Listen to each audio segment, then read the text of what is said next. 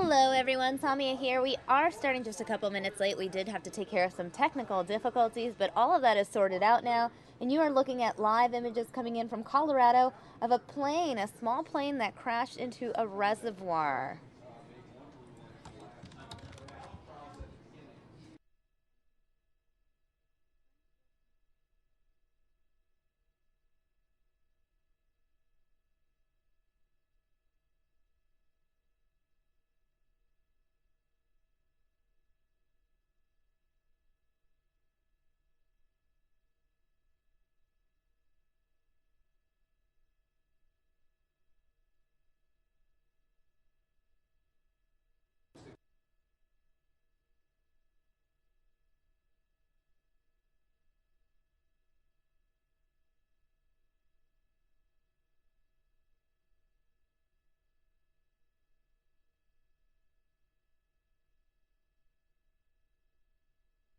All right, just a quick update. We are getting an update from Fox National. This is Larimer County, Colorado.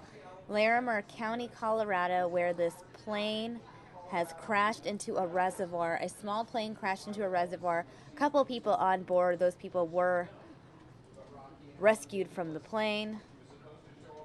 Working to get you guys some more information out of our sister station in Denver.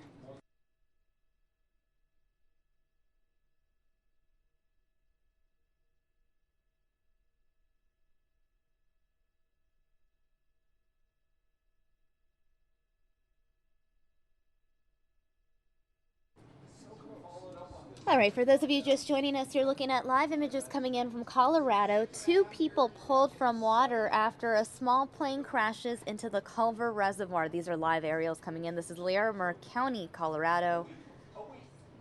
You're looking at rescue crews there. The plane crashed into the Culver Reservoir. This is southwest of Berthoud and north of Longmont around 7:40 this morning. Again, two people pulled from the water, taken to a hospital. Their conditions are unknown at this time. As you can see, the tail of the plane, a Cessna 172, was sticking out of the water near the shore, and several emergency personnel were at the crash site. At this point, we don't know where the plane took off from or where it was heading, and the crash is under investigation by the FAA.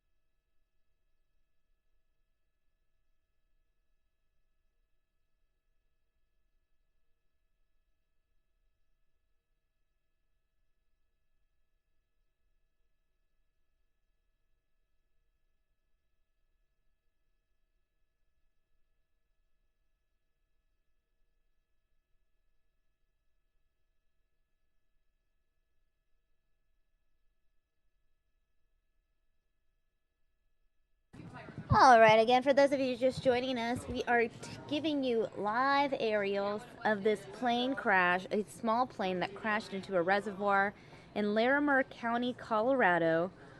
We're told from our Fox affiliate in Denver that two people were on board. Those people have been rescued from the water and taken to a hospital. However, it is unclear what their conditions are at this point. We appreciate everyone tuning in. We'll continue to monitor the situation, bring you live aerials, and continue to update you as we get more news out of Colorado.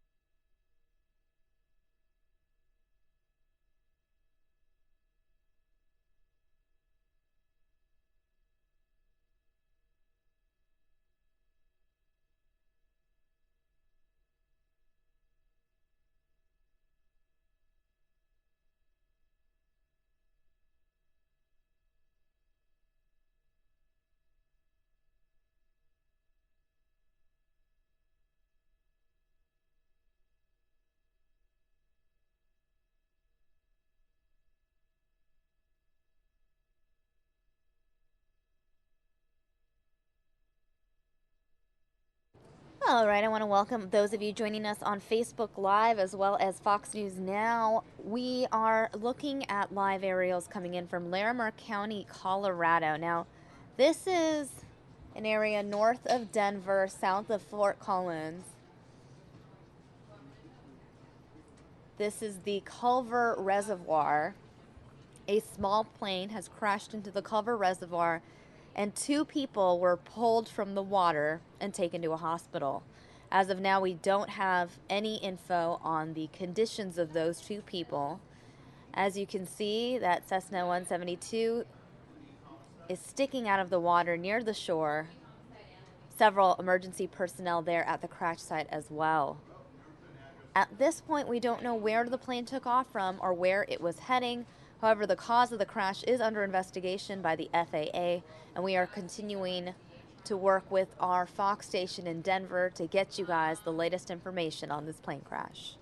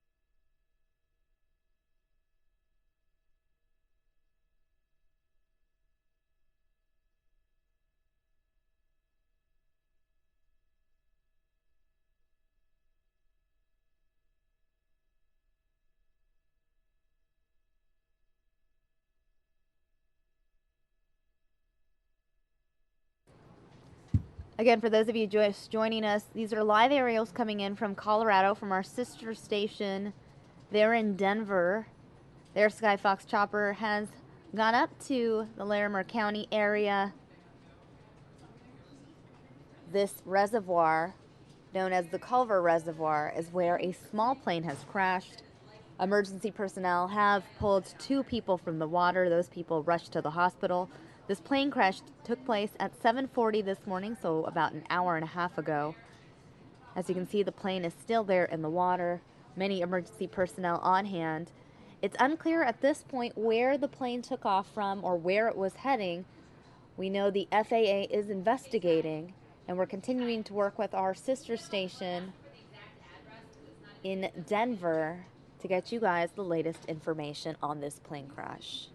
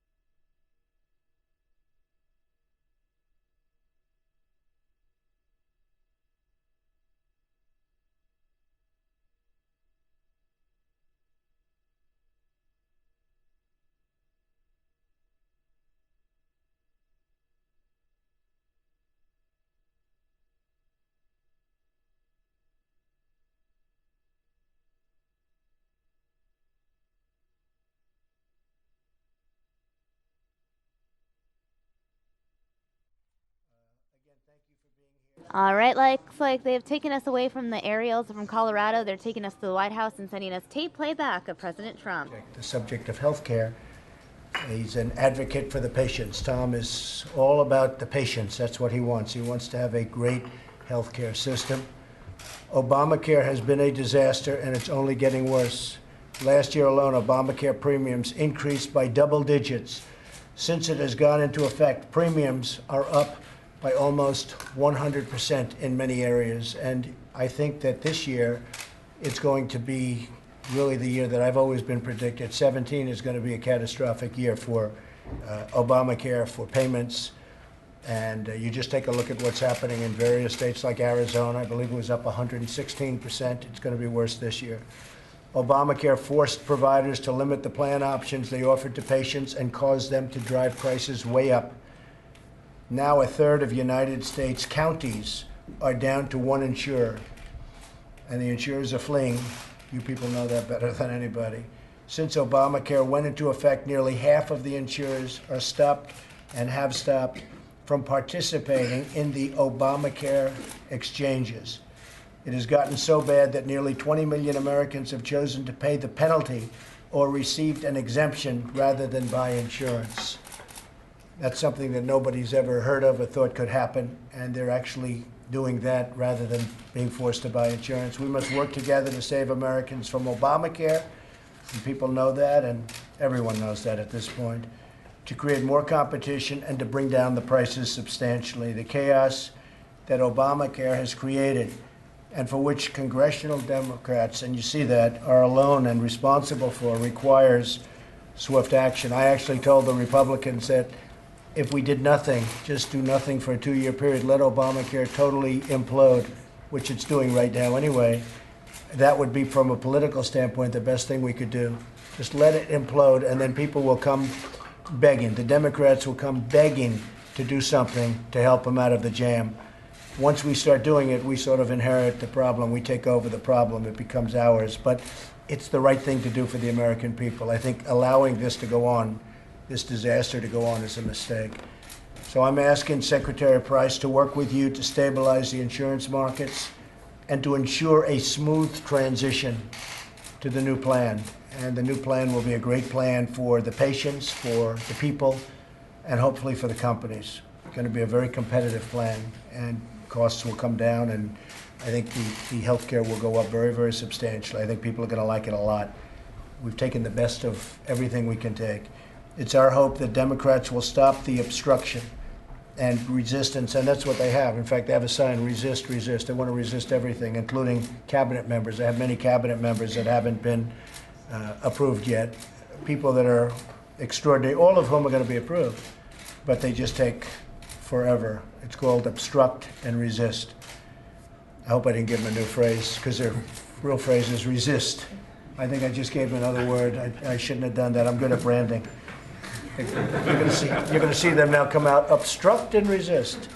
All right, well, at least I can take credit for it. And they work with us, and we are going to hopefully work with the Democrats, because ultimately we're all people that love this country and we want to do the right thing, including reforms like expanded health care savings accounts, state flexibility, and the ability to purchase across state lines.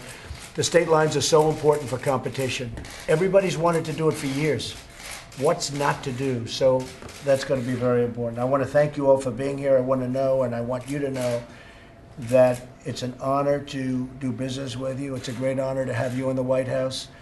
And we look forward to providing health care that is extraordinary, better than any other country anywhere in the world. And we can do that.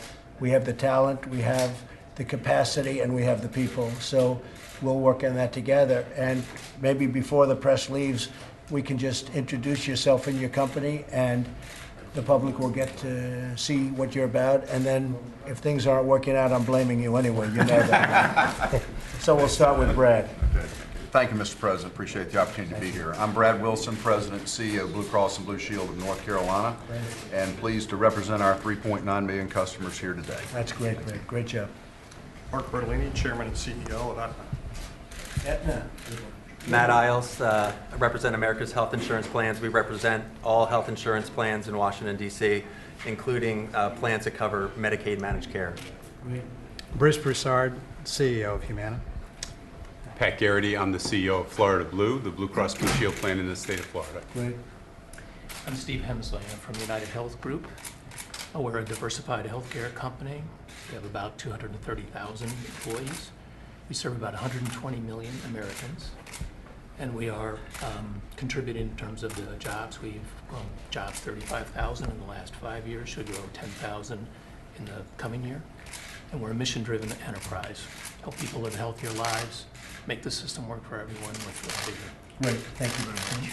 President David Cordeni from Cigna Corporation. We're a global health service company. Sure. Scott Sirota, Blue Cross Blue Shield Association. We represent 108 million subscribers. 108 million, that's a pretty big group, right? Yes, it is. Pretty big. Good morning, Mr. President. I'm Joe Swedish with Anthem.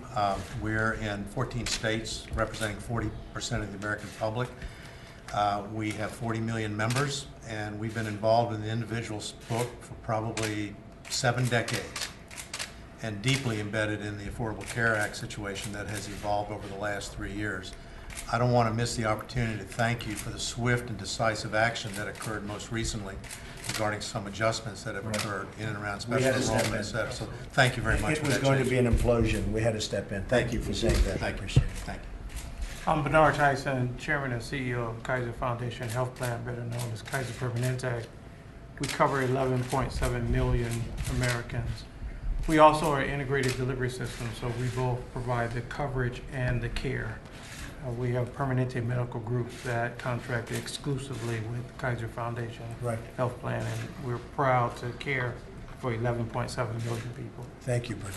Mr. President, I'm Dan Hilferty. I'm based in Philadelphia, Independence Blue Cross, Independence Health Group. We're in 32 states and the District of Columbia.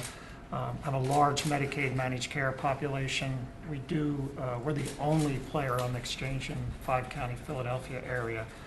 And again, I'd like to echo Joe's point. We're thrilled with the initial steps to stabilize the market. We look forward to working with you, Vice President Pence, Secretary Price, and making sure that we have a sustainable program for years to come. So thank you. Well, thank you very much, Dan. And the market, as you know, when we talk about stabilizing the market is disastrous. It's going to absolutely implode. It's why we're meeting today, and I think we're going to come up with something where not only will the market be great, but the people are going to be taken care of. So we will work that out, I think, quite easily, actually.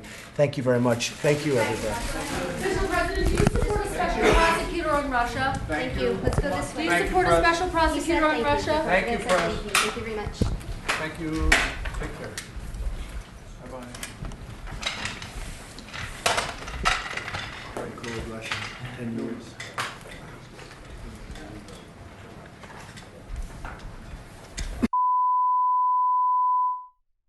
All right, everyone. Now, speaking of that question a reporter threw out, an investigation into Russia, a member of Congress holding a press conference now. The Russia situation. Let's listen in. Talking to the Russian ambassador, and from there we should be able to know who's in the realm of the possible, who we would need to talk to. On this very point, can I ask you, who made the decision under the last administration to unmask Flynn, and was it appropriate? We don't know yet, but that's a very good question, and those are some of the, I think that we should be able to find out. We should be able to find out who within the executive branch knew about the initial conversations, and then who went to who to get Flynn's name unmasked. So that should be a relatively small number of people. Sir, when the intelligence community begins presenting evidence to you, is that evidence going to be turned over to your committee, or is it going to be continue to be housed in the intelligence community? Well, that will be, that's one of the contentious issues right now of where the information is housed. We'll probably have some here, some may remain at the agencies. Have you heard any evidence at all, or seen anything about anyone in the White House directing Mr. Flynn to discuss any issues with the Russian ambassador? Did anyone in the White House tell him to do that? No, look, I think this whole issue with General Flynn is an American war hero, put together one of the greatest military machines in our history, providing the intelligence to basically eliminate al-Qaeda from Iraq. And he was the national security advisor designee.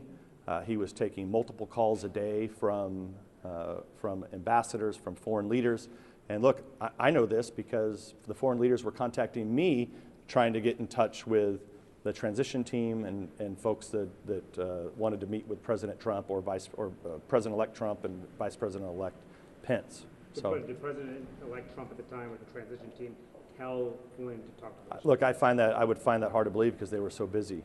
I mean, I think these conversations were all very short. I know we had a, yes, Are you sir. going to finalize and release the scope of the investigation? Also, do you plan to coordinate with the Senate side to have joint? Yeah, we're separate bodies, but we will. So we'll have a scoping document that should be approved. I think it's finished now, and then probably just have some brief outlines of what we'll be looking at. But look, I mean, you guys all know what we're going to be looking at. It's not.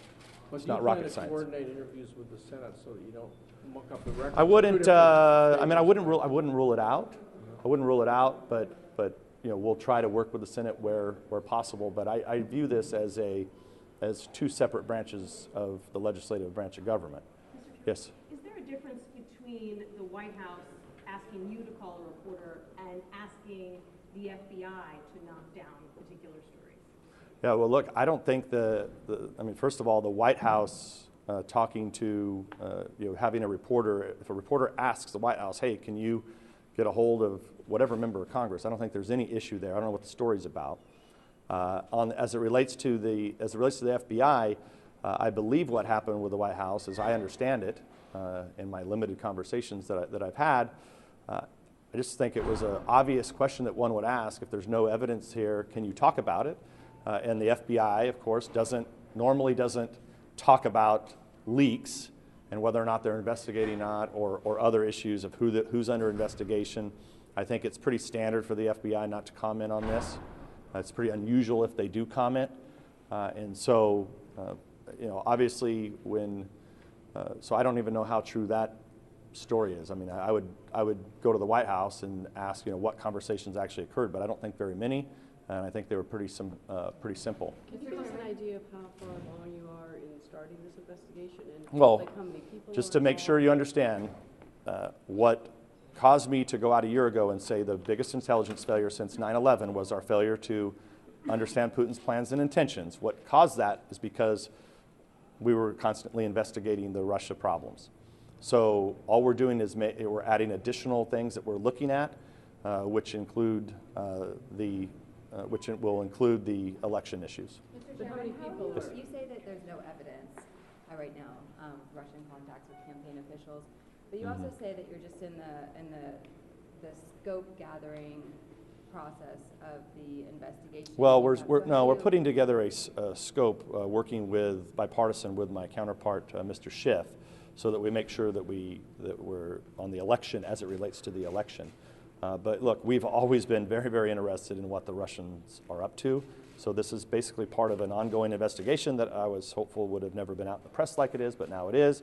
And now we're just expanding the scope of the investigation to include what we will look at as it relates to the election. But in terms of evidence, some we have, some evidence we do have. Obviously, we're looking for more evidence, but most importantly, as it relates to American citizens, if you all have American citizens that you know were talking to Russian agents, if you want to come to our committee, be a whistleblower yourselves, and bring me those names, I'd be very interested in having them. But you expect to obtain more evidence or information, I should say, as the weeks go on. Yeah, we will continue to take evidence. We'll follow the facts where they lead. How extensive was the Obama administration's wiretapping of the transition team and the campaign? Was it just Flynn, or do you think this was a regular process of listening into what Trump was doing? Well, as I understand it, this was inadvertent collection to where then Mr. Flynn's name was then unmasked. Someone had to make that decision. Somebody very high up within the government would have had to do that, or multiple people. And we're very interested in figuring out who those people were, because they have questions to answer as to why, what laws did they use to decide to unmask General Flynn's name. So to follow up with that, if there was ongoing contact between the Russians and the Trump campaign, wouldn't other names pop up inadvertently? And so if this was the only incident that popped up, would that knock down the idea that there was regular contact? Yeah, look, there is no evidence that I've been presented of regular contact with anybody within the Trump campaign. The only one that's obvious is General Flynn's discussions with the Russians, which I would still contend that he was doing what he was supposed to do, which is prepare the president-elect for office by getting as many leaders in front of him as possible.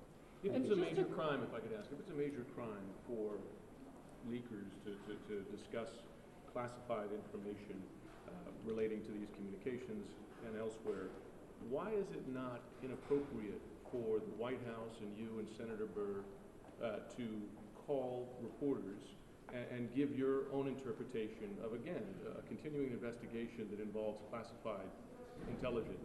Isn't that a counter leak, as it were? You're still discussing well, I would never, investigation. Well, I would never talk about classified information with any of you, because that would be a crime. But the message that was coming from you and others was that we've looked at the information, there's nothing there, and that relates to an ongoing investigation, one, and it's based on, at its core, classified information about contacts between right, but there was no release of classified information in that, and I'm a little confused by your question, because either the White House has been very critical of a lot of you, and so here you have the White House actually trying to communicate with many of you, and trying to communicate with the Congress about what they're doing, and now suddenly that's wrong. There's nothing wrong with that. If you look at the last administration, and I think if a lot of the Democrats were being honest with you, they know that the relationship between the last White House and Congress was extremely poor.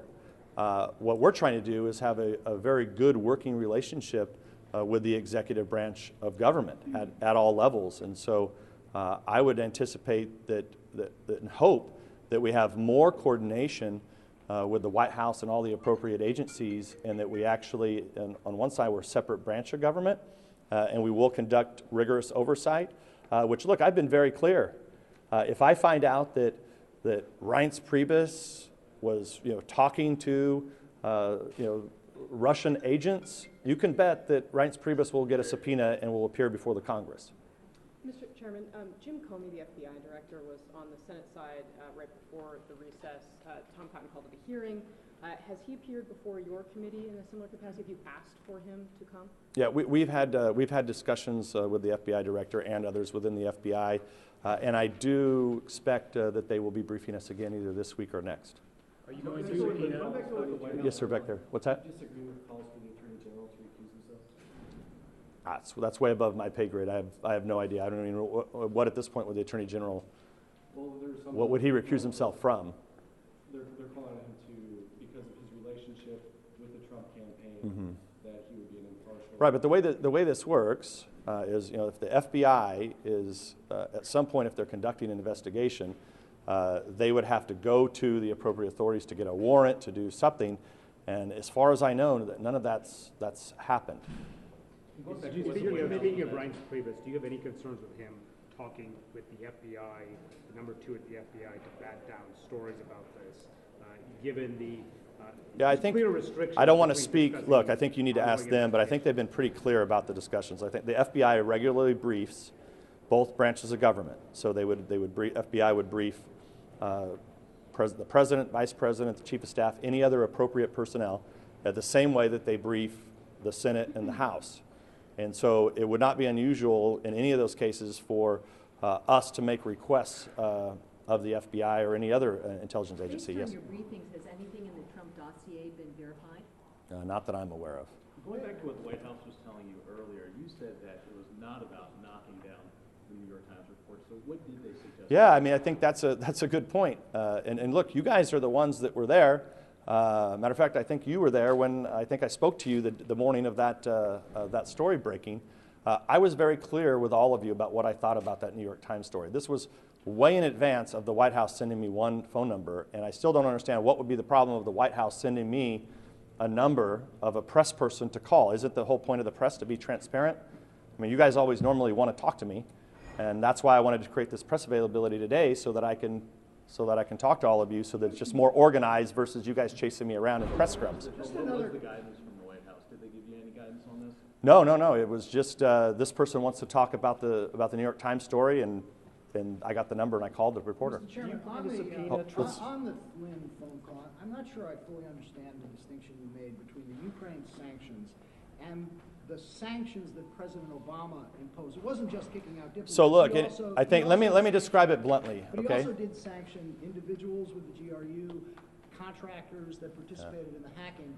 And I guess the question is, if General Flynn telegraphed to the Russian ambassador that those sanctions, whether or not you think they were serious enough or strong enough, would be eased or lifted, would that not be Well, I don't, so, concerning? yeah, so let me be very, very clear. So I think that just when I apply common sense to this, those were not sanctions. Those were petty. They're not taken seriously by anybody who knows this. When every conversation I've ever had about Russia sanctions with any of our allies, it's always been about the Russia sanctions dealing with the invasion of Ukraine. But you realize there were sanctions imposed. Well, look, you guys can call them that if you want, but I wouldn't call them that. That's what they were called by the White House. But the question is, did General Flynn in any way suggest to the Russian ambassador that he didn't have to worry, that Vladimir Putin didn't have to worry about these sanctions because President Trump would either ease or lift them? Yeah, well, I think if the discussions occurred around ensuring that there was no overreaction by the Russian government, so that the new administration could do like all the other previous administrations who think that they can work with Putin, which all three have been wrong, that they cannot work with Putin. If that was what General Flynn did, was just to try to keep the lines of communications open and to make sure the Russians didn't overreact and maybe have some reciprocal attacks on our diplomats or other embassies around the world, that did us a big favor, and we should be thanking him, not going after him. Sound like he was telling the Russian ambassador, "Don't worry about what the president just announced. We're going to do something different when we get." Yeah, I don't know that that's what was said, but if that was said, I don't know what the problem would be with that. I mean, I think that's exactly what he should be doing. Isn't that one U.S. administration negotiating? So you want to investigate on the Logan Act? You're a Logan Act guy? I didn't mention the Logan Act. I'm just saying if one It's ridiculous. Look, it's ridiculous. If the Logan Act's ridiculous, you guys all know that's ridiculous. Sir, do you plan to Yes, sir. subpoena Trump's tax returns? To do what with? To subpoena Trump's tax returns? No, we're not going to do that. I'm going to go in answering his question about Jeff Sessions, whether he recused himself. You said, well, if I understood correctly, you said, well, I don't know why he should because you didn't know of any investigation going on. So is that saying that... Well, I don't think there's any evidence to go after anyone at this point. Is my point. At that point, it'd be up to the Attorney General and others. Is the FBI not investigating leaks at least? I would assume the FBI should always be investigating leaks. I would hope that they're taking the leaks that have occurred over the course of the last couple of months very seriously, and I would hope they're investigating. But look, they're not going to comment on those, nor should they. And one other thing. If you're looking into leaks, is that rolled into the Russian investigation, or is that something separate? No, it'll all be rolled into the investigation. Any other new questions? Just your Democratic colleagues are not here at this briefing today. We understand they were not aware of this happening. Why should Americans be confident that this inquiry you're doing is in fact bipartisan? Well, the whole point of me calling this this press availability was because I didn't want to have, like we had the last week, where there were multiple press scrums. So I often had to continue to repeat myself. And then, as I saw these stories roll out, I just looked at all this and said, well, this can't possibly be true, because I was very open, very transparent with all of you. I was willing to go on the record right away about what had happened or not happened with the New York Times story, what I knew at the time.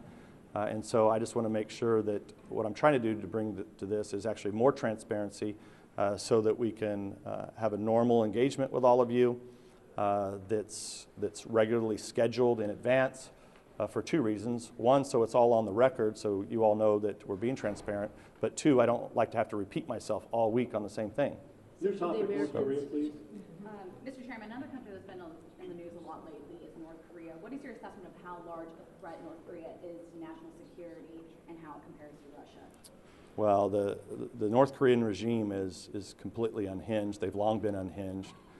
And the closer they get to ability to not only detonate a nuclear weapon, but also deliver that nuclear weapon, we have to take that seriously, because for a long time this is not a regime that's that would, by any stretch of the imagination, you can have actual negotiations with. It also is, I think, one of the biggest travesties on the planet when people find out what's happening in North Korea, where you have probably 20 million people living like animals. I think we should all be concerned about it. And somebody who is unhinged as a North Korean dictator, we should all be concerned about, and so should the Chinese and the Russians and others. And then how does it compare to Russia? Like, what is your assessment of the larger threat North Korea and Russia at this point? Well, the question will be with, whether or not can there be a new relationship with the Russia government. This administration wants to attempt to try that. I'm very skeptical of that, but to be fair to them, President Obama tried, President Bush tried, and so did President Clinton right when Putin was put in office. Has the Russian cyber activity continued since the election? And if so, what's the intensity? Are there any specific I think the important thing to know about, and as you know, the House Intelligence Committee for many years has been very active on cyber threats. And if you look at, I think one thing you should assume is that the Russians and the Chinese are very, very good at their cyber activities. So most of the time, we're not going to even know that they're there. And they continue to expand their capabilities. And we, of course, there's all sorts of antivirus companies out there and people who are watching this threat. But look, everybody's communications are vulnerable, whether it's your email, phone calls, the grid. Both the Chinese and the Russians are actively increasing their cyber attack capabilities, and we're trying to respond to that. At this point, do you think that you now know everything that the FBI knows at this point about Trump Circle and Russian intelligence gathering? Look, I always want to know more, but I think they have been very upfront. They've been over to brief us, and hopefully they'll continue to do that. So you think it's possible they now know more than they've shared with you at this point? Look, I would think that they've hit the high points with us, but we'd like to drill into that a little bit more to see if there's anything there. Any other questions? Yeah, you said this was an expansion of a year-long investigation going on. Well, how would you categorize the expansion? What stage are you at of the expansion? Is it the beginning of the part of the investigation? Or what? What is the scope of the previous? Yeah, well, I'm not going to get into what I prefer for this never to have gotten out, that we were very concerned about Russian activities, okay? But it's out there now. And what we're doing is we're formalizing a process with my Democratic counterpart so that we have a nice scoping document on everything that we're going to look at as it relates to the election leaks and everything that's kind of happened, say, post, maybe right pre-election and until now. But I'm just thinking, is this early days? And you said we don't have any evidence. Is this early days? You might not have evidence yet and could well come in. Well, I think what I'm trying to be very careful of here is, and I want to warn all you, we can't have McCarthyism back in this place.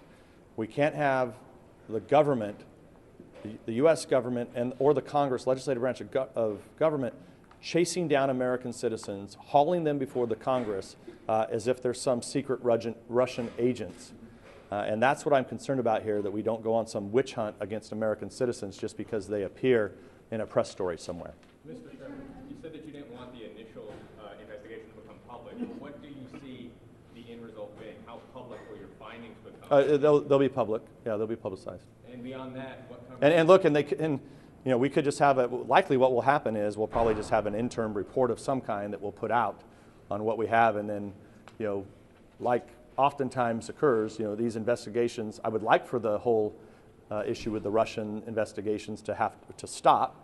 But I don't have, as you already know from my previous comments, I don't have any faith that Putin's going to negotiate in good faith with us and become an ally or become part of the West at this point. So how much of that aspect of it, this distrust of the Russian government, have you shared and expressed with the president, given as you said, previous administrations sort of always start out wanting to reset that relationship? I mean, have you expressed? I don't know if I've spoke to the president directly about it. I don't think I have, but I mean, clearly all of the advisors around him I have. I'm confused. So once again, you say that the FBI or the intelligence communities have given you the high points of evidence, but you're also saying that you're at the beginning stages of this expansion of an investigation. Well, because there's an investigation. There's investigations that the executive branch of government does. and then there's investigations that the legislative branch of government will do. And so you're confident in your assertion that there is no evidence that these three people talked to Russian agents, even though you have not done your own investigation into it yet? As of right now, we have no evidence, but we will continue to ask for evidence and we'll continue to look for evidence, not only on the 3 Americans that were named in that story, but also any other American that has any contact with Russian officials. All right, guys, well, thank you very much. One more? Are you any closer to understanding, though, why the president is so praiseworthy of Vladimir Putin, or why he says basically what we do here in America is the same as what he's done in Russia? Look, I'm very perplexed by this, just like as I was perplexed by when George W. Bush looked into Putin's eyes. That was perplexing. If you look at when President Obama was caught in a hot mic saying that he was going to have more flexibility after the election, I was perplexed by that. And look, good presidents, 3 presidents in a row have tried to work with the Russian government. I think it's a novel concept. I just don't think it's going to work. But President Trump has been very clear with the American people that he's going to try to do that, which would make him no different than the last 3 presidents. So, all right, guys, thank you all very much. Bye-bye.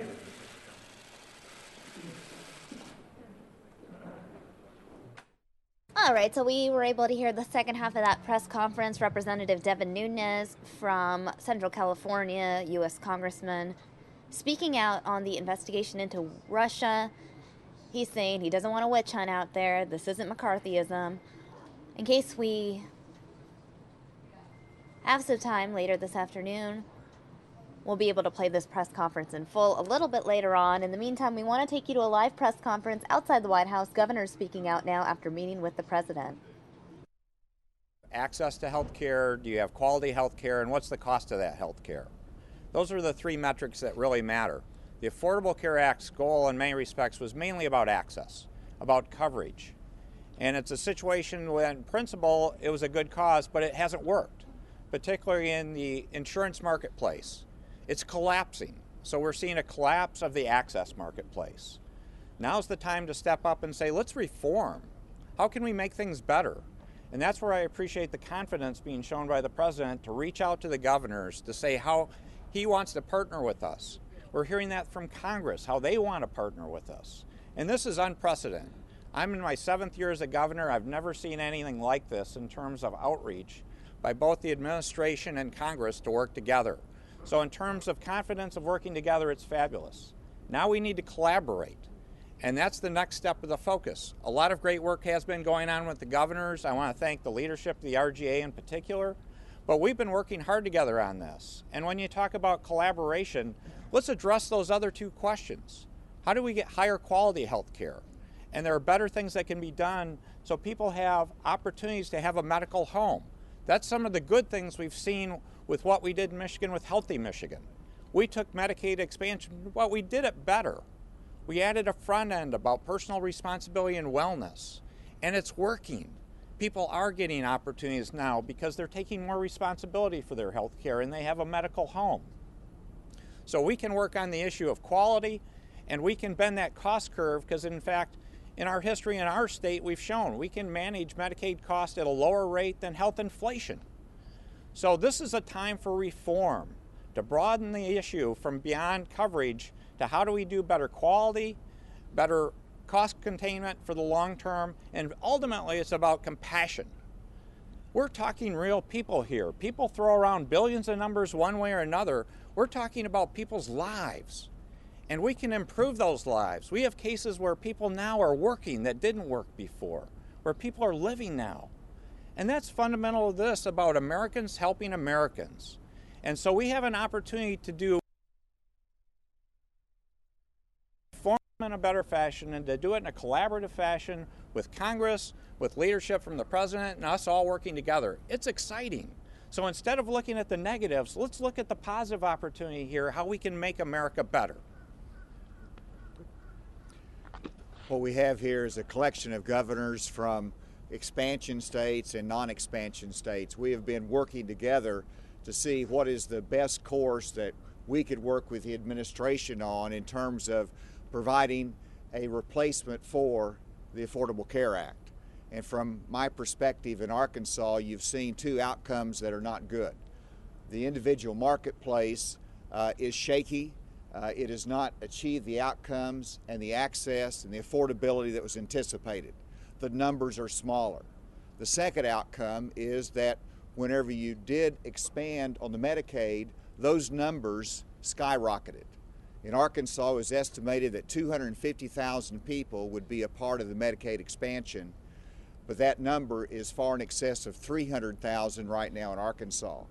And as the states try to absorb some of that cost, it is not sustainable in the long term for the states or for the federal government. And so that is the reason we have to change course.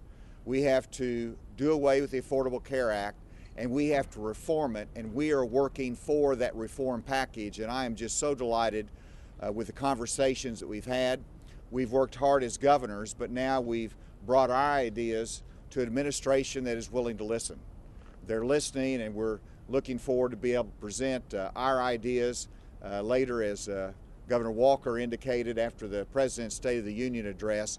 But these are ideas that will give us more reform and flexibility in the states. We want to be able to put more stringent work requirements in so we can move people up the economic ladder. Work training. We did not have that flexibility and reform capacity in the previous administration. We tried, we didn't get it, and that's the reason the numbers in Arkansas are higher than what we would like and what is needed. And so we can adjust that, we can reform that, give the states the flexibility to do it, and we're delighted with the cooperation and receptivity of this administration. Dr. Bill, you want? We're seeing the Obamacare healthcare marketplace collapse. Nowhere is this more evident than in Arizona. 8 years ago, we had 20+ providers at the county level. Today, we have one provider available for each of our 15 counties. So I'm thrilled to be back here as a governor, collaborating with other governors. I thank the Vice President, the Secretary of Health and Human Services, Tom Price, and the President of the United States for all being at the table, for listening, for the meeting that we had this morning, the meeting that we had yesterday. This is an incredible collaboration of people bringing their situations, because we're really here to solve problems for people inside our states. I think you're going to see a focus on this going forward. We're going to get all the ideas on the table. The first objective is to stabilize these marketplaces across the country, and then to come forward with a reform that will be a replacement of Obamacare and will be an improvement for the people of our states. So I'm excited to be a part of it. I'm thankful that they're bringing governors to the table, and I have high confidence that if we can continue to collaborate like this, we'll be able to put a plan forward that our citizens inside the states will see as an improvement over what we've been through over the last 6 years. Let me wrap up with 3 quick points. I'm like Governor Snyder. I'm a 7th year in office. I've never seen this kind of collaboration from the House, the Senate, and the administration. Flat out, no issue that we've been involved with has there been this kind of collaboration. Second, it's important to separate the Affordable Care Act. It's not all one thing. As governors, we deal with it on the Medicaid side. For most of us, it's probably 25 to 30% of our total budget, 20 to 25% of our citizens involved. And I can assure you we're looking for an idea, for answers that involve a compassionate way to care for our most vulnerable citizens. I hear that from every governor, regardless of whether they're expansion state or a non-expansion state. And I'm confident we can come up with a program that does that. The second piece is everything around the individual marketplace, and that's where I think you're hearing our frustration. Is we're like these other states. A lot of Tennessee has one provider in the insurance market, and more folks are totally losing access to that. So we're trying to deal with both of those. It's a big part of what we do. And again, I'm confident after the last 4 days I've been up here and the conversations we've had with legislative leadership in the administration that you're going to see some real proposals that will provide for our most vulnerable, for the least of these, but we'll do it in a way that I think going forward is sustainable. Thanks. We got time for three questions, quick. I'd like to ask Governor Bevan a question. Sure. You all have been held up as a success story Yes. And you came into office and decided you're going to change this thing around. Yes. It's been said that you got something like $253 million from the government for the Affordable Care Act. Now, when the replacement comes along, if you the effect of that, and related to that, you said before that this plan is too expensive for you. Why is that with $253 million? I think it's important to remember where the $253 million comes from. And truthfully, that's a low number. We got more than that. The reality is it's the people's money. It's taxpayers' money. And whether we're wasting it at the federal level or the state level or somewhere in between, it's inappropriate to waste the taxpayers' money. And to waste it on a failing system, a broken system, that's actually minimizing access to health care, driving out providers, more and more doctors saying, I'm not even going to see a medicated patient because I can't afford to, we're not solving the problem. I want to reiterate something else, too, because one of the stories that often is told is that folks like myself and others up here don't have a sympathy for and an appreciation for the very people we're talking about. I grew up well below the poverty level. I never had access to health care in my entire life until I was an active duty military officer in my 20s. I understand this. This doesn't come from myself, and I'm not alone, from an unappreciation for the fact that this has got to be addressed, as Governor Haslam just noted. It's easy to use the words, but we mean it sincerely. Many of us represent states that have a populace with a tremendous amount of need. 30% of those in Kentucky, 30% are on Medicaid. We're not there by accident. There is real need. We've got to get this right. And this replacement has got to be done in the exact thoughtful manner with a collaborative effort so that we get the end results that actually create a healthier outcome for folks. So as it relates to us, this is not wasting money is good for us. We don't need this. The idea that we need federal dollars to somehow stimulate our economy, this argument was that we would get these dollars, that it would create jobs, and somehow that was good for us. That is not true. It has not created jobs. It has driven up the number of people seeking health care in the emergency room as their first stop for primary care, not only in absolute numbers, but on a per capita percentage of those seeking health care for the first time. It's created literally in our emergency rooms doctors being treated for carpal tunnel syndrome literally because of the amount of data entry that they are having to do, seeing fewer and fewer patients. Spending a lot of money, getting less health care at a higher price, fewer people truly having access. Yes, you have a card. The card doesn't help you. You can't eat it. Doesn't make you healthier. So we're not really fixing the problem. So I'm not even a little bit concerned over Kentucky getting less federal money to waste. If we don't have a good place to deploy it, we shouldn't get the money. Governor Walker, can I ask you about infrastructure? You talked about the importance of working together and collaboratively with the federal government. Can you sort of describe why more infrastructure investment on the federal level is so important to your respective economies? Anyone can weigh in on that. And Governor Snyder, if I could ask you about perhaps shrinking the EPA. Few leaders know as much about the importance of the collaboration that goes on between the state and the Environmental Protection Agency. If it gets smaller, how concerned are you that that might impact states like yours? I'm going to take two of these together, and I'll let Rick answer that as well. I'll go for a second here. I won't skip yours, but you asked timeline as well, so you asked at the same time. So just on topic, but I'll come back to your point. Well, I think the timeline is right now. I mean, that's why the president, the vice president, the administration is all hands on deck. That's why the secretary was there with us again today. He was there in front of all the governors, Republican and Democrat alike, for an extended, I think he spent double the amount of time he was allotted to the other day, because this is an important issue. And it's an important issue because I don't think we can reiterate enough. Obamacare is collapsing. The Affordable Care Act is no longer affordable, as not me or any of these governors here, but a Democrat governor from Minnesota said last year. It is collapsing right now, and to show compassion for our fellow citizens, we've got to do something about it. It's why we're on top of this. So we're going to hear the beginning of the president's vision tomorrow. I think it's reasonable, since we've been working on this and our staffs have been working out this almost all since the beginning of this year on. We'll later this week, after the president has had time to lay out his plans in a day or two to travel around with that, we'll lay out some of the details of what we have. We have a comprehensive, one of the benefits of having 33 Republican governors, 2/3 of all the states in this country are now represented by Republican governors, is we represent every region, every part of this great nation, And we represent states that took the expansion. We represent governors that inherited a state that took an expansion.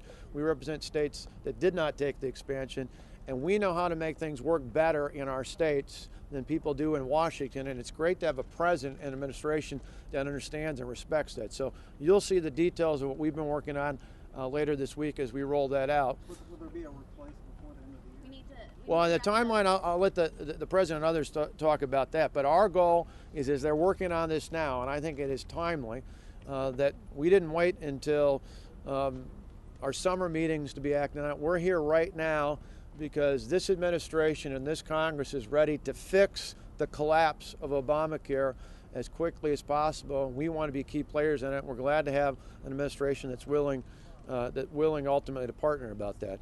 Per the question about infrastructure, Secretary Chow spent a good chunk of the day with us yesterday with all the governors. She was there again today, certainly to get product to and from market, for us to have a growing economy, as we increasingly see in the states behind me and my state as well. My state's got more people employed than ever before, but we've got to have a strong infrastructure system, and so we're willing to partner with this president and with this Congress to do so. Rick, you got one last thing? Sure. Yeah, just to go to your question with respect to the EPA and am I concerned about the change in philosophy, actually I'm excited about it. I thought the president did a good job of expressing an interest of working more with the states, and that goes back to his message about listening to the people, expressing that through governors, also with the new EPA administrator. And the real life example I would give you is the impairment in western Lake Erie.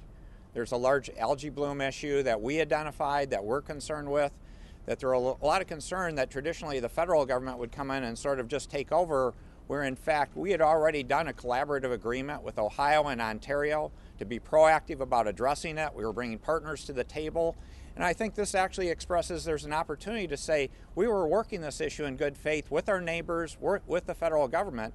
And with this new approach, hopefully we can continue on to show the power of the states and a province in this case to make Lake Erie a better place. That's an exciting development in a direction that's very positive. Thanks, Governor. Thank you. Governor, why were the Democrats invited to this press gathering? There's another group. There's another one up at we're all going to be up at the Capitol. Here when Governor Jindal spoke out during the Obama years, where there's a joint bipartisan press conference at the White House. So why not here? NGA set that up. We didn't do that. The National Governors Association set up a press gag up there because they wanted everybody to go to the Capitol, which is where we're going next. We just thought it was important to talk about these issues. Healthcare CEOs will be out in about 90 seconds. All right, so we just heard from some Republican governors there. We are going to take you now to another feed. Stand by. We have the Senate floor. I believe they're discussing Wilbur Ross's nomination. Let's listen in. For such a monstrous debt, add to the debt on which more interest must then be paid. Last month, for instance, the Treasury Department echoed this point in its financial report for the U.S. government to fiscal year 2016. The Treasury report concluded, quote, "The debt-to-GDP ratio rises at an accelerated rate despite primary deficits that flatten out because higher levels of debt lead to higher net interest expenditures, and higher net interest expenditures lead to higher debt. The continuous rise of the debt-to-GDP ratio indicates that current policy is unsustainable," unquote. We can also consider the latest budget and economic outlook from the Congressional Budget Office. I want to highlight a few things that stood out to me. First, annual budget deficits are on their way back up after 6 years of decline. In fact, the budget deficit for fiscal year 2016 will be 1/3 larger than in 2015. Second, CBO projects that the national debt will rise by nearly $10 trillion over the next decade. Looking beyond the next decade, CBO says that under current law, the national debt will explode to more than 150% of GDP, by far the highest level in American history. Third, CBO also says that interest on the national debt is itself an increasingly forceful engine driving the debt even higher. Interest payments on the national debt are increasing nearly twice as fast as spending on Social Security and Medicare. Just last month, CBO Director Keith Hall said that over the next 10 years, interest payments are expected to triple in nominal terms and double relative to GDP. Fourth, CBO repeated some of the serious negative consequences of this national debt for the budget, the economy, and the nation. In addition to substantially higher interest payments, these include lower productivity and wages, less flexibility by lawmakers to respond to fiscal challenges, and an increased likelihood of a fiscal crisis. In addition to these problems, former Joint Chiefs of Staff Chairman Michael Mullen and experts from the Heritage Foundation to the Brookings Institution warn that the national debt crisis is a serious threat to national security. Economists tell us that national debt above 90% of GDP for a sustained period of time will lead to substantially slower economic growth and higher interest rates. The United States is now in the longest period in its history with the national debt above that toxic 90% level. Not surprisingly, since the recession ended in June 2009, the national debt has grown more than twice as fast, and GDP has grown less than half as fast as during the comparable period after previous recessions. It is no wonder to me and many others that more than 2/3 of Americans say that their concern over the national debt is growing, and more than 3/4 of Americans say that the national debt should be among Congress's top 3 priorities. The national debt was once such a top priority. In fact, America's founders were so determined to avoid debt that their commitment to fiscal balance was often called our unwritten fiscal constitution. President George Washington, for example, told Congress that the regular redemption of the public debt was the most urgent fiscal priority. That was George Washington. Thomas Jefferson wrote in 1798 that if he could add a single amendment to the Constitution, it would prohibit the federal government from borrowing. That commitment, of course, is long gone. The federal budget has been balanced in only a dozen of the last 80 years. And as I said earlier, we are in the longest period in American history with a debt above 90% of GDP. As its fiscal willpower failed, Congress has also tried to address the debt crisis by legislation. The first bill requiring a balanced budget was introduced in 1934, when the national debt was 40% of GDP. 50 years later, Congress enacted the Balanced Budget and Emergency Deficit Control Act. Since then, we have enacted multiple budget control acts and budget enforcement acts, only to see the national debt climb from 42% of GDP in 1985 to 105% of GDP today. Good intentions will not balance the nation's checkbook. Excuse me. Statutes that Congress can change or ignore will not keep our fiscal house in order. Neither willpower nor legislation will tackle the national debt crisis. Pretending otherwise is the fiscal equivalent of fiddling while Rome burns. All the evidence, every bit of it, proves that the conclusion drawn by the Appropriations Committee 70 years ago, in no other way except by amendment to the Constitution, can Congress be compelled to balance its budget in peacetime. We have, as lawyers put it, exhausted our other remedies for this crisis. This would be a very different country, a freer and more prosperous country, if Congress had already proposed the only solution that exists, a constitutional amendment that requires fiscal responsibility. The first balanced budget amendment was introduced in the House of Representatives in 1936. And as you can see, the national debt as a percentage of GDP has certainly been going up by leaps and bounds. I introduced my first balanced budget amendment in June 1979 during my first term in the Senate, when the national debt was 32% of GDP. That share of GDP doubled by 1997 when the Senate came within one vote of passing a balanced budget amendment that I introduced. One vote.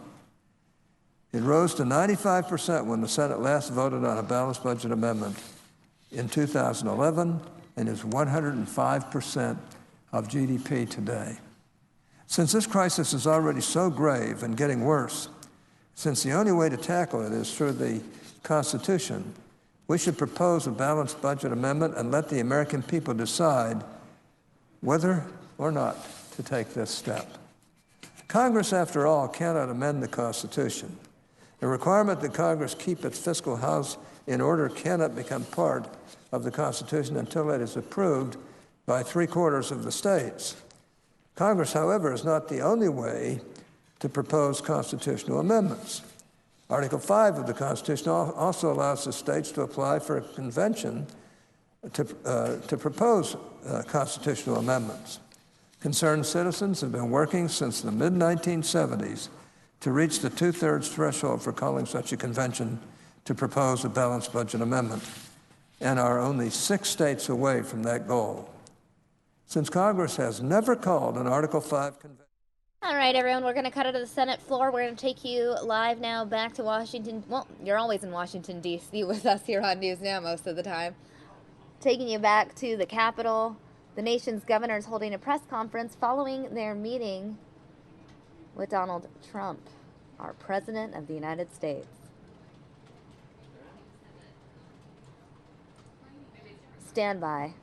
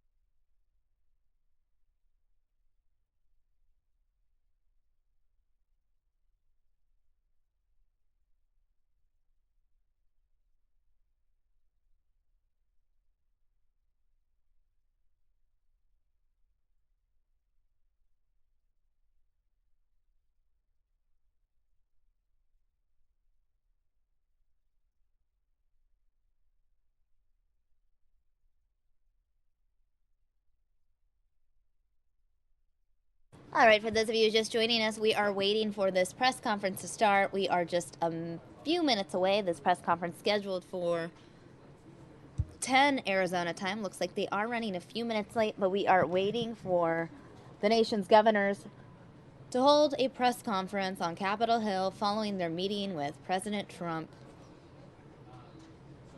We'll carry that live for you here on News Now.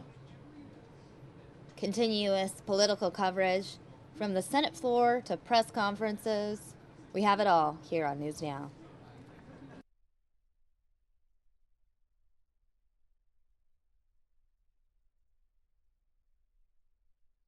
And while we wait for this press conference to begin, President Trump addressed governors this morning. We're going to play that for you in the corner while we wait. Vice President Pence, as you know, big governor from a very great state, a state I like very much, Indiana. Nikki Haley at the UN. Is Nikki here someplace? I think so, yes. We have Rick Perry is going before. We're trying to get people approved. We can't get him out. But Rick is going to do a fantastic job. Sonny Perdue will be joining the cabinet very soon. Terry Branstad will be our ambassador to China. An interesting story on Terry. Every time I spoke in Iowa, he'd say, please don't say anything bad about China. I said, what do you mean? What do you mean? He said, I like China, and we do a lot of business with China, and really, just don't. And I said, So when it came time to picking an ambassador, I called him up. I said, you like China? And I can tell you, China is very, very happy with that choice. So we made everybody. Right? These governors, thank you, and thank you, Terry. These governors have been bold reformers, and their success shows why we need to make states the laboratories of democracy once again. Many of you have shared past frustrations with waiting for permission from federal government and agencies, and I understand that, and I've had many people tell me about it, and it's been catastrophic for some of your states. You know your citizens, and you know they want things done, but they don't get things done, and it's not your fault. Sometimes it's your fault, but they understand that. But sometimes it's not your fault. We're going to speed it up. Because that's not how a partnership is supposed to work. The government should not stand in your way in delivering needed reforms and services, and it won't. We're going to move very, very quickly environmentally with Scott and so many others that are involved in the process of regulation. We are going to be cutting. We're going to be doing the right thing. We're going to be protecting people environmentally and safety-wise, but we're going to be moving it quickly, very quickly. And I can speak of that. I know many of you, and I've spoken to some of you last night about it, have many projects that are just literally tied up because of environmental concerns, and it's been in for years and years and years. The project your state wants, great for employment. Everybody wants them, and they couldn't get them out of environmental protection, and we will get them out. Now, that doesn't mean they're going to be approved, but they'll be rejected quickly. One way or the other. They'll be either rejected quickly or they're going to get approved. I would say most will be approved. But you're going to know you're not going to wait 9 years or 11 years, some of the horror stories that I've heard. Under my administration, we're going to have a true partnership of collaboration and cooperation. We will get to the answers, and we will get them quickly. It looks like the governor press conference is starting. Let's go ahead and watch. I'm honored to now serve New Hampshire as a United States Senator and to bring that same approach of finding common ground to make progress for my state and our nation. States focus on what works best for their citizens. That's why so many Republican governors have worked to implement Medicaid expansion and have spoken up for it. Governors should know as well as anyone the critical importance of safeguarding Medicaid expansion and protecting the Medicaid program from the cuts that per capita caps or block grants would impose. And I urge all governors and former governors to speak up and defend Medicaid expansion and the traditional Medicaid program, which are critical to the health of our people and our state's budgets and economies.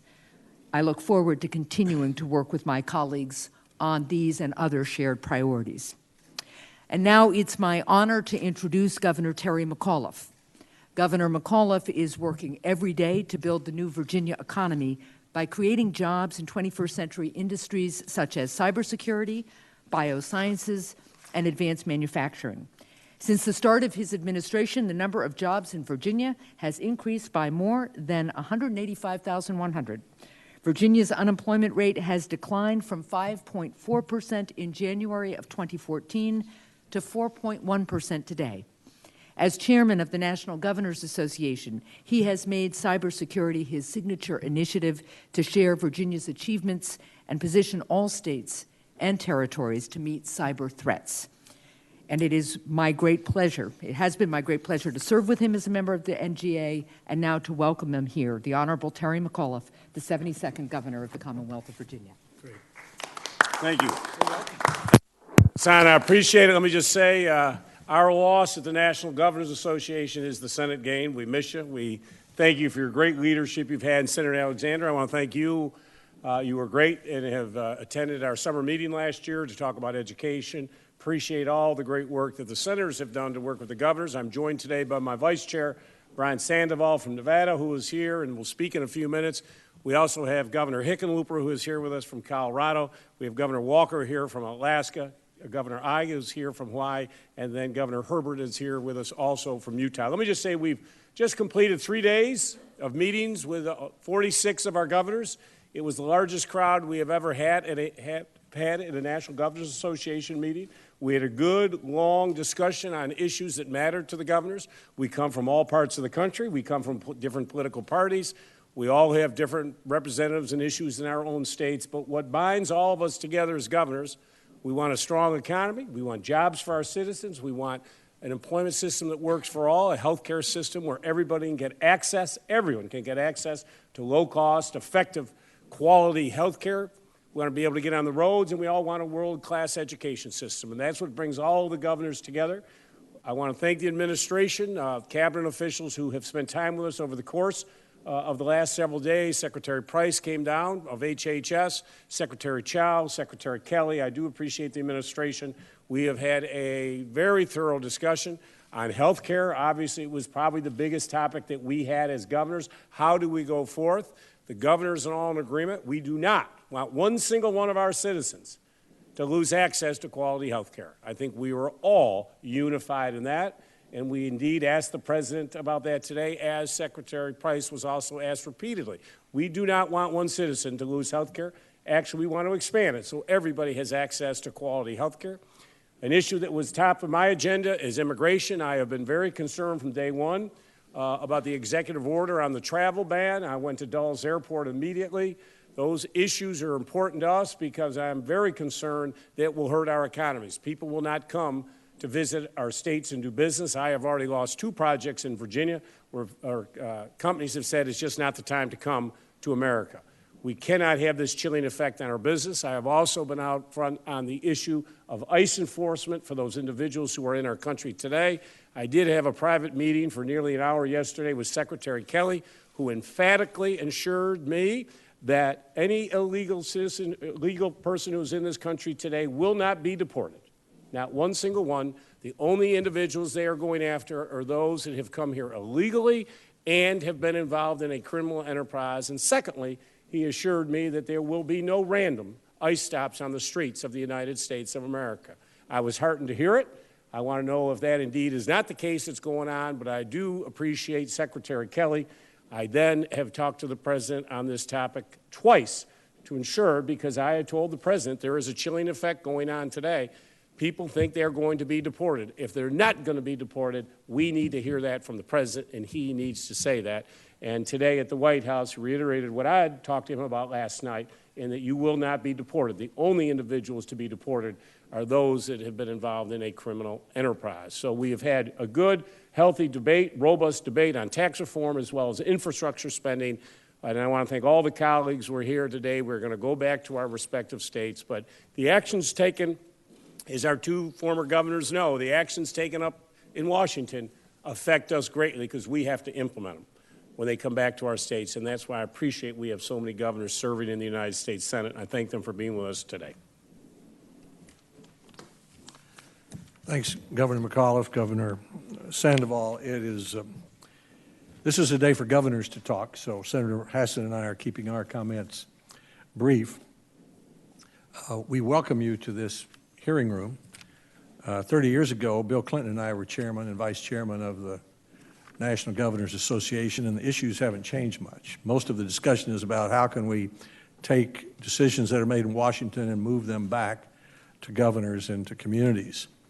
This is the hearing room where we worked out the bill that fixed No Child Left Behind, in which the governors were very, very interested. It's a huge devolution of power to the states, and we're busy implementing it. This is the room where we're discussing to what extent we can give back to states more flexibility for Medicaid, and back to states more flexibility for the small group market, and back to states more opportunity to rescue the individual insurance market, which is collapsing. So that's a brisk debate, and we welcome your advice, and we're glad you're here. Just down the hall is the hearing room where we have agreed in a large bipartisan way that we ought to get Washington out of the business of telling you how to collect your state sales taxes. How do you collect them from out of state or in state? So there's a good reason for you to be here in terms of issues that involve education, tax, and health to help us frame legislation that recognizes the responsibility of states. I have the privilege of welcoming and introducing Governor Brian Sandoval, who is the Vice Chairman of the National Governors Association. He was elected in 2010. He was reelected in 2014 in Nevada. He's a former judge, a former federal district judge, and a former Attorney General of Nevada. He has a distinguished background. As governor, he has worked to focus on making Nevada, his state, veteran-friendly, the most veteran-friendly and military-friendly state, in his view, focusing on economic development, focusing on innovative gaming policy, focusing on broadening educational opportunities and healthcare opportunities. And he's put money behind his proposals. He's widely admired by people of both parties and not just those who live in his home state. He receives many compliments, but the one that might turn the most heads in Washington, D.C. is this one. And with it, I'll introduce him. Senator Harry Reid, the former Democratic Majority Leader, told CNN last year, Brian Sandoval is a good person. He has a great record, and he's been a tremendously good governor, Governor Sandoval.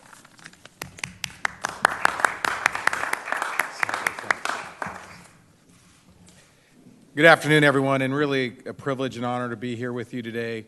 Senator, thank you for the overly generous introduction. It's really a pleasure and a privilege to be with my fellow governors. As Governor McAuliffe and our esteemed chair said, we've set a record this year, 46 governors that are here, and there are a lot of important and pressing issues. Governor McAuliffe is right, and the senators can appreciate this, being former governors. When decisions are made here in Washington, D.C., they land on our desks. And so we think it's really important that the governors have a voice in terms of policy when it comes to infrastructure, when it comes to health care, when it comes to immigration, and we think this year is a year when that is going to happen.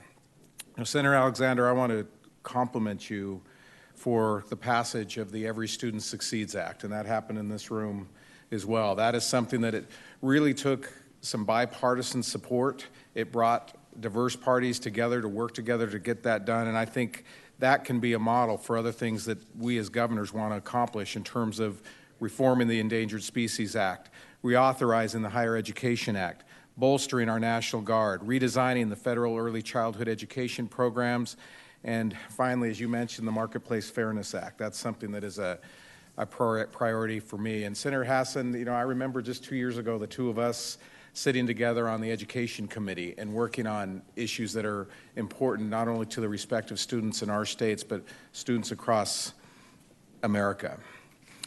We just finished coming from the White House, and we had an opportunity to hear from several members of the cabinet. And one of the things that I heard that I'm very pleased about is the word partnership and the word flexibility, because as governors, that's incredibly important that our voices be heard when we work with the administration and a lot of the changes that are on the horizon. And in terms of flexibility, we are the ones that are closest to our people. And as I said, tomorrow I'm going to be going back to Nevada, and I'm going to be watching very closely what's said tomorrow night in the State of the Union speech, because what is said there and what happens in these hallowed halls are issues that are things that we're going to have to handle and talk to our residents about.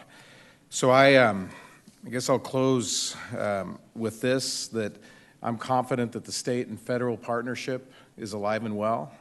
I have high expectations with regard to the administration as well as the United States Congress and what's happening here.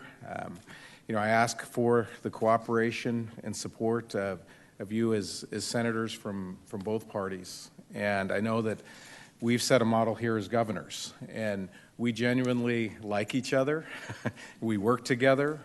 We come together, and imitation is the greatest form of flattery. We find what the best practices are, and we're very excited and proud when other governors take those ideas and work with them, and we hope that that model is one that will be followed here. So with that, I'll ask the chairman to come back up here to the lectern. Senators, thank you for the opportunity and privilege to be here today. Does anybody have any questions?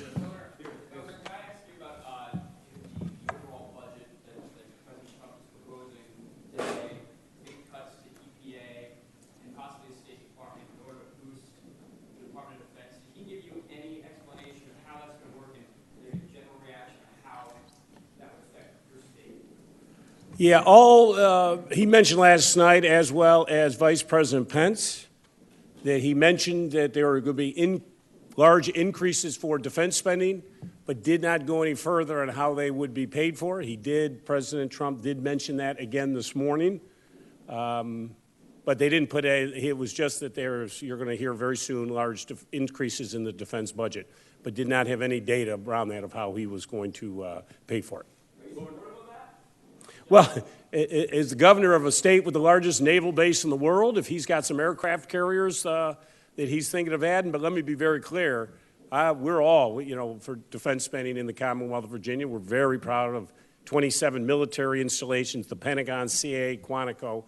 We need to do it in a judicious way to make sure that an individual is not being hurt through that process. But of course, I increase the more aircraft carriers and submarines we can do that are built at the Newport News shipyard and Huntington Ingalls. It's good for the Commonwealth of Virginia. But we need to. I've got the devil in the details of how we're going to pay for it. Governor, I know that several of you have met with the Mexican governor, Graco Ramirez, and I would like to ask if anything came out of this winter meeting that would foster the cooperation with Mexico as Governor Ramirez came to ask for. I did. I met with the North America foreign minister yesterday, as well as the head of the governors for Mexico. We had a private meeting yesterday. I will be going to Mexico in 2 weeks on a trade mission. We talked about that trade mission, but also we talked broadly about the whole issue of immigration reform in this country today. We are in this unfortunate situation because we don't have national immigration reform. We need it. I would encourage Congress to have a national immigration bill come up and passed and signed into law. That would help us greatly. I have been very concerned. I have been very vocal. We have citizens in the Commonwealth of Virginia who are very scared today, legal residents of the United States of America. When you have residents scared, folks go underground. They don't go to the hospitals when they need to go. They don't deal with law enforcement to assist on cases that they could help us with, and it hurts the economy because it has a chilling effect. In Northern Virginia, 33% of the small businesses in Northern Virginia, those owners were foreign-born. I want them entrepreneurial. I want them to be innovative. I want them expanding. But as I have met with these small businesses, they're holding back today because people are frightened. And we just don't want this in this country. That is why I met with General Kelly, and I spent nearly an hour with him yesterday, and he emphatically told me, and he is a four-star Marine general, who I pay a lot of attention to when a four-star general tells me something. And I said, can I leave this meeting, General Secretary, and say that there will be no deportations of any individuals in the United States of America unless they have been involved in a criminal enterprise? He said yes. Can I walk out of this room and tell the press that we will not have any random stops by ICE agents? He said, yes, you can go say that. I reiterated that conversation to President Trump last night at dinner. And I told the president, people are confused about this policy and they are frightened about this policy, and you need to clarify it so that people are not scared in this country. I think many of the 11 million individuals in this country today, there is a sincere fear that they may be deported. I've been told it's not the case. Now, I'm going to watch very closely. And if anyone who is watching this here has instances where that is not being followed, I would like to know. And I have no hesitation of picking up the phone and calling the president, the vice president, or Secretary Kelly. We need to treat people with dignity and respect in this country.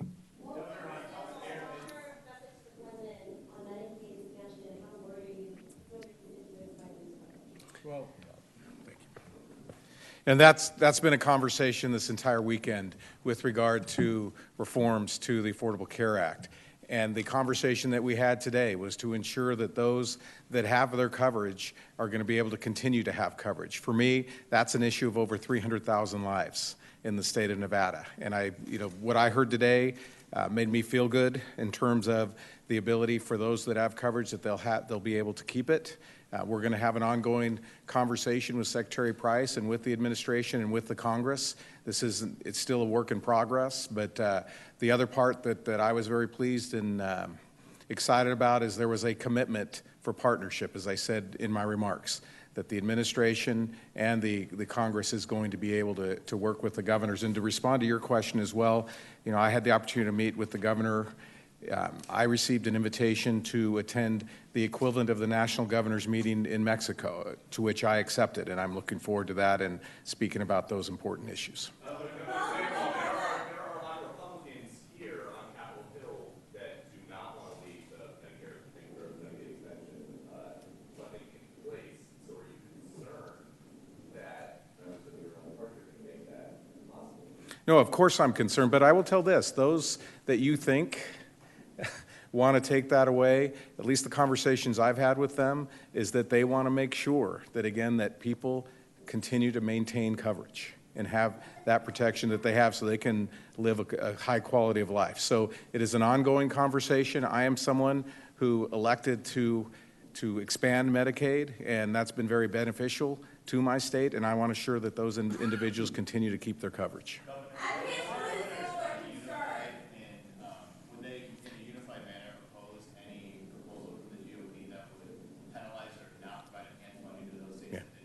And I apologize, I couldn't hear you because someone else was speaking. Would you repeat that?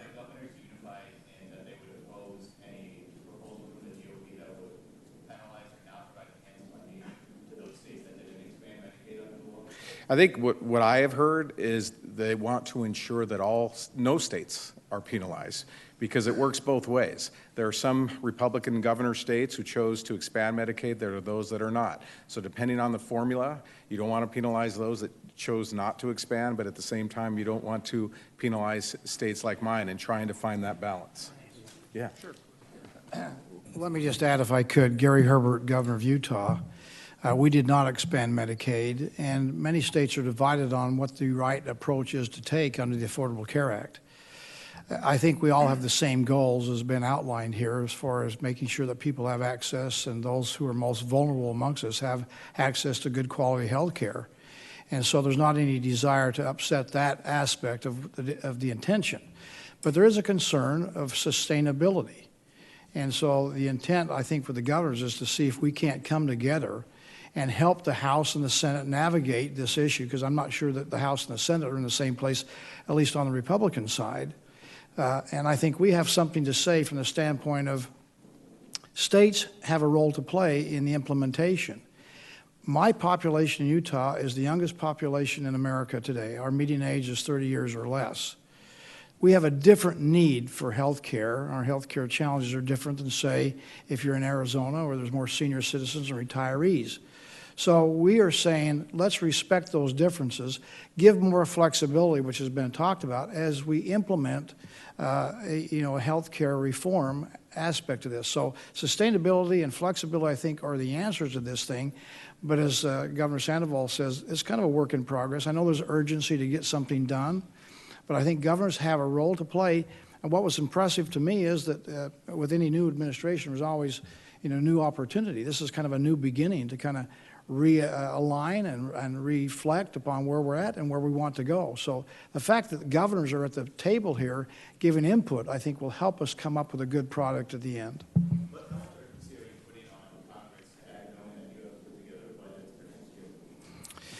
We're putting together the budget right now as we speak in Utah, and regardless of what happens in Washington, D.C., we'll put together a balanced budget. That's what we always do. And we provide health care. We have the lowest cost health care in America today based on state-driven policies. So again, we want to work together. We don't have different goals, as Governor McAuliffe said. We sometimes differ on process, how we get from here to there, but our goals are the same, and we're going to be debating the processes to get to the same outcome.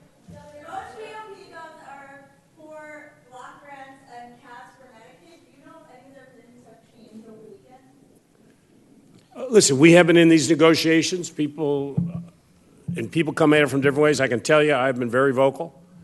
I don't support block grants to the Commonwealth of Virginia. Block grants, right now, we have a very efficient system. We are a non-expansion state, unfortunately. A block grant, the concern we would have, obviously, is what is the number? And if we had a recession or the stock market went down, we at the state level will incur 100% of those increased costs. And let us be clear.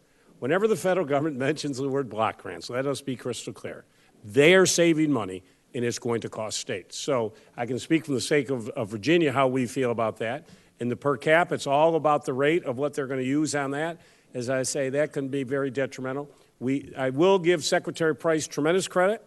He came over to our meeting, sat with 46 governors. He's only been in the job 12 days. But at this point, we have not been provided any information that we want other than we want everybody to have health care. We want to make it accessible and affordable to all. The devil is in the details. I think the rhetoric of the campaign has hit the reality of governing, and now how do you pay for this? But I think we're all insistent, every one of our citizens, we want to have quality health care, because that's how you build a workforce of the 21st century. Let me just add, if I could, about that issue, because I think what Governor McAuliffe does illustrates the point. What he thinks works for Virginia, he understands very well. It may be what will work in Nevada. It may be what works in Colorado or Hawaii. It may not work well in Utah. So again, as we have these discussions, whether it's a block grant approach or a semi-block grant approach or per capita, we need to find a formula that's fair for everybody as we go through this process. And that means fair for those who expanded, those who didn't expand.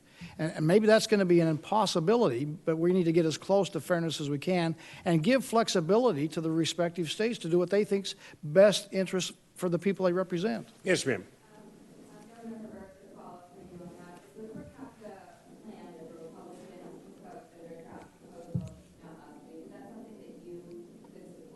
I could. In fact, some of our folks that I represent in Utah think the per capita is the best thing for us to do in Utah. So again, the problem we end up coming out of this city here is a one-size-fits-all mentality. It may be good for a few, but not for the many. We need to give as much flexibility, funding it appropriately, but let the states decide how to, in fact, address the issues in their respective states based on their demographics, their culture, their politics, whatever they need to do to decide what's the best policy for their state, and get away from a one-size-fits-all. Yes, sir.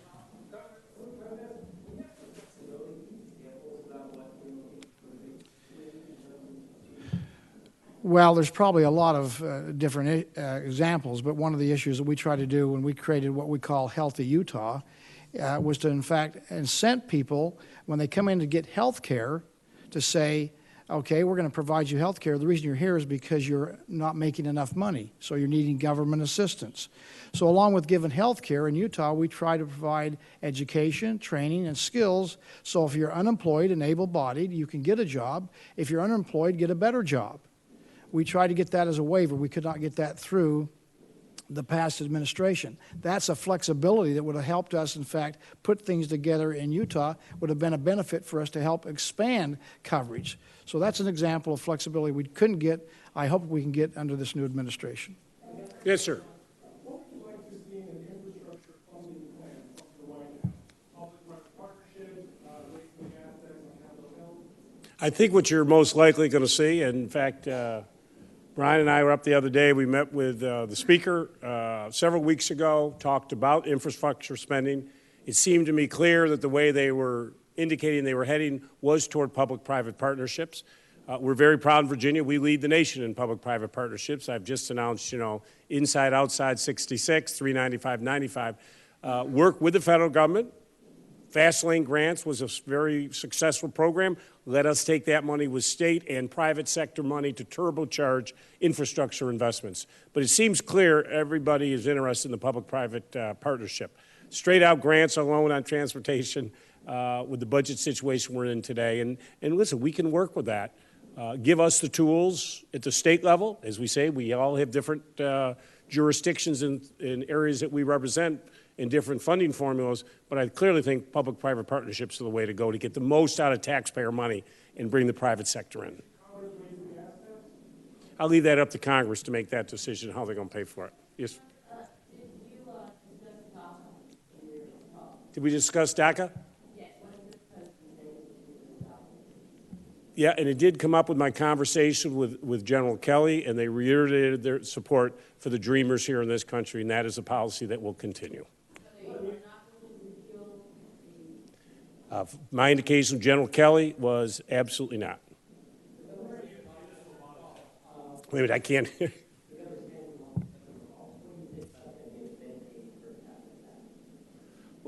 Well, for us, it's the dollar amount. We don't know that today.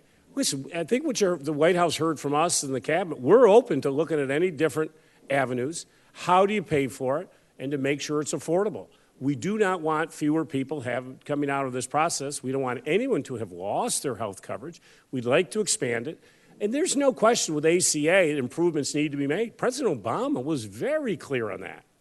Our concern early on was a straight-out repeal of ACA, which would have cost, I can tell you, Virginia $200 million a year. We're open to look at any different formula. If we can cover our citizens and get access to care and we can bring better efficiencies, there's not a governor in this conference that wouldn't agree with that. How do we get to that point is the big issue. If you're telling me we want to give lower-income individuals some tax credits, which the tax credits won't do them any good, well, that's a non-starter. And in fairness, we were handed out an independent analysis that was handed out to the governors, which was pretty frightening to the governors when they saw what this would mean over the course of a 10-year horizon and the amount that could go back to the states. I think for all of us governors, had a real chilling effect on many of us. And I'll follow up with regard to the per capita caps. I mean, one of the questions I ask is how do you benchmark that? Nevada's a place that is one of the fastest growing states in the country. So if you're going to benchmark me 3 years ago, then that's going to punish Nevada. So that's something that I'd be very interested to see how that goes. And, you know, I can't disagree with Terry, I mean, in terms of flexibility and such. But that's the question that I'm going to ask if the per capita is the approach.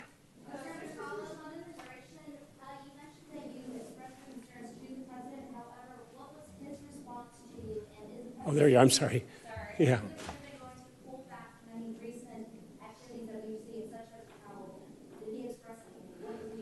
Well, I generally don't like to have my private conversations at dinner with the president. However, he spoke about it today, so I feel free that, and I just come, as I say, from a meeting with, I have been very bothered. There were instances in Virginia where people had walked out of a church, a hypothermia center, and had been stopped by ICE agents. Is there a new standard in America that we are just randomly going to stop individuals? I was very concerned. I've been very concerned about what went on with the executive order on the travel ban. It has cost Virginia business today. I believe I was the first elected official. Within 8 hours of that, I was at Dulles Airport. I had been tipped off that there was a family in that airport with 2 children with a U.S. passport, detained for hours with no access to legal counsel. That is not the United States of America that we know. I went to Dulles that first day, said, I'm the governor, this is in my state, I want to know why they're here, I want them released, I want some answers. So I think the EO came out very quickly. I did mention to the president last night that there has been a chilling effect, that people are scared in this country today. People who are legal residents who have every right. I just toured a small business in Northern Virginia the other day, a grocery store. They came here in 2005, one little grocery store. They now have 4. They have 60 employees. They work 12 hours a day, 365 days a year. I was very impressed. They took 1 day off last year because of a snowstorm. I asked him how he felt. He said, I am scared to death. I am not going to invest anymore. I don't know what my future is. What I told the president is these actions are hurting us. They're hurting Virginia. They're hurting our economy. You talk about job growth. So if indeed what General Kelly has indicated to me, that indeed those people are fine, they will not be touched, then he needs to convey that to the American public, because that he can't just continue to say we are deporting the bad guys. Did you agree with what Secretary Kelly had told you? What was the tone of the interaction? Good, very positive. I explained to him what General Kelly had said. He agreed, and I said, well, Mr. President, I would hope that you could get out there and get that message out, because that is not the message. I can only speak to Virginia. That is not the message that people in Virginia are feeling today. They are scared. And he mentioned it today and said, you know, Terry has been very strong on this topic, I think, to paraphrase the president, and gave me advice. And my advice to him is he needs to let the American public know what they are doing. And it seems to me with that stance, there's no stance from, honestly, what President Obama had. I mean, it's the very same standard. You will be deported if you came here illegally and have been involved in a criminal enterprise. People just today don't feel that second part. And I was assured, and I'm going to keep my eyes open, I will take them at their word, but this is something we have to pay a lot of attention to.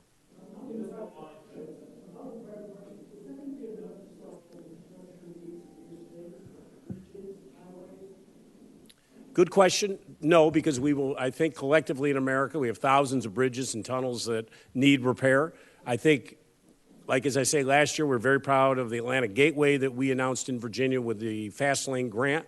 We could do a lot more, of course, but until they come up with a dedicated source of funding going forward, it's going to make it very difficult. Public-private P3 is the only way to go. It's the only way you can do. Someone asked about the gas tax. I will leave that up to the federal government. But we do, in fairness, you're right. We all have bridges in our jurisdictions. We all have tunnels.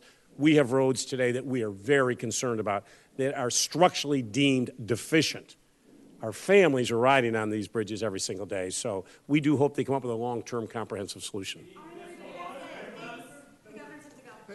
So I just want to touch that one as somebody who spent 6 years on the U.S. Conference of Mayors chairing their Transportation Committee. Public-private partnerships are a great tool, and I think they have to be embraced. But there's got to be additional resources, and states are going to have to come up with some of those resources. The federal government's going to have to come up with those resources. But a public-private partnership requires a cash flow, a repayment functionality that allows you to build these large infrastructure projects.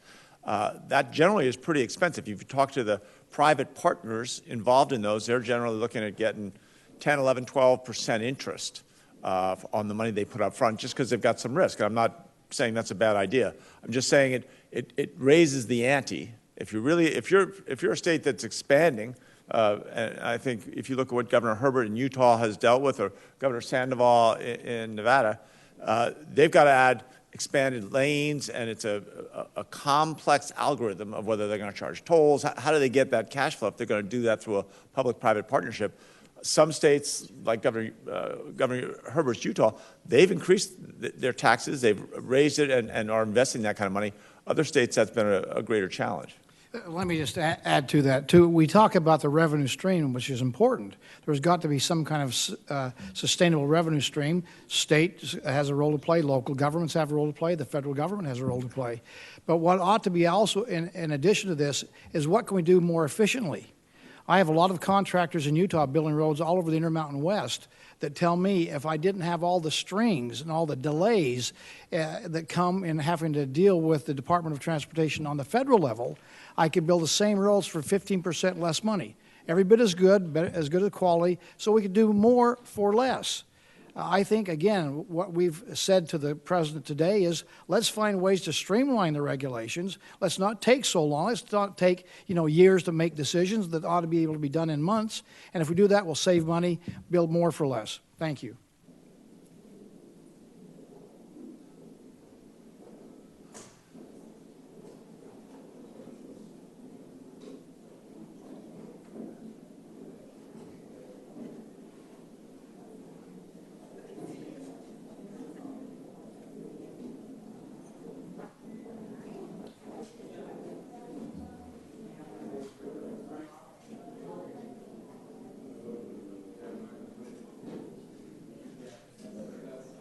All right, everybody, welcome to the Fox 10 News Now stream, part of Fox10Phoenix.com. We're just about 20 minutes away from Sean Spicer White House press briefing. That's coming up in just a little bit.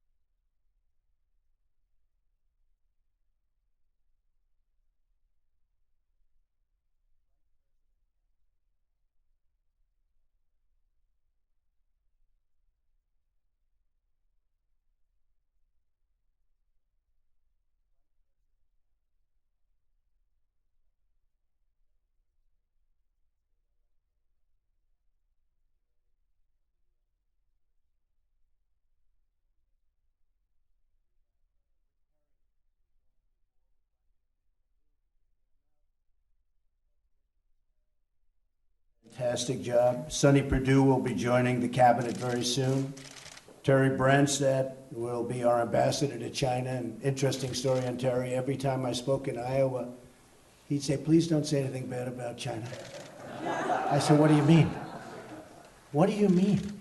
He said, I like China, and we do a lot of business with China, and really, just don't. And I said, So when it came time to picking an ambassador, I called him up. I said, you like China?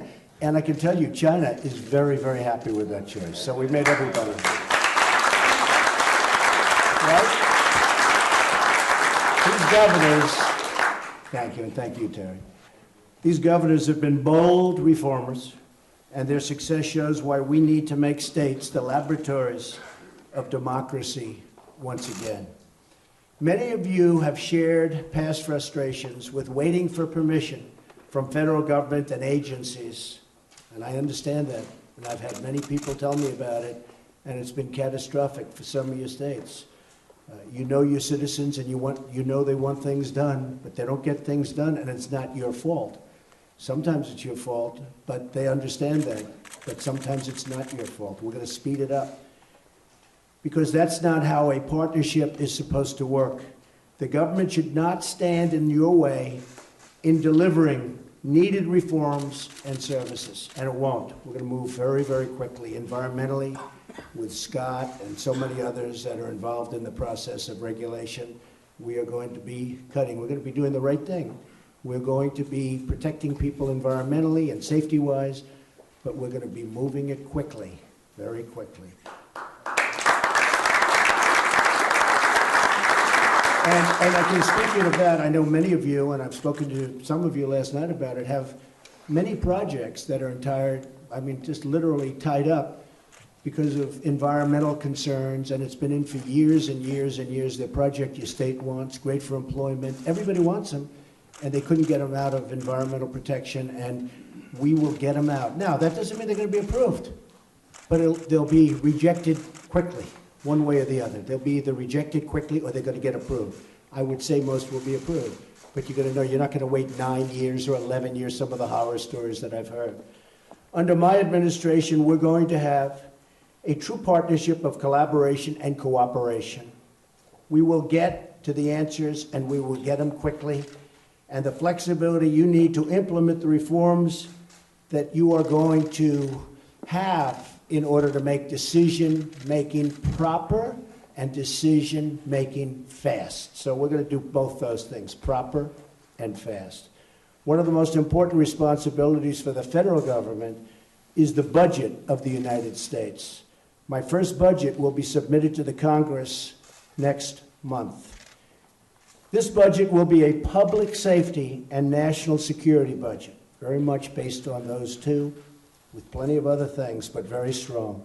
And it will include a historic increase in defense spending to rebuild the depleted military of the United States of America at a time we most need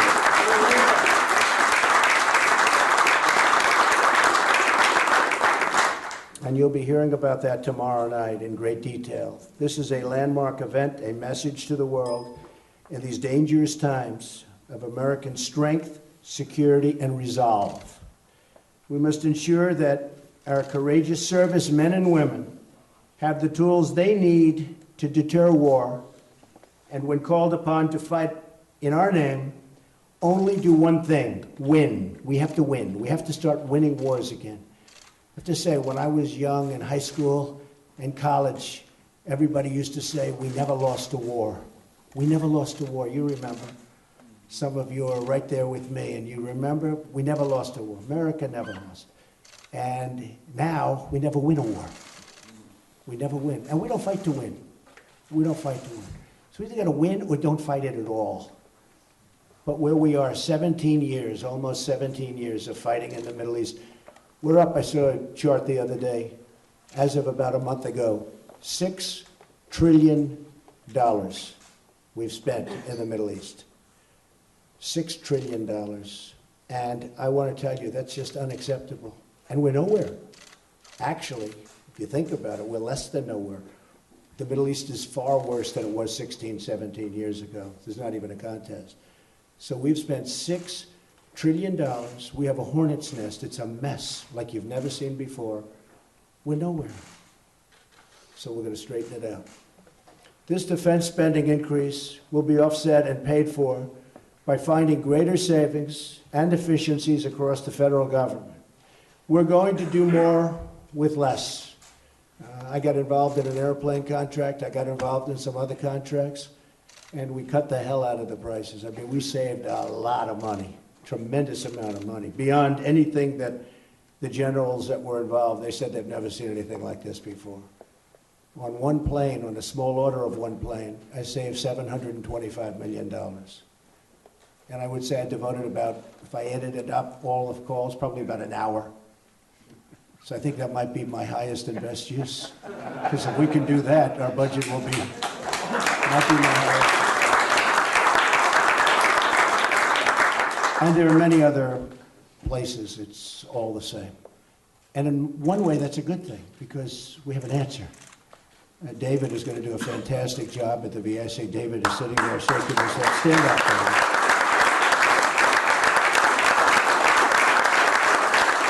So we can't get our people through cabinet, but he went through, was it 95 to nothing? How the hell did you do that? Boy, oh boy, he must be good. You were the one. 100 to 0. Wow. Shows you, hey, we can do it. But we do. We have still quite a few cabinet members, and they're just in limbo, waiting. It's like obstruction. It's obstruction. And but eventually we'll get them, and they'll put their people in, and we'll get those agencies, et cetera, to work. We're going to do more with less and make the government lean and accountable to the people. We can do so much more with the money we spend. With the $20 trillion in debt, can you imagine that? The government must learn to tighten its belt, something families all across the country have had to learn to do, unfortunately, but they've had to learn to do it, and they've done it well. My budget increases spending, and the increase in all spending for federal law enforcement also, and activities having to do with law enforcement, will be substantially increased, and we will fight violent crime. You look at what's happening in our cities. You look at what's happening in Chicago. What's going on in Chicago? We will fight violent crime, and we will win, and we'll win that one fairly quickly. Once we give the local police, the local law enforcement, the right to go in and fight it, and we back them monetarily and also otherwise, we're going to win that one. We're going to win it fairly quickly, I believe. My budget also puts America first by keeping tax dollars in America to help veterans and first responders. So important. This budget follows through on my promise to focus on keeping Americans safe, keeping out terrorists, keeping out criminals, and putting violent offenders behind bars or removing them from our country altogether. And I must say that we've been treated very well, very, very well, on the job that General Kelly has done at the border. It's tough, it's strong. I was talking last night to Terry McAuliffe, and he said, you have to mention this, because he met with, where is Terry? He's around here someplace. Terry, he met with General Kelly, and I think I can say you were impressed with General Kelly. And he said, you have to get the point out that they're removing the bad ones. And that's where our focus is. It's the bad ones. We're getting some very, very bad players out of this country. Drug lords, gang members, heads of gangs, killers, murderers. We're getting them out. That's what we're focused on. The press isn't covering that, unfortunately. But it's something that is very important.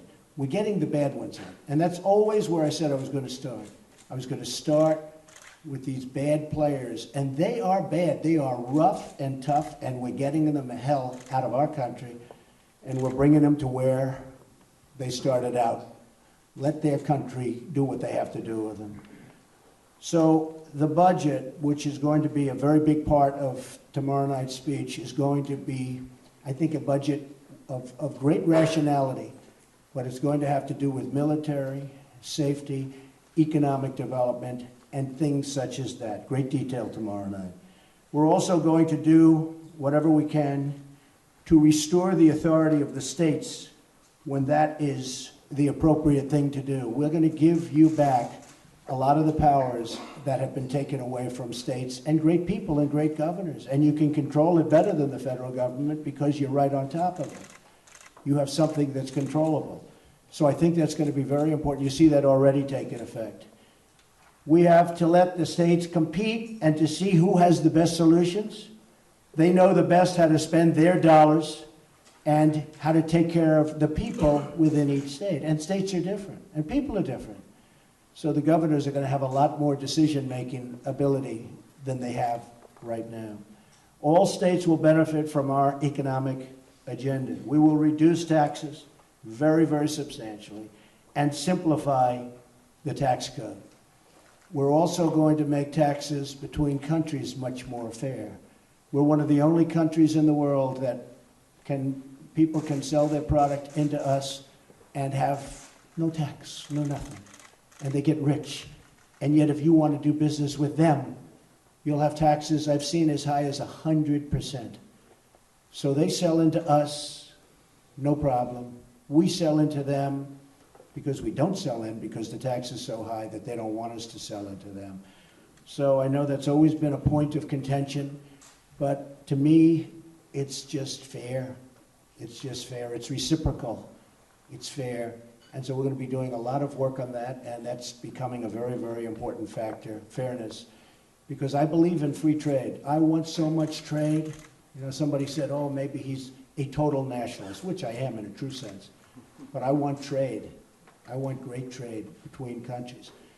But the word free is very deceiving because it's good for them, it's not good for us. I want fair trade. And if we're going to be taxed, they should be taxed at the same amount, the other countries. And one of two things is going to happen. We're going to make a lot of money, or the other country is going to get rid of its tax. And that's good too, because now the product, like Harley Davidson, I was talking to them, the product will now flow into other countries, where right now they can't do it. So we're going to make it easier for states to invest in infrastructure, and I'm going to have a big statement tomorrow night on infrastructure. We spend $6 trillion in the Middle East, and we have potholes all over our highways and our roads. I have a friend who's in the trucking business. He said, my trucks are destroyed going from New York to Los Angeles. They're destroyed. He said, I'm not going to get the good trucks anymore. He always prided himself on buying the best equipment. He said the roads are so bad that by the time we make the journey from New York to Los Angeles or back, he said the equipment is just beat to hell. I said, when has it been like that before? He said it's never, he's been in business for 40 years. He said it's never been like that. 40 years, never been like that. So we're going to take care of that. Infrastructure, we're going to start spending on infrastructure big. And not like we have a choice. It's not like, oh, gee, let's hold it off. Our highways, our bridges are unsafe. Our tunnels, I mean, we have tunnels in New York where the tiles are on the ceiling and you see many tiles missing. And you wonder, you know, you're driving 40 miles an hour, 50 miles an hour through a tunnel. Take a look at the Lincoln Tunnel and the Queens Midtown Tunnel, and you're driving and you see all this loose material that's heavy. You know, it was made many years ago, so it's heavy. Today it's light. It used to be better. The problem is you got to hold it up.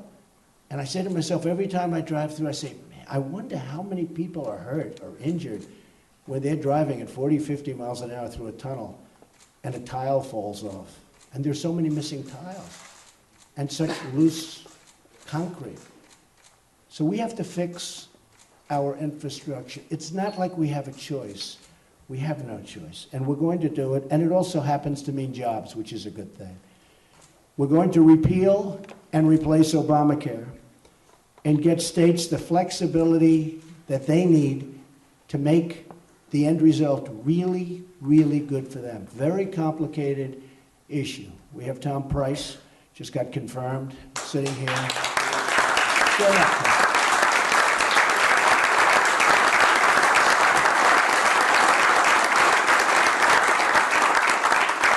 And I spent a lot of time with Governor Walker and Governor Rick Scott the other day. We were talking about it. They're really very expert on the subject, and I want to thank them. They spent a lot of time with me. Governor Christie, who's here someplace. Where's Chris? Governor Christie. Thank you.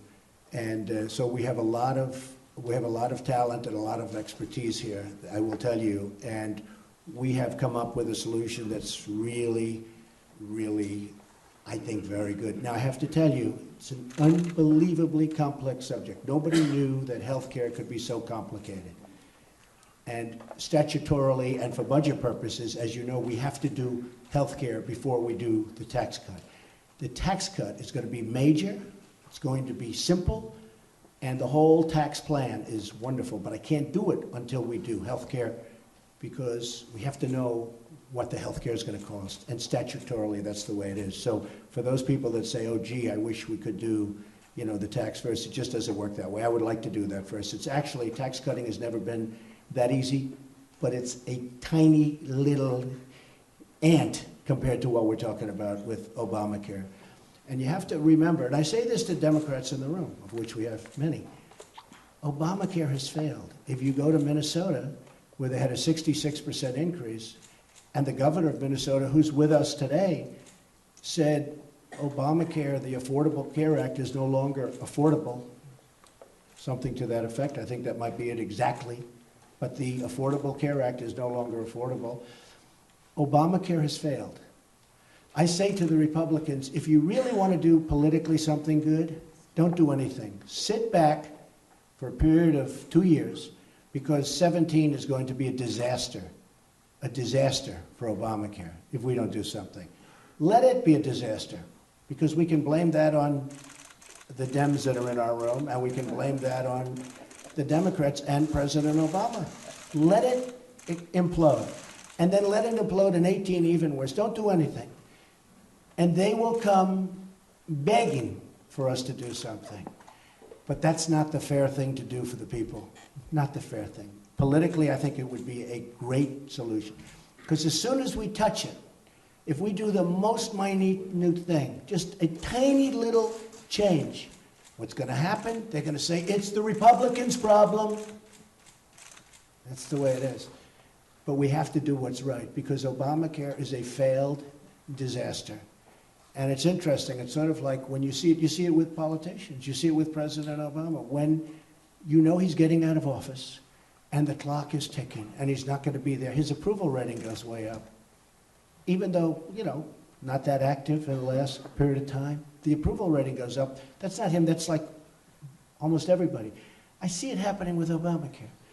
People hate it, but now they see that the end is coming. And they're saying, oh, maybe we love it. There's nothing to love. It's a disaster, folks, okay? So you have to remember that.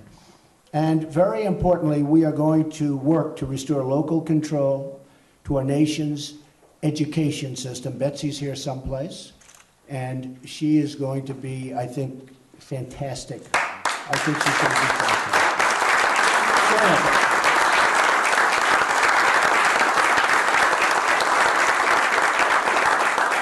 Betsy feels so strongly, and she's had such support from so many people. You know, you don't see that too much because you see the anti, you never see the positive. But I can tell you, I've had so many calls while she was going through that horrible process. That was a tough, nasty process. And she hung in. She was strong as you get. But so many people were calling Betsy saying, you will do such a fantastic job once you get it. It's like sometimes I'd say it's much tougher to get into Harvard than it is to stay there. Does that make sense? It's tougher to get into the Wharton School of Finance. You can't get in. But if you get in, it's fine. You get through, right? I think you're going to do a fantastic job, and we're very proud of you. And you took a lot of heat, but you're going to do great. So she wants to bring decision-making powers back to parents, back to the families, and back to the states, where they can really control education. And just finally, I'm looking forward to working with you on these projects and so much more. We're going to do these projects and so many more. And I thank you all again for being here. It's going to be a really productive discussion, so productive that I'm going to ask the press to start leaving, because I wouldn't want them to see any great productive session, but they'll be seeing it and hearing about it. Again, thank you very much all for being at the White House. We'll do this. Vice President Pence, as you know. All right, everybody. Welcome to the Fox 10 News Now stream. Part of Fox10Phoenix.com. I'm your host, Mike Pace. Going to be here with you. We are expecting Sean Spicer in just about 10 minutes, so we'll have that press briefing for you in its entirety. That's what we do here on the stream. Now we're going to take you to California, where we are getting an update live right now on the Oroville Dam situation there. Let's take you live. 3,000 down to 10 to 5, and ultimately this afternoon on the Feather River will be at 2,500 CFS. With the amount of water we have stored in the various pools and dams, being Thermoledo Afterbay, the power pool, the diversion pool, and the water up there by the Hyatt plant, we believe, about 7 days worth of storage to be able to work through this period and maintain those minimum fish pools. On a graphic, we're planning on kind of a 5-day construction period, and we'll reassess our water supply conditions throughout this period every day, in the morning and the evening, to make sure that we don't have any surprises as we move through this period. At some point, we either open up the pool and making sure we can get the power plant up and running. If we can fire one unit up, that's about 1,500 to 1,700 CFS. Again, that would give us our fish bypass flows and enable us to recharge some of our other storage. At some point, we might have to go back to using the spillway. One of the challenges that we have during this event is really better understanding the existing flood control spillway. We want to better understand if we can operate it at a level lower than 50,000 CFS. So if we can get into a range of 20 or 25,000 CFS without further damaging the spillway, that'll allow us to really make much better progress on managing our reservoir elevations. Hopefully the construction and debris removal crews can stay a little closer to the toe of that and continue to remove that material, thereby allowing us to better operate the Hyatt Power Plant and ultimately prepare for the recovery of the spillway itself. We're attacking the debris pile by 3 different angles, from the upstream, downstream, and from the west side of the pile. The hope is that we can get out on the pile as soon as the water comes down with some cats, move some material around to set up some channels and better access roads, and to make that area safe. Again, we're going to focus on removing debris. At the same time, during this zero flow environment, we have a number of geotechs, geologists, and engineers trying to get access to this area to really look at the geology. If there's things that we can do to better protect the channels that are there in the short term, but really start collecting the information that we need to develop our various alternatives to rebuild or recover this spillway. So we're going to start off with a lot of drone work this morning. So the drones will be flying multiple missions at the same time. That's why it's so important that we don't have any other resources in the air that are not part of the air operations and controlled by our air command. We're also going to have a helicopter stationed over the spillway that will photo document the change in flow conditions throughout this event. That's super important for our engineers and our geotechs to better understand the spillway itself. And so again, that helps us better answer, do we have to maintain a 50,000 CFS, or we can do something a little lower? But that means we'll have helicopters above, drones underneath. We have safety people monitoring all over the place. We have our barges, our excavators down on the dirt pile. We have a lot of resources moving around, monitoring this situation. So our safety people have on high alert to making sure we don't have any third-party interference, because we have too many safety issues here with regard to helicopters as well as our own drone work. If we have to shut down because of a third-party drone that's in our airspace, that affects our public safety of our first responders as well as the community of Oroville. So if we have to delay what we're doing here today, that increases the risk to public safety.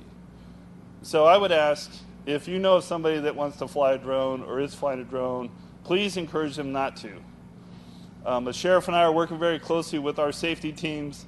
Again, if we see a drone, we'll have to make a call on whether we shut down or not, and we'll aggressively go after that third-party drone to make sure that we can get back into operation as fast as we can. That's very important. So this is a big day. There's going to be a lot of changes. Safety is our number one concern today. We've been very lucky with all the equipment, our water conditions, the long hours, a little bit of lack of sleep. on many, many people. And so our goal here is to make sure we move through this environment when being safe and making sure we don't hurt anyone. This is a changed condition. The environmental resources and fish are high on our screen. There's a lot of effort going into kind of planning this, and so the various regulatory agencies and our resource management agents are tuned up on what we might expect. A lot of work has been done. Yesterday they flew the Feather River. They'll fly the Feather River again today to make sure we understand where those pools might be that might strand fish. So there is a fish rescue plan in place. Today we'll do a lot of monitoring as the water level comes down. There may be an opportunity for fish rescues today, but if not, it will be tomorrow, and then we'll continue as we are in this low flow environment. Again, as we move through this next 5 to 7 days, our goal is to aggressively attack this diversion pile. The more we can dig this channel and open up the Hyatt power plant, that allows us, again, another dial that I've talked about in the past, that allows us to manage those inflows into the reservoir and ultimately stay more on a drier environment at the bottom of that spillway. And again, we can start kind of completing our response phase of this and then getting set up for a recovery. We will have a series of technical teams that are moving into the spillway chute if it's deemed safe here in the next couple days. And that data, again, is needed to better understand, again, that spillway and then, of course, provide that foundation for the geotechnical and geology information that we can to make our selection for what the recovery solution might be in the future.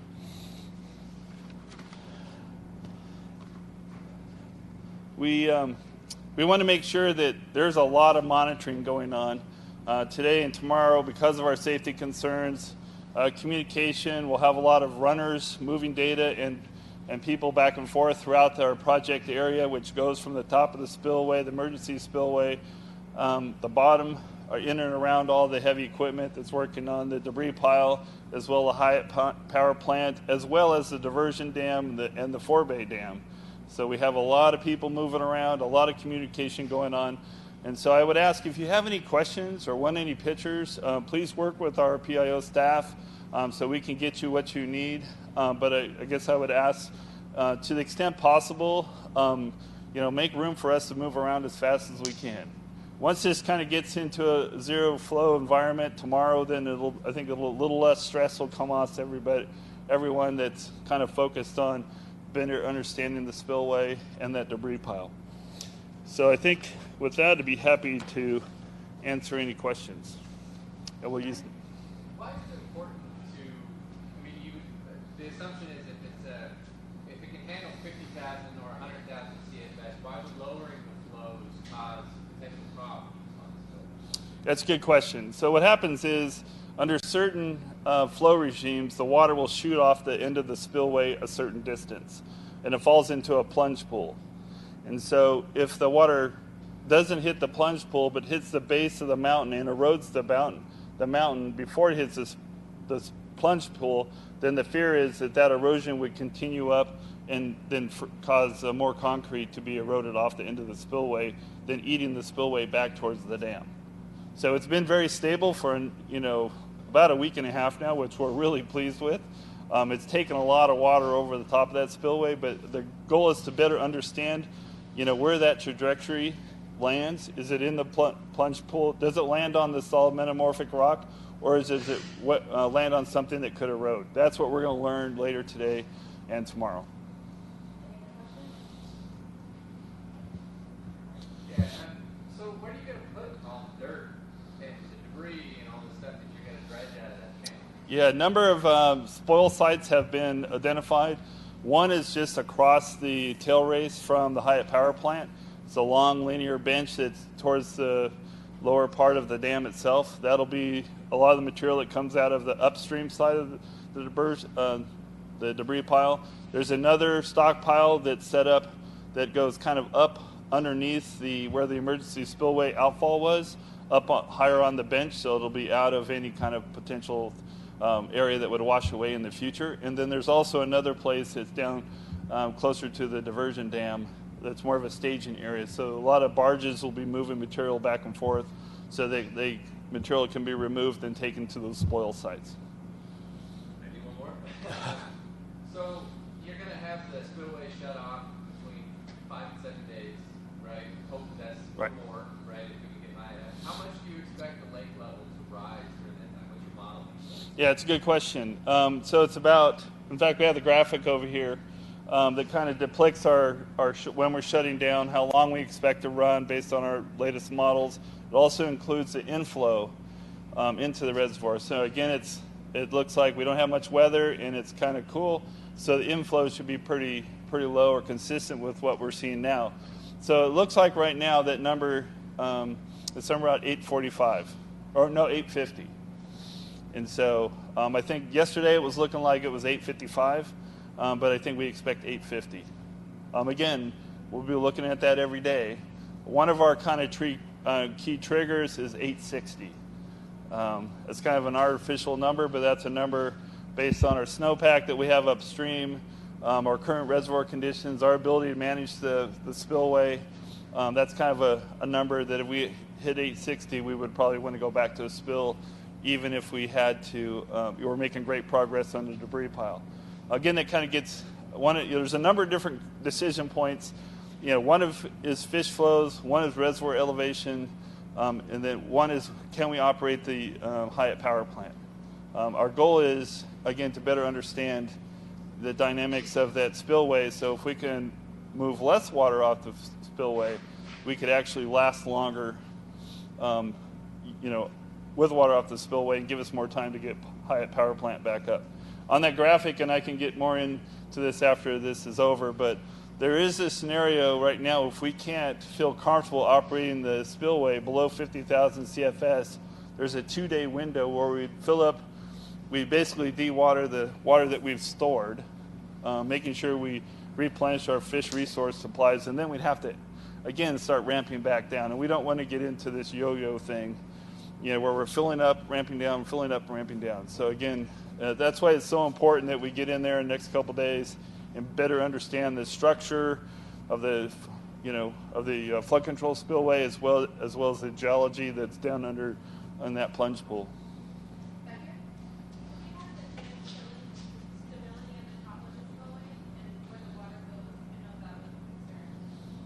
The top of the spillway by the dam itself, or down farther? Yeah, so we have continuous monitoring at where the spillway has been damaged. That area has got a number of different survey points. We have visual monitoring, the drone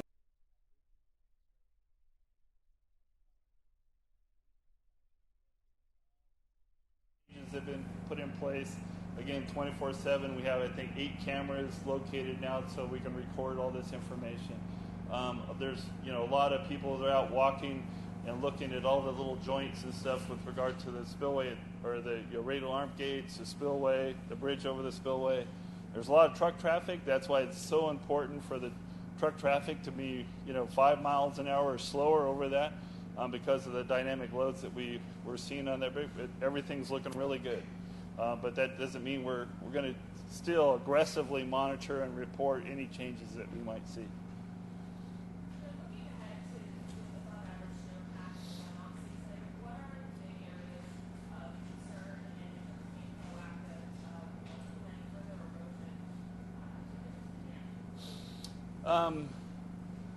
So what we have a lot of people back in Sacramento running a lot of models for us and looking at the historical documents and kind of, what should we expect with what we kind of see as a wet season, right? We've got plenty of snow right now. And so one of the things that comes up in this conversation is our sun angle right now. So we probably need to get another 10, 15, 20 days before the sun gets a little higher, and then we would see a more typical snow melt. Right, and so that's great news for us because, again, with the little, we shouldn't expect to see the inflow due to snow melt really occur here in the next 10, 15 days. Not that we shouldn't be ready for anything that could come at us, but again, the weather conditions are looking really great. Then that 10, 15 days out is when we start to see more of that snow melt, but it just doesn't happen. It kind of depends on the air temperature, wind, and then, whether it's cloudy or sunny. And so that'll start going up over time. We're kind of looking at some of our numbers that just came in just before this meeting. And so for March, on a wet season, wet snowpack, we're looking at like 38,000 cubic feet per second is kind of average inflow. So that's an important number. And that goes as it goes down to, I think it's 12 for June. And so again, if we can get the Hyatt power plant up and running about 15,000, that takes care of half of what we would see. And then we have that flood storage that we would have that we can manage throughout that season. So we do anticipate the need to use the flood control spillway. Be able to make it through that snow melt and any potential weather we come. Excuse me? Well, I guess I do. Subject to right now, I need to make sure I have fish flows down the Feather River. We want to keep those flows up at a level that maintain those important environmental resources. And with the weather that we have in front of us, I fully expect to use that spillway. Now, if we can get the Hyatt plant working, then again, it'll be less. And that's where the key is on how much water we can spill off the spillway. And we can still stay working at the bottom of that, the spillway and the debris pile. When do you expect to, get the Hyatt powerhouse back open? What do I expect? I'd love to have it up and running by Thursday or Friday. But I can't give you a specific date because we got to better understand the channel dynamics that already exist. There is a channel, there is water flowing from the pool up against Hyatt down into the diversion dam. And we'll better understand that later today and tomorrow morning. That'll give us a better idea how fast that water comes down, if it goes down far enough. But again, that's why the contractors are working so hard to give us a pretty good sized channel, not just for now so we can start one unit, but so that we can again continue to drop that water surface and get on to a second or third unit spinning at Hyatt. Why was it deemed unoperational in the first place again? I didn't hear the question. Why was it deemed unoperational in the first place? The Hyatt power plant?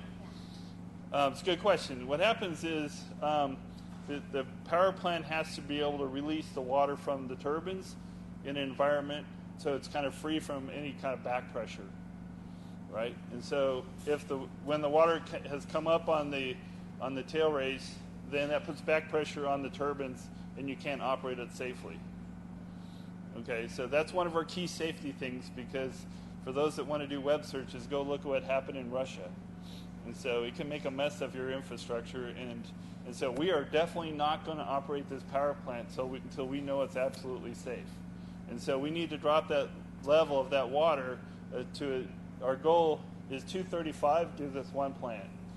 And so that's about 1,700 CFS. If we can get down to 232, that can give us up to 3. And then we're bumping up about 3,000 CFS. That's full blast, and so we might not go full blast right away. That's why it's been so important for the flood fight to be successful at the plant. So with a little bit of cleanup, we're ready to do that. So if we can get the water surface down, we want to go through that process to open that plant up and turn it back on. Sorry, last question. For the auxiliary spillway, I know there's been lots of rocks and concrete and sandbanks in that area. Have you guys been able to test any of that since you guys have put it in there? I know that it hasn't been above 100%, but have you guys been able to test what you have so far? Have you been able to test the work you've done about the auxiliaries in the emergency spillway? Test the work. Yeah. I'm not sure what you mean by testing. So this was emergency work, playing a lot of rock down and gluing it all together with a lot of concrete. We believe that the method that was used to basically armor that surface, I believe is pretty amazing what we've done. So I'm not sure what you mean by testing it. We're going to continue to monitor it and make sure it's ready to go, if we had to take water over the top of that.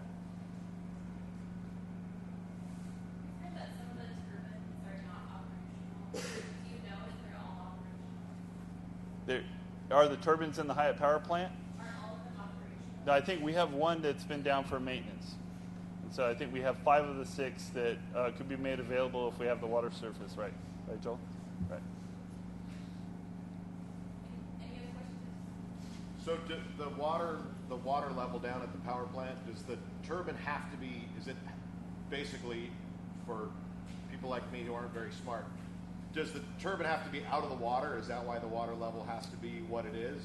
So that water's not coming back in as it's spitting it out? The turbine is in a building, and its exhaust pipe where it exhausts the water that's going through the turbine goes out into the tail race. So that's the part, the water's up against that tail race, which is really water against the turbine. There are what they call stop logs in there that prevents a lot of that water from going back up. This plant is like 5 stories tall, and 4 of it's underground. so it's, you got to waterproof the whole thing to make sure that we don't have it leaking in and flooding out the plant. And so, but the tail race is the important, it needs to be clear, because once that clear, then the turbine can push the water out and be free of any obstruction to be able to operate at full blast. And then there's, sort of back to her question, there's no real way to test the repairs on the downside of the emergency spillway short of water, short of the lake getting full and water flowing over, is that correct? Yeah, I mean, that's right. I mean, if you want to, I don't think we don't want to take water over the top of the emergency spillway if we have to. But that would be the only way that you would test it for real, but that's why we put in there's an amazing thickness of rock and concrete that have been in there and glued together. But you can't really test it without actually using it. I don't think we want to do that. All right, everybody, heading to the White House press briefing now. Sean Spicer just hitting the podium. Mick Mulvaney, to talk to you a bit about the president's budget. When Director Mulvaney is finished, we will allow him to take a few questions and then resume the briefing and all the fun that goes with it. So without any further ado, Director Mulvaney. Thanks very much. I want to talk for a few minutes about the budget blueprint that most of you know the President started speaking about this morning with the governors. I'll talk a little bit about what it is and what it isn't, and then talk about where we are in the budget process and what it looks like from here. First of all, what this isn't. This is not a full-blown budget. That will not come until May, so you're not going to see anything in here that has to do with mandatory spending, entitlement reforms, tax policies, revenue projections, or the infrastructure plan. This blueprint was never going to be that, as I made clear during my Senate confirmation. It is a top-line number only. As for what it is, these are the president's policies as reflected in top-line discretionary spending. To that end, it is a true America First budget. It will show the president is keeping his promises and doing exactly what he said he was going to do when he ran for office. It prioritized rebuilding the military, including restoring our nuclear capabilities, protecting the nation and securing the border, enforcing the laws currently on the books, taking care of vets, and increasing school choice. And it does all of that without adding to the currently projected FY 2018 deficit. The top-line defense discretionary number is $603 billion. That's a $54 billion increase. It's one of the largest increases in history. It's also the number that allows the president to keep his promise to undo the military sequester. The top-line non-defense number will be $462 billion. That's a $54 billion savings. It's the largest proposed reduction since the early years of the Reagan administration. The reductions in non-defense spending follow the same model. It's the president keeping his promises and doing exactly what he said he was going to do. It reduces money that we give to other nations. It reduces duplicative programs, and it eliminates programs that simply don't work. The bottom line is this: the president's going to protect the country and do so in exactly the same way that every American family's had to do over the last couple of years, and that's prioritize spending. The schedule from here. These numbers will go out to the agencies today in a process that we describe as pass back. Review from agencies are due back to OMB over the course of the next couple of days, and we'll spend the next week or so working on a final budget blueprint. We expect to have that number to Congress by March 16th.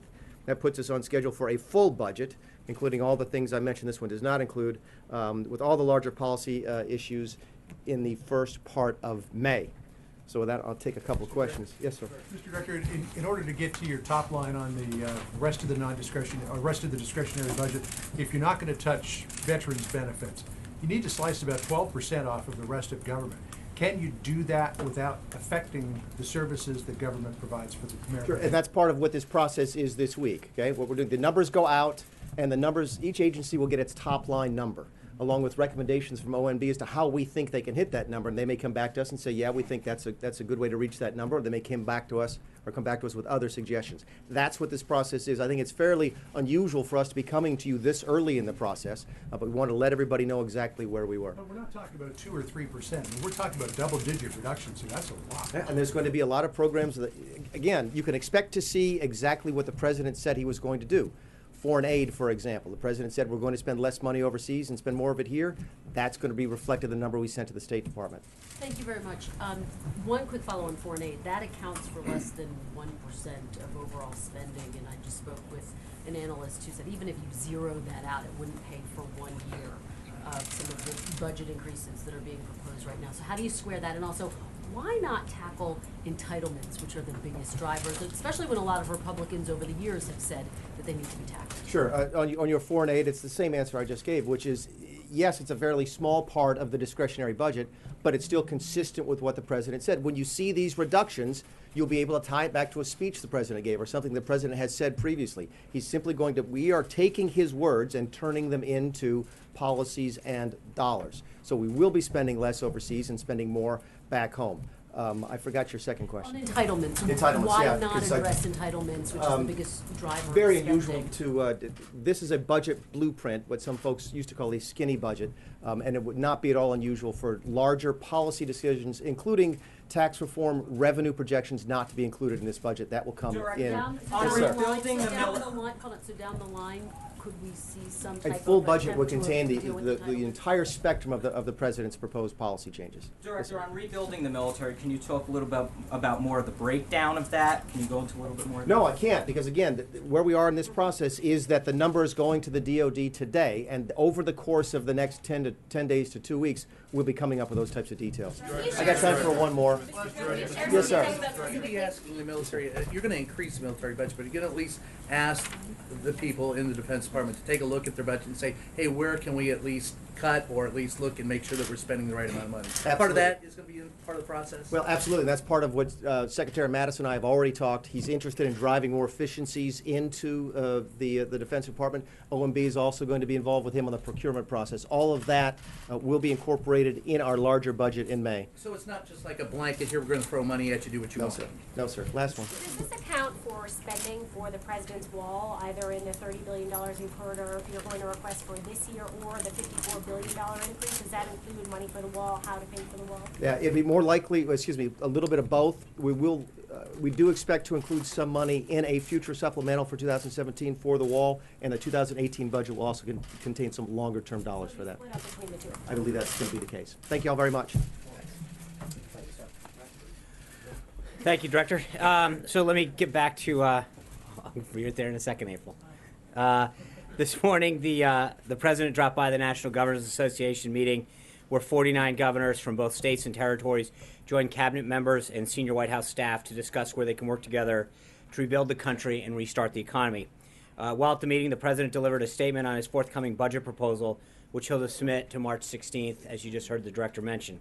The President's budget will first and foremost keep Americans safe. That means investing in both our nation's physical and financial security.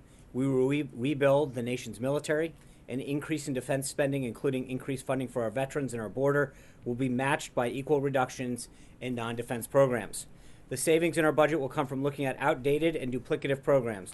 The reductions spending will be sensible and rational, but they will also be tough.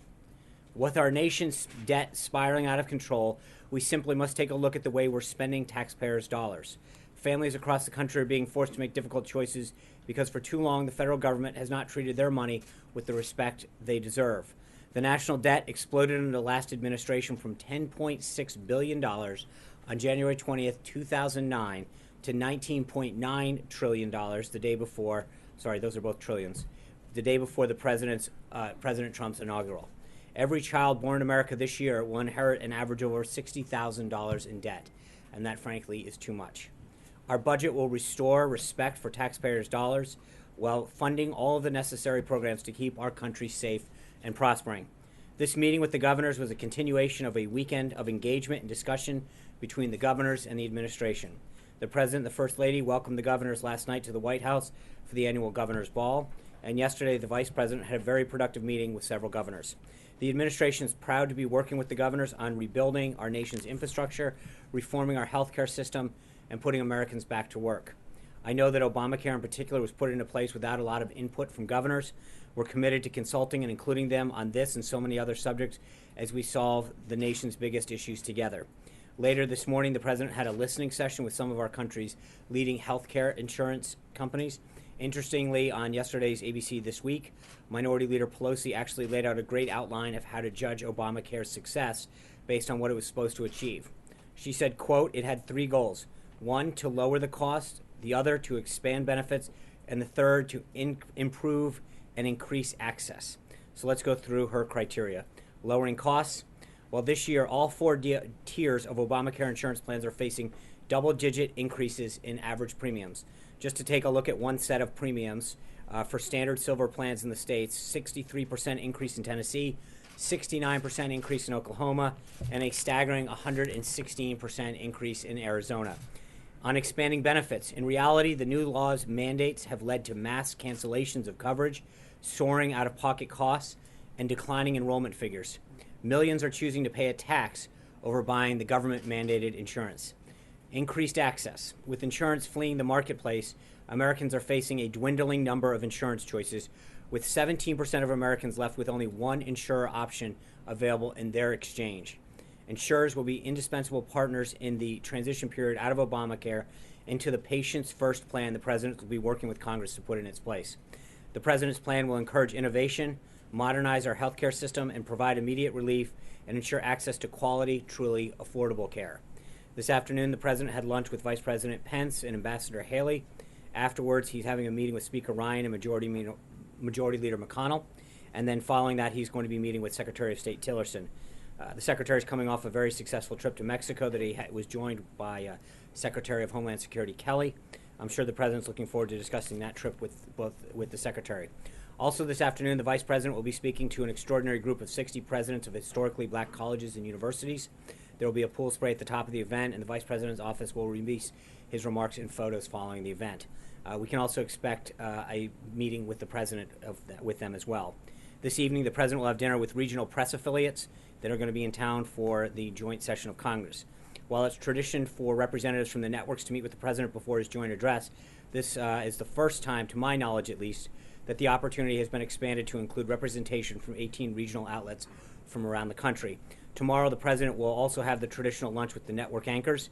Beyond the so-called Big Five networks, we've also opened it up and invited outlets including Telemundo, Univision, CBN, EWTN, OANN, PBS, C-SPAN, and TV One. Tonight, the President looks forward to seeing his nominee for the Secretary of Commerce, Wilbur Ross, confirmed by the Senate.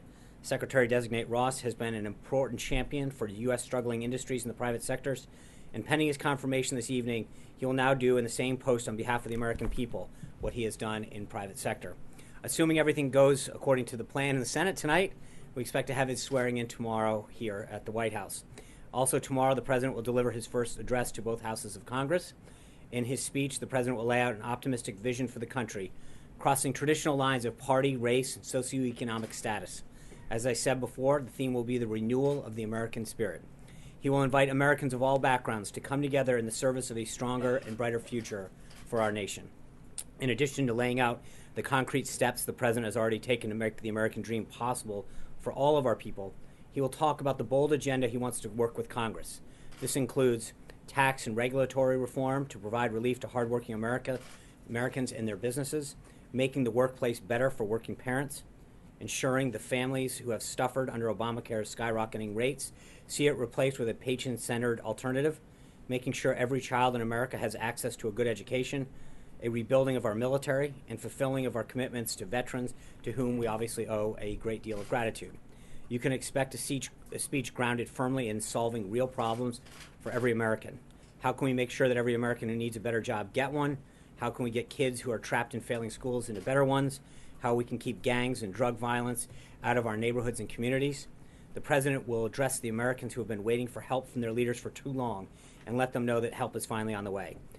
With respect to the speech, we will be having a background briefing sometime this evening here in the briefing room.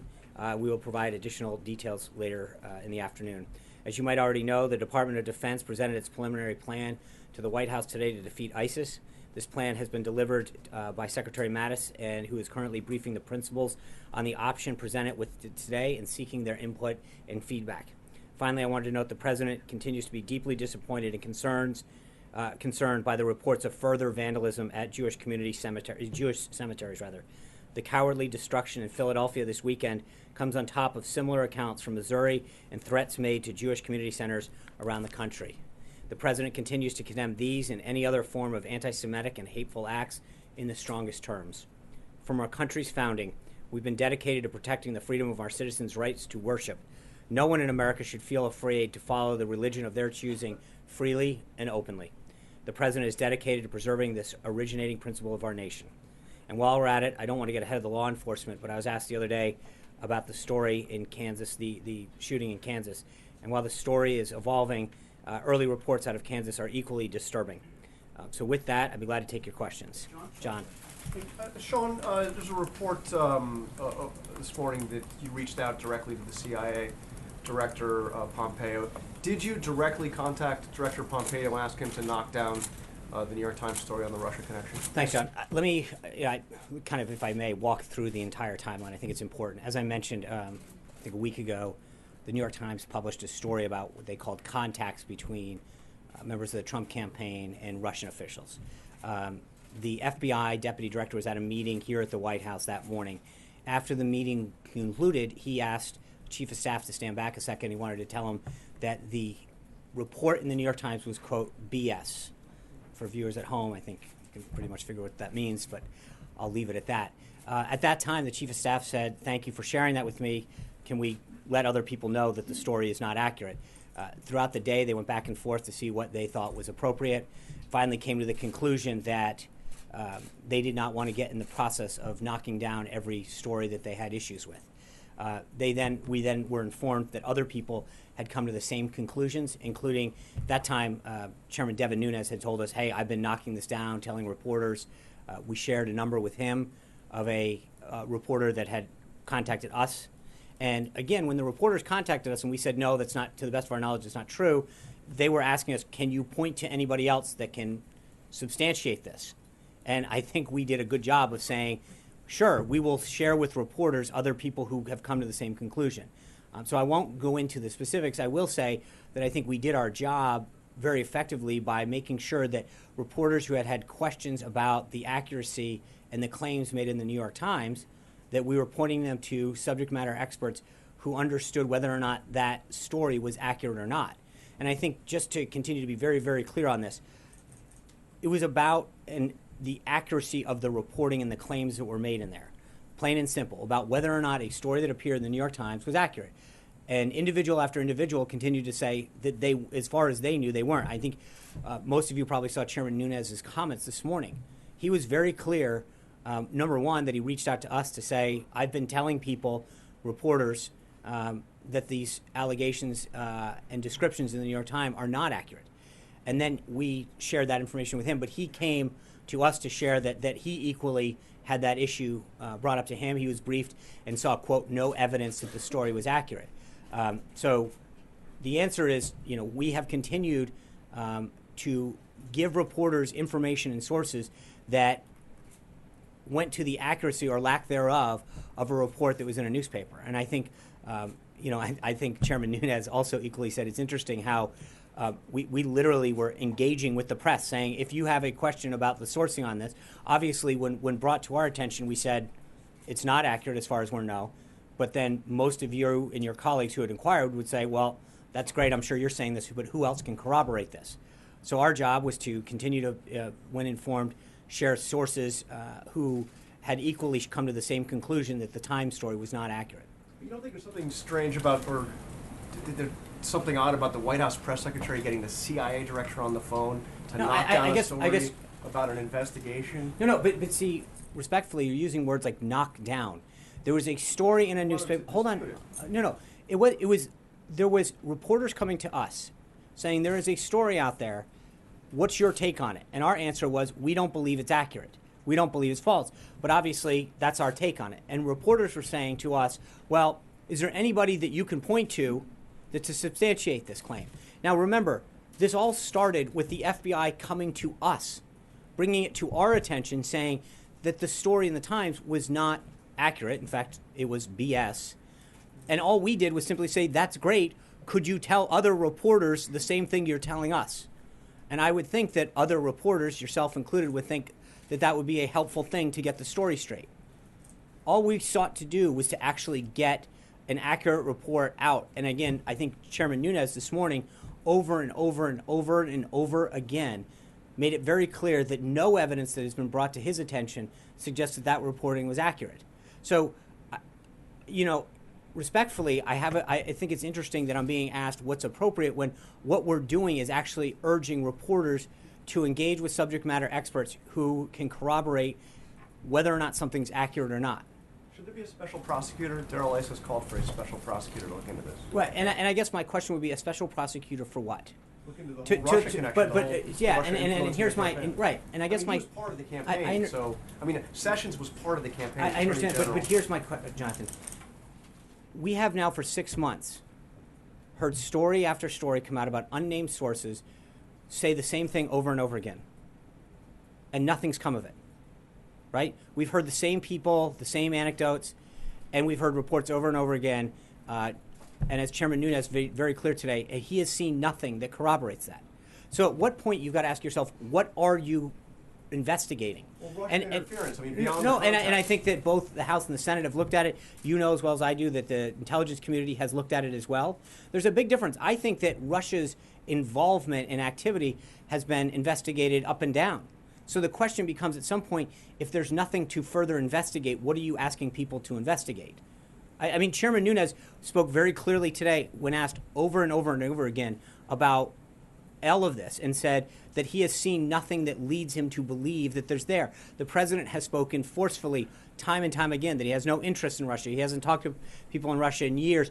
And yet you keep asking, and I say you collectively, to try to find something that seemingly at least the reporting that I'm seeing in different organizations suggests that there's nothing new that's being reported. It's the same stuff over and over again that we've heard for literally 6 months. And so the question becomes at some point, what do you need to further investigate if there is nothing that has come out? Well, can you now categorically deny there were no contacts between the Russians? Oh, I can't deny. I can't. I guess my question is, I'm not right. That's what the investigation would look at. Right, and I guess my point is that you've had the intelligence community look at Russia's involvement in the election. You've had the House and the Senate both do the same.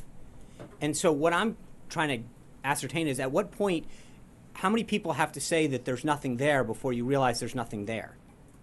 I can't say unequivocally. All I'm saying is the people who've done the investigating about Russia overall and its activities in the United States, specifically now with respect to our election, haven't provided anything that lead me to believe or should leave you to believe. And I continue to see reports coming from different media sources that are saying, when they checked in with law enforcement or intelligence community sources, there's nothing more than has been previously reported over and over again. So at some point, you do have to ask yourself, what are you actually looking for? How many times do you have to come to the same conclusion before you take the answer? And that's what Mara? Just to be clear, just to follow up on that, did you personally reach out to Pompeo? I'm not going to discuss what we did internally. I'm just going to say that when we shared, we did our job about making sure that when reporters had questions, we let them know what subject matter experts were available to discuss the accuracy of a newspaper story. Mara. Yeah, I'm sure people will come back to this, but I actually have a budget question, which is, during the campaign, the president said he was not going to touch Medicare, Social Security. Mm-hmm. His Treasury Secretary repeated that. Mm-hmm. It sounded like the OMB director was leaving that as an open question to No. DD. I'm just wondering, what's the state of the promise? That Right. he won't touch it for current retirees? Anybody No, I think paying in? what the OMB director made clear is how it works. The budget is dealing with the top-line discretionary numbers. Policy decisions are not part of the budget. That was what he was being asked and what he. So I just want to be clear in terms of what he was. And again, I think right. And I think the state of the promise is clear. And I think, as you point out, he has made the promise. He stands by the promise. The Treasury Secretary. Current retirees, people near retirement, anybody paying into I will these follow programs? up specifically on that before but I think the president has made very clear that that's not his intent to do. He wants to focus on the discretionary side. that entitlement reform is not, that with respect to those programs that he mentioned, he stands by his word. Sean, Hold on. Fred Lucas. Fred. I wanted to ask a couple issues. An executive order on religious freedom had previously been in the works. Will that still come? And if it does, will it extend beyond religious freedom? Well, I'm sorry, Fred. What? I'm sorry. Will it extend beyond the Johnson Amendment? I think we've discussed executive orders in the past, and for the most part, we're not going to get into discussing what may or may not come until we're ready to announce it. So I'm sure as we move forward, we'll have some. Olivier. Thanks, Sean. I'm sorry. I just one more. Okay. The issue of tax reform. And will there be, how committed is the administration to a border-adjusted tax? And is there any concern that there won't be enough conservative support for that it could block any meaningful tax reform long term? Well, I'm not going to get into the specifics of tax reform today. The president's made clear that we'll have an outline of a plan very soon. But what I will say is that I think he has talked about the concerns that he has with current regulatory and tax policy that benefit people from moving out of the country and shipping products back in while shedding American workers. He will continue to fight for policies that promote manufacturing and job creation in the United States and supports American workers. So I don't want to get ahead of the exact nature of the policy. He has been seeking a lot of input. As I mentioned earlier, he's going to talk today with Speaker Ryan and Senator McConnell. I know that both the joint session, the status of repeal and replace, and I'm sure some discussion of tax reform will probably come up. But there's a lot. We're continuing to move forward and work with them. Olivier. Thanks. A couple on the ISIS strategy. Yeah. Can you just get to the timetable from now that you've received it, what happens? And there's a report that you're asking for $30 billion in emergency defense spending on top of the 54 in the budget. Is that true? Does that cover the new ISIS strategy? Can you explain the relationship between the two? Thank you. Right now, literally, that principals meeting that I mentioned at the beginning is happening as we speak. So Secretary Mattis was coming over to brief the principals as far as the ISIS plan. And again, part of it was to make sure that he fully discusses the recommendations that he's making and seek the input and feedback of the other principals downstairs. That can help guide where we go from here, how we go. With respect to the funding, I think Director Mulvaney noted that there'll be a supplemental at some point. Right now, the focus is on the budget, and then we'll go from there. John Gizzi. Thank you, Sean. Two brief questions. First, I read your statement at the Thursday briefing to Governor Malloy of Connecticut during the NGA meeting, and he responded, and I quote, Sean didn't read a thing that I said. He said that in Connecticut, they are already working to get criminals who are in the country illegally out. His objection was to going into warming centers or schools where officials might frighten children. Your response to the governor on that? Well, again, I was asked specifically what the comments were with respect to sanctuary cities, and again, I would reiterate, with all due respect to the governor, I'm not here to pick a fight with the governor. I enjoyed my time going to school in the state of Connecticut, but I have a kind affection of the Nutmeg State. But the reality is, I think that there's a difference. Whether or not what he wants to do with state funds, maybe, without knowing the exact nature of how he's funding, what he's funding, it's difficult. The question I was asked at the time was on how we would be handling it. And I think the answer, whether it's Connecticut or California, is that the president's executive order and the president's commitment is to make sure that tax dollars are not used to support programs that are helping people who are not in the country legally and who are not citizens entitled to them. Blake? One more question, okay. Sean. Starting early. For 58 years, when presidents have gone to Rome, they've always met the Pope, going back to when President Eisenhower met Pope John the 23rd. Now, 1 year ago this week, candidate Trump had a disagreement with this Pope in an exchange of words. When he goes to Rome in May for his first European trip, will he meet with this Pope? It's a great question. Obviously, I would be a huge fan of that. But I'm not going to. I don't think we're at that place in the planning process to make an announcement on any visits with the Pope. But Blake. Sean, thank you. Two budget questions, if you don't mind. Mr. Mulvaney, I believe, just said that what the administration plans on putting forward doesn't add to the current deficit projection, which the CBO says is about $560 billion. But he didn't say that it would significantly drop from that either. So my first question is the administration comfortable putting something forward that might rack up deficits of potentially hundreds of billions of dollars?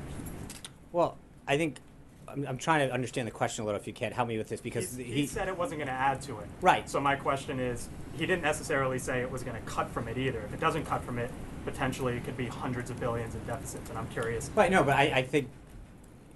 Correct me if I'm wrong. I mean, he basically made it very clear it doesn't add to the projected baseline deficit, right? So that continues to be the goal, and I think as we continue to work through this process of passback, it can work both ways. We could identify further savings and reductions through working with the agencies and departments, but we're going to make sure that the top line number we maintain and as close to that as possible. And as we go through this, I mean, this is the beginning of the process, as the director noted. We send the number to the department or the agency, give them some ideas how we came up with this, and then they come back to us and either justify why the particular program or office or what have you needs to stay in existence, or why maybe not the reduction that is offered. But it's a back and forth process that will occur over the next few weeks. So to get ahead of it is the problem. Let me ask you what Nancy Pelosi, to just get a quick reaction to Nancy Pelosi. She put out a statement and said the following, quote, 5 weeks into his administration, President Trump has not introduced a single jobs bill. Your reaction to that would be what? He's created a lot of jobs. I think that's, he's continuing to work with Congress on both repealing and replacing Obamacare, tax reform, and fundamentally, both of those two items alone, I think, can help spur a lot of economic growth. The meetings that we've had with the CEOs, the health insurers, there's so many things that are both job killing and that can be done to help promote a better regulatory and tax climate that lead to job creation. I think that's one of the biggest problems right now, is that people in Washington aren't necessarily talking to job creators and saying, what is the impediment that you have to hiring more American workers? What are the impediment that you have to manufacturing more, to building here?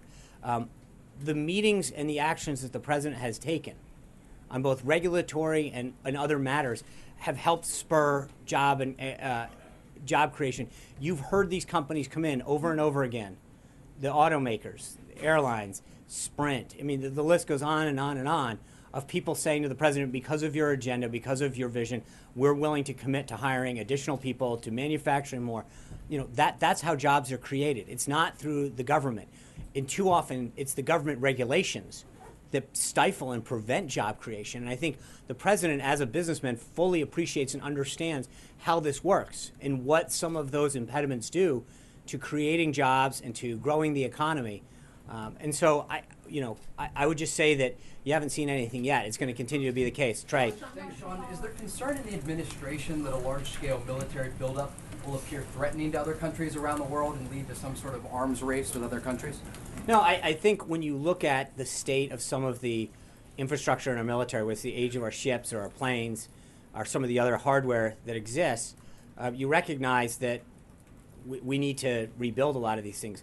The size of our Navy has gone down significantly, and there are new needs and new planning. And when you look at the commitment that you have to make, not just in 1 year, but in several years, for a lot of these programs, ships and tanks, even weapon systems, they don't get built in a month or a day. You have to make a commitment early on to make the investment because of the time that it takes to procure them, to build them, the research and development that goes into it. And so I would just suggest to you that this is the first step in making sure we make the commitment to a military that, especially through the sequester the last few years, has not gotten the funding it needs to get off life support. There are a lot of things that are being taken care of in the military where they're just continuing to, they're not putting the systems and the projects in place to allow the military to keep up with the times, and that's a problem, Major.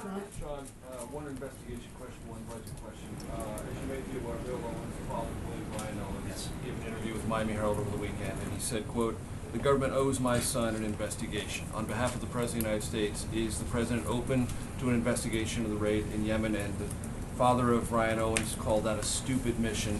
Is there something that you'd like to communicate to him about that mission that might persuade him otherwise? Yeah, thank you. That's multi-part, so let me kind of walk through it slowly.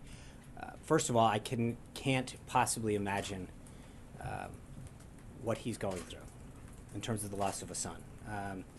I can tell him that on behalf of the president, his son died a hero, and the information that he was able to help obtain through that raid, as I've said before, was going to save American lives. It's going to protect our country more.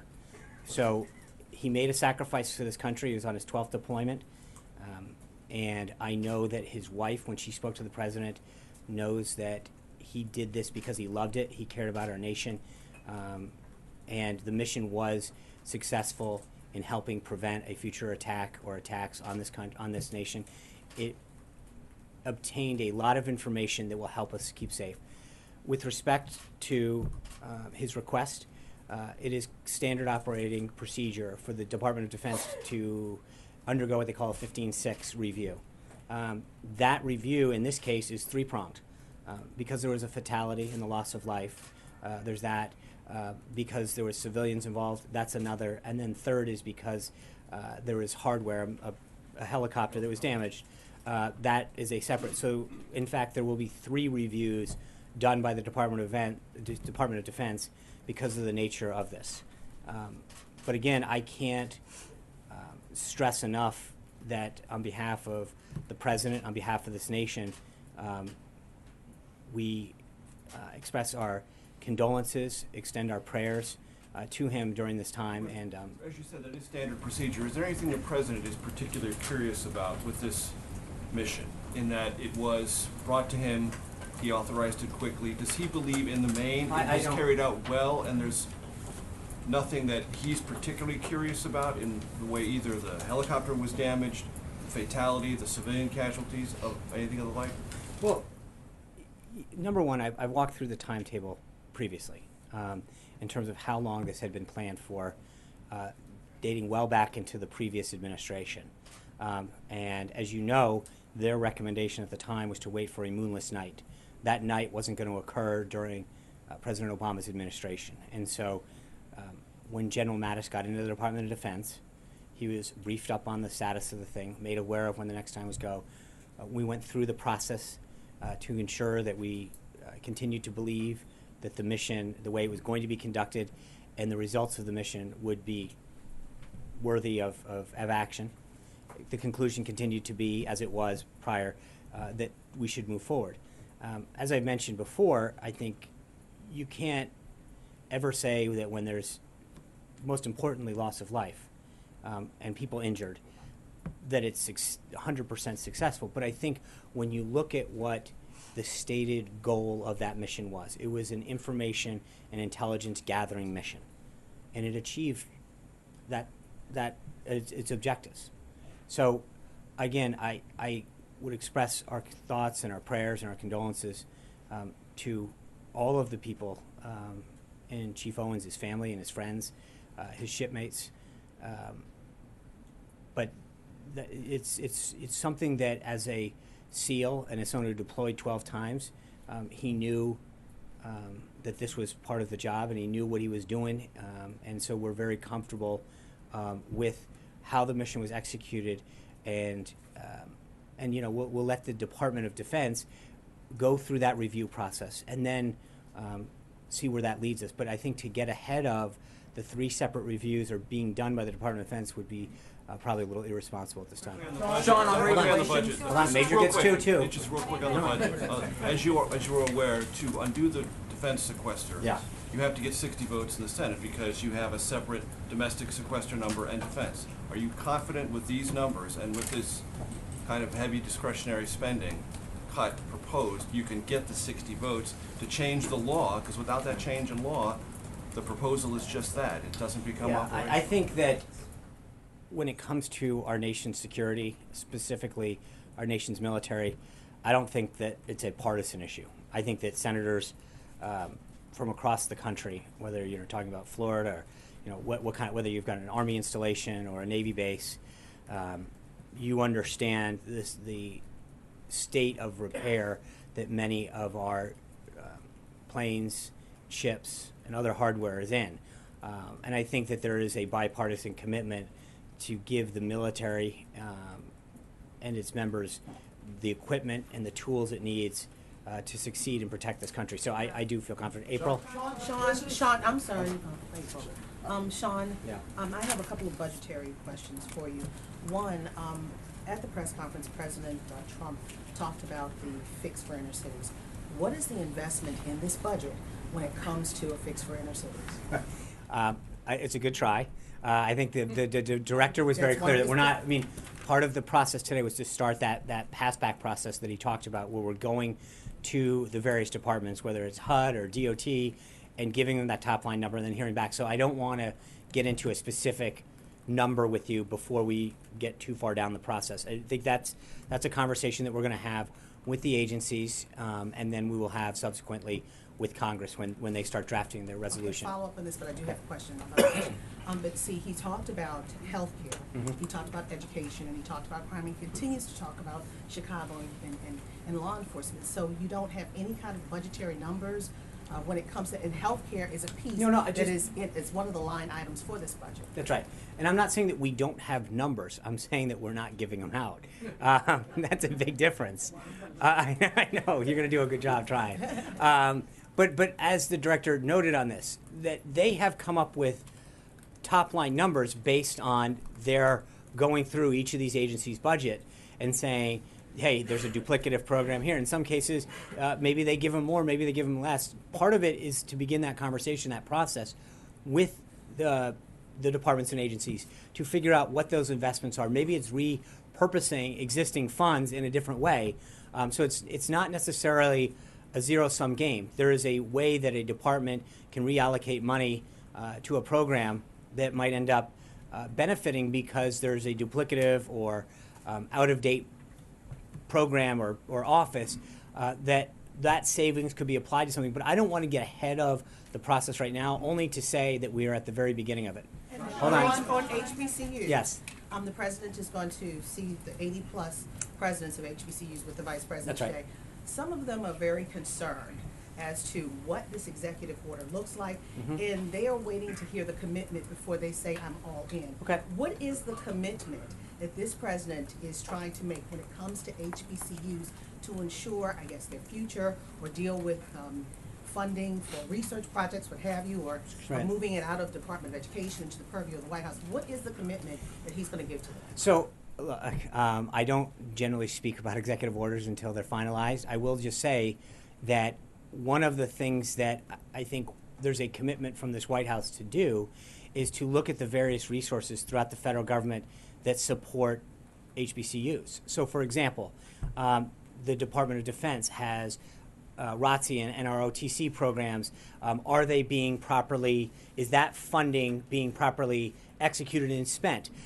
There's programs within each of the departments, the Department of Education, the Department of Housing and Urban Development, that affect grants or programs or direct funding that go to HBCUs for various different things, whether it's construction projects or teaching programs or mentorship programs, whatever it is, they span throughout the entire government. And I think that what we are committed to doing is ensuring that that there is a high-level understanding and commitment that goes straight to the president of how we harness those resources within the government and make sure that they're doing what they're supposed to be doing. So it's one thing to have them, right, spread throughout the different departments. It's another thing to make sure that there's a direct pipeline to the President of the United States, that those programs are being executed in a way that's benefiting the future of HBCUs and the various projects and teaching that goes on there. Is that? So what are you saying? There's going to be a piece that is going to basically go throughout all the agencies to make sure that there is some kind of commitment to HBCUs in contracting, like, let's say, engineering for some schools or in research for other schools? Yeah, I would say this. I think I'm going to stick to waiting until we announce it to get out a lot more. I anticipate it very soon. How's that? I want to give myself a little wiggle room. Phil Rucker. Yeah, Sean, Yeah. thanks. Budget-related question, but on infrastructure. Yeah. The president has repeatedly, including today again, called for a major infrastructure plan to the tune of $1 trillion, roads, bridges, tunnels, you name it. Can you explain where that money is going to come from, how it fits into the budget that's under review right now, and what the timeline for that project would be? So I think that would be part of a longer-term discussion that we're having with Congress. As you know, the president got in office 30-some-odd days ago. The idea of getting a budget, as you know, it's commonly referred to as a skinny budget, is to get the government continue to be funding, and it'll be something that we'll work with Congress. I understand your point. The president continues to talk about the status. Priority for him. It is, absolutely. But I think that we've got to make sure that it's done right, and that we work with Congress. I think, as you correctly mentioned, there's obviously a funding mechanism to this. And we've already talked about things like comprehensive tax reform that could add to that discussion. And so I understand what you're asking in terms of how this will be funded and when it will be coming and the pay-fors. But we're working with Congress to have that discussion. I think that comes probably outside of the budget discussion. And so how does he square that with the need to tighten the belt, which he also talked about today? Because we've been spending too much as a right, government. but I we need think to there's, cut our but spending. in the same manner that we're presenting the budget. So we're talking about adding $54 million, or $54 trillion rather, to $1 billion to thank you, appreciate the help here.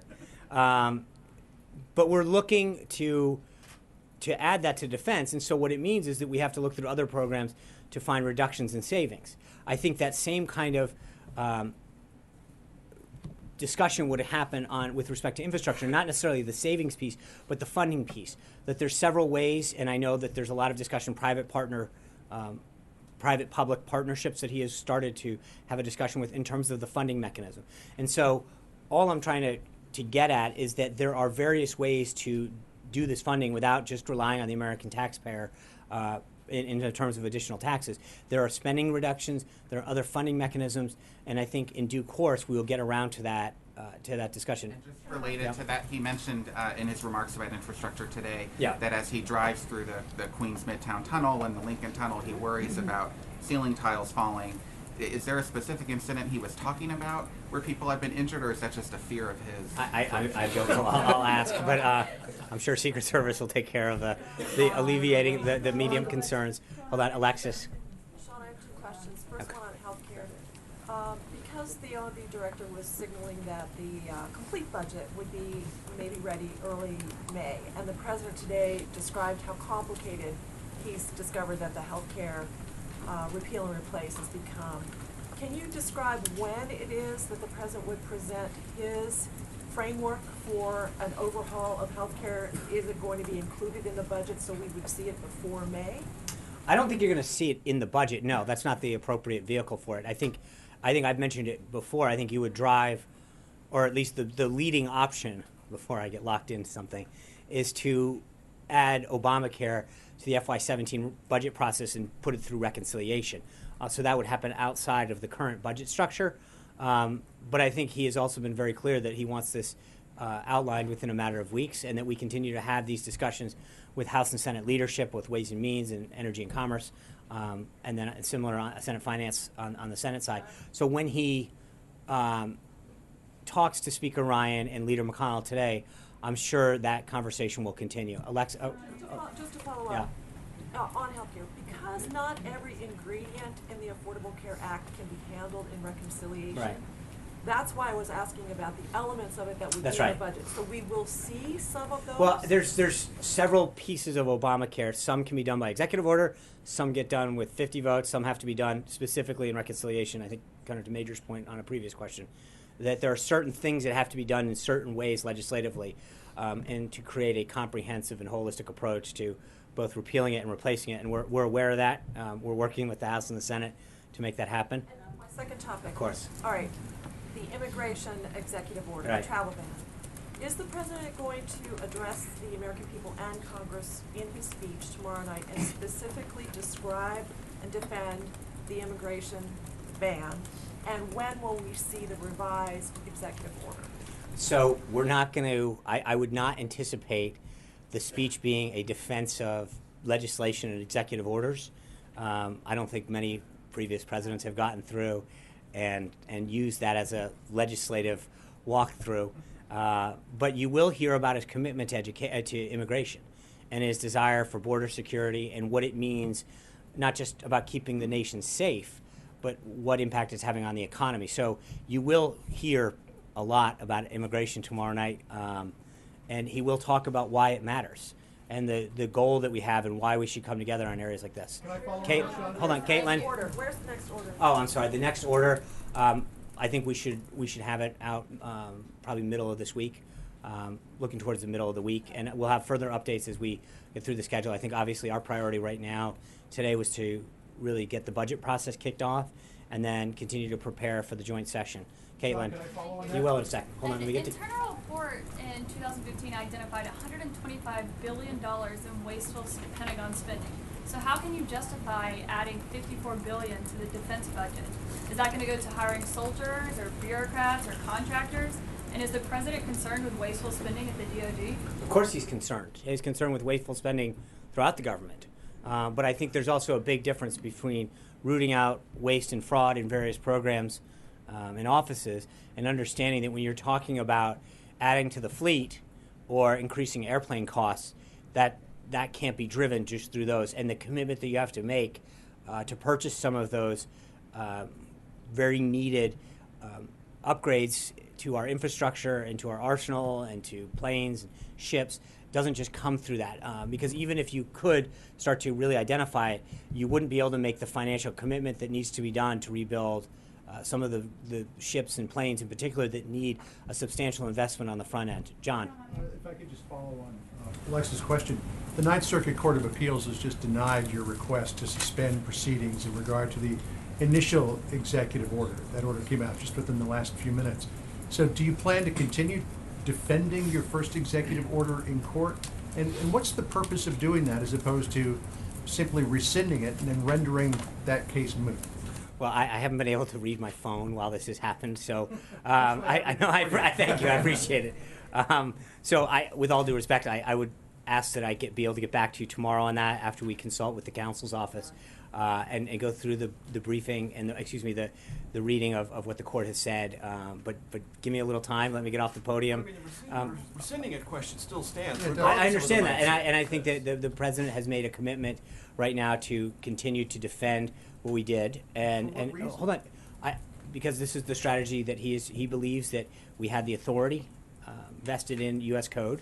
I've talked about this extensively in the past, and I think that if you allow me, once we get done with the briefing, I will follow up with the counsel's office to understand. The point that some of us are trying to understand is if you have a new executive order that you believe addresses the concerns of the many courts who have weighed in on this, why continue to defend an executive order? Because I think he's right. I mean, because we were right the first time. And I think that, but I think that it's not a question of proving a point. It's that the manner in which it was done in the first place was what we believe and continue to believe was the right way to address this problem.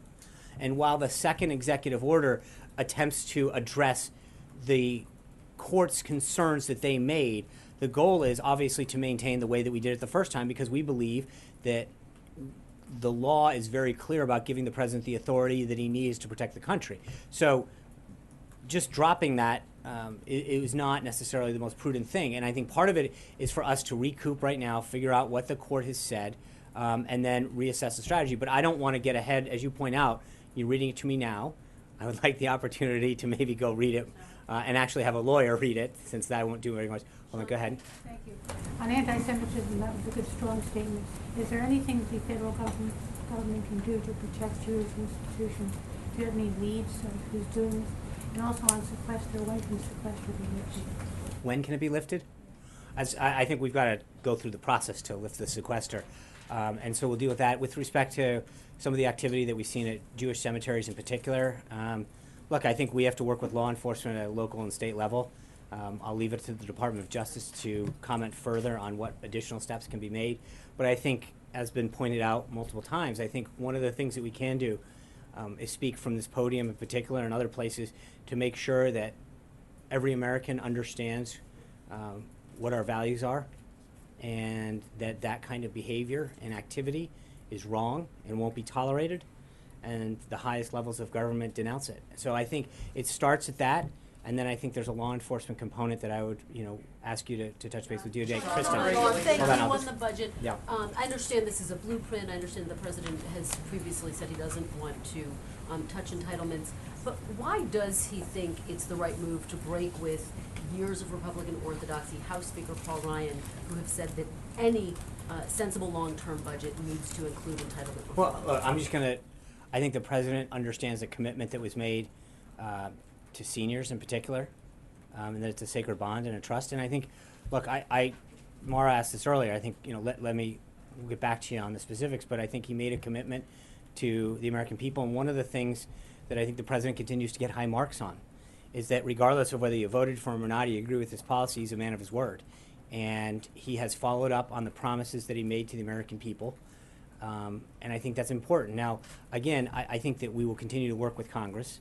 But the president understands that we have commitments that we've made on the entitlement side, in particular, and especially on the senior side with respect to Social Security, that need to be maintained. And so he's going to keep his word to the American people. But if you talk to some economic analysts, they say Social Security, Medicare won't be there in a number of years if we don't right, address. and I think that, right, and so for right now, I think the budget that we're laying out deals on the discretionary side. I think you've heard the president's priorities and commitment, especially when it comes to protecting this country.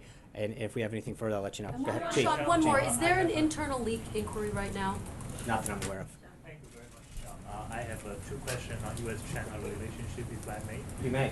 Thank you. Everyone else gets two.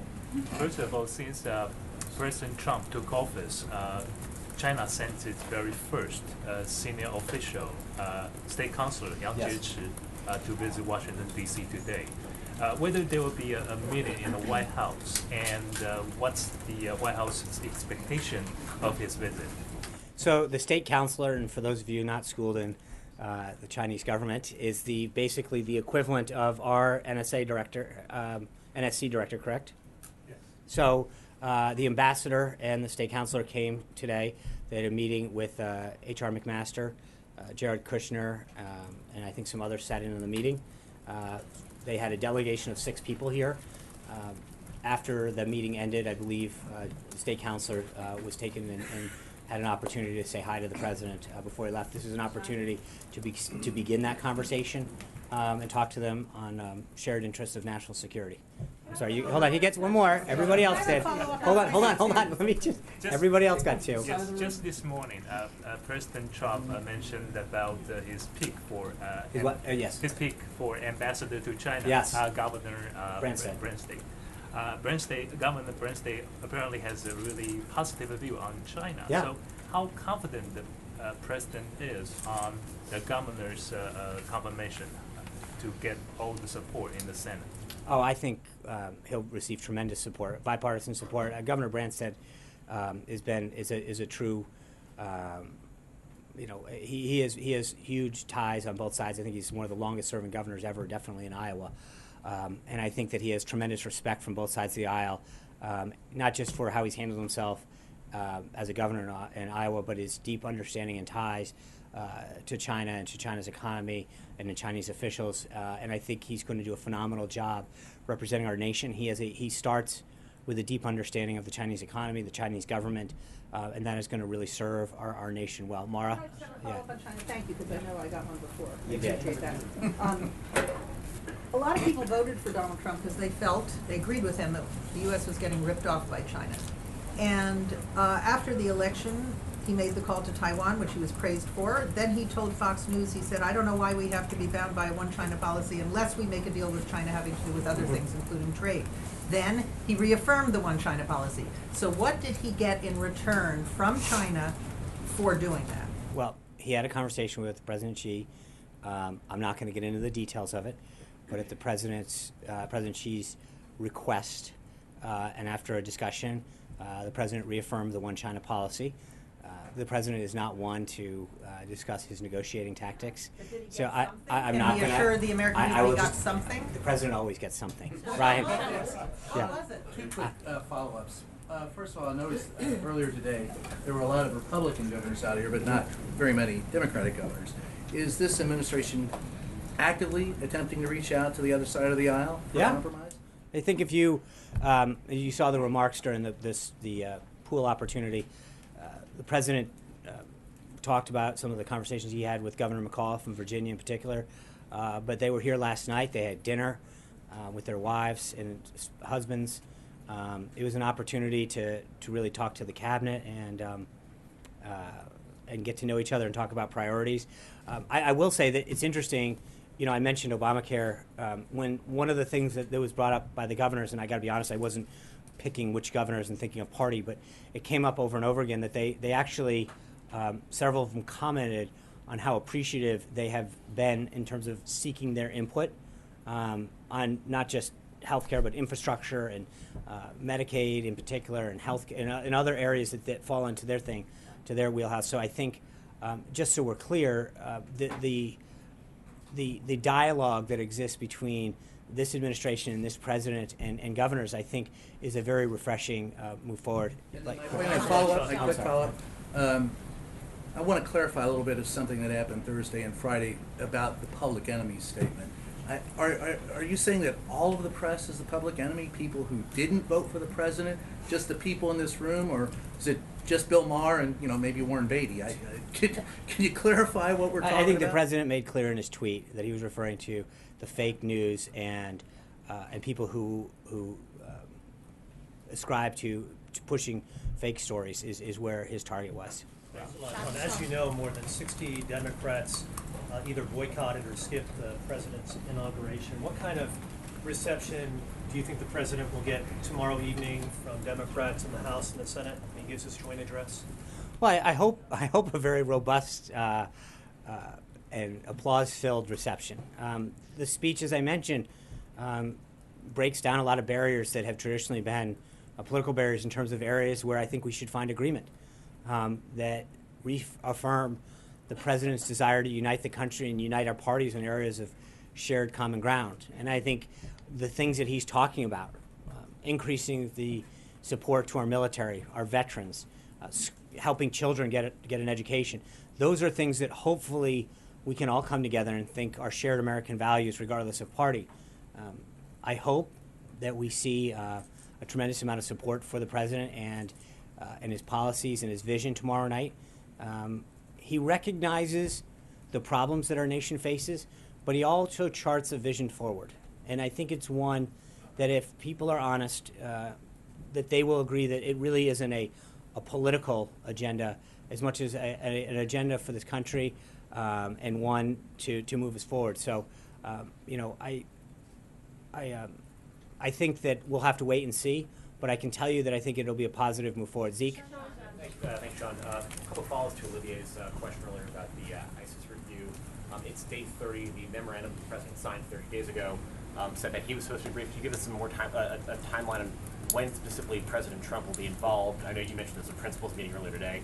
What the timeline of the review is, and then separately, you mentioned that Secretary Mattis was the one who's been presenting it to the principals committee. The memorandum included things other than just the military. It included public diplomacy, efforts to cut off financial ties to ISIS. Right. What were the other cabinet secretaries involved? What got us here, and where do we go from here? Thank you. Let me, if I may, get briefed on who and what occurred in the principals meeting to the extent that it's available, and I'd be glad to get back to you tomorrow on that. I just don't have that information available.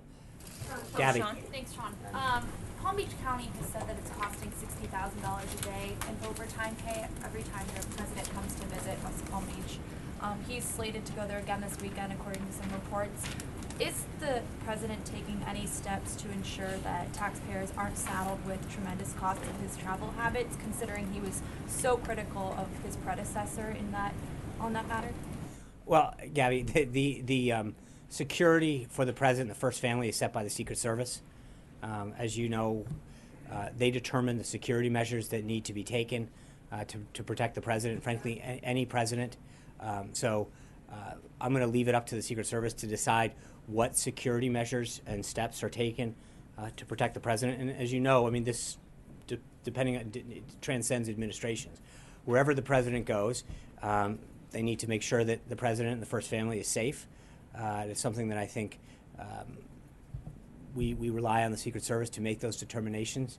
They continue to do a phenomenal job making sure that the first family and the president and the vice president are protected, and we have full confidence in the decisions that they make.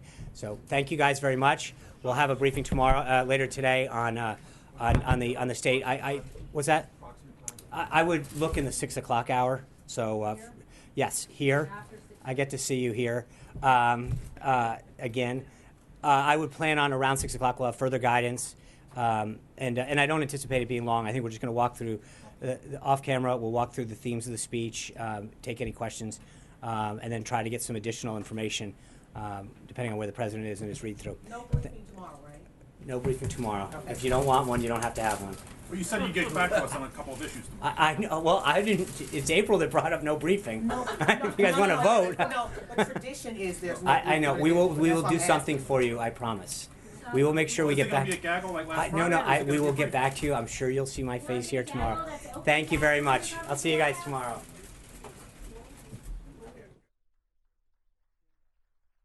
All right, everyone, that's Sean Spicer just wrapping up their White House press briefing.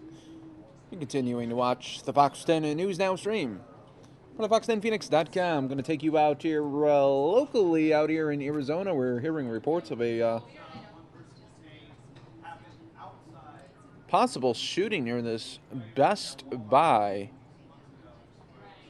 This is at 99th Avenue in McDowell.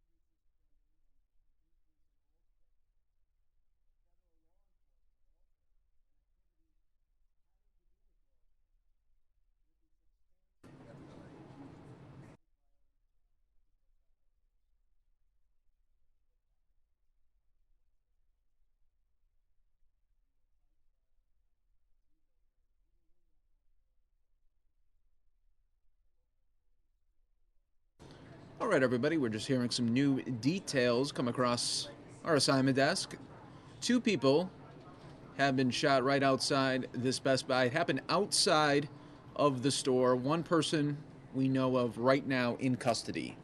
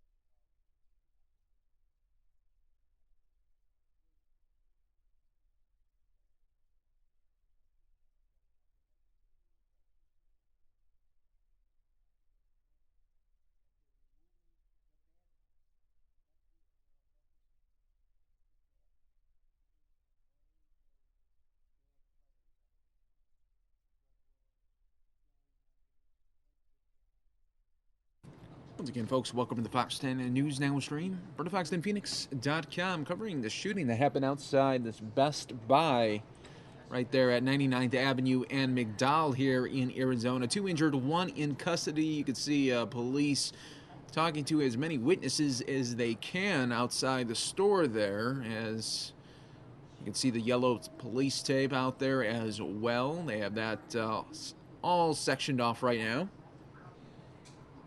We'll continue to watch here for any late developments and more updates too. Sky Fox up in the air. You're watching the Fox 10 News Now stream.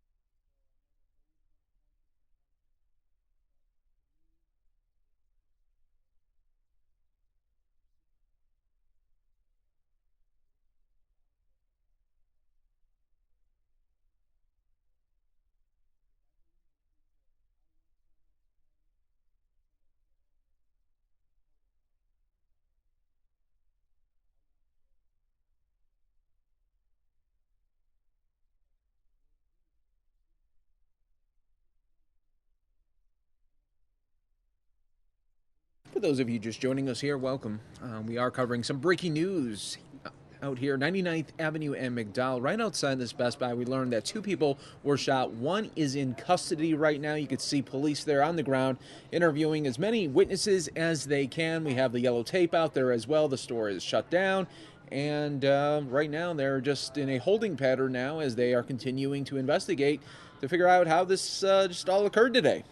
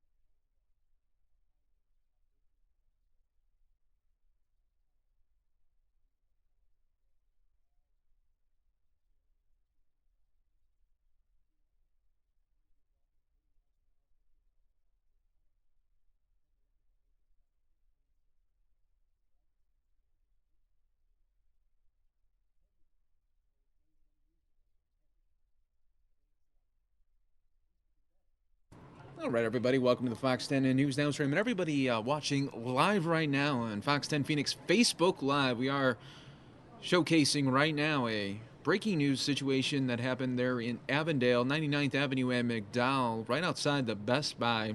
2 people were shot, 1 right now in custody, and you can see police there on the ground trying to talk to as many witnesses as they can. You can see the yellow tape there is stretched out as well. They are still trying to piece together the time frame of this incident and what led up to a double shooting.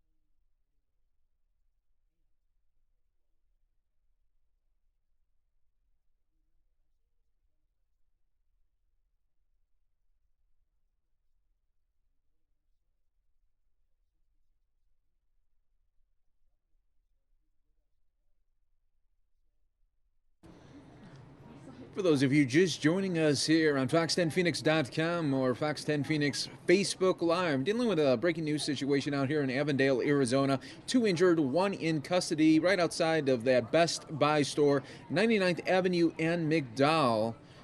Police right now still investigating. You can see there's a bunch of them there on the ground, and they're talking to as many witnesses as they can here. We'll continue to give you live updates as long as Sky Fox is up in the air there for us.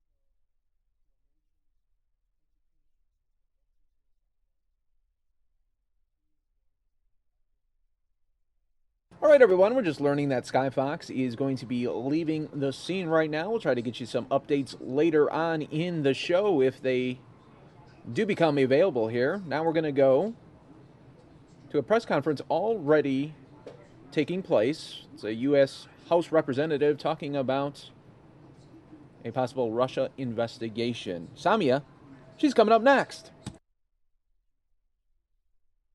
There's nothing to be concerned about, then why not be open and honest about the course of those conversations? Why did Mike Pence go out on TV and find the need to reassure the country that they had not been engaged in undermining the sanctions imposed by President Obama?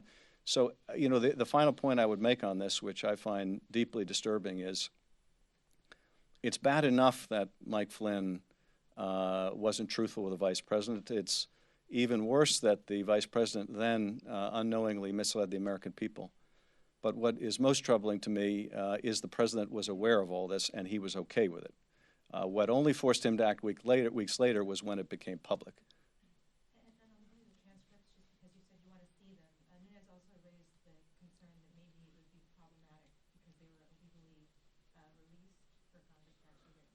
You know, whether whatever the leak investigation finds out in terms of who leaked information about what Flynn said, that's one thing. But nothing in that should prevent the Congress doing its investigation from finding out exactly what was said in that conversation. And again, I can't go into any of the specifics about how that conversation may or may not have been recorded, but I would not leap to any conclusion that there was illegality involved on the behalf of the intelligence agencies. But again, whether it was leaked or not leaked doesn't inhibit us from doing the necessary investigation we have to do. I'll go this gentleman and then you. Yeah. Earlier you said that the committee can't do the work of the FBI. So are you investigating the FBI's investigation? And if that is the case, why wouldn't you wait until the FBI finished its investigation? Well, first of all, we can't do everything the FBI is doing because we don't have the resources, and frankly, we shouldn't attempt to do everything the FBI has done. Indeed, when we look at the intelligence community's analysis of the Russian hacking, we're not going to be starting from scratch. We're going to look at the conclusions they reached, the raw intelligence they looked at, and among other things, we're going to be trying to determine did each of the conclusions they reach, were they supported by the actual intelligence? We'll go beyond that, but that is certainly an important part of what we're going to do. So why shouldn't we wait until the FBI is finished? We have our own responsibility to the public to investigate what the Russians did, what impact it had, whether there were U.S. persons involved, and we ought to conduct our investigation if the FBI is still doing one, contemporaneous with anything they're doing, but I don't think we can afford to say, well, we'll simply wait until you've concluded, run down every lead. But I think we should, as a way of making our own investigation far more efficient, find out what has already been done. But aren't you concerned that if there's an ongoing investigation, which appears criminal in nature, that it could potentially influence the serious work of a law enforcement agency to kind of continually brief your oversight of it? Not to say you should do oversight of it, but if it's ongoing, wouldn't facts change, leads change, they get some information, they thought they knew one thing, something else, and then they're giving you periodic updates? Wouldn't that be the same problem that Comey ran into when he was talking to Congress about the email stuff with Hillary Clinton? You know, that is a concern, and if I were in the Bureau right now, the concern that I would have in terms of Congress doing its investigation from the perspective of our ability to prosecute people is, is Congress going to be leaking information and saying things that are going to inhibit our ability to do our investigation, or are they going to bring in witnesses that may contradict what the witnesses have already told us? I understand that concern. And frankly, Congress can help by not talking about the facts as we're learning them. But the FBI has a responsibility to do its investigation for criminal justice purposes. We have our responsibility in the Congress to do our investigation for the purposes of determining how do we protect our democracy, how do we defend our country. And those can and will have to be done contemporaneously. But I'm sure that that is part of the concern driving the FBI. And, we just need to be mindful of it. We have that same dilemma, frankly, when the House is involving ethics issues, involving people and justices doing their investigation. And in some cases, those investigations give the FBI more time to finish its work, and then sometimes they don't. Here, the Congress cannot afford to wait, in my view. Yes? Congressman, you said that the committee lacks all of the resources that it needs in order to, or rather, doesn't have as many resources as other national security committees on the Hill. Doesn't that handicap the investigation from the start, given the complexity of this matter? And secondly, what have been the stated reasons as to why the Senate will not join up with the House Intel Committee to do this investigation? Well, first of all, does it pose a handicap to us? And the answer is yes. Now, on a bipartisan basis, we are trying to remedy that in part. And as I mentioned, the chair and I have asked for more resources for our committee. Frankly, though, those are resources that we would need even in the absence of this investigation, because when you consider the size of the agencies we oversee and the level of our staff to begin with, it is very paltry by comparison to other national security committees. So even in the absence of this investigation, we would need more resources. With this investigation added on, it's all the more challenging for us, which is, again, why I feel that it would be much more efficient for us to be working jointly with the Senate. In terms of the Senate's perspective on it, I would have to imagine one of the concerns, and I'm just speculating here, that the Senate may have is if they feel that their investigation is proceeding very much in a bipartisan fashion and they're concerned that maybe the House isn't, they may have concerns about combining the two. But I would hope that both investigations can be done in a bipartisan way. And again, getting back to your question earlier, Eli, we're going to be bringing in a lot of the same witnesses. And for those who are in the IC doing foreign intelligence, it's not as if the day job has gone away for them either. They only have so many resources to do counterintelligence, and they're going to be spending a lot of their resources coming in to brief us. And I think it would also make their job a bit easier if we did it jointly rather than separately. Yeah. Congressman, you said that you and Chairman Nunes had meetings with people from the Intelligence Committee officials. And from those meetings, he seems to have reached a conclusion that there's nothing there. But you want to pursue an investigation. What have you learned from those meetings that makes you want to pursue an investigation, especially on the issue of contacts between campaign officials? Are you moving based on the news reports or something you learned from those conversations? Well, first of all, I can't go into the contents of any discussions I've had with the IC. But the basic point is this is a committee investigation. It's not an individual inquiry being done by myself or the chair or Senator Burr or Senator Warner. These are committee investigations. And thus far, the committee has heard no evidence. We've had no witnesses. We've received no documents in-house, at least on the HPSI side, and I don't know, it may be the same on the Senate side. We're still trying to even get possession of the documents. So it is well premature to make any conclusion.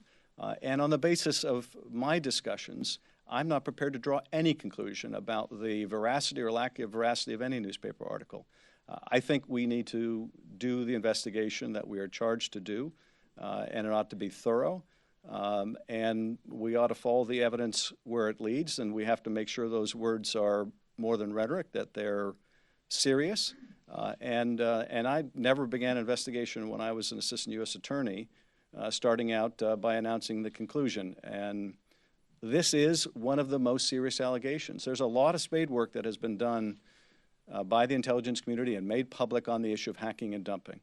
The IC has said itself directly little or nothing on any other issues of collusion. That's one of the most important areas to be investigated, so I don't think we should rush to any conclusions. But as a prosecutor, when he said there's nothing there, are you saying there's something there? I'm saying that at the beginning of the investigation, we should not be reaching any conclusions about what we will find during that investigation. And And in terms of Russian collusion with U.S. persons, we don't have any information as a committee to form any judgment at this point. And again, if you look back at the 9/11 Commission and you look at the Joint Congressional Inquiry, they didn't simply accept a representation made by anyone in the IC to the chair or vice chair. They did an investigation, and that's what we need to do. Last question. So I just wanted to get a clarification point. When was the invitation for the FBI director to come and testify at HIPSI? When was that extended? Was it before the recess?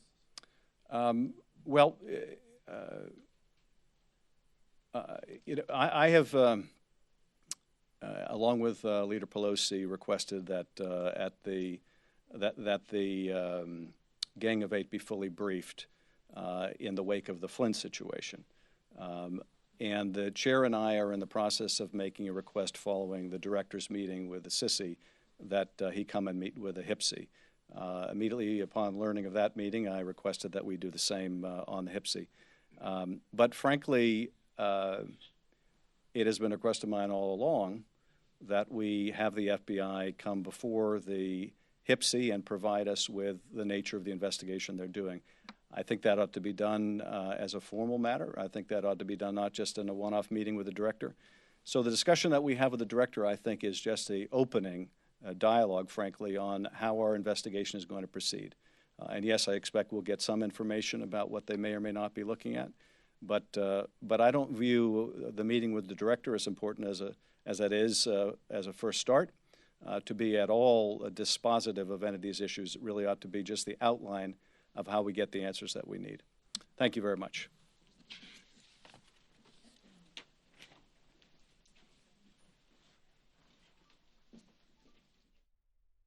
All right, everyone, so we caught the tail end of that press conference. We will replay it for you a little bit later on because I know many of you are interested in this investigation into alleged Russian hacking, whether it's actually going to be further investigated or not. We'll continue to monitor this situation. In the meantime, though, we want to take you to the National Press Club. Nancy Pelosi and Chuck Schumer speaking now at the National Press Club. They've been speaking for over an hour. Immigration and how our founders predicated what they did on the idea that every generation would take responsibility to make the future better for our country. And immigrants followed that American dream to where we are. So this is about our values. I just want to say one more thing about it, too, which is often forgotten. If President Trump has his way and his executive order just says all those who are here illegally, not just those who commit serious crimes, not just those who might be part of terrorism, but the vast, vast, vast majority who just want to live here and be part of the American dream, if they are all to be taken out of America, our economy would have a dramatic, dramatic drop. Go talk to employers, whether they be farmers or manufacturers or store owners. They would lose a labor force, a hardworking, dedicated labor force.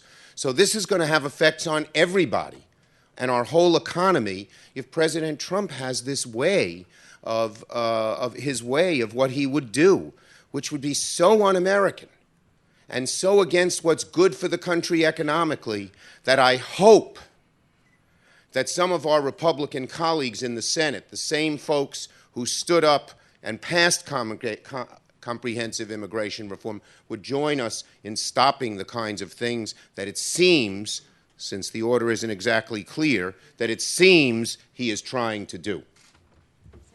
Before I get to the last question, we have a little National Press Club tradition that we always like to do around here. That's why we come. You come for the collection of coffee mugs. And thank you, Leader Pelosi. And thank you, Leader Schumer. To our country in 2017. My last question, we spent a lot of this press conference talking about the things that you don't get along with in terms of the Trump administration and the Republican-led Congress. Can you name one thing that you think you probably could accomplish together? You know, let me answer that. When Trump first became president, and you've listened to his campaign, there were things we could come together on. For instance, he campaigned on getting rid of carried interest. Tomorrow, if President Trump proposes a standalone bill getting rid of carried interest, Nancy and I would support it. We're not going to oppose it just because the name Trump is on it.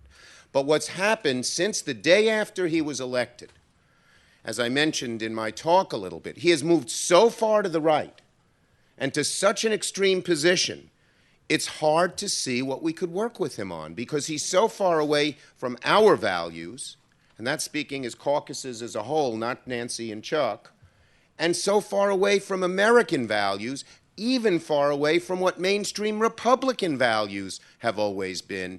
It's going to be very difficult. It's up to him. If he gets away from his hard right line and starts maybe entertaining some different type ideas, then maybe it's a possibility, but it sure as heck isn't now as far as I see it. Well, I associate myself with everything that the distinguished leader has said. I'll just say that in 40 days, I mean, you heard me say what President Obama had already accomplished working with Congress. But 40 days it's almost biblical, 40 hours. We as Catholics observe 40 days in the desert that Christ was there, 40 years in the desert that Moses was there. 40 is fraught with meaning, and to have nothing that we can say. So far we have seen some things that we can work with. Ideally, could there be something? It's yet to be seen. But in any event, we look forward to seeing what the president has to say tomorrow night. If it's anything like his inaugural address, I think it will be a sad evening for our country. Well, let's be hopeful. I thank you all very much for the cup and for the hospitality. Thank you, Mr. President. Please. Thank you. Thank you, Leader Pelosi. Thank you, Leader Schumer. For more information on programs here at the National Press Club, you can log on to www.press.org, where we here are also a part of the Constitution. We are adjourned.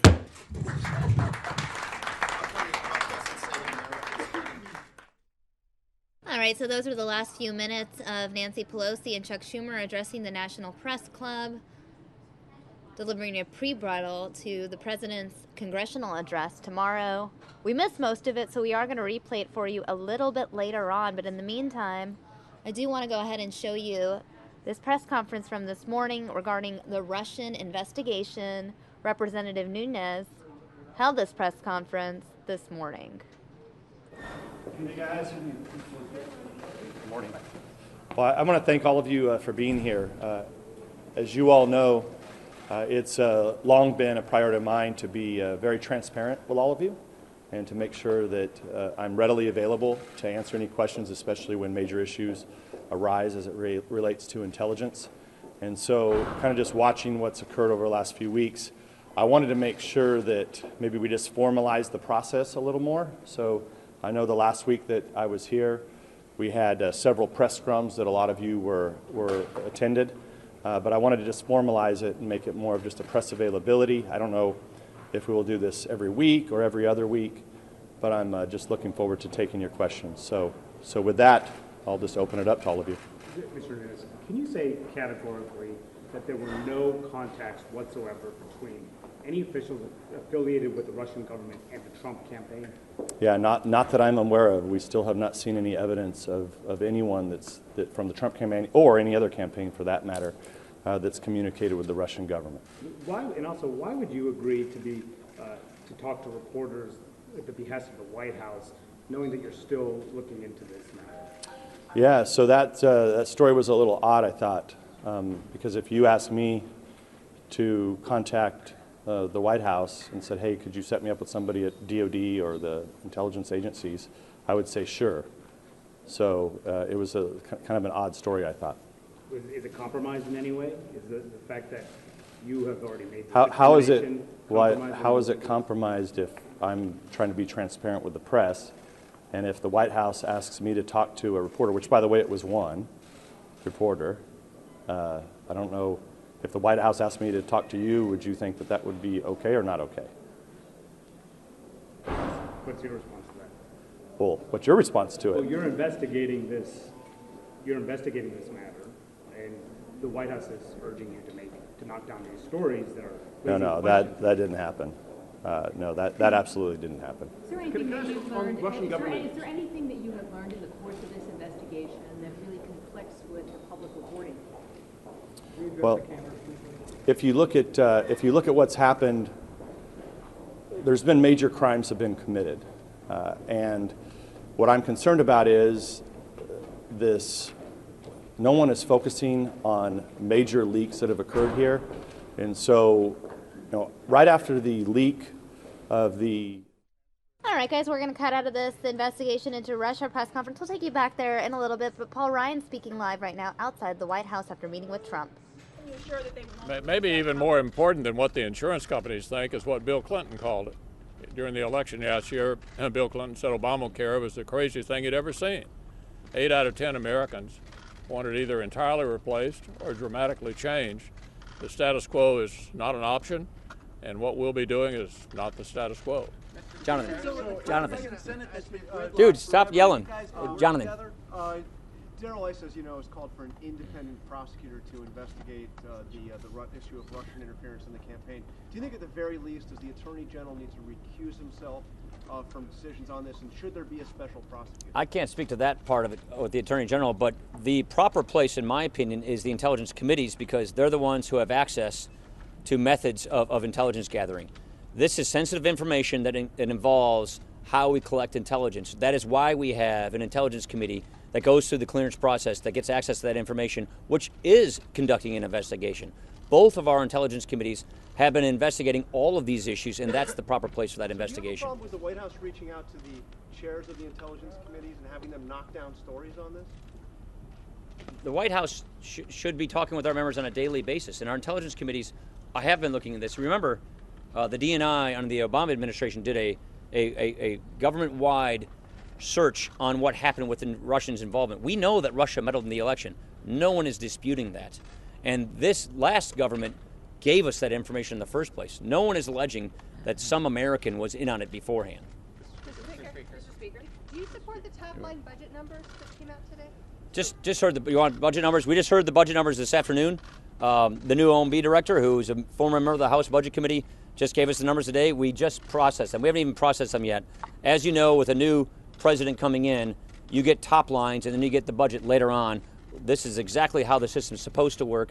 We're very excited that they are actually giving us these numbers this early in the process so we can move forward with processing our budgets. You're a guy who knows budgets pretty well, Mr. Speaker. Congress and the Senate working together. That time to go?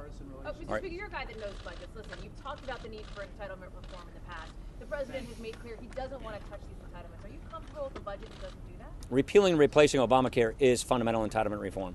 Thank you. Do you see an opportunity with this president for bipartisan relationship? We've had gridlock for so long. Yeah, I think so. We haven't seen much out in the Senate yet, but I'm hopeful the fever is about to break.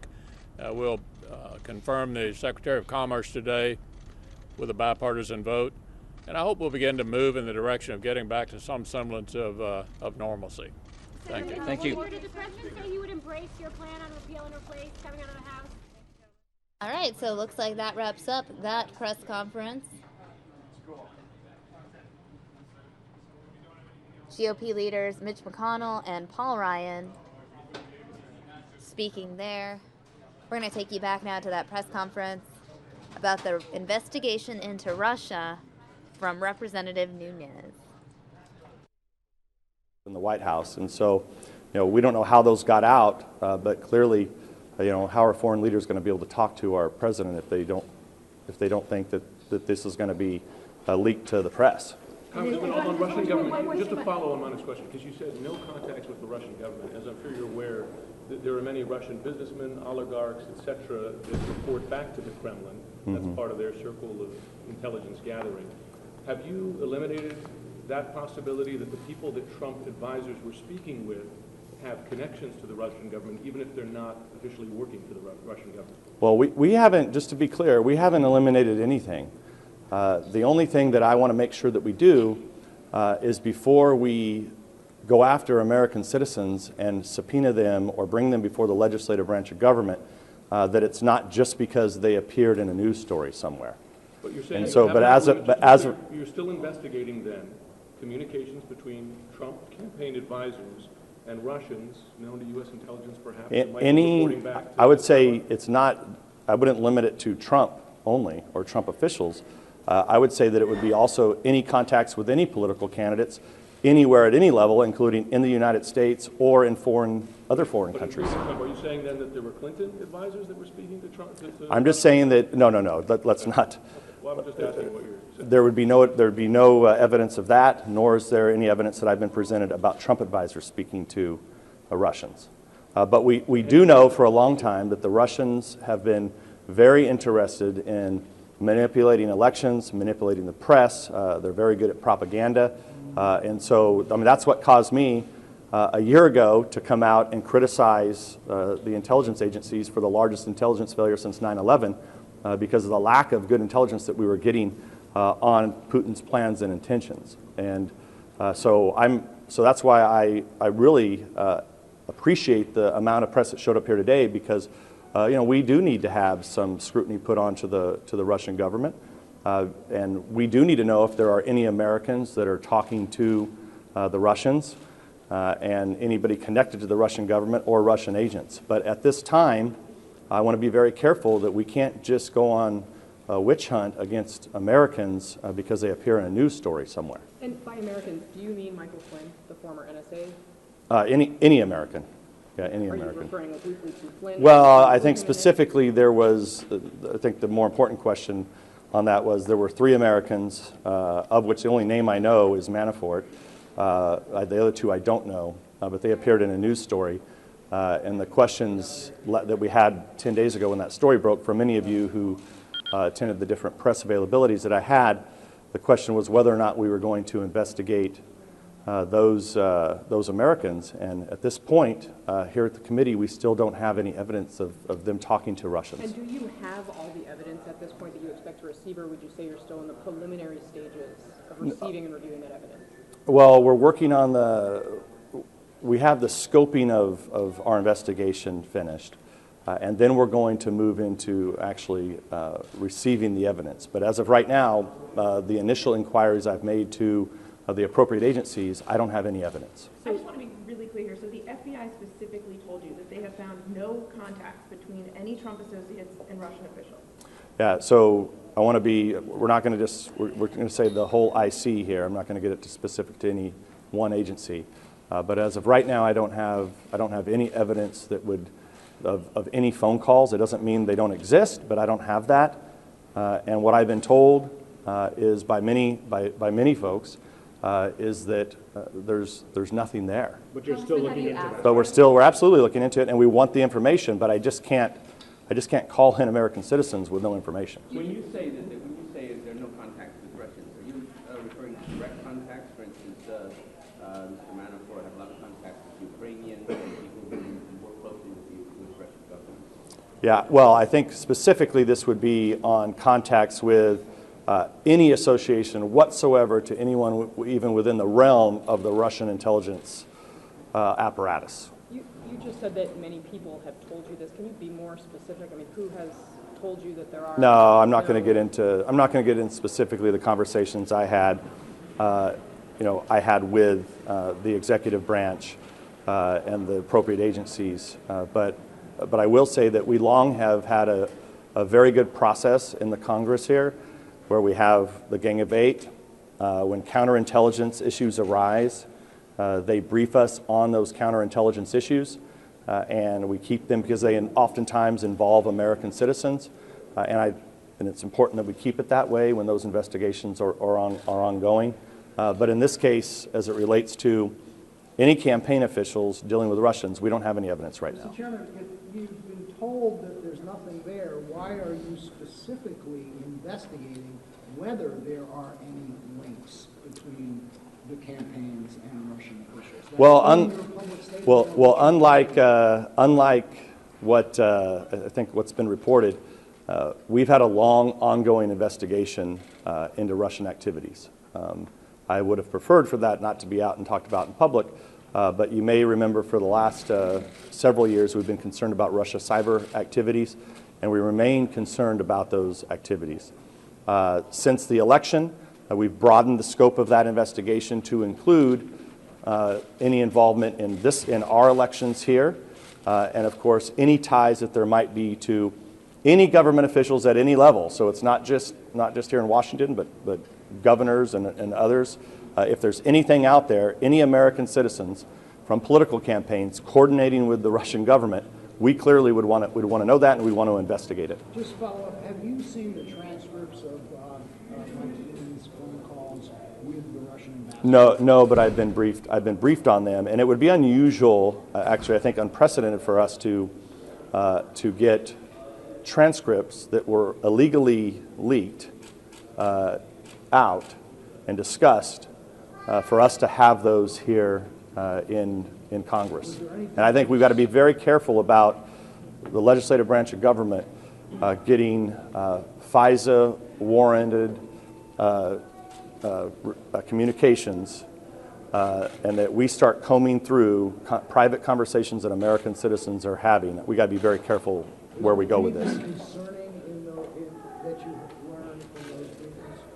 No, I think what it appears to me like is that it seems to be there's a difference between what Russia sanctions are to people like myself, which when I think Russia sanctions, I think of dealing with Crimea, dealing with the invasion of Ukraine by the Russians, and the sanctions that we've put into place, working with our allies, with the EU and others. And then what happened right at the time after Christmas when President Obama kicked some Russian diplomats out, that I don't really consider that to be sanctions.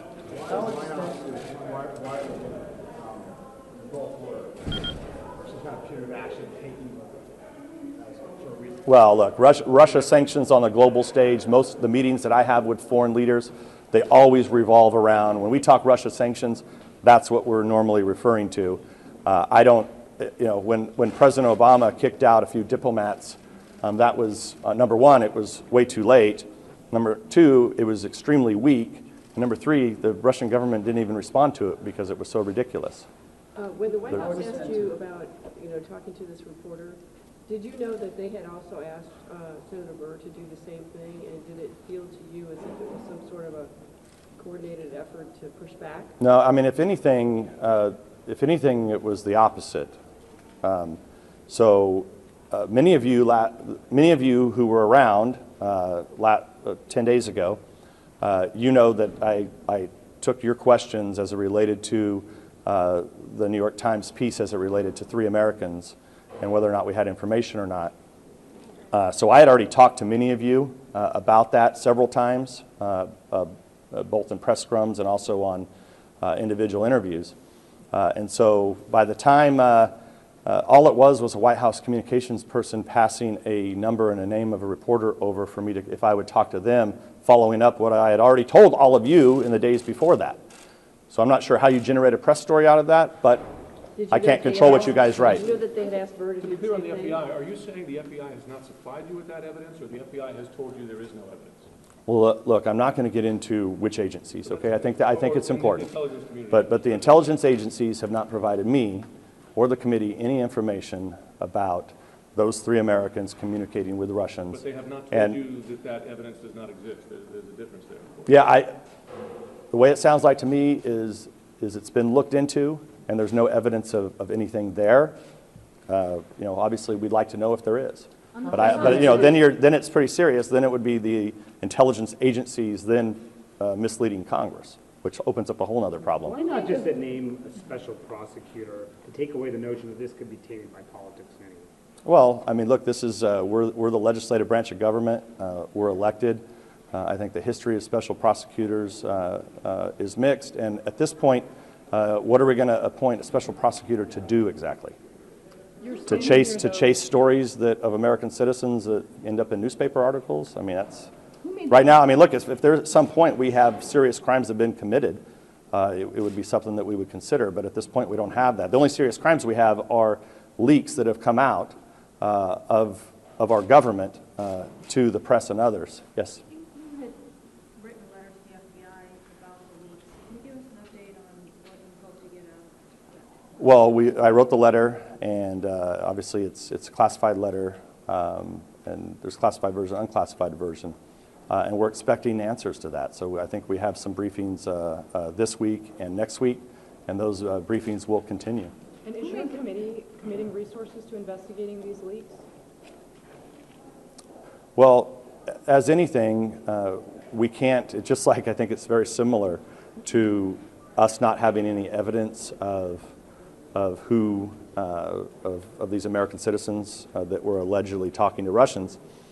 We also don't know exactly who would have known about General Flynn. Now, the good thing is about FISA and the way it works, there should be a record of who in the government knew about General Flynn talking to the Russian ambassador, and from there we should be able to know who's in the realm of the possible, who we would need to talk to. On this very point, can I ask you, who made the decision under the last administration to unmask Flynn, and was it appropriate? We don't know yet, but that's a very good question, and those are some of the, I think that we should be able to find out. We should be able to find out who within the executive branch knew about the initial conversations, and then who went to who to get Flynn's name unmasked. So that should be a relatively small number of people.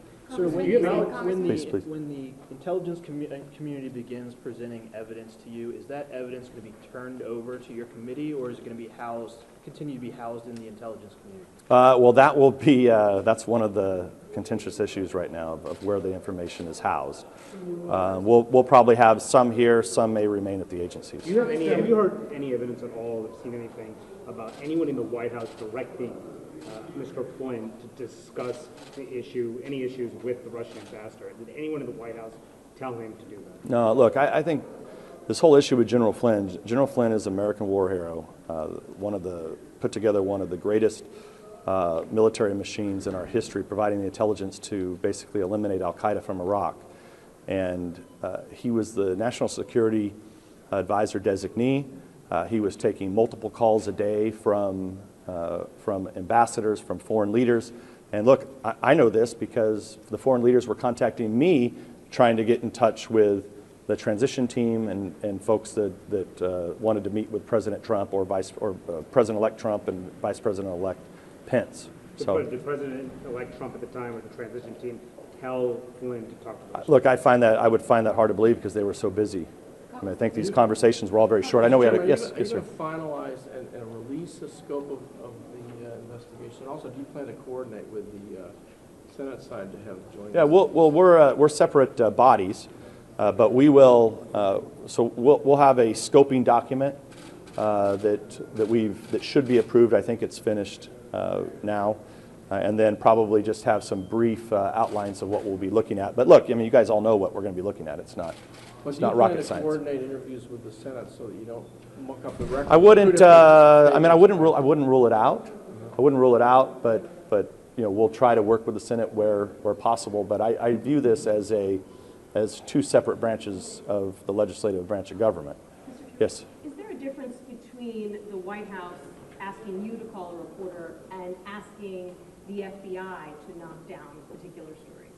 Yeah, well, look, I don't think I mean, first of all, the White House talking to, having a reporter, if a reporter asks the White House, hey, can you get a hold of whatever member of Congress, I don't think there's any issue there. I don't know what the story's about. As it relates to the FBI, I believe what happened with the White House, as I understand it, in my limited conversations that I've had, I just think it was an obvious question that one would ask. If there's no evidence here, can you talk about it? And the FBI, of course, normally doesn't talk about leaks and whether or not they're investigating or other issues of who's under investigation. I think it's pretty standard for the FBI not to comment on this. It's pretty unusual if they do comment. And so, obviously so I don't even know how true that story is. I mean, I would go to the White House and ask, what conversations actually occurred, but I don't think very many. And I think they were pretty simple. Can you give us an idea of how far along you are in starting this investigation? And well, how many people just to make sure you understand, what caused me to go out a year ago and say the biggest intelligence failure since 9/11 was our failure to understand Putin's plans and intentions. What caused that is because we were constantly investigating the Russia problems. So all we're doing is we're adding additional things that we're looking at, which will include the election issues. Mr. Chairman, you say that there's no evidence right now, Russian contacts with campaign officials.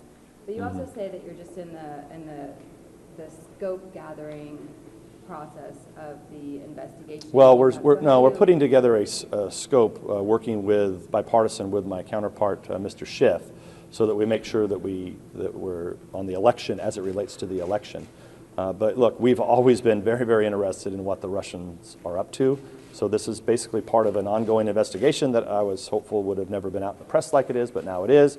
And now we're just expanding the scope of the investigation to include what we will look at as it relates to the election. But in terms of evidence, some we have, some evidence we do have. Obviously, we're looking for more evidence, but most importantly, as it relates to American citizens, if you all have American citizens that you know were talking to Russian agents, if you want to come to our committee, be a whistleblower yourselves, and bring me those names, I'd be very interested in having them.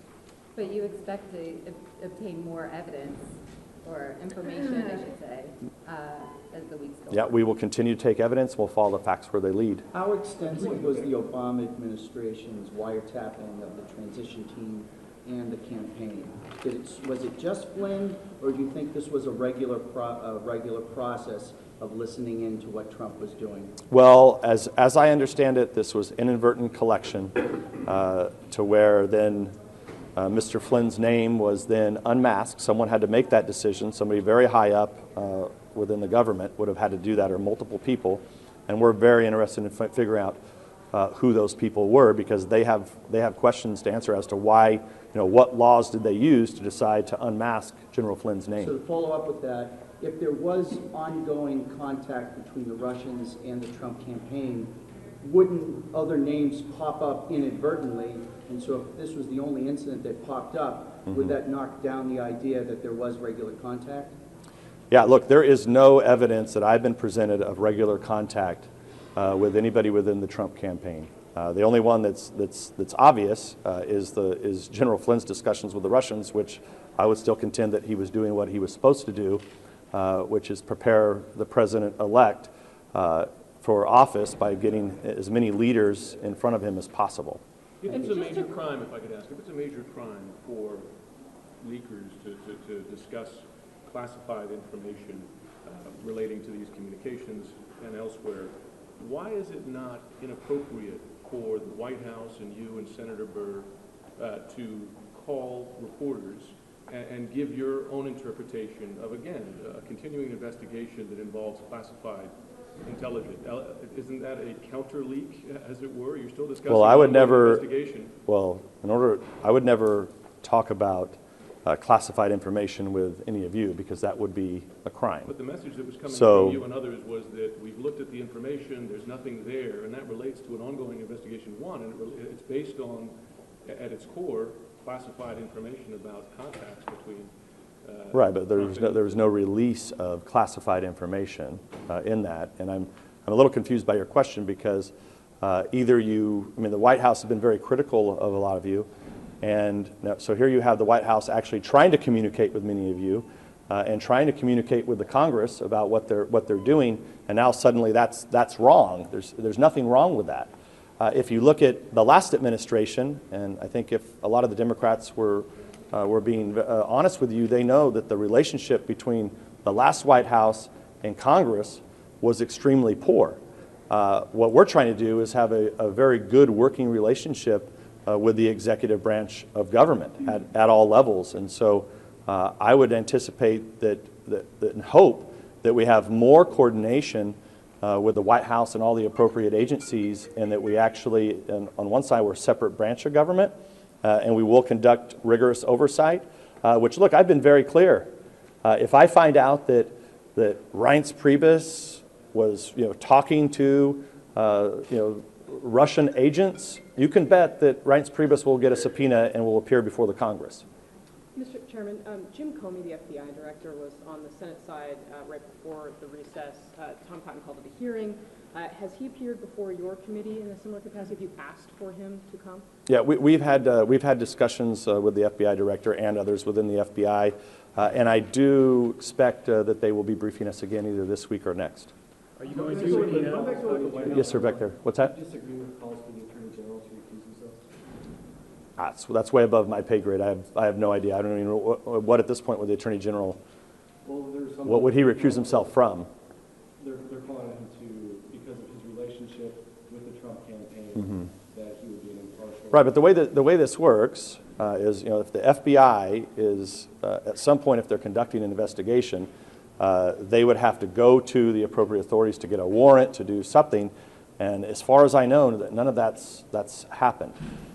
Speaking of Reince Priebus, do you have any concerns with him talking with the FBI, number two at the FBI, to bat down stories about this, given the I think clear restrictions? I don't want to speak. Look, I think you need to ask them, but I think they've been pretty clear about the discussions. I think the FBI regularly briefs both branches of government. So they would brief, FBI would brief the president, vice president, the chief of staff, any other appropriate personnel, the same way that they brief the Senate and the House.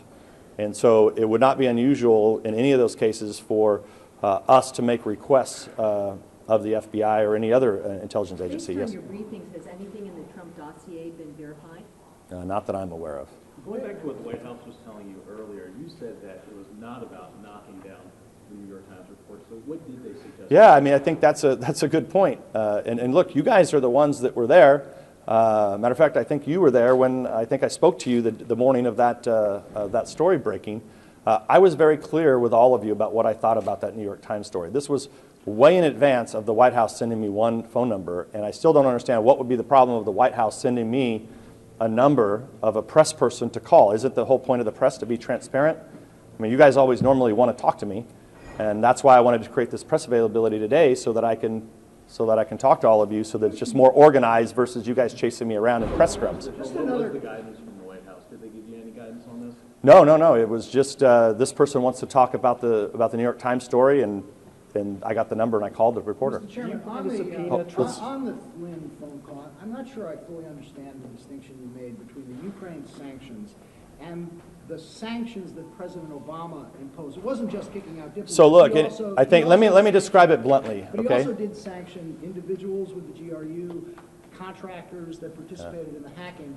And I guess the question is, if General Flynn telegraphed to the Russian ambassador that those sanctions, whether or not you think they were serious enough or strong enough, would be eased or lifted, would that not be concerning? So let me be very, very clear. So I think that just when I apply common sense to this, those were not sanctions. Those were petty.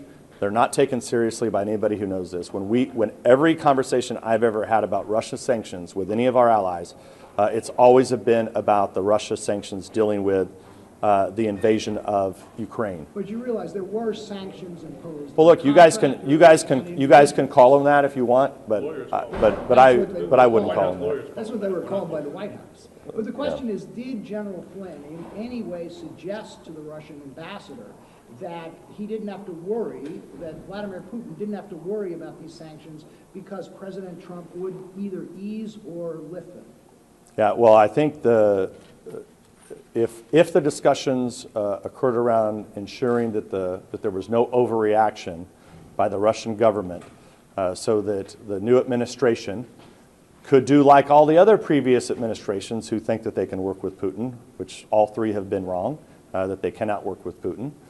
If that was what General Flynn did, was just to try to keep the lines of communications open and to make sure the Russians didn't overreact and maybe have some reciprocal attacks on our diplomats or other embassies around the world, that did us a big favor, and we should be thanking him, not going after him. Sound like he was telling the Russian ambassador, "Don't worry about what the president just announced. We're going to do something different when we get." Yeah, I don't know that that's what was said, but if that was said, I don't know what the problem would be with that. I mean, I think that's exactly what he should be doing. Isn't that one U.S. administration negotiating? So you want to investigate on Logan-Act? You're a Logan-Act guy?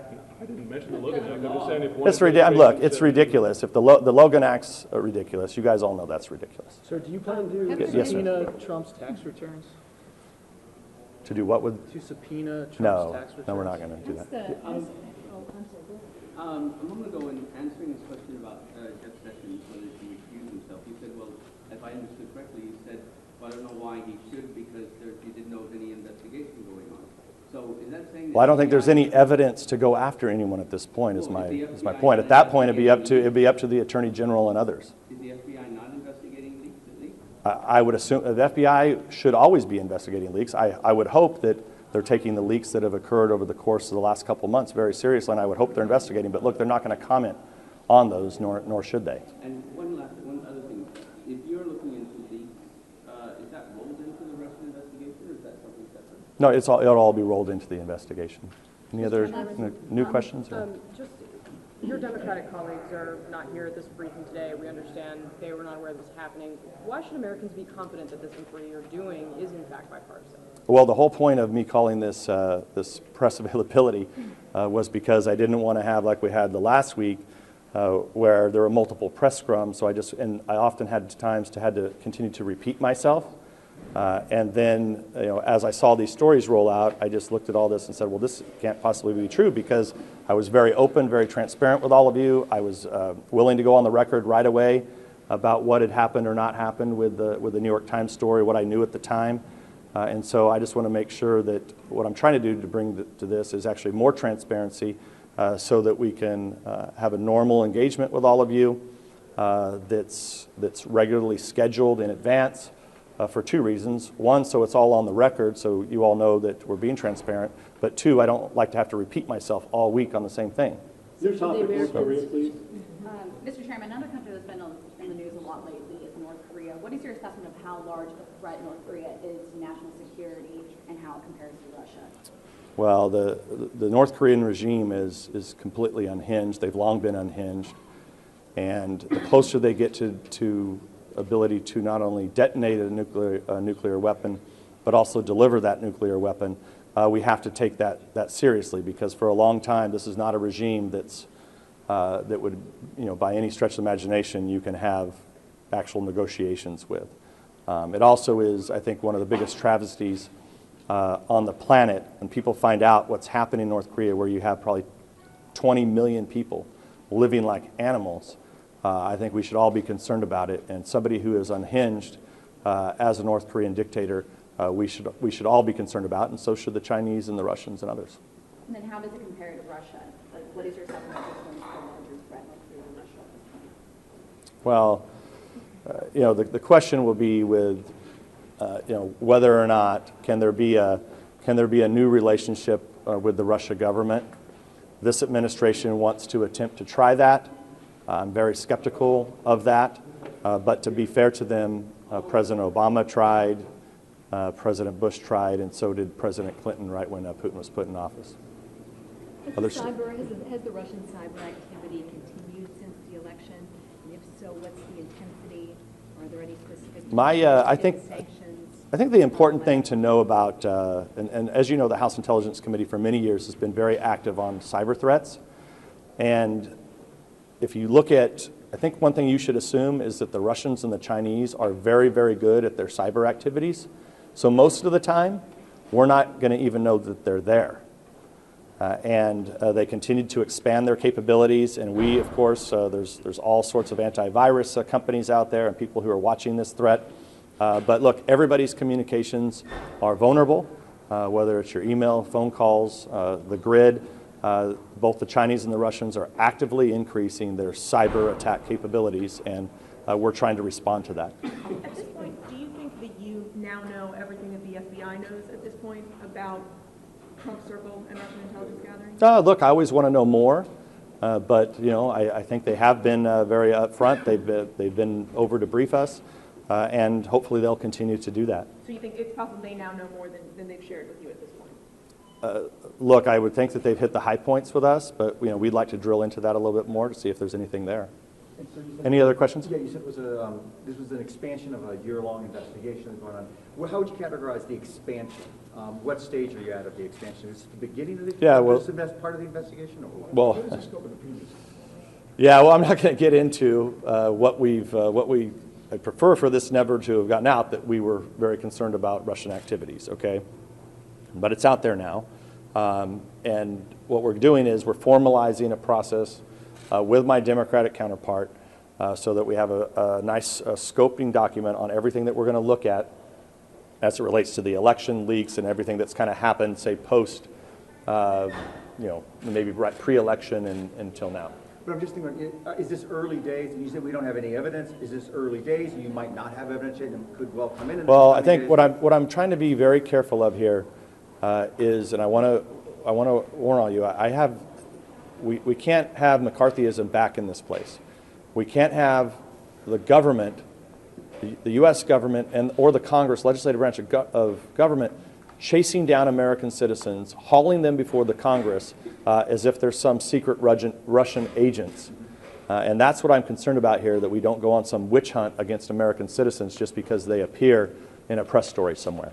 Mr. Chairman, you said that you didn't want the initial investigation to become public. What do you see the end result being? How public will your findings become? They'll be public. Yeah, they'll be publicized. And beyond that, what kind and look, we could just have likely what will happen is we'll probably just have an interim report of some kind that we'll put out on what we have, and then, like oftentimes occurs, these investigations, I would like for the whole issue with the Russian investigations to have to stop, but I don't have, as you already know from my previous comments, I don't have any faith that Putin's going to negotiate in good faith with us and become an ally or become part of the West at this point. How much of that aspect of it, this distrust of the Russian government, have you shared and expressed with the president, given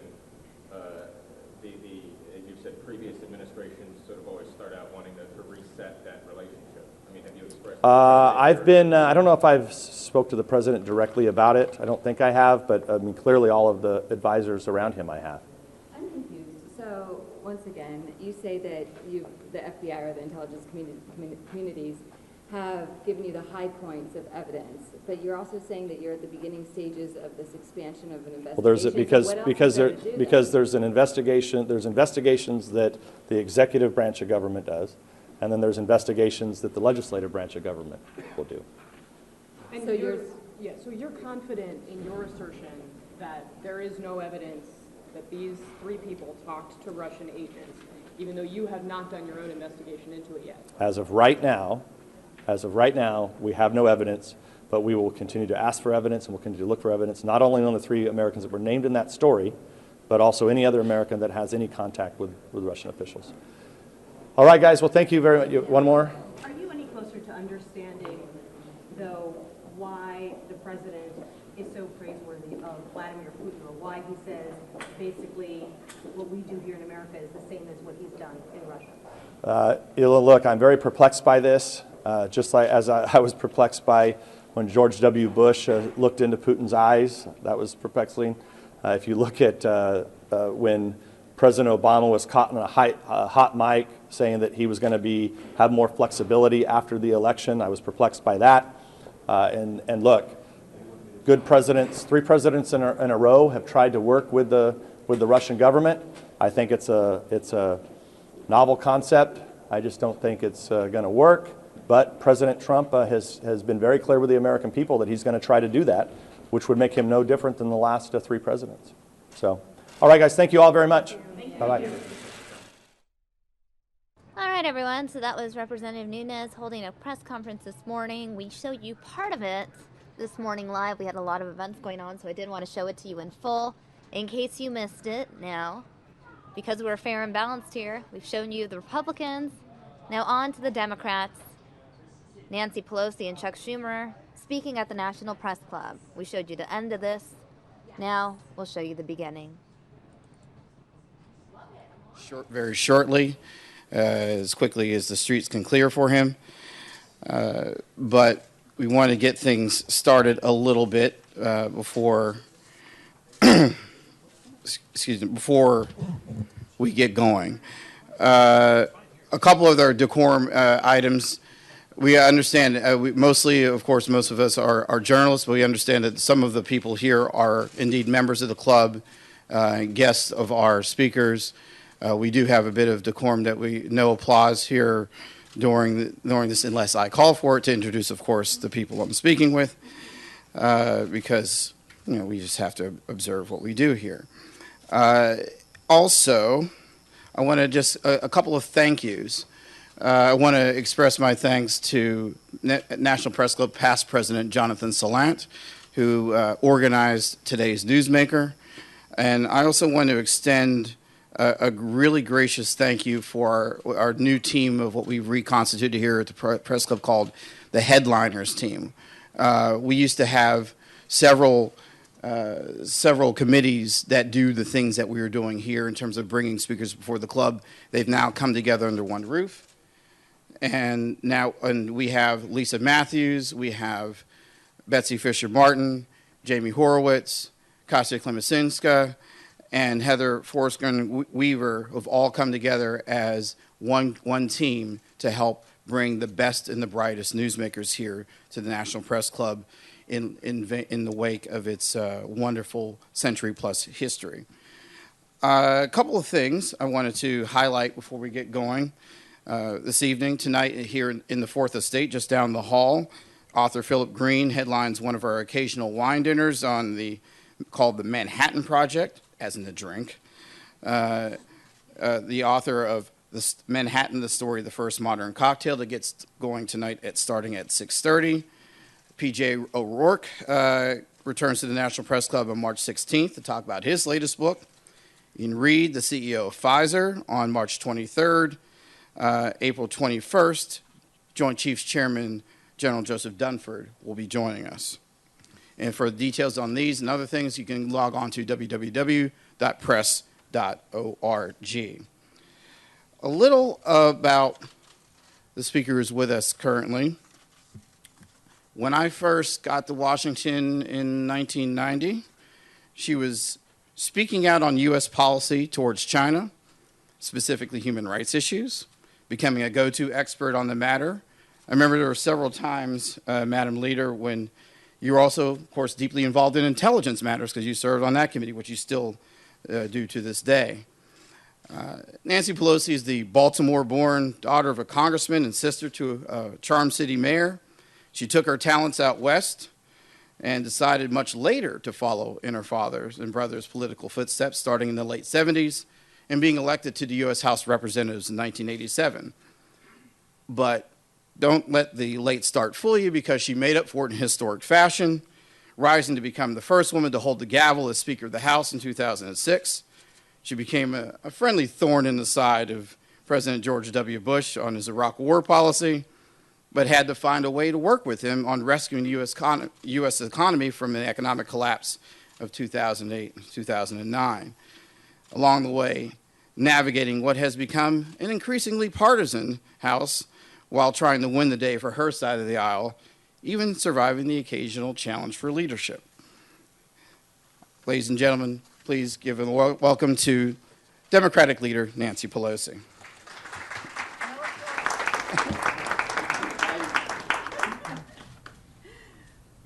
Thank you very much, Jeff. Thank you and congratulations to you for your election as president of the historic National Press Club. Thank you, Jonathan, for arranging all of this.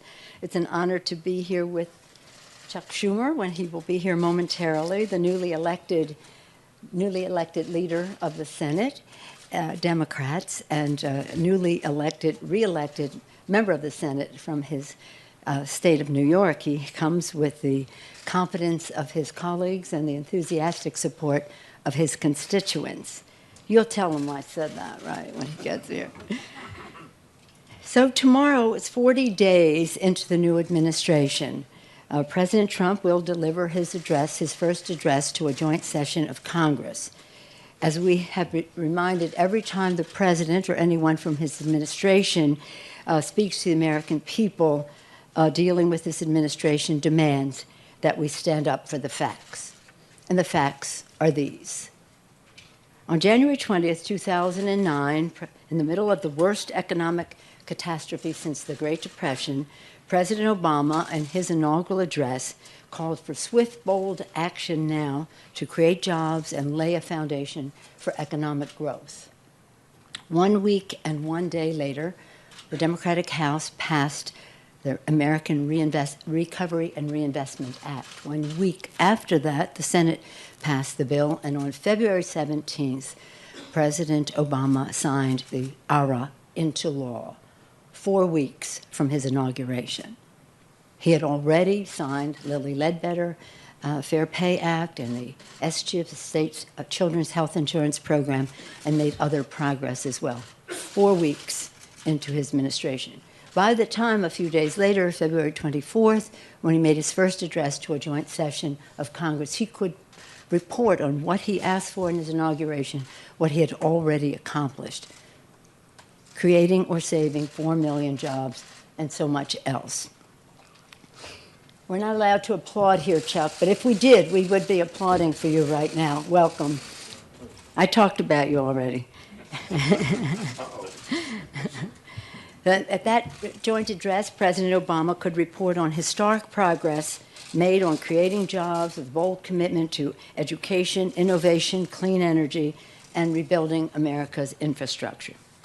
Tomorrow, 40 days after his inauguration, President Trump and the Republican Congress will have not lifted a finger to create jobs or raise wages for hardworking American families. Instead, the president has put Wall Street first. He has tried to make America sick again. He has instilled fear in communities across America, and he has allowed Russia's grip on his administration to jeopardize our national security and undermine our democracy. Putting Wall Street first, the Republican Congress and the Trump administration moved quickly to enable profiteering by his Wall Street friends at the expense of hardworking Americans. Just 2 weeks into his administration, President Trump acted to unravel Dodd-Frank reforms, putting Main Street back at the mercy of Wall Street. On the same day, he eliminated the rule that financial advisors act in the best interest of their clients, and House Republicans have also made it harder for 60 million Americans to save for retirement. These actions will worsen the conditions that fueled his candidacy. President Trump engaged in a bait and switch agenda. No jobs, no retirement security, and no health security either. Instead of acting on jobs, Republicans will make America sick again, declaring all-out war on affordable health care, from the Affordable Care Act to Medicare. All right, guys, we're actually going to cut away from the National Press Club, the Democrats speaking, because we want to take you instead to a live feed from the Senate floor. Let's go ahead and listen in. History curriculum throughout the school district. Dr. Clayton recalls understanding that for students at a predominantly black school in Philadelphia, it's Black History Month every day, every month, that they need to see their lived experience reflected in the course material because they didn't see many white picket fences where they were growing up. To paraphrase Carter Woodson, often known as the father of black history himself, kids need to learn not just about black history, but about black people in American history. Dr. Clayton recalls the reward of watching kids excited to learn that they too could be a painter, an author, an astronaut, or whatever they wanted. Of watching the limits of those children's imaginations dissolve before their eyes.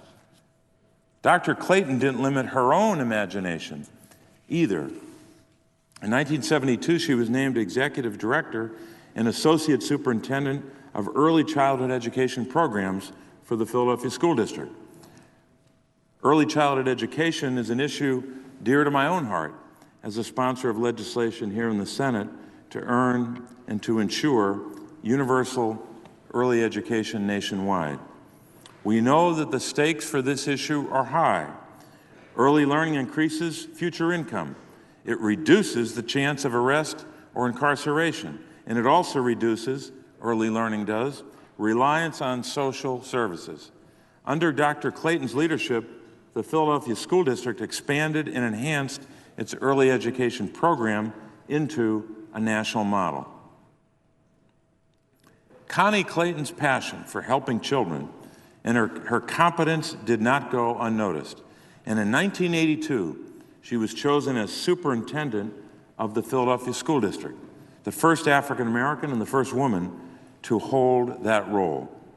She knew the expectation would be high. But her mother always told her, quote, delete the word can't from your vocabulary, unquote. So Connie hit the ground running hard, declaring in the press conference where she accepted the job that her motto that would come to define her tenure, quote, the children come first, unquote. I've often said that there's a light inside of every child, and it's the obligation of adults, especially elected officials, to make sure that that light shines brightly, to make sure that it shines to the full measure of its potential. We know that from day one as superintendent, Dr. Connie Clayton knew her job was to nurture this light, but as a product of segregated education herself, she understood that our system doesn't always allow every light to shine equally bright. High minority schools often receive less funding, often have less experienced teachers, often offer fewer high-level math and science courses. And we know still today that this is true.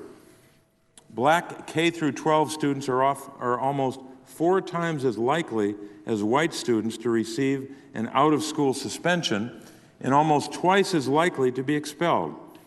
Black students represent 16% of the public school population today, but 42% of the population of justice facility education programs. Connie Clayton refused to simply curse the darkness of these numbers. She worked to change them. She knew that an enlightened mind can empower students to overcome the traps laid by cynicism, indifference, and underfunding, to slip the bounds of low expectation and beat the odds, and then turn around and work to change them. A good education can take that light inside and make it flare. So she might have asked, and we still ask, what then is a good education? Can some combination of facts and numbers alone contain this transformative power, the power of education? Well, W.E. Du Bois said, quote, education must not simply teach work, it must teach life, unquote. Dr. Clayton understood that, in all of its implications, both clear and subtle. She knew it's clear that a good education starts with an open school. In the 5 years preceding Dr. Clayton's term as superintendent, there were 5 teacher strikes in Philadelphia that cost students 1,000 days in the classroom. But during her 11 years in office, there wasn't a single strike. She knew it's clear that a good education requires funding.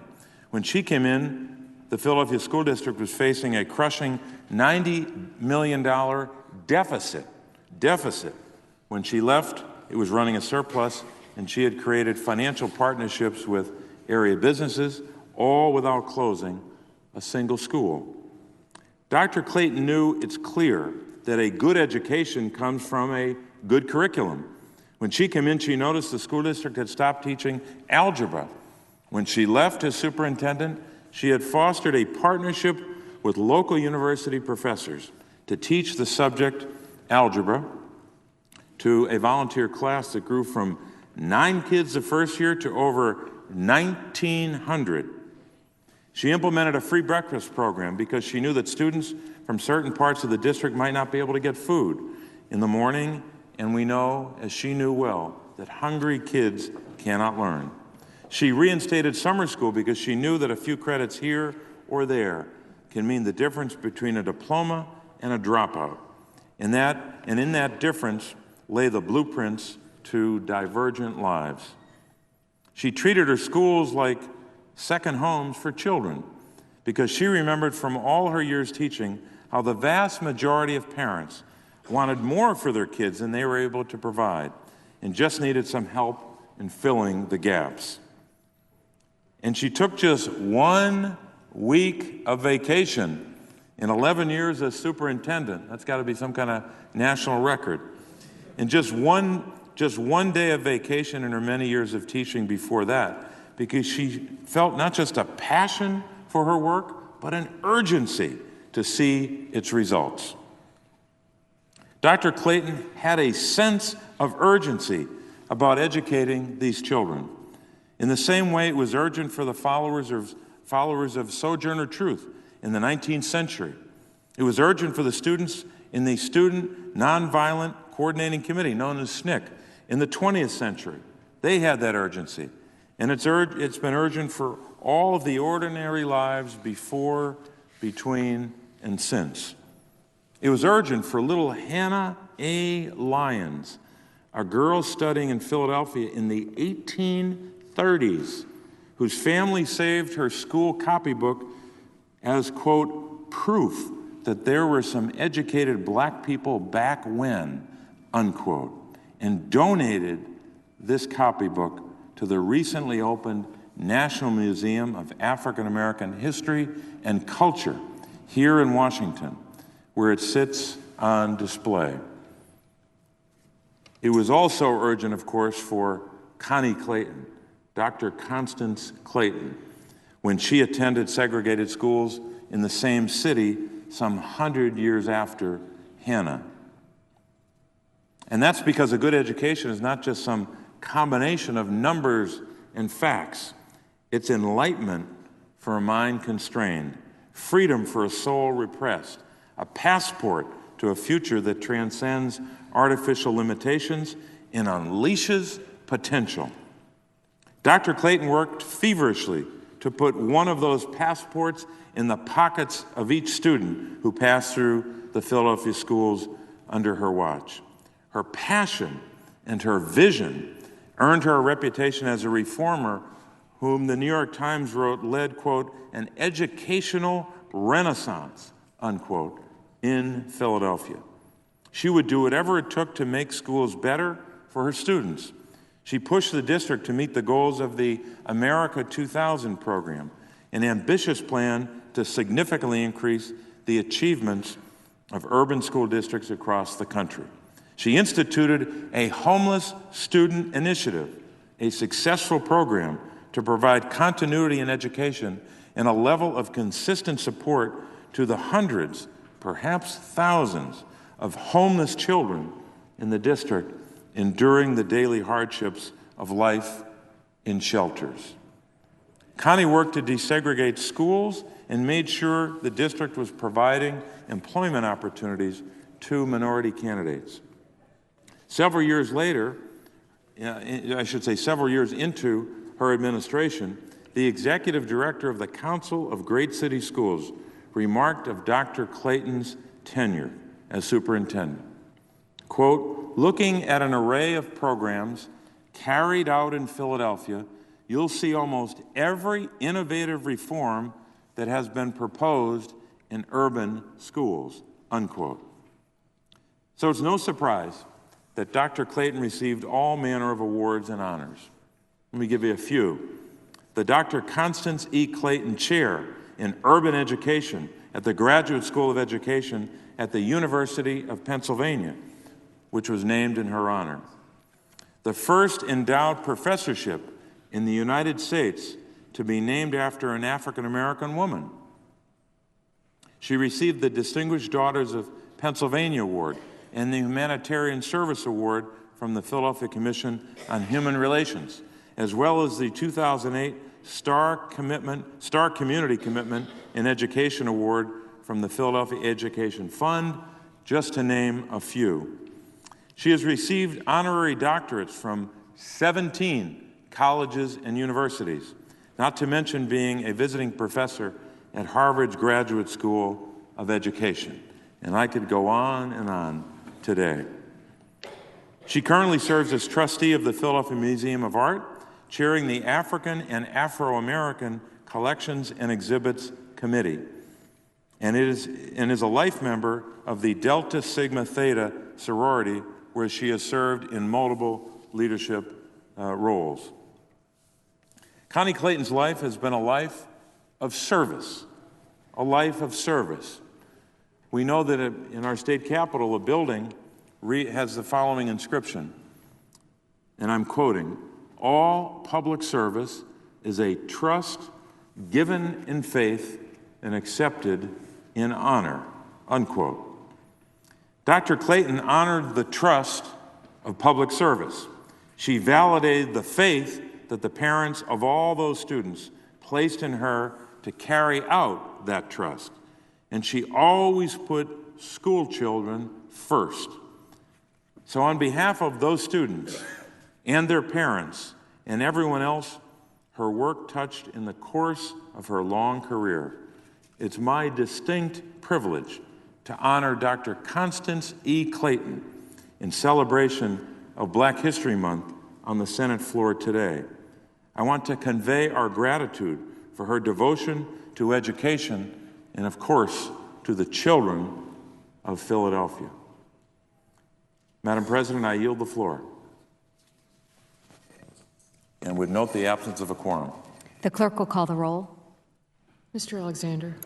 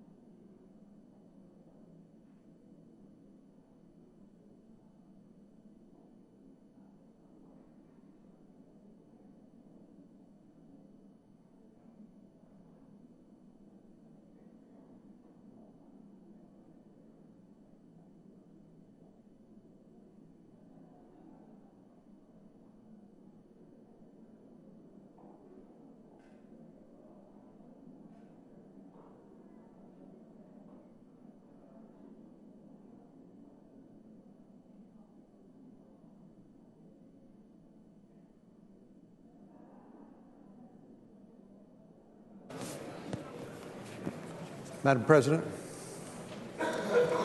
Majority Whip. I'd ask consent that the quorum call be dispensed with. Without objection. Madam President, I'm going to ask apologies in advance, but we have a congressional detailee to the Energy Committee. I think his name is Robert Ivanalkas, if I pronounce that correctly, but I ask consent that he be granted floor privileges through December the 31st, 2017. Without objection. Thank you, Madam President. Well, it's been since January the 20th, when President Trump was inaugurated, that we've been trying to get his cabinet choices confirmed here in the United States Senate. And unfortunately, it's been slow walk to the point now that we are going to be voting on the President's nominee to lead the Commerce Department tonight, Mr. Wilbur Ross. I'm grateful to Mr. Ross for wanting to serve the country in this way, and I think President Trump has chosen wisely as Commerce Secretary. One of the things that President Trump said that Mr. Ross will do is enter into the negotiation process on NAFTA, the North American Free Trade Agreement. NAFTA in my part of the world, in Texas, is viewed positively. It's not a dirty word.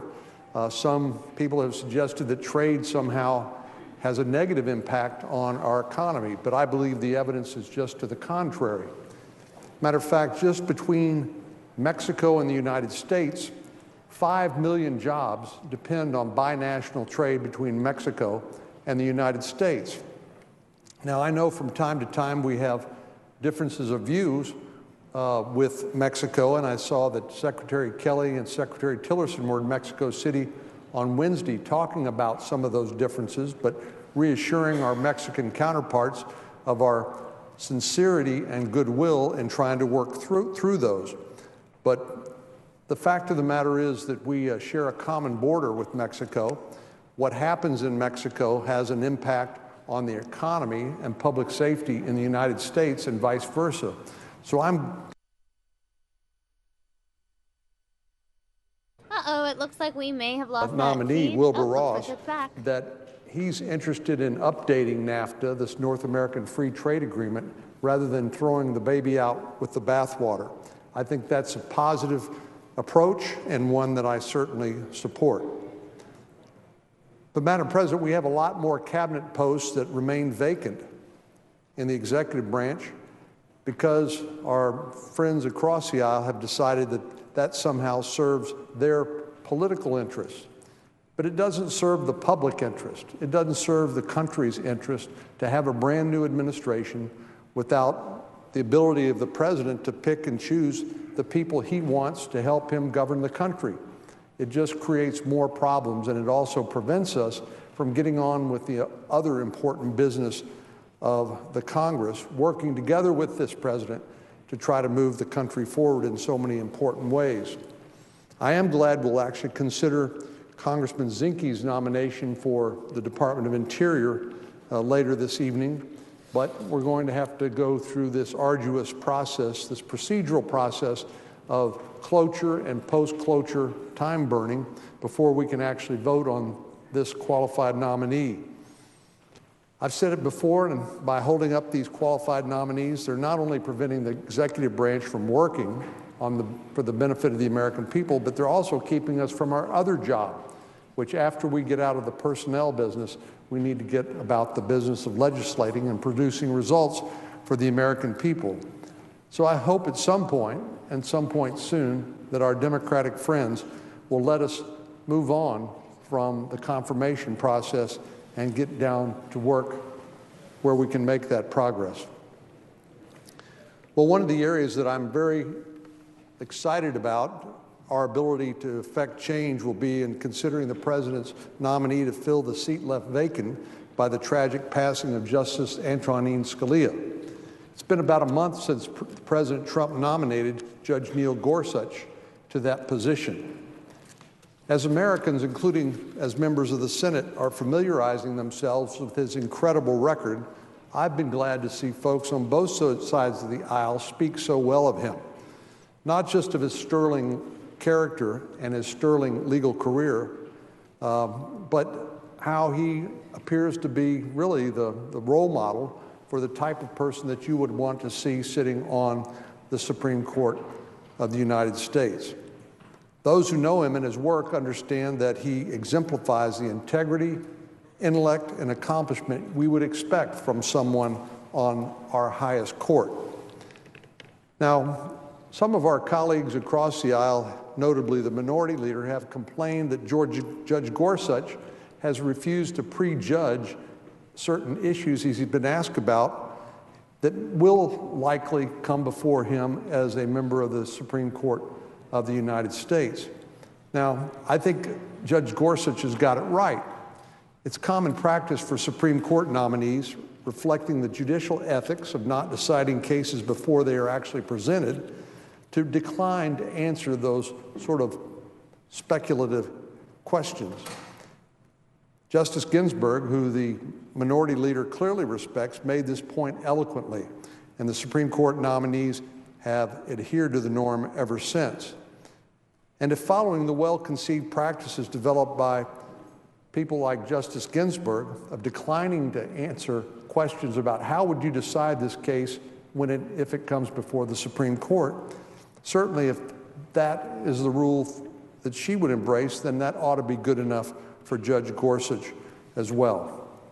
I think it reflects the fact that our friends across the aisle who are looking for something to complain about with Judge Gorsuch simply can't find anything, and so they are creating this false choice of asking him to decide cases before he even assumes his bench on the bench on the Supreme Court, which clearly it is unethical for any judge to do, because judges aren't politicians running on a platform. Judges' job is to decide the case according to the law and the Constitution. And how can you possibly know before the case is presented what the facts might be or how the issue might be presented to the court? So every ethicist, every legal scholar that's had a chance to comment on such things understands that we can't ethically require judges to say how they would decide cases before they go on the court.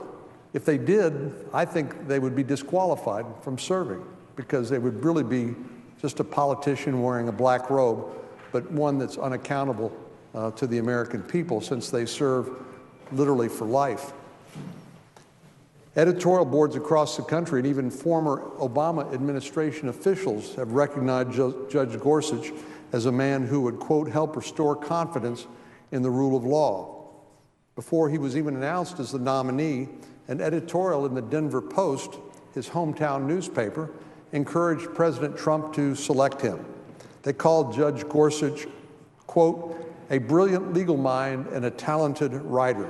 That same paper, by the way, endorsed Hillary Clinton for president. But they agree that Neil Gorsuch is a tremendous nominee for the Supreme Court. And just last week, the Washington Post issued an article titled, quote, simply stated, Gorsuch is steadfast and surprising. Well, that's a very concise way to put it, and it's actually a great summary. He is steadfast in his belief in originalism, that is, that the text of the Constitution actually means what it says, not based on some desire to see some particular policy affected that has nothing to do with the literal text of the Constitution.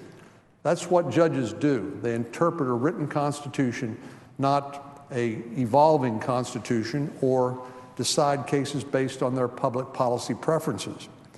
And it's clear that Judge Gorsuch is independent. He interprets the law as a judge should, with fairness and without bias.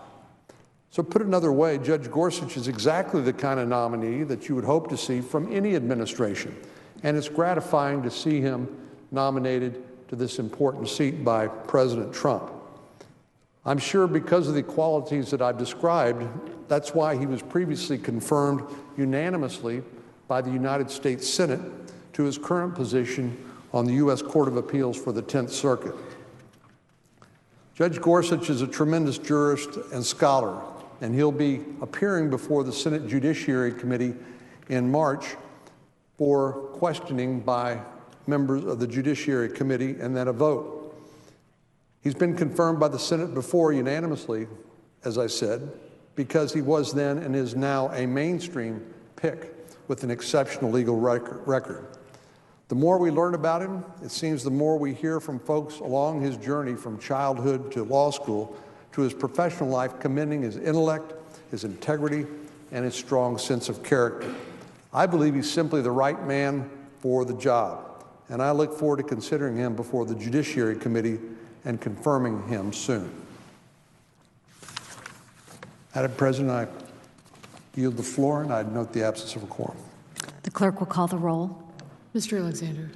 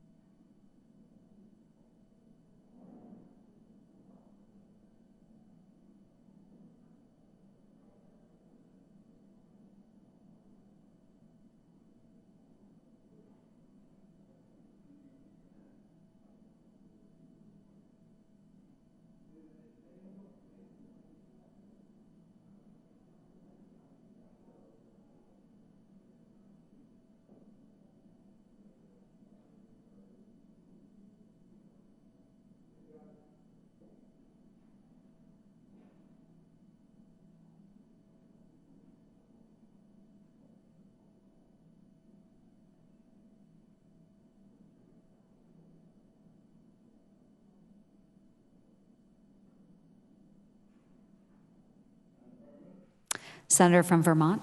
Madam President, I ask consent the call of quorum be dispensed with. Without objection. Madam President, I've been concerned as I read the press and talk with officials that I learn more about the troubling connections between the Russian government and President Trump's campaign and administration. Now, we all know, and it's very, very factual, that Russian President Putin ordered a multifaceted campaign to undermine public faith in our election and actually to help President Trump win in November. Now, that's something that all of us as Americans should be concerned about. Whether you're a Republican, a Democrat, or independent, when you have that kind of an attack on the United States democracy, it should concern all of us. Now, reports indicate that the Trump officials were in repeated contact with senior Russian intelligence officials during this time. This comes on the heels of the president's national security advisor, who had to resign after he provided misleading details on conversations he had with the Russian ambassador concerning U.S. sanctions. But there's a lot we still don't know, including the extent of the contacts, who directed them, whether people who at one point or another left the Trump campaign were involved, whether there was collusion, and of course the obvious question, whether the president know and when did he know it? Now, the American people, though, deserve to know the facts. They deserve a full and fair investigation that's free from any political influence. The White House has already demonstrated it's not going to respect the independence of this investigation. The fact that the White House Chief of Staff attempted to use the FBI in violation of Justice Department policies to suppress news report about Russian contacts reveals why we really can't trust the White House to play by the rules. And of course, the rules are very, very clear. For these reasons, I've called on Attorney General Sessions to step aside on this issue, to appoint a special counsel to conduct an independent investigation. Now, that's not an attack on Attorney General Sessions. I've known him for 30 years. I just want to make sure that we do not have these continuing questions of what did the president know and when did he know it. But even a cursory review of the Justice Department's recusal standards reveals that the Attorney General does not, indeed cannot, have the independence necessary to assure wary Americans that this investigation will be driven by the facts, not by relationships. Certainly those who have served as prosecutors, Attorney General Sessions has, I have. We know that there are times when the prosecutor has to step aside and let somebody else do it just so that everybody can be confident in the investigation. In fact, the Justice Department regulations mandate that, quote, no employee shall participate in a criminal investigation or prosecution if he has a personal or political relationship with any person or organization substantially involved in the conduct that is the subject of the investigation. And of course, a political relationship is defined, quote, as a close identification with an elected official arising from service as a principal advisor thereto, close quote. Now, prior to his confirmation, when we were holding the confirmation hearings on then Senator Jefferson Sessions, I asked him whether he met the standard. It's not really a close call. The rule perfectly describes relationships between Attorney General Sessions and President Trump. But he brushed the question off. He claimed he was, quote, merely a supporter of the president's during the campaign, close quote. Well, that's an obvious mischaracterization of the role he played as top advisor to the Trump campaign. The Attorney General, then Senator Sessions, was widely recognized as a central figure in the campaign. He had his fingerprints all over the president's policy. In fact, one of the president's top advisors, Steve Bannon, called him the president's, quote, clearinghouse for policy and philosophy, close quote. That's a pretty close connection. In fact, it's hard to think of anything closer. To suggest that the Attorney General was just a supporter, that he did not have a political relationship with the Trump campaign, when you look at the Bannon comments, that's patently false. So, if the Attorney General refuses to follow the department's recusal standards, now he's the head of the department, if he won't follow the recusal standard there, well then, I would hope he'd follow his own recusal standards. Last year, days before the election, just days before the election, then Senator Sessions and other Trump campaign surrogates wrote an op-ed. He criticized then Attorney General Lynch for not recusing herself from matters involving Secretary Clinton. The basis of his complaint was a 39-minute conversation, used his word, that Attorney General Lynch had with former President Bill Clinton in Phoenix, Arizona. Now, I would hope he would set the same standard for himself that he sets for others. Because it's kind of hard to talk about a half-hour conversation and say that requires recusal when it comes to the Clintons, but a year's worth of vigorously campaigning with and vigorously advising does not when it comes to the Trump campaign. A year working on the Trump campaign doesn't count. 39 minutes talking to former President Clinton does. Come on. It works in one, if that's the standard for recusal in one case, 39, I won't do the math how many times 39 minutes goes into a year, but I would say that using Jeff Sessions' own standards, he's got far, far, far more reason to recuse himself in this matter. Now, during the 20 years I've known him, Jeff Sessions has often spoken of his commitment to the rule of law. I know he feels strongly about that, just as I do. Every one of us as senators should. Certainly every one of us who've had the privilege to be prosecutors should have a commitment to the rule of law. Well, tell Attorney General Sessions that commitment is now being tested. Whether we apply the Justice Department's recusal standard, which is very, very, very clear, or use the Jeff Sessions 39-minute recusal standard, it's clear that Attorney General Sessions must step aside. In fact, nothing less than the integrity of our democracy is at stake with this investigation. And I don't say that lightly, Madam President. Nothing less than the integrity of our democracy is at stake with this investigation. What did everybody know? When did they know it? It's essential the investigation be led by someone who, in both appearance and reality, is impartial, removed from politics. Now, that does not describe someone who is in the trenches of a political campaign with the subjects of the investigation, while they're allegedly engaged in the activity under investigation, or somebody who's been described by Steve Bannon as a clearinghouse for policy and philosophy.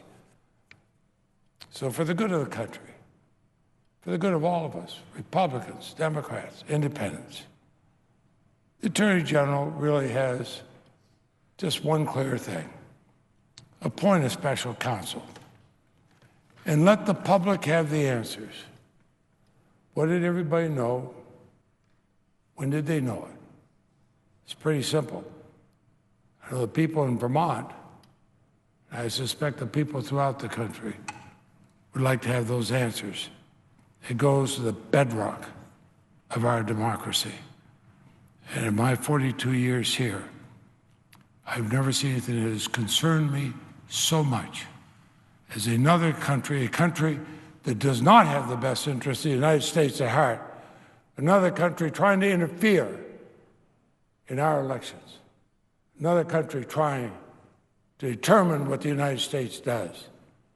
As I said, a country that does not have the United States' best interests at heart, but a country that wants to manipulate the United States. This United States Senator, in the time that I have in office, will continue to speak out against it. Madam President, I yield the floor. For a question. Yes, of course I'll yield to the I want to thank distinguished my colleague from the state of Vermont and my fellow colleague on the Senate Judiciary Committee for many years for his statement. I couldn't agree with him more that we need an independent, transparent investigation of this Russian invasion into the body politic of America.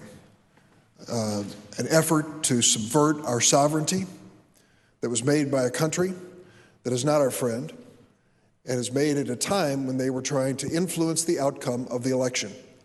I just wanted to note for my colleague and friend from Vermont that over the break I visited Poland and Lithuania and Ukraine. And in Poland, it was interesting. They put up with the notion of Putin's interference on a daily basis. The most frightening prospect is, of course, the movement of military forces, which we hope never occurs, but they look as a very real threat. But they have what they call the hybrid war. They said it isn't just the military. It's also his cyber attacks on our country, and it's also his propaganda on our country. And one of the Polish leaders asked me a question. We've been wondering, Senator, if the United States is not willing to confront Russia with its invasion of your sovereignty in your presidential election, will you be willing to stand up for your NATO allies? If there's an effort at aggression by Putin, will you be willing to stand up against Russia in those times? I think that's a legitimate issue. If we don't take what you have raised very seriously about putting independence into the investigation of this matter, and we don't do it with dispatch, shame on us. But it also is going to say to the world that we did not respond in a positive and forceful way when it came to this aggression against the United States. Well, Madam President, if I might respond to my good friend from Illinois, the senior senator from Illinois. He's been a friend and colleague for decades. Our Judiciary Committee, the whole Senate, benefited from his knowledge. This is a very chilling thing, Madam President, that the leader of Poland said to the distinguished senator. He knows from his own family ancestors how bad an area can be if it's under the domination of something like the then Soviet Union, now Russia. He also knows from his own experience as an American how important it is that we have the freedoms we have. I was privileged, along with my wife Marcelle and several other senators, Senator Cochran and Senator Udall, Senator Bennett, and Congressman McGovern, to visit Cuba and have long discussions with people who would like to see real democracy come. And then going to Colombia, where they have fought for over 50 years a terrible internal war, civil war, with countless deaths and atrocities, and to see how they're trying to bring back the rule of law and the rule of democracy. And we can sit there, and it is so easy for us who grew up in an area where we believe in our democracy, we believe in our voices being heard. Sometimes we win elections, sometimes we lose them, but we believe in the fairness of it. It was so easy to sit there and think, yeah, but we do it right. This makes me wonder, can we continue to say that? Can we be the beacon to the rest of the world? Can we say, do as the United States does? Because we're open, we're transparent, we're honest. Well, this has not been open, transparent, or honest. Let's make it so. Let's not let it drag on. Let's go to it now so people can then start debating issues. I would expect there will be areas where I'll agree with the new administration. There are areas I'll disagree with the new administration. But I want to know I'm agreeing or disagreeing with an American administration not with Vladimir Putin's administration. So I'm moved, as I always am, by what my friend from Illinois says, Madam President. I hope the rest of the country listens, because we are supposed to be the example. We pride ourselves in being the example. We are the oldest existing democracy in the world. Let's not do anything. Let's not do anything. Come back. I yield the floor. I suggest the absolute. Clerk will call the roll. Mr. Alexander.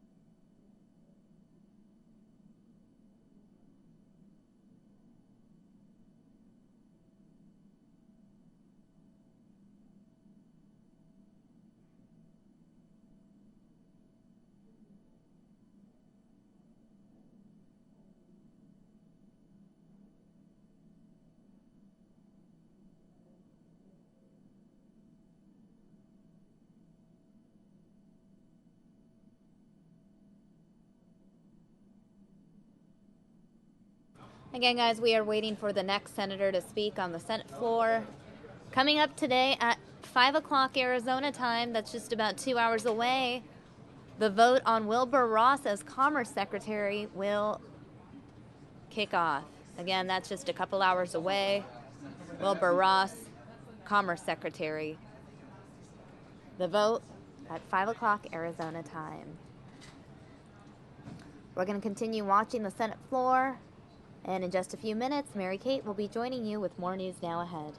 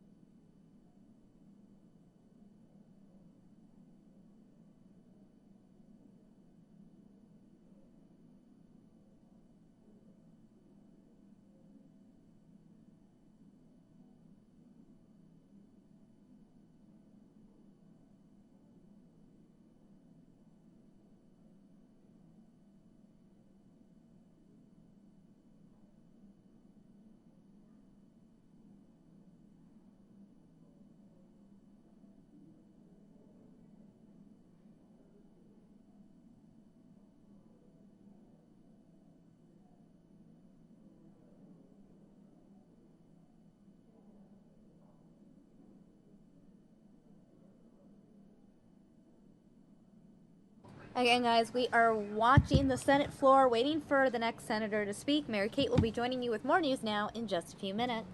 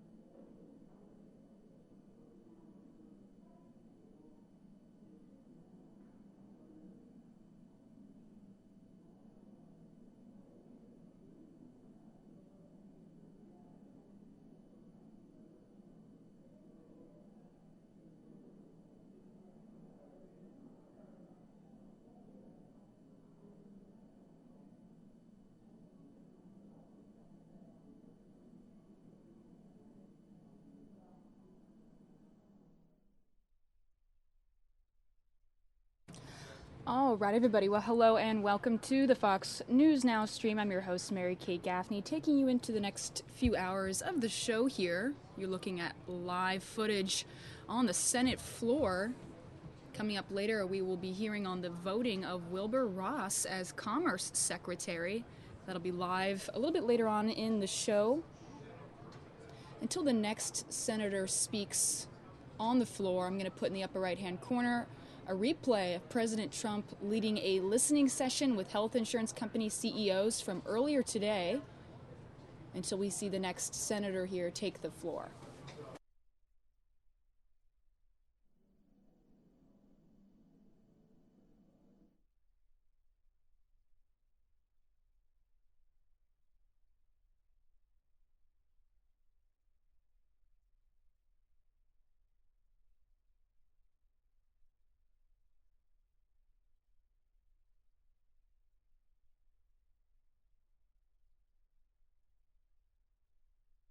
You are the biggest of the big, right?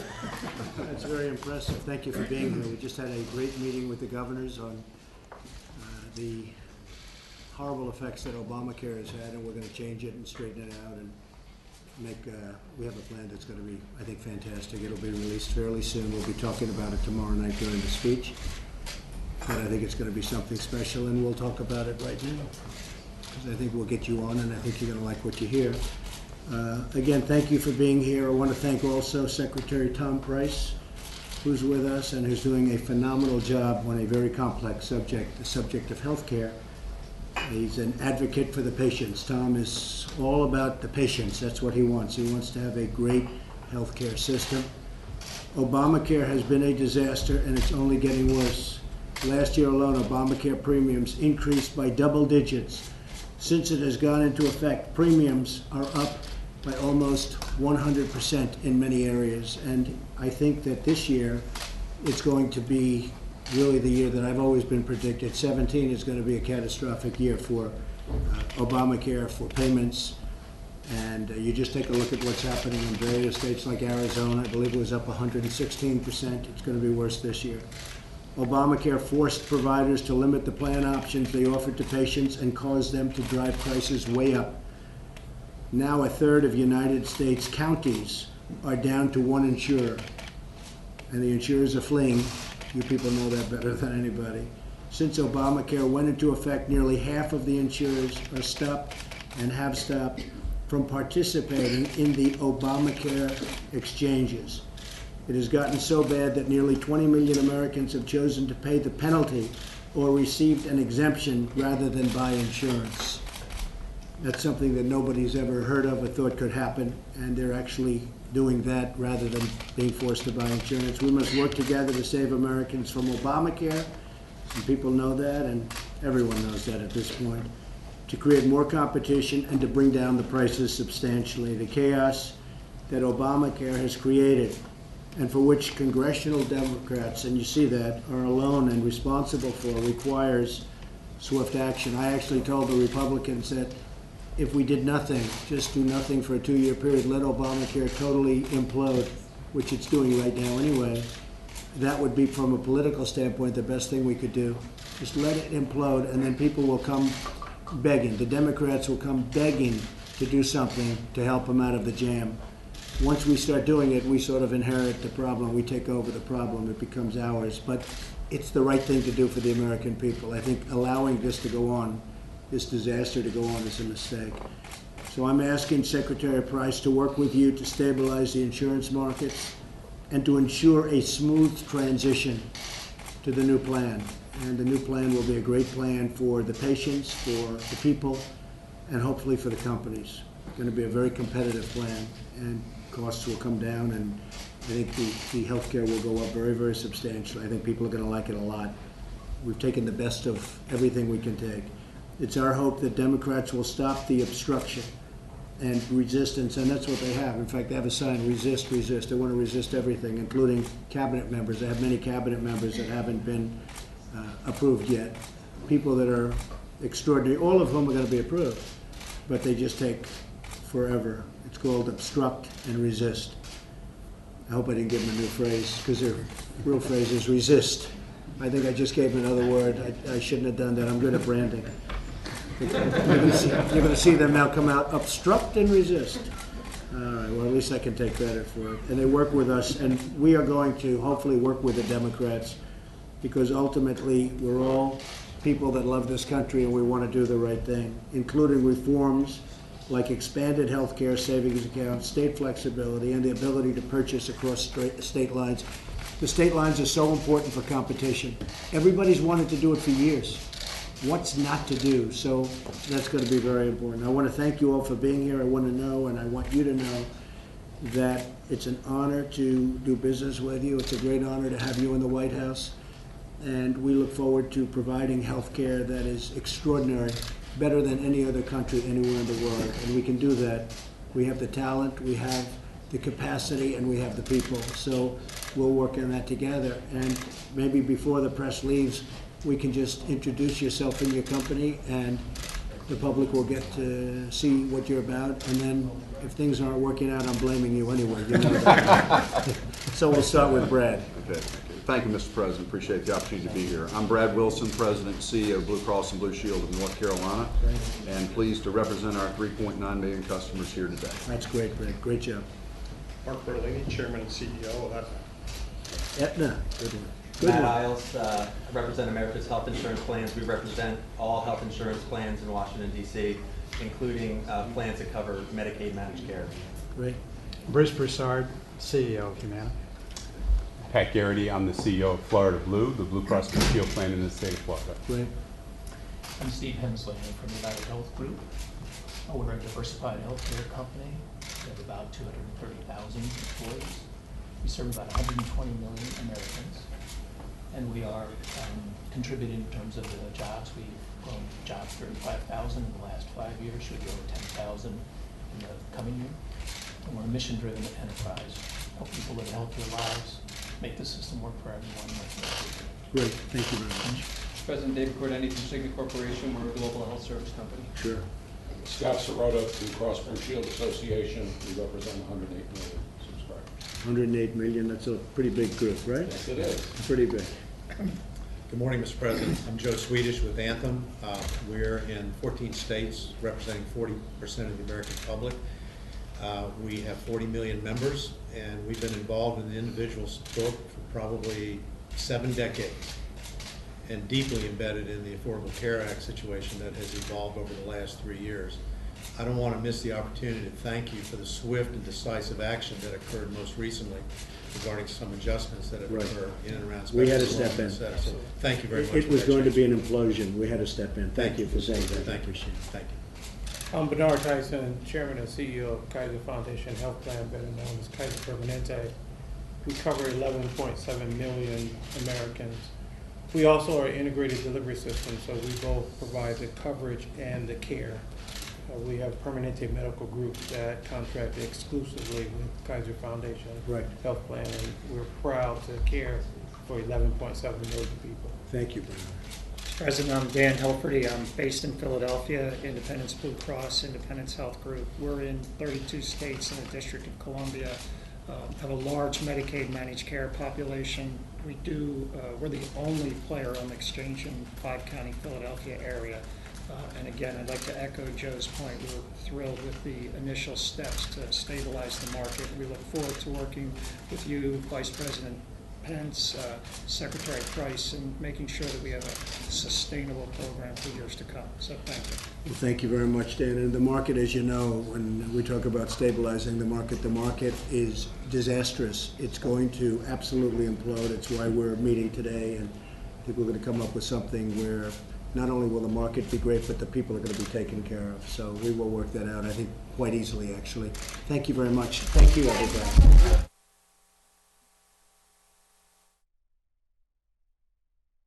That was President Trump from earlier today, leading a listening session with health insurance company CEOs. Live right now is the Senate floor. Someone should be speaking shortly here, live on the Fox News Now stream.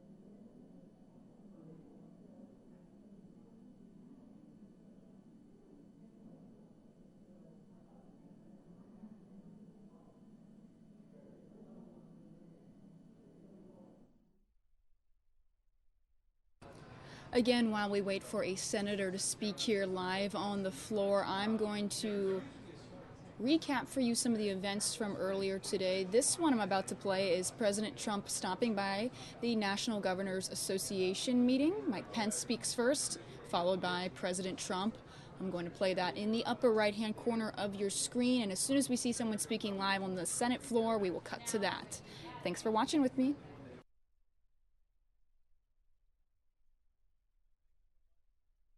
Reince Priebus, and good morning to all, to Chairman McCullough, to Vice Chairman Sandoval, America's governors, our cabinet officials. It is an honor to be with you today, and an honor to have the privilege to welcome you to the White House. You know, it's humbling for me to think that just a year ago I was seated with one of you. I was sitting among you, but thanks to the confidence of our new president and his historic victory last November, I now have the privilege to serve in a new capacity. And it is the greatest honor of my life to be Vice President to the 45th President of the United States of America.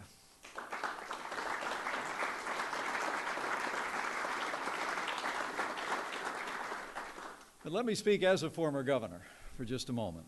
As a former governor, I first and foremost, on behalf of the President, the First Family, and my family, I just want to thank you for your service and the service of your family. I know I speak for the President and the First Lady when I say I hope that last night was a small token of the appreciation that the President and our administration feels for the service that you and your family render on behalf of the people of your states. And let me also say, I want to thank you for joining us today. It has been a weekend of vigorous discussions beginning with last Friday, and I know the President's looking very much forward to the discussion that will take place here at the White House this morning. You know, when I was a governor, I just wanted a president who would listen to me, right? A president who would work with me, who would respect the important constitutional responsibilities and role that not only the state played, but that I played as a governor. This morning, let me assure you, you have that in President Donald Trump.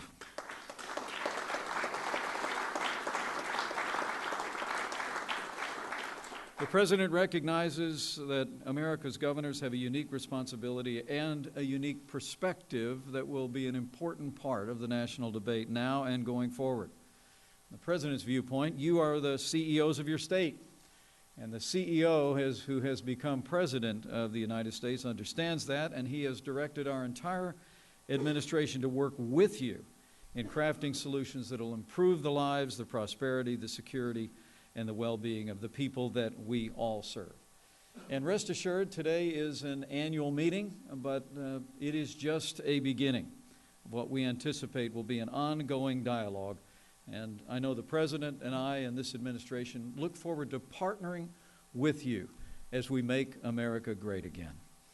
Under President Trump's leadership, I truly do believe that this is a new day for state and federal collaboration for the betterment of the American people. We look forward to working with you on a range of issues. We'll talk about today, I expect, from health care to transportation to public safety to education, and most importantly, for jobs. I expect we'll have our differences, but at the end of the day, we'll never forget in this administration what you never forget, and that is that we, all of us, each of us, have the awesome privilege of serving the great people of the United States of America together, and we'll stay focused on them. Now, I believe this administration will be the best friend America's governors have ever had, because we have a president who recognizes that when your states succeed, America succeeds. So now it's my great privilege to introduce to you my friend, our host, a man I've come to know. I like to say he is a distinctly American leader. Broad shoulders, clear vision, a big heart. He loves his family, and he loves this country with an unshakable faith in the American people. So, ladies and gentlemen, governors, members of the cabinet, the President of the United States.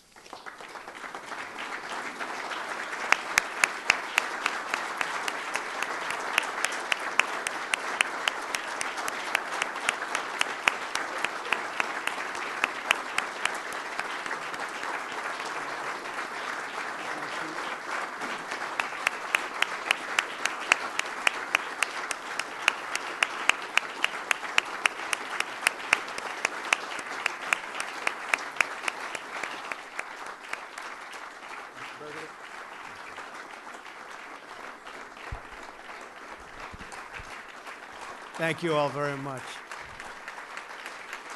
Thank you.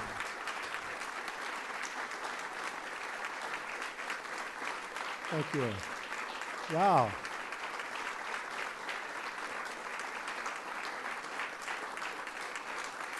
That is pretty good, I'll tell you. Coming from governors, I can't even believe it.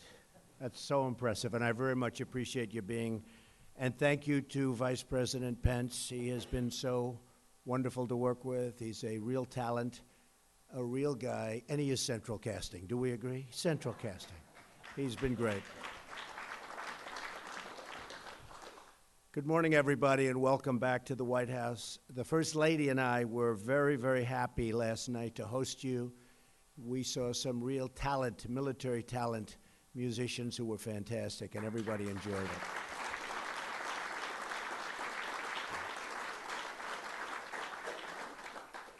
I'm very proud to have so many former governors in my cabinet. Vice President Pence, as you know, big governor from a very great state, a state I like very much, Indiana. Nikki Haley at the UN. Is Nikki here someplace? I think so, yes. We have Rick Perry is going before. We're trying to get people approved. We can't get him out. But Rick is going to do a fantastic job. Sonny Perdue will be joining the cabinet very soon. Terry Branstad will be our ambassador to China. An interesting story on Terry. Every time I spoke in Iowa, he'd say, please don't say anything bad about China. I said, what do you mean? What do you mean? He said, I like China, and we do a lot of business with China, and really, just don't. And I said, So when it came time to picking an ambassador, I called him up. I said, you like China? And I can tell you, China is very, very happy with that choice. So we made everybody happy. Right? These governors, thank you, and thank you, Terry.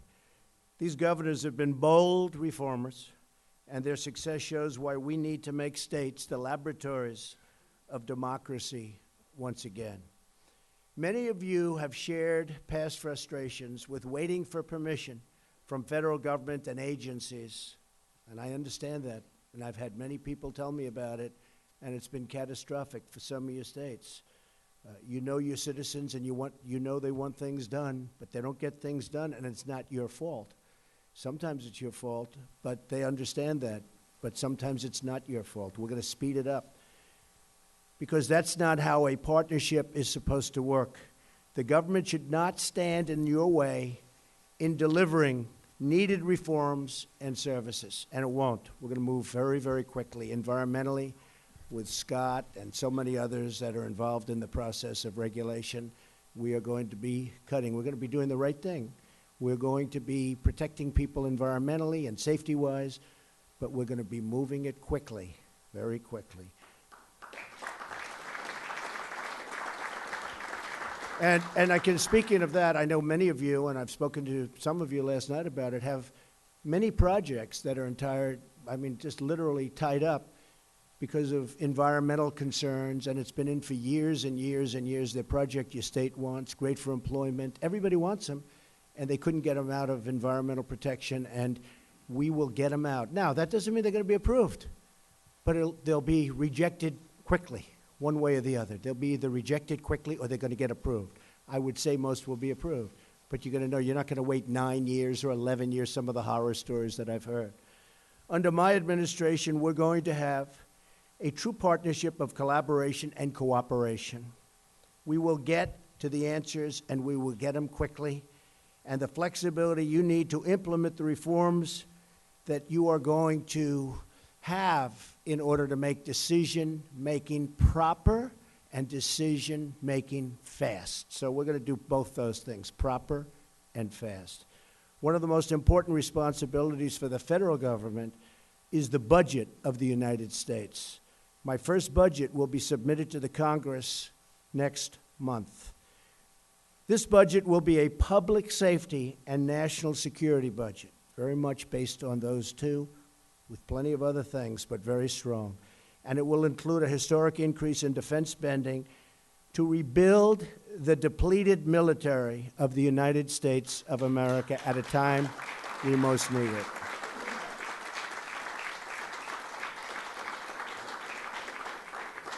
and you'll be hearing about that tomorrow night in great detail. This is a landmark event, a message to the world in these dangerous times of American strength, security, and resolve.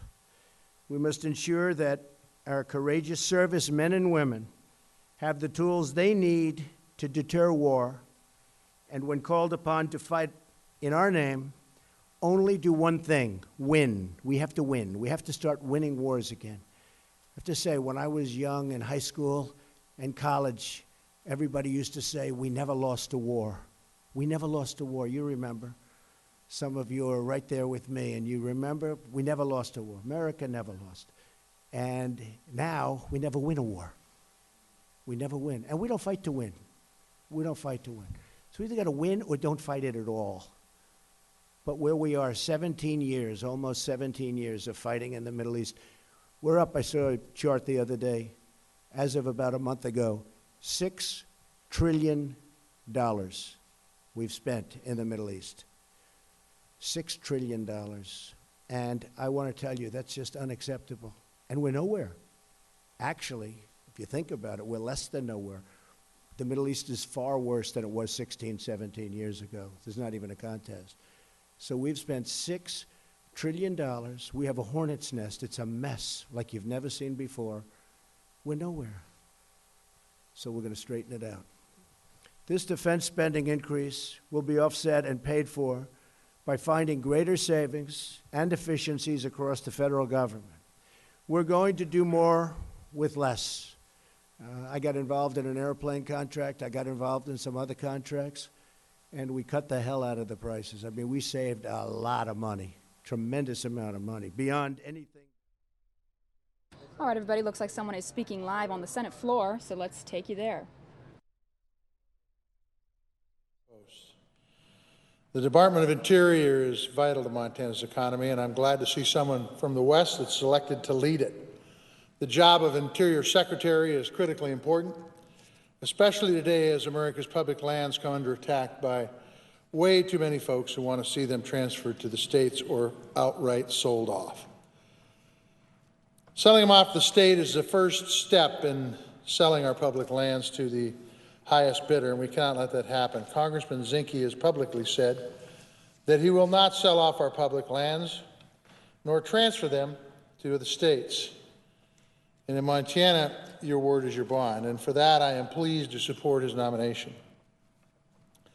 Congressman Zinke's to-do list is no doubt long, and I look forward to working with him to check that list off for the people of Montana.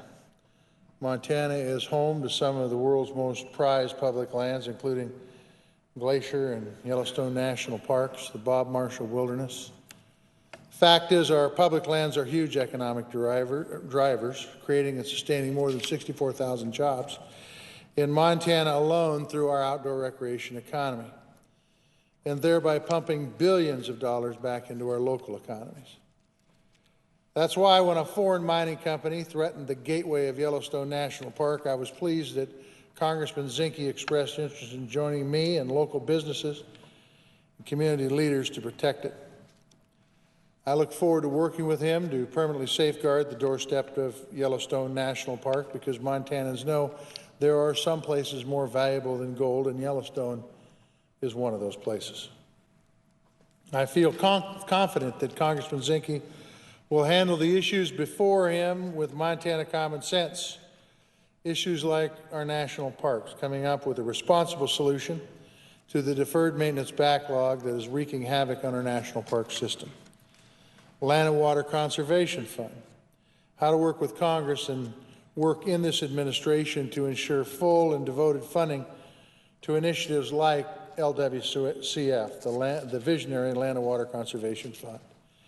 In Indian country, living up to our trust responsibilities that we owe to America's sovereign Indian nations. In resource development, how to responsibly manage our public lands for energy and resource development, and how to balance that with respect to clean water and clean air and wildlife. Of course, there's always some issues where the Congressman Zinke and I don't see eye to eye, but he has publicly committed to work with Congress to try to address some of the most important issues of this nation's economy applies to our public lands. Montana's economy is no exception, and I'll take him at his word. As a Montanan, I know how important the Department of Interior is to our way of life. And I am optimistic that Congressman Zinke will do right by Montana and the country in his new role. Montana is going to be watching. For that matter, the country will be watching. And I know that Congressman Zinke will make us proud. With that, Mr. President, I yield the floor. Suggest the absence of a quorum. Clerk will call the roll. Mr. Alexander.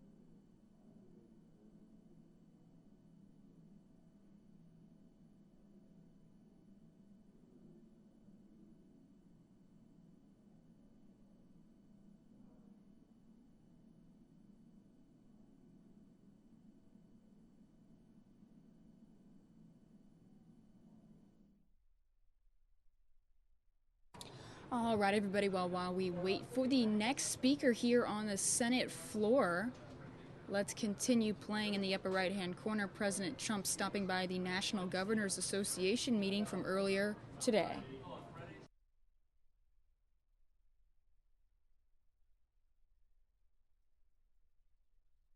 And I want to thank them. They spent a lot of time with me. Governor Christie, who's here someplace. Where's Chris? Governor Christie. Thank you. And so we have a lot of talent and a lot of expertise here, I will tell you. And we have come up with a solution that's really, really, I think, very good. Now, I have to tell you, it's an unbelievably complex subject. Nobody knew that health care could be so complicated. And statutorily and for budget purposes, as you know, we have to do health care before we do the tax cut. The tax cut is going to be major, it's going to be simple, and the whole tax plan is wonderful, but I can't do it until we do health care because we have to know what the health care is going to cost, and statutorily that's the way it is. So for those people that say, oh gee, I wish we could do the tax first, it just doesn't work that way. I would like to do that first. It's actually, tax cutting has never been that easy, but it's a tiny little ant compared to what we're talking about with Obamacare. And you have to remember, and I say this to Democrats in the room, of which we have many, Obamacare has failed. If you go to Minnesota, where they had a 66% increase, and the governor of Minnesota, who's with us today, said Obamacare, the Affordable Care Act, is no longer affordable, something to that effect. I think that might be it exactly. But the Affordable Care Act is no longer affordable. Obamacare has failed. I say to the Republicans, if you really want to do politically something good, don't do anything. Sit back for a period of 2 years, because 17 is going to be a disaster for Obamacare if we don't do something. Let it be a disaster, because we can blame that on the Dems that are in our room, and we can blame that on the Democrats and President Obama. Let it implode. And then let it implode in 18 even worse. Don't do anything. And they will come begging for us to do something. But that's not the fair thing to do for the people. Not the fair thing. Politically, I think it would be a great solution. Because as soon as we touch it, if we do the most minute thing, just a tiny little change, what's going to happen? They're going to say, it's the Republicans' problem. That's the way it is. But we have to do what's right, because Obamacare is a failed disaster. And it's interesting. It's sort of like when you see it with politicians. You see it with President Obama. When you know he's getting out of office and the clock is ticking and he's not going to be there, his approval rating goes way up. Even though, not that active in the last period of time, the approval rating goes up. That's not him. That's like almost everybody. I see it happening with Obamacare. People hate it, but now they see that the end is coming, and they're saying, oh, maybe we love it. There's nothing to love. It's a disaster, folks, okay? So you have to remember that. And very importantly, we are going to work to restore local control to our nation's education system. Betsy's here someplace, and she is going to be, I think, fantastic. I think she's going to be fantastic. Stand up, Betsy.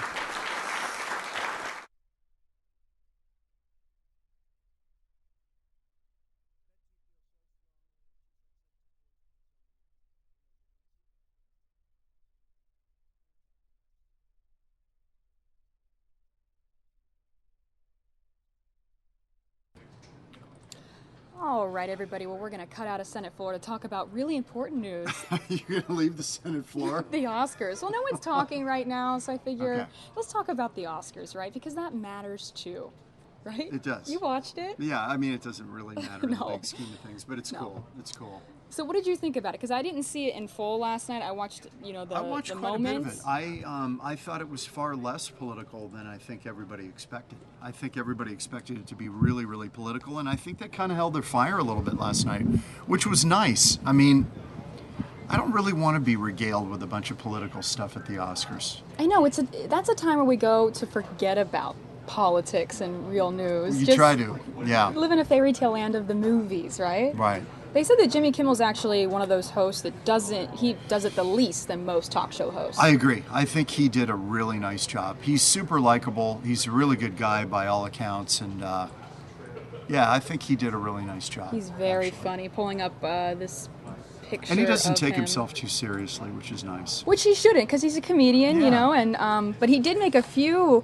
political jokes, as is expected. He said when he's announcing the show that was airing in more than 225 countries that now hate us. And that's kind of harmless in a way, And then he congratulated in advance the winners who would, quote, give a speech that the President of the United States will tweet about in all caps during his 5 a.m. bowel movement tomorrow.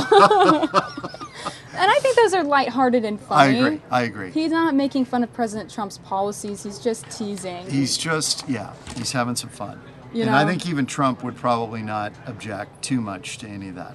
Yeah, so I think those were fine. And you have to mention what's going on in the news a little bit, I think, but Sure. not too much. So.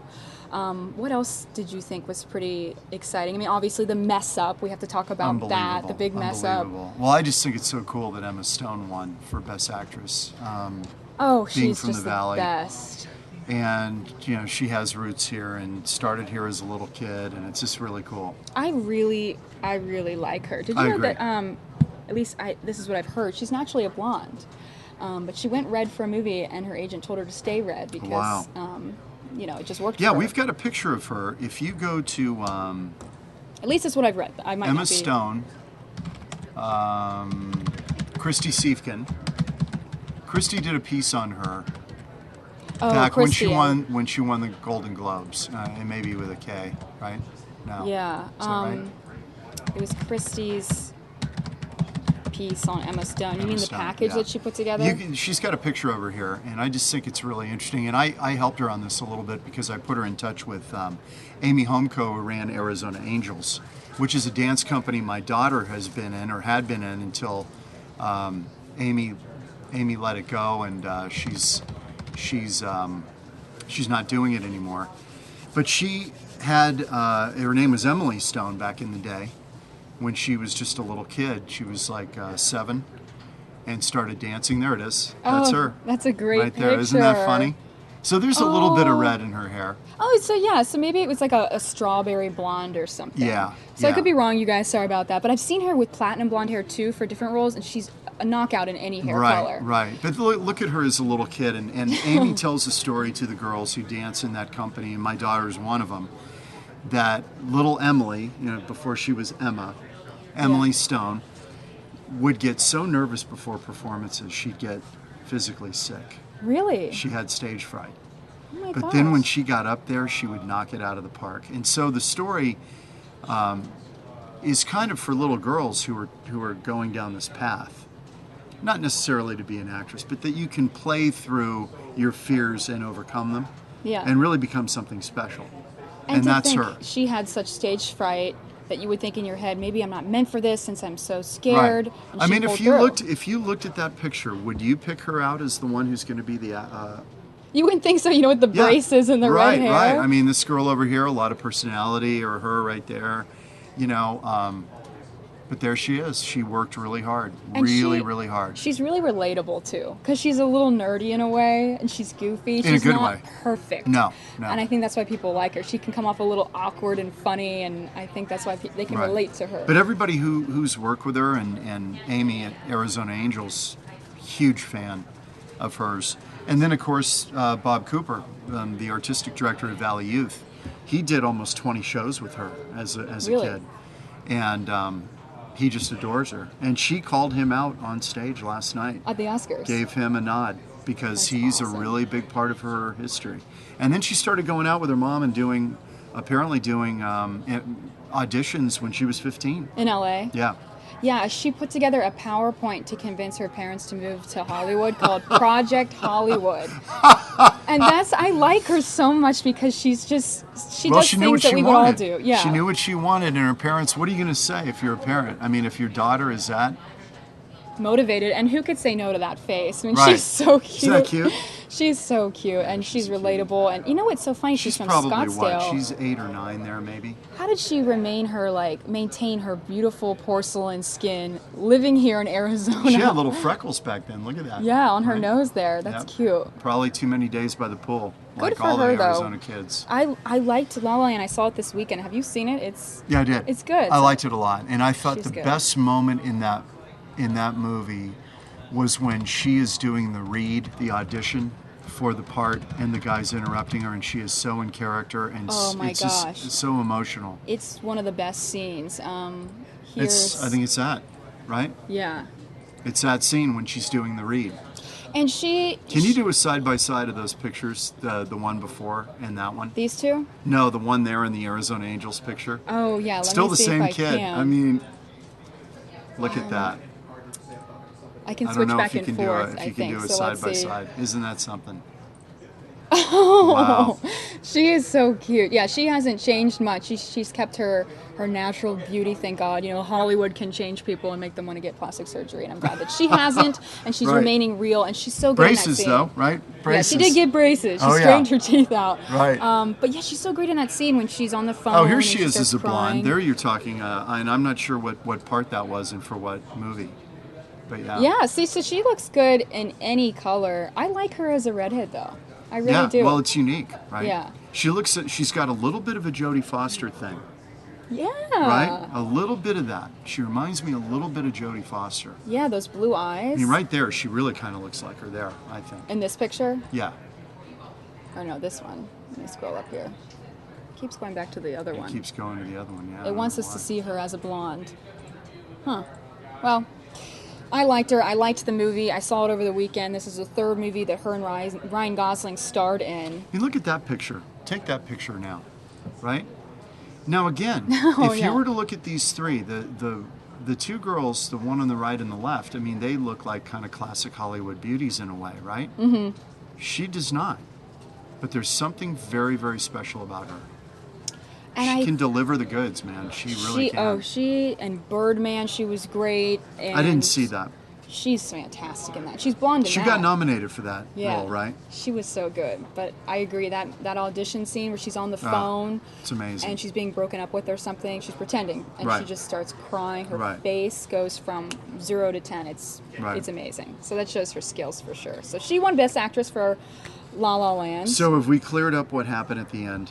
So It's been explained. It was not Warren Beatty's fault or they opened this envelope, but I guess they were handed envelopes before they took the stage, and one of them was an unopened envelope that was used from earlier announcing Best Actress. it was Emma for La La Stone's. Land. Yeah, they had two briefcases, one on either side of the stage, Yeah. that they contain these envelopes, so that they can give it to any presenter, whichever side they come out of, right? Mm-hmm.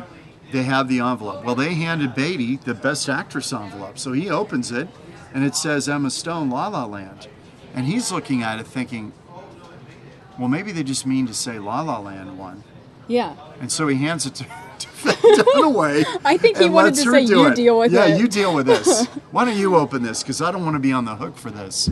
And then all So of it the- was a mistake by Cooper's, right? And you made a funny statement in the meeting. You said, I thought something really bad was going on because I saw all these almost Secret Service people yeah, take the stage they and hurried up on the ramble stage around. and it got really odd. And I thought, well, is there some kind of threat? Yes, and they're there's trying to get something- everybody off the stage? Because all of a sudden there were these guys running around, moving people around, and it looked really odd. Something was up. Yeah, and Look at Emma. Emma's in the middle of that mess. Emma's like, what is going on here? At least she won Best Actress, so she can still take home her Oh, sure. award. But that was so awkward. I you know? thought this guy right here, I don't know if you could put your cursor on him, he really was a rock star because he said, you guys, I think it was him, you guys won this, please come up here. There's been a mistake. That's him right there too. This he one? said, yeah, he said, look, you guys won and please come up here and accept the award. He was very gracious. To the Moonlight Yeah, cast. Yeah, I think that was good that he played it off well like that. he did. He did. Question is, was it done on purpose to go viral? I don't believe that. No? No, I don't think Cooper's would. Yeah, I don't think so. Not I don't at the think Academy the accounting firm would want that on their resume. Yeah, I don't think so either. But it's a question to ask, right? Because Sure. What do they keep comparing it to? The Harvey, the one where at the Oh, beauty Steve pageant. Harvey. Steve yeah, Harvey. where he announced the wrong. That's easy to do. Yeah, that's easy Because to you've do. got first runner-up, which sounds like the winner, but the first runner-up is the first runner-up. The winner is the winner. And you would think you see first, first place, winner. Right. So that is easy to mess up. I Right, guess. exactly. You see first and you think, okay, that's the winner. But first runner-up is the backup to the winner. That's still worse It's than, kind than of this tricky. because, you think you're going to become Miss America or Miss Universe or whatever it is, and you don't.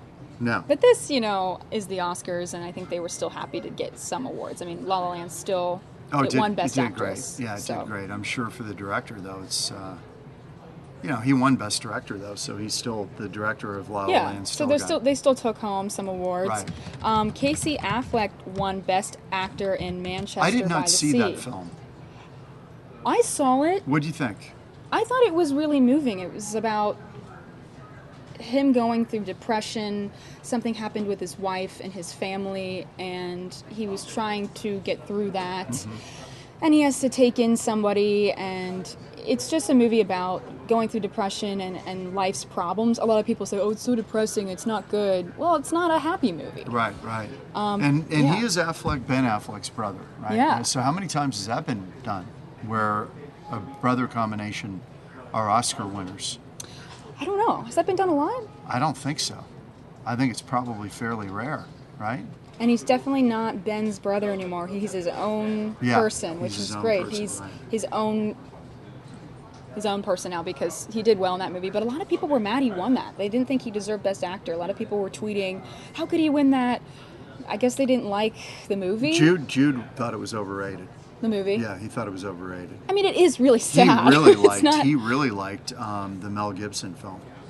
Yeah. He said that film is amazing. He said it's every bit as good as Private Ryan. Hacksaw Ridge. Yeah. Yeah, I heard that was great, and it was sort of Mel Gibson's way of redeeming himself back into the Hollywood world. Yeah, we got a lot of Mel Gibson last night, and I thought, wow, he's on a comeback tour now. Maybe he's gotten beyond all that. Yeah, there were a lot of memes of him last night at the Oscars just because he always just acts so goofy in the audience, you know? I don't know if there's any pictures from that. He's probably really happy to be back in that environment and not be such a pariah. I mean, he made the mistake of saying the things he said, but I think he really wants to get back to work and get back to what he's known for, which is great films. And good for him directing and doing so well that he gets nominated for an Oscar. That's not easy to do. It's an interesting look. I know. Santa Claus is coming. Yeah, that would be hard to keep on my face for that long. Not that I grow a beard or anything, not that I would know, but that looks itchy. That looks itchy. But good for him. And so Emma Stone, Best Actress. Casey Affleck, Best Actor. Viola Davis, Best Supporting Actress She gave a great speech, by the way. Did she? I thought so. I didn't see that part. Her speech was really good. Watch all the main moments from the. Did you watch it in full? Were you able to get through the full thing, or did you just? I was fast forwarding it through a lot of stuff, but her speech was really touching, really good. Yeah, I like her. She does a really good job. And Fences was a play originally, and then they made it into a movie. Right. And I heard it was great. And she's been on Broadway with Denzel Washington with that. I think show? she was. I think she was on Broadway with Denzel, and then they made the movie. So good for them. I need to go back and look at the speech that she made, though. So it was pretty moving. Really what did she moving. say? She basically said that I am here to tell the stories of all these people in the graveyard who've lived kind of remarkable lives, but we don't know about them.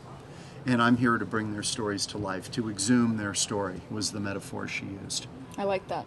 And it was really neat. It seems like celebrities like to use their acceptance speech as a chance to bring awareness to something they feel passionate about. Mm-hmm. Did any of the celebrities at the Oscars take any digs to Donald Trump or take any time again, to... I fast-forwarded through some of that, through the biggies. So I'm not sure. It seemed like they kept the politics out of it to a great degree. And I was to the point where last night I was actually wondering if there had been kind of a soft memo to everybody. Try to not get too political tonight because they know that it's turning off half of the country. Viewers.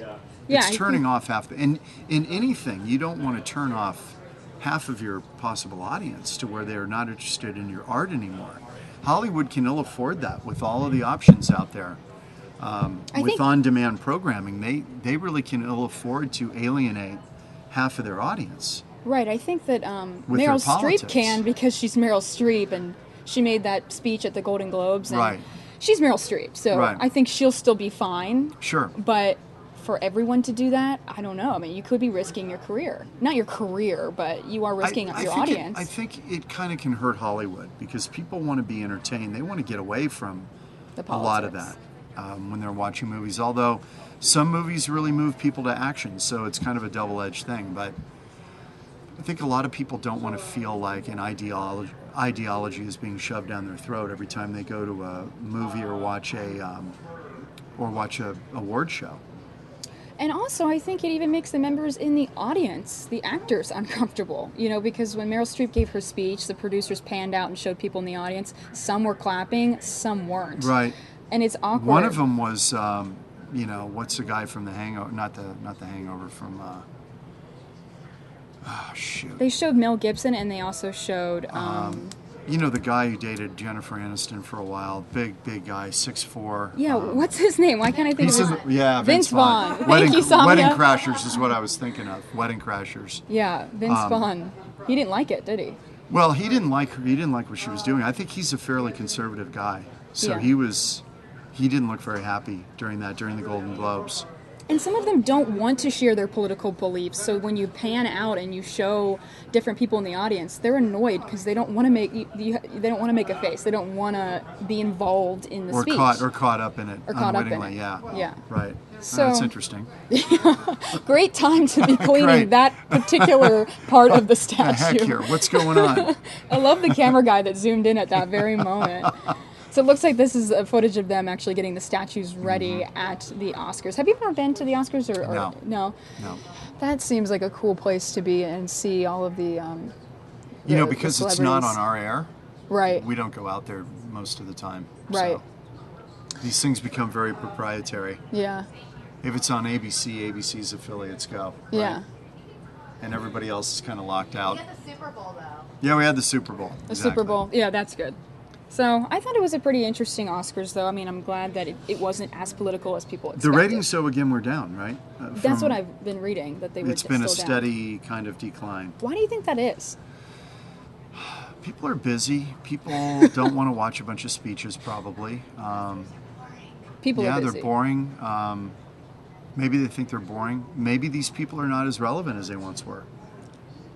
Yeah, I think that also... I'm talking about Hollywood in general. You know, entertainment's coming in a lot of forms. My kids are far more familiar with YouTubers than they are with these guys. Yeah. I think the attention span of people now, where we get things quickly and put on the internet, put on Twitter, do you want to sit through the whole award show? Do you see as many movies as you used to? I'm a huge movie fan, so I do, but it is sort of hard to find the time to go to the theater now. It's easier for me to just Netflix something, which that's something all right. a millennial would say. It's all right. But you know what I mean? It's Do you easier feel to like just... you lose something when you experience the film that way? Yeah, for sure. I like to see it in the theater, in the middle seat. Right. There's and certain enjoy movies, it. I mean, I wouldn't want to see Star Wars at home, really. No. Or I want to La La see that Land. in the theater. Seeing La La Land in the theater felt really magical. It I did. loved that. Wow. But seeing it at home wouldn't have been the same. And I really like La La Land, but I didn't think that the music was memorable enough to put it in the class of the great Hollywood musical. Right. I didn't think the music was quite up to snuff. It was good, but was it memorable? Was it stuff that we'd be playing for 50 years? And I'm Ryan not sure. Gosling and Emma Stone aren't really singers. No, and so that was they- part of the props to charm in a them. way. That was kind of a part of the charm, was that they seemed real in that role Yeah. instead of really highly trained singers. Yeah. But they did a nice job, I thought. What's one Hollywood musical that really blew you away? If you were to compare that to La La Land. Even an old man, one. a Hollywood musical. You know, the Singing in the Rain and those kind of... I mean, obviously The Sound of Music. Sure. Something like that my is phenomenal. Lord. I mean, just amazing. We'll still remember Those songs are blockbuster. Yeah. And I'm Liesel. I still remember that from the movie. Right. So you still quote it. You still remember it. Yeah, I mean, there are so many great Hollywood musicals. I mean, Wizard of Oz, my Lord. I mean, yeah. Just amazing. There were so Amazing. many back then. Now we don't do it as much. No. So That's what was nice about it. It was unexpected. It hadn't been attempted really for a while where they really did that. It was cool. It was good to see. and good good to to see. Emma Stone. Good for her. I Yeah. liked her in that. She should win that award. I hope she wins more. That was a really good category, though. I mean, there were a lot of very accomplished actresses in that category. I mean, all the performances to me looked really good.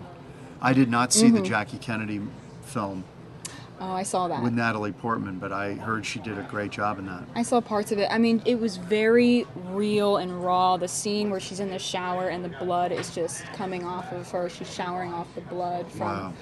It's great. But again, it's one of those movies where it's not a happy movie, so be Sure. prepared to Right. feel some things. Right. Well, thanks for going over the Oscars No, with it's me fun. and the big mess up of the night. You know and what? I mean, it made it memorable. It did. So, okay, it was 5 minutes of craziness up there, but people remembered it. Yeah. They're going to we remember won't forget it. So, all right, Good for Emma John. Stone. That's pretty cool. Good for Emma. See ya. See ya. Take care. Have a good one. Okay, you too. All right, you guys, moving on to the next topic. Now we were discussing the Oscars, breaking down all the moments from last night. Appreciate you watching with me live here on the Fox News Now stream. Let's pull up Senate floor again. Looks like we've got someone talking now. So here we go. His experience turning around businesses should help him anticipate and mitigate the risks of major programs like FirstNet, the independent authority charged with creating a nationwide broadband network for first responders, and the acquisition of critical weather satellites by the National Oceanic and Atmospheric Administration. Mr. President, I would also like to underscore that collaboration between the public and private sectors is one of the hallmarks of the Department's work, as exemplified by the outgoing development of cybersecurity best practices and standards, which the Commerce Committee has strongly endorsed. I look forward to Mr. Ross continuing this collaboration and strengthening it where necessary. Mr. President, I believe that Mr. Ross's business know-how and intelligence make him an excellent candidate to serve as the next Secretary of Commerce, and I strongly support his nomination, and I hope that my colleagues on both sides of the aisle will support his nomination as well, Mr. President. It's high time we got this position filled and got this experienced person, someone who has a wide range of know-how all across the business sector in our economy, into a position where he can make a difference in helping to create jobs and grow this economy for our country. Mr. President, I see my colleague from Florida, the Senator Nelson, the ranking Democrat on the Commerce Committee, is here as well, and I'd love to yield the floor to him, hear what he has to say about this nomination. Mr. President. Senator from Florida. Mr. President, I too support Wilbur Ross. I have known him. He lives in Palm Beach. I think he is a very good selection to be our next Secretary of Commerce. He is certainly qualified to do this job, and he gave extensive answers during his confirmation hearing before the Commerce Committee. He has accumulated significant experience in dealing with the international business community, and he has detailed to the committee in our examination of him, he's detailed many of his ideas.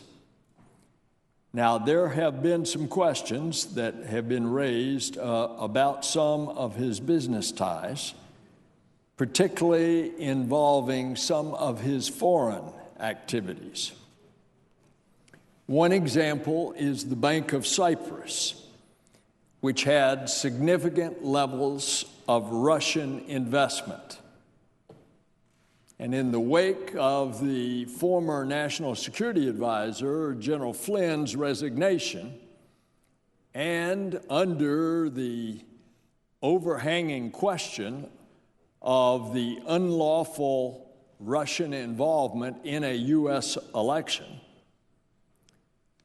I certainly thought that it was prudent to get Mr. Ross's assurances on this matter in his dealings with the Bank of Cyprus and certain Russians that were involved in the Bank of Cyprus. So on February the 16th, I sent him a letter along with 4 other members of the Commerce Committee requesting information on any contacts Russian investors in the Bank of Cyprus may have with officials from the Trump campaign or the Trump organization. I've spoken with Mr. Ross on at least 2 occasions since sending him the letter, one of those being today. He has verbally reiterated to me that he only had one meeting, approximately an hour, with one of the bank's Russian investors, and that it occurred in 2014. The timing is important, 2014, because that was before the presidential campaign. He also assured me that he knows of no loans or interaction between the bank or anyone affiliated with the Trump campaign or organization. Mr. Ross has been forthcoming to me, and I believe him in what he has told me, that it is true to his belief. But I want to say, Mr. President, that at the same time, the White House, in the way that they've handled this matter, is not doing Wilbur Ross any favors. There are a number of senators on the Commerce Committee that are extremely troubled and frustrated that the White House has chosen to sit on Mr. Ross' written response to the questions that I posed and other senators have posed, and they refused to provide them to the Senate prior to tonight's vote. Now, this is despite repeated phone calls. In fact, this is to the White House, repeated phone calls. It's also despite repeated phone calls to me, to Mr. Ross, to ask him to get the White House off the dime, since he has told me he's already filled out the answers in writing. They're just sitting in the White House. So there's somebody in the White House that is making the decision that they don't want the Senate to have in writing what Mr. Ross has told me in a private conversation verbally. If that's any indication of the level of transparency that Congress and the American people are going to be expecting from this White House, then it appears that there's going to be a lot left on the floor, and there's going to be the appearance of being in the dark on a lot of important matters. That's not the way you do confirmations. You do it in a collaborative fashion, especially when you have a good nominee like Wilbur Ross. The president proposes, the Congress disposes. The president nominates, the Congress confirms. Not only is this lack of transparency unsettling, it's behavior that everyone in this Senate should agree is unacceptable and shouldn't be tolerated. Now, I don't want this to be taken out on Wilbur Ross because of the administration's secretive behavior. Instead, as I said at the outset, for following my colleague, the chairman of the committee, I'm going to urge our colleagues to support his nomination. But the problem is that Wilbur Ross is going to have less yes votes if the White House would release his written statements to all of these senators' questions. As I said, I know Wilbur Ross. He's a good man. One of the reasons, aside from this problem of communication with the White House, is that Wilbur Ross brought forth candid answers about the work of the National Oceanic and Atmospheric Administration, NOAA. Because that agency, which is a part of the Department of Commerce, it impacts the daily lives of every single American. NOAA provides the satellite data that is critical to observing hurricanes and severe weather. Just everyday forecast that we now come to rely on, that we pull up our smartphones and find out what the weather's going to be. Where do you think that comes from? A lot of it comes from data from NOAA satellites. Through the National Weather Service, NOAA provides the weather forecast that drive this economy. Answering questions like whether a farmer's crops are going to get rain today, or warning of dangerous tornadoes, particularly plaguing the state of the presiding officer. And of course, we remember the ones that just devastated parts of Georgia and Florida just a few weeks ago. The National Ocean Service tells us if ships will have enough clearance to get their cargo into a port on time, because it often depends on the tide as to how much depth there is with that heavy load of cargo if they can get in the channel. And NOAA also provides world-class science regarding atmospheric conditions, including climate change and its impacts. My state of Florida, the impacts of climate change, we're ground zero. And it's not unusual now that at seasonal monthly high tides, the streets of Miami Beach are flooded, and city well fields have now had to be moved further to the west away from the Atlantic Ocean because of the rise of sea level and therefore the saltwater intrusion into the freshwater aquifer. Since 2006, Miami Beach has flooded significantly more often than it used to.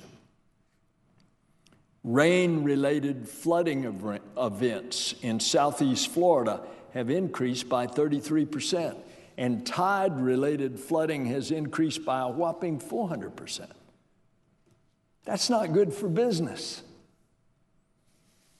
We simply cannot afford to deny what is happening. The impacts of climate change is affecting Florida.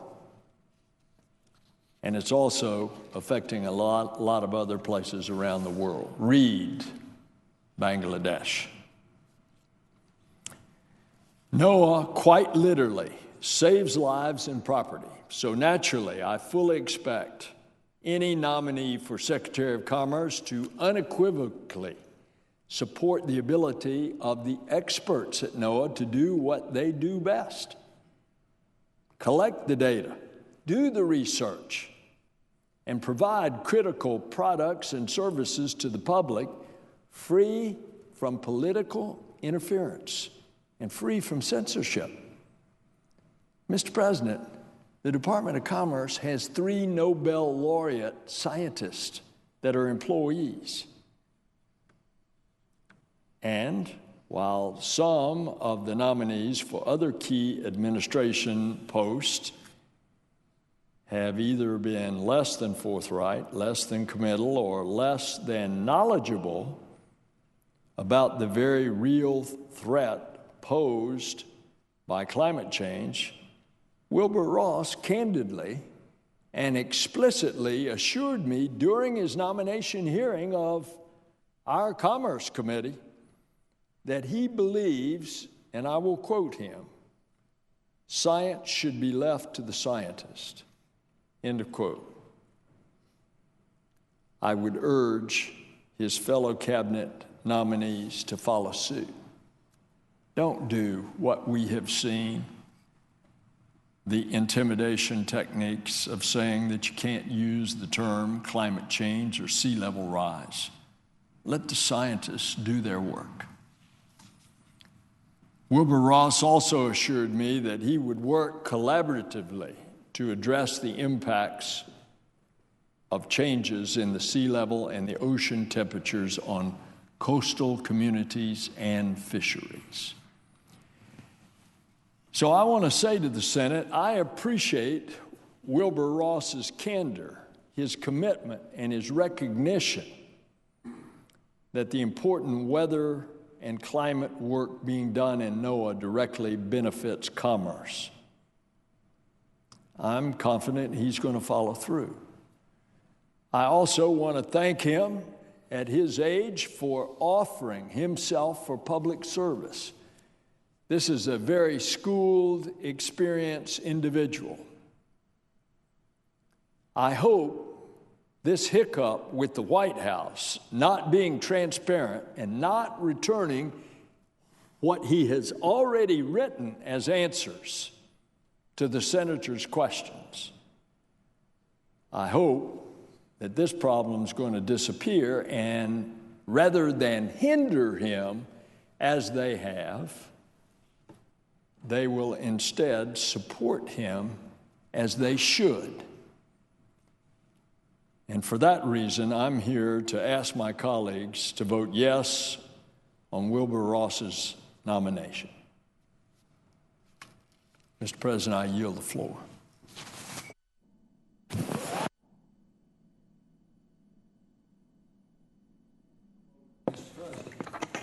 I forgot, Mr. President, if I may be recognized, I forgot an administrative matter. I ask consent that the privileges of the floor be granted to Harry Knight, a detailee from the Department of Commerce, during the pendency of the first session of the 115th Congress. Without objection. Mr. President. Senator from Kansas. Mr. President, I ask unanimous consent to speak as if in morning hour. Without objection. Mr. President, thank you. I'm here on the floor tonight to speak about our nation's efforts to end global hunger. It's an undertaking that countless individuals, foundations, government agencies have devoted a significant amount of time and resources, effort to attempt to resolve. Those who have dedicated their lives to feeding the hungry deserve our deepest gratitude and respect. They made the decision to improve the lives of others less fortunate than themselves, and they often have done that at their own loss of comfort and their own well-being. There is no more noble calling than trying to do something for someone else, and especially when it costs you something as well. Regardless of our faith, our creed, or our religion, almost all of us are taught early in life that it's our duty to help those in need. Americans consistently have taken that moral responsibility to heart. As individuals, we help our neighbors. Through our churches and other local organizations, we help feed our hometowns. And as a country, we lead the world in providing food aid to millions of people who are in need of that assistance. In 1983, at a signing of a World Food Day proclamation, President Reagan cited 450 million people in developing countries who were undernourished. Our global population has risen by 3 million people since that time, and today there are nearly 800 million undernourished people in the world who do not have enough food to lead healthy, normal lives. While strides are being made to fight this food insecurity, All right, you guys, switching out here to a live event. Mike Pence speaking. Let's take you there. On to lead this nation and to lead us to a more prosperous and more perfect union.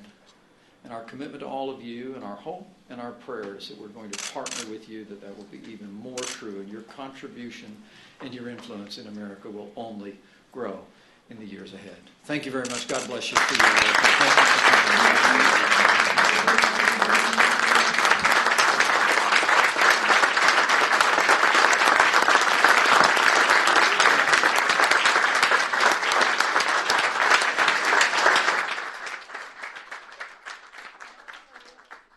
All right, you guys, looks like that event just came to an end. If we get taped playback, we'll definitely show that to you guys. Looks like cameraman heading out of that speech that Vice President Mike Pence just gave. Let's take you back to Senate floor now. strategic interests descend into chaos due to people not having access to affordable food. From 2007 to 2011, spikes in global food prices led to an increased food insecurity and unrest in the Middle East and North Africa. Food-related challenges were one of the major drivers of the mass uprising we call the Arab Spring. In Syria, and Islamic State rebels used the promise of food and the basic necessities to recruit soldiers. Food shortages have led to refugees to leave camps and to return to an active war zone in search of food for themselves and their families. Closer to home, food prices contributed to rioting in Haiti in 2007 and 2008. As food prices increased, economic conditions deteriorated, and the U.S. Coast Guard had to intercept people from Haiti attempting to migrate to our country. It rose by 20%, straining the Coast Guard resources. The National Intelligence Council warns that a continuation of the fundamental contributors to food insecurity, such as expanding populations, slowing of agricultural yields, gaps in infrastructure and distribution systems, will result in increased food insecurity, hunger, and instability in the Middle East, Africa, and South Asia over the next 10 years without greater intervention by the United States and others. In America, we take our food system for granted. Americans spend less than 10% of our disposable income on food. Even though less than 2% of our country is directly engaged in farming, Americans have direct access to the safest, most affordable, and highest quality food in the world. I'm proud of the wheat farmers and ranchers in my home state of Kansas. Agriculture production is a noble calling. Feeding the world is important and a meaningful way to spend one's life. And Kansas families have done it for generations. Our country's food system at home is critical to our own security and to the well-being, and helping other countries achieve food security and stability serves our national interests as well. Utilizing U.S.-grown commodities as food aid and programs also benefit the American farmer and ranchers in creating markets for our agricultural products, reducing sometimes excess supply. Almost 10% of the exports of hard red winter wheat grown in Kansas in 2016 were utilized through an international food program, representing a significant share of wheat grown in our state. Today's low commodity prices only serve to highlight the need for ag markets for producers. A few months ago, I called on the U.S. Agency for International Development and the Department of Agriculture to significantly increase the amount of wheat in our global food aid programs. Our country's abundance of food imparts a moral duty to provide relief, humanitarian relief, to those in need. We've witnessed great unsettlement and mass migration in the world due to political instability and civil wars. The vast majority of people affected, including displaced refugees whose lives were uprooted and whose ability to feed themselves was taken away, are suffering through no fault of their own. In other parts of the world, people are born into such poverty that simply finding sufficient food is a daily challenge. Reading recent articles, the question has often been, where am I going to find food to feed your family? And people in Cambodia indicate they have no idea. It's a day-to-day, a moment-to-moment, a meal-to-meal experience. And even if that food is available, it's often not accessible to people without the means to pay for it. Many of these people, weary, desolate, and hungry, survive only because of the generosity of American people. Those hungry and less fortunate depend on a nation with moral strength and clarity to give them a helping hand. There is still more work to be done in the fight against hunger, and America ought to continue to rise to the challenge of providing food and helping people feed themselves throughout the world. It's a turbulent world stricken with conflict. And sometimes the hunger and problem seem so great it would be easy just to walk away and say it's too big of a problem to solve. But certainly we have the ability, we have the means to feed one person. If we can feed one, why not two? And if we all can feed two, why not three? We can't simply look at this challenge as being too big to overcome and that the world will always have hungry people and then just say we have no responsibility to respond. Food aid provided by the U.S. reduces despair and increases stability. My point is that it has a moral component. It's the right thing to do, but it's also beneficial to our own nation in providing stability around the globe and increasing our own national security. The importance of these issues motivated me to to chair, when I was in the House Hunger Caucus, and now I co-chair the Senate Hunger Caucus. I can't remember what year it was, but I had a midlife crisis. I probably had several since then. But my thoughts were at that point in time, back in my House days, that at least then I thought of myself as a pretty good member of Congress. I answered the mail, I met with constituents, I visited my state on a weekend-by-weekend basis. I had input. I did the things that a good member of Congress is supposed to do. I represented my constituents well, but we all can do something more than just be a good member of Congress, and that was my conclusion, that if there's an issue that we want to champion, there's an issue that we want to make a difference, if there's a moral cause we want to rise to the occasion to support, hunger, particularly for a congressman, now a senator from Kansas, hunger ought to be a place I put my stake in the ground and go to work. And I suppose I've taken a few months off of this issue, and maybe I'm having another midlife crisis, but it's time for me to re-engage and to engage effectively as best I can to see that we live up to a moral commitment that also benefits our own country. So I now co-chair the Senate Hunger Caucus. I have since I came to the Senate. I serve with a number of my colleagues, including one who's on the floor tonight, the senator from Illinois. And I ask my colleagues to join me, to join us in the effort to meet the needs of a hungry world, to take the step to see that one more person is fed, one more family has less insecurity, one more mother or father no longer worries about whether their children are going to go to bed hungry. Former Kansas Senator Bob Dole has set many standards in the way that he led his life that we should all aspire to meet, not the least of which is his unwavering commitment to ending hunger. Those of us in this Senate today ought to seek to carry on Senator Dole's legacy, and I would encourage my colleagues to join me and others as we work to put the Senate Hunger Caucus together, to enhance its ability to address the issues that we face and in the real world to fight hunger. I'm committed to re-engaging in these efforts, and along with my co-chairs, Senator Bozeman, Casey, Durbin, and Brown, I'd extend an invitation to my colleagues, to each of us, to join that caucus so that we can take the small step of fighting hunger by becoming more knowledgeable, more aware, and engaging in the moral and strategic battle to end hunger around the globe. Mr. President, I yield the floor. Mr. President. Senator from Illinois. Mr. President, let me start by commending my colleague from Kansas. It is an honor to join him in this Hunger Caucus effort.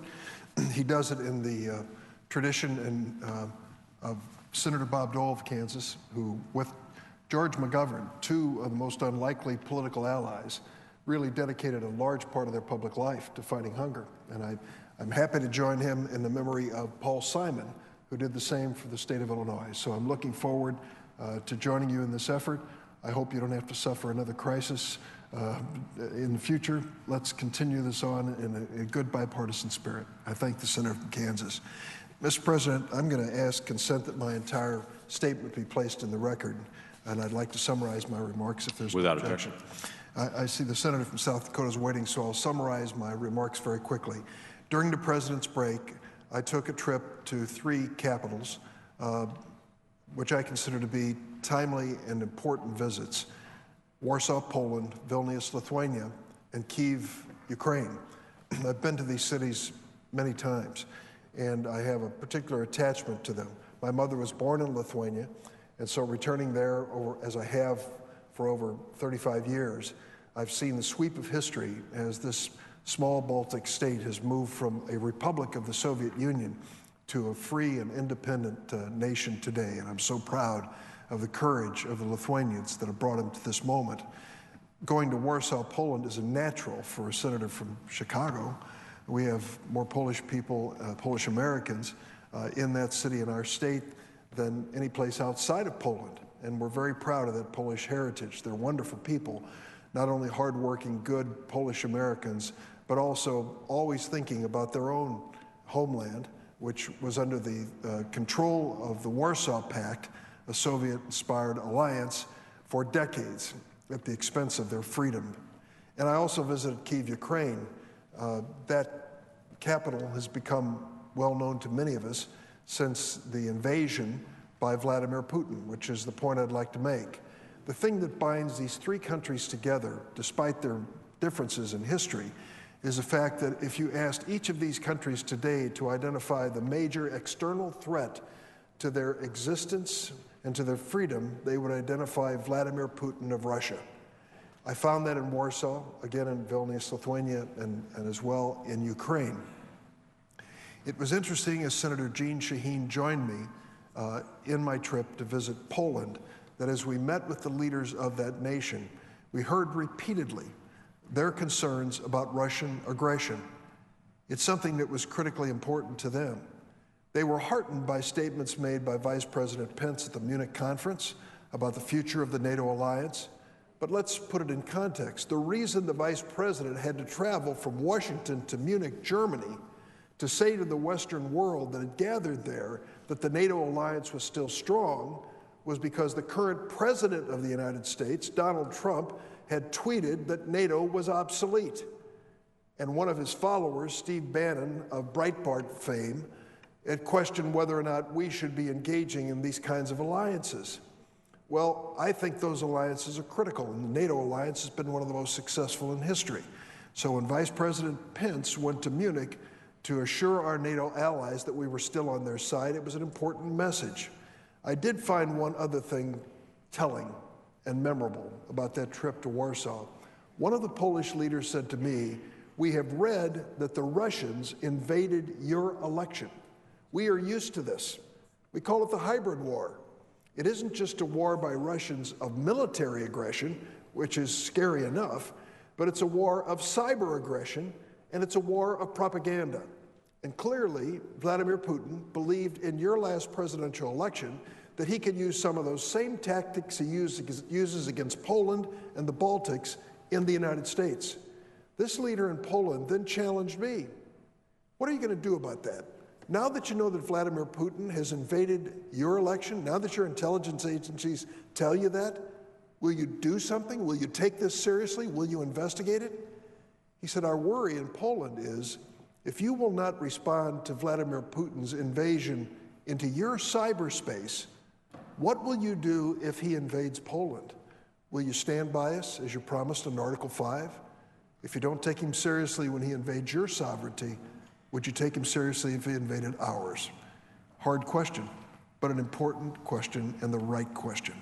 And I hope we take a lesson from it. Not to take Vladimir Putin for granted, not to view him as some superhero or great leader, but also to understand people around the world are watching to see how we react to this Russian invasion of our election. In Lithuania, they face the propaganda on a daily basis. German troops under the flag of NATO are now in Lithuania, making it clear that we are committed to the future and the security of that nation. What did Vladimir Putin and the Russian propagandists do as soon as these German troops moved into Lithuania? They created an absolutely false rumor that a German soldier had raped a Lithuanian woman. It wasn't true, but it was the kind of false information that they spread in the hopes of undermining the confidence of Lithuania in the NATO alliance. I met with the president of Lithuania, Dalia Grybauskaitė, and she is a very decisive leader. I thought of Margaret Thatcher's style when I meet with President Grybauskaitė. She is an Iron Lady in her own right, and she has to be, to protect Lithuania and other Baltic states from Russian aggression. The last trip we made was to Ukraine. Congressman Mike Quigley of Chicago joined me in that visit. In that visit, we had a chance to meet late at night, 9 o'clock at night, with the president of Ukraine, and Poroshenko, who was kindly waiting for us to get off the plane, come join him at his presidential offices. They are struggling even to this day. As President Trump is in conversation with President Putin about future relationships, sadly, at that very same moment, aggression by the Russians in Ukraine was growing. Over 10,000 people have been injured or died now because of the Russian invasion of Ukraine. There's speculation, and I hope it is just that some backroom negotiations underway to recognize this Russian invasion of Ukraine. I sincerely hope that never happens. We should never condone what Vladimir Putin has done to that country of Ukraine. They are struggling now to get back on their feet. They're making reforms that are unpopular but necessary. They are strengthening their economy, and at the same time, they are fighting a war. I left there with two resolves. One, to make sure that we provide the military equipment necessary in Ukraine for them to be successful, to ward off this Russian aggression. Second, to continue to work with them in terms of building their economy and reform. And third, that we have a visible physical presence with those NATO forces in the Baltic states and in Poland. We have a great alliance in these countries. In Poland, the Illinois National Guard has been a longtime ally of the Polish forces, and we're very proud of that relationship. And when it came to Lithuania, we were able to see a group from Fort Carson in Colorado. It was a tank command. I've never seen prouder soldiers in my life. American soldiers anxious to show this senator their Abrams M1 and the fighting vehicles that they were using, preparing for the possibility of defending Lithuania and the Baltics. It was an inspiring moment. I made my statement part of the record, and I won't go any further because I know the senator from South Dakota is seeking the floor. But I left there committed to the NATO alliance and committed to the effort to stop the aggression of Vladimir Putin. Committed as well to come home to the United States and say to my colleagues in the Senate and House, we have to take it seriously. When Vladimir Putin tries to change the outcome of an American election, it is a sad day in American history. I believe November 8th of 2016 is a day that will live in cyber infamy for what Vladimir Putin tried to do in the United States. For us to ignore it, to sweep it under the table, to hide it behind some committee door where no one knows what's going on inside is not the appropriate answer. We need an independent, transparent investigation of what the Russians did. A special prosecutor at the executive level and an independent commission like the 9/11 Commission, headed up by notable Americans like General Colin Powell or Justice Sandra Day O'Connor. That would bring all the facts to light so we know once and for all the truth of what happened and make certain it never happens again. Madam President, I yield the floor.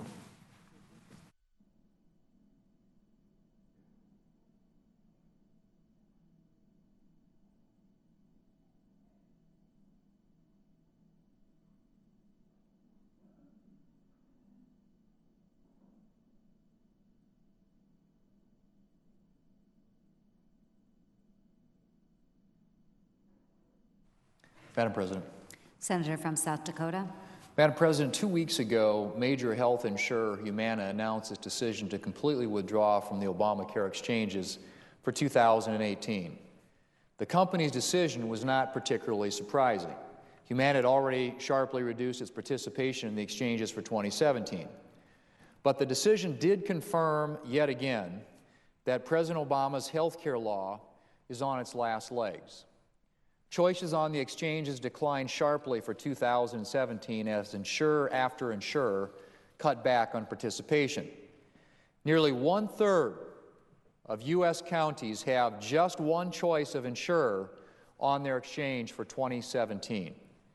Meanwhile, premiums on the exchanges are soaring. Exchange premiums increased a staggering 25% on average for 2017. That's a 25% premium increase for just 1 year. How many working families can afford a 25% increase in their health care premiums for 1 year? Things were even worse in some states. 7 states saw an average premium increase of more than 50%. 50% for 1 year. It's no surprise that many people who have Obamacare insurance have found that they can't afford to actually use their plans. Well, Madam President, Democrats can talk about coverage all they want, but coverage doesn't mean much if you can't afford to actually take advantage of it. It's time to give the American people some relief. Over the next few weeks, Congress will continue with the process of repealing and replacing Obamacare. Our priority is replacing Obamacare with personalized, patient-centered health care that is affordable for every American. Obamacare was supposed to lower health care costs for Americans, but it has spectacularly failed to do so. Our reform efforts will focus on keeping health care affordable, and include increasing competition, expanding innovation, and increasing flexibility. Obamacare has defaulted to a one-size-fits-all solution when it comes to health care.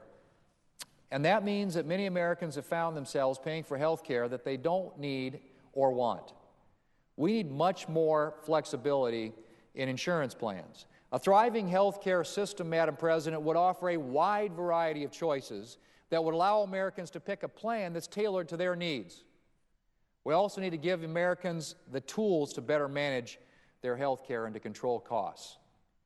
Along with keeping health care affordable, we're going to focus on restoring decision-making power to the American people.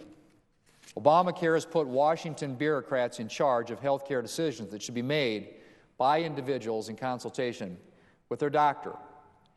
We're going to move control away from Washington and give it back to individuals.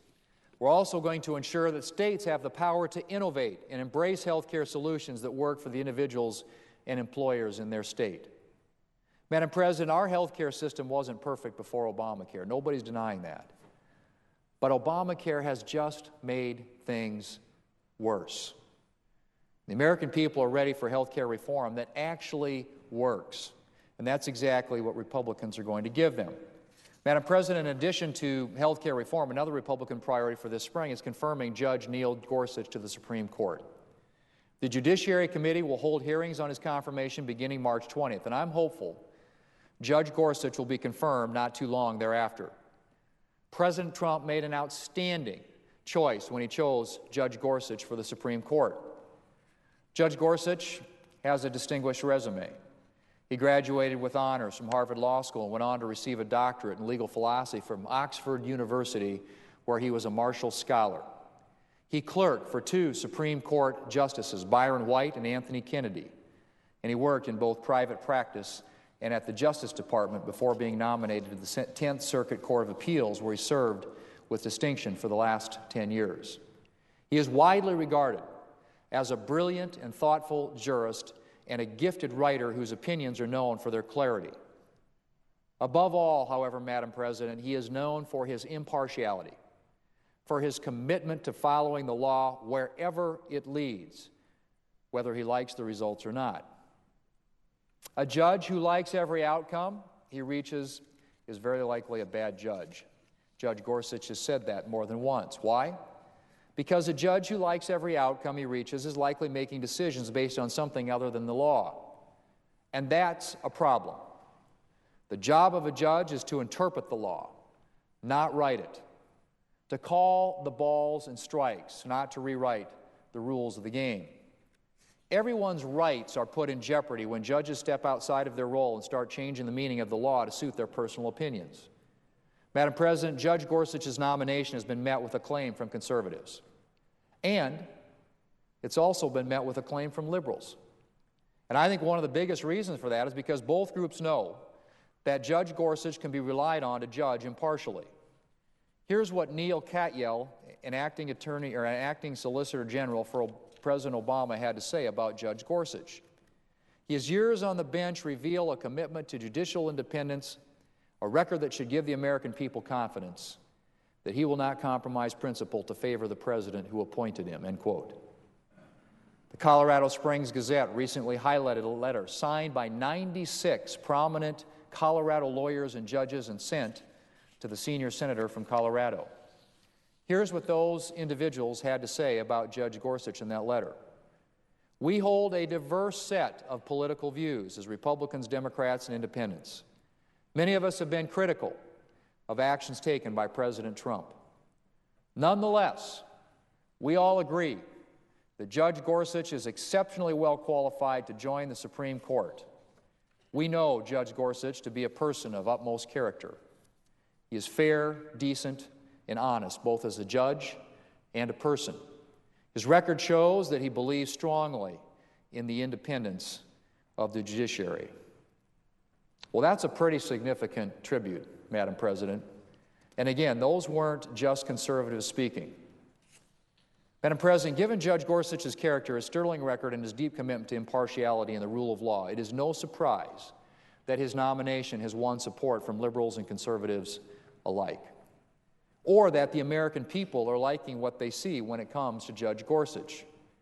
Well-known Democrat pollster Mark Penn recently noted that Judge Gorsuch is, quote, off to an excellent start in his nomination process. Unfortunately, there are still far-left extremists who would like to see Democrats in the Senate attempt to block Judge Gorsuch's confirmation.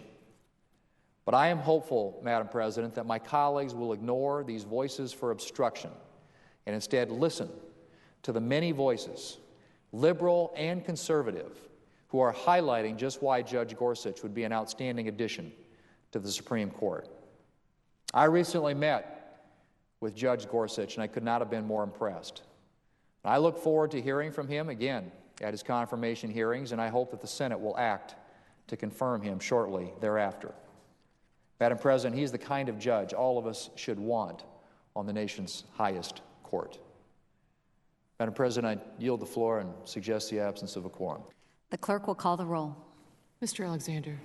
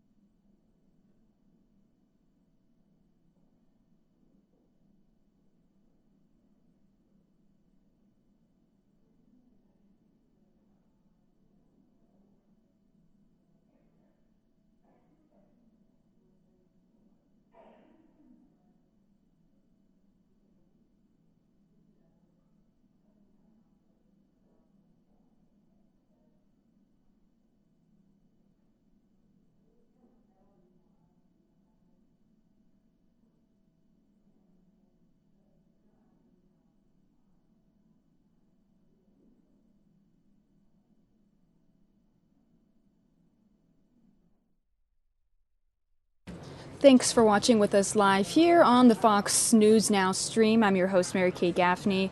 We are just showing you live footage right now on the Senate floor. Coming up a little bit later in the show, we'll show you the voting on Wilbur Ross as Commerce Secretary. That's coming up next on the Fox News Now stream.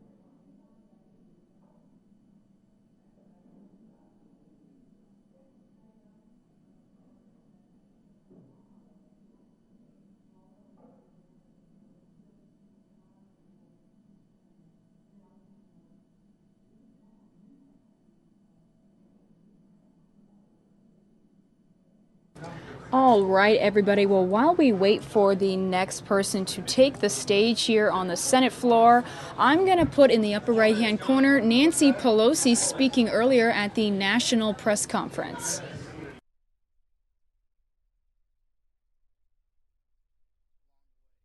Navigating what has become an increasingly partisan House while trying to win the day for her side of the aisle, even surviving the occasional challenge for leadership. Ladies and gentlemen, please give a welcome to Democratic leader Nancy Pelosi.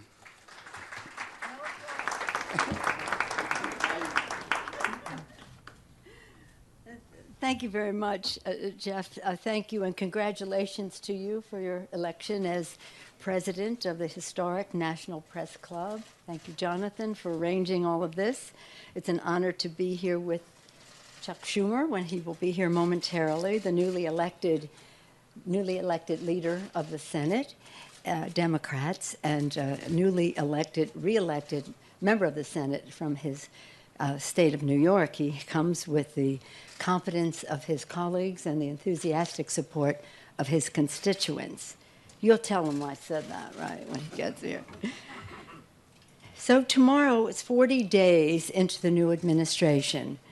President Trump will deliver his first address to a joint session of Congress. As we have reminded every time the president or anyone from his administration speaks to the American people, dealing with this administration demands that we stand up for the facts. And the facts are these. On January 20th, 2009, in the middle of the worst economic catastrophe since the Great Depression, President Obama, in his inaugural address, called for swift, bold action now to create jobs and lay a foundation for economic growth. 1 week and 1 day later, the Democratic House passed the American Recovery and Reinvestment Act. 1 week after that, the Senate passed the bill, and on February 17th, President Obama signed the ARA into law, 4 weeks from his inauguration. He had already signed Lilly Ledbetter Fair Pay Act and the SCHIP, the State's Children's Health Insurance Program, and made other progress as well, 4 weeks into his administration. By the time, a few days later, February 24th, when he made his first address to a joint session of Congress, he could report on what he asked for in his inauguration, what he had already accomplished, creating or saving 4 million jobs, and so much else. We're not allowed to applaud here, Chuck, but if we did, we would be applauding for you right now. Welcome. I talked about you already. At that joint address, President Obama could report on historic progress made on creating jobs with bold commitment to education, innovation, clean energy, and rebuilding America's infrastructure. Tomorrow, 40 days after his inauguration, President Trump and the Republican Congress will have not lifted a finger to create jobs or raise wages for hardworking American families. Instead, the president has put Wall Street first. He has tried to make America sick again. He has instilled fear in communities across America, and he has allowed Russia's grip on his administration to jeopardize our national security and undermine our democracy. Putting Wall Street first, the Republican Congress and the Trump administration moved quickly to enable profiteering by his Wall Street friends at the expense of hardworking Americans. Just 2 weeks into his administration, President Trump acted to unravel Dodd-Frank reforms, putting Main Street back at the mercy of Wall Street. On the same day, he eliminated the rule that financial advisors act in the best interest of their clients, and House Republicans have also made it harder for 60 million Americans to save for retirement. These actions will worsen the conditions that fueled his candidacy.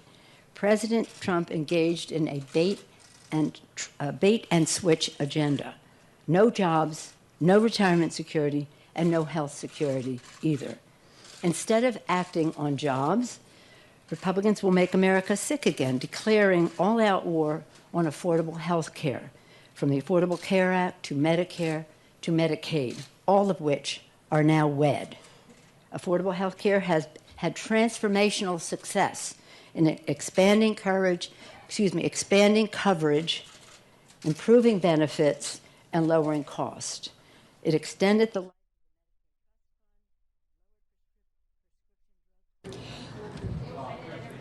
This now that we are streaming for you will soon be the voting on Wilbur Ross for Commerce Secretary. So I'm going to update the lower third because this is now happening live.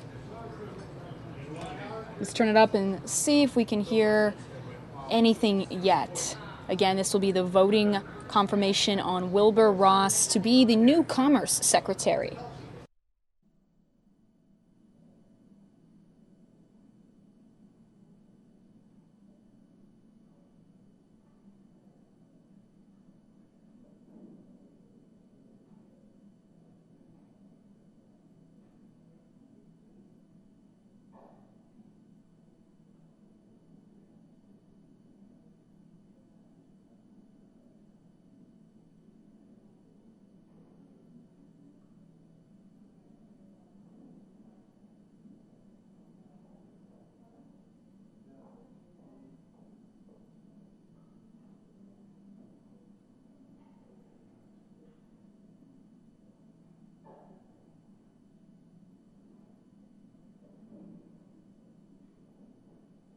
President,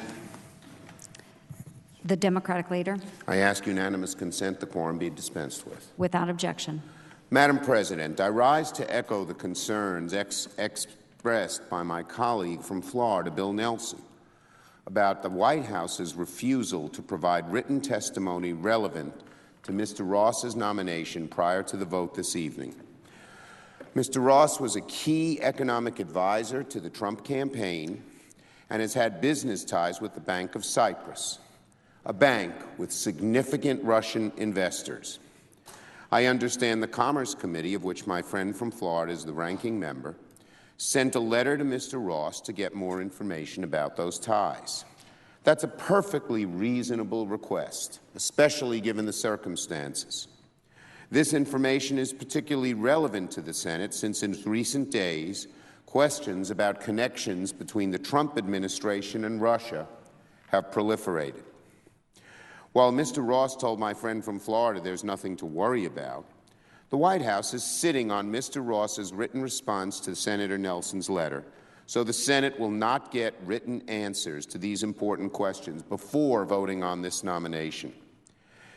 Madam President, this is just another example of this administration abandoning transparency and trying to jam nominees through without making all the relevant information public and available. They have not enjoyed a good few weeks with these nominees. They've gotten them through, but with a lot of pain and a lot of public disconcert. And here we have another example. We're getting to the end of the cabinet nominees, a nominee with ties to Russia. There's a document that states what they are, and so typical of this administration that stonewalls, that despises transparency, they don't let the letter be freed and make it available until after the vote. On a sensitive issue and important to national security as Russia and this administration's relationship to it, this is another black mark on this nation's administration. I yield the floor. The clerk will call the roll. Mr. Alexander.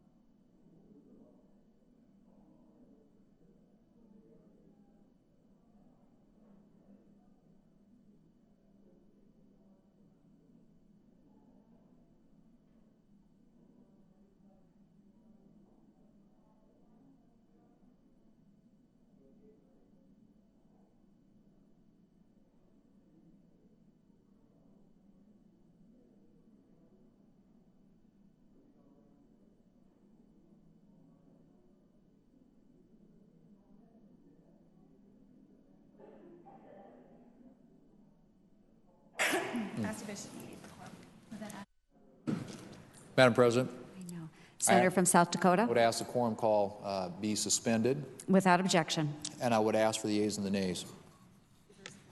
Is there a sufficient second? There appears to be. Under the previous order, all post-cloture time is expired and the question occurs on the nomination. The yeas and nays have been ordered. The clerk will call the order. Mr. Alexander, Ms. Baldwin, Mr. Barrasso, Mr. Bennett, Mr. Blumenthal, Mr. Blunt, Mr. Booker, Mr. Bozeman, Mr. Brown, Mr. Burr, Ms. Cantwell, Mrs. Capito, Mr. Cardin, Mr. Carper, Mr. Casey, Mr. Cassidy, Mr. Cochran, Ms. Collins, Mr. Coons, Mr. Corker, Mr. Cornyn, Ms. Cortez Masto, Mr. Cotton, Mr. Crapo, Mr. Cruz, Mr. Daines, Mr. Donnelly, Ms. Duckworth, Mr. Durbin, Mr. Renzi, Mrs. Ernst.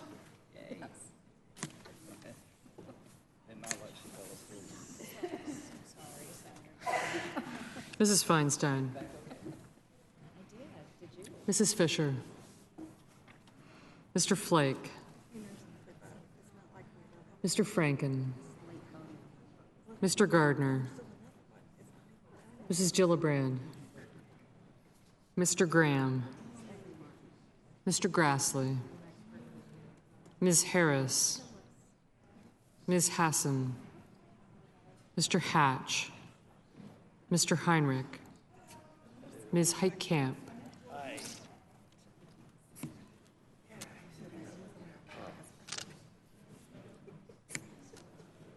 Mr. Heller. Ms. Hirono. Mr. Hoven. Mr. Inhofe. Mr. Isaacson. Mr. Johnson. Mr. Kane. Mr. Kennedy. Mr. King. Ms. Klobuchar. Mr. Langford. Mr. Leahy. Mr. Lee. Mr. Manchin. Mr. Markey. Mr. McCain. Mrs. McCaskill. Mr. McConnell. Mr. Menendez. Mr. Merkley. Mr. Moran. Ms. Murkowski. Mr. Murphy. Mrs. Murray. Mr. Nelson. Mr. Paul. Mr. Perdue. Mr. Peters. Mr. Portman. Mr. Reed. Mr. Risch. Mr. Roberts. Mr. Rounds.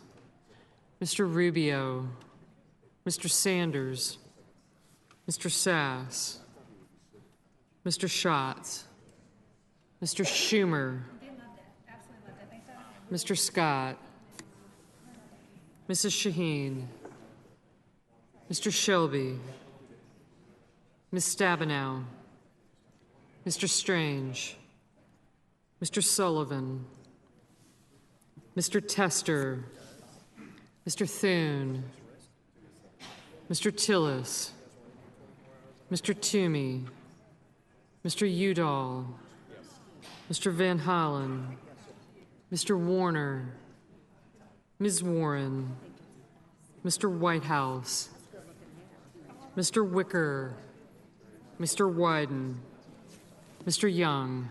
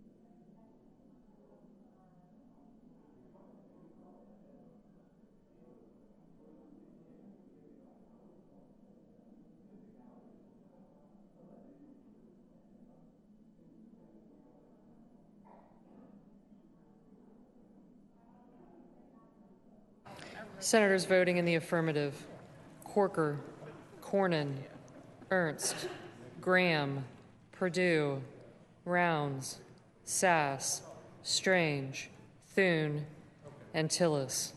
Senators voting in the negative: Blumenthal and Murray.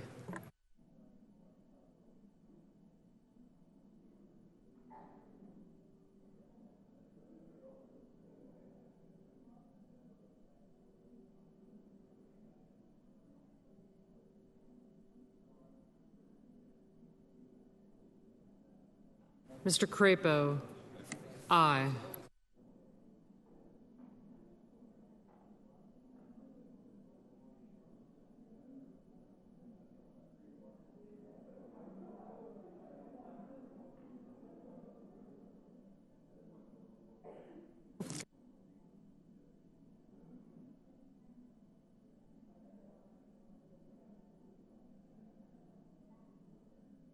Mr. Moran,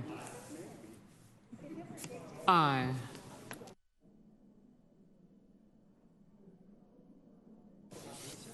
Mr. Cochran, aye.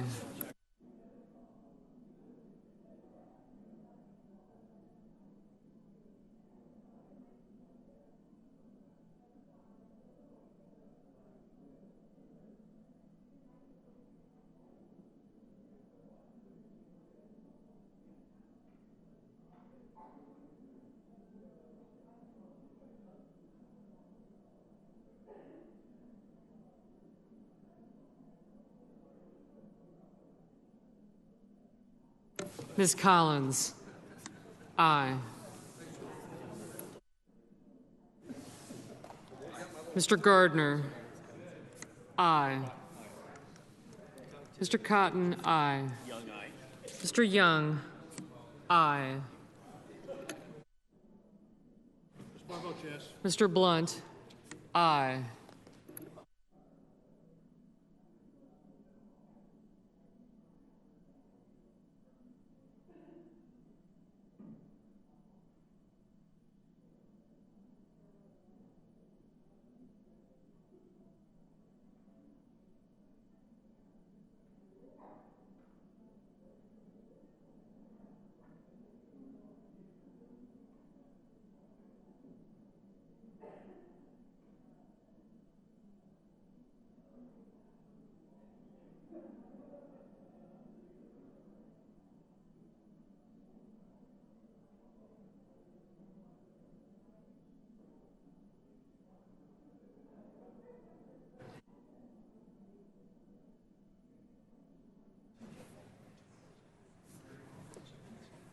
Mr. McConnell,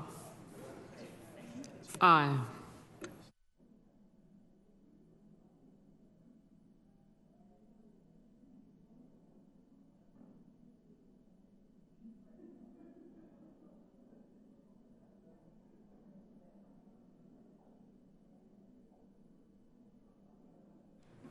Mrs. Shaheen, aye. Mr. Bozeman, aye. Mrs. Capito, aye. Mr. Enzi, aye.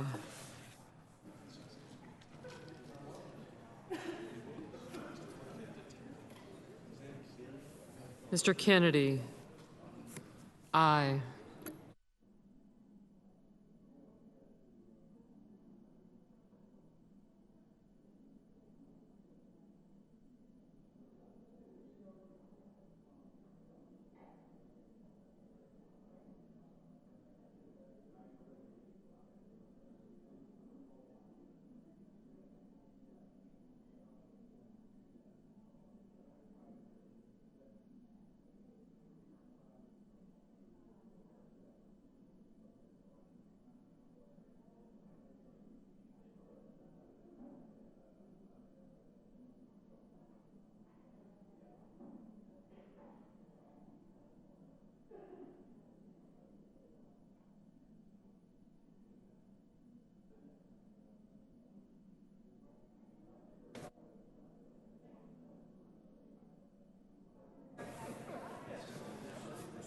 Mr. Heinrich,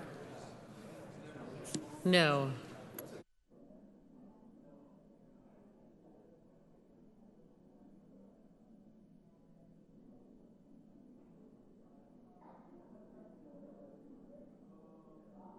Mr. Wicker, aye.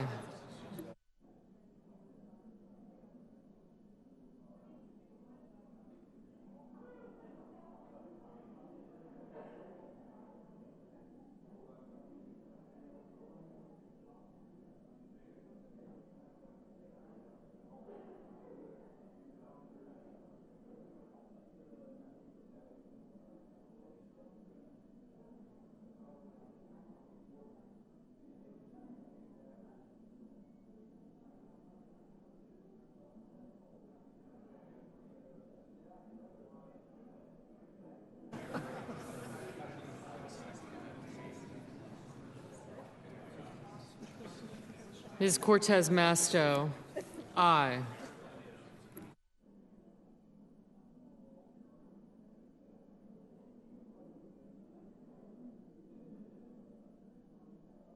Ms. Hassan, aye.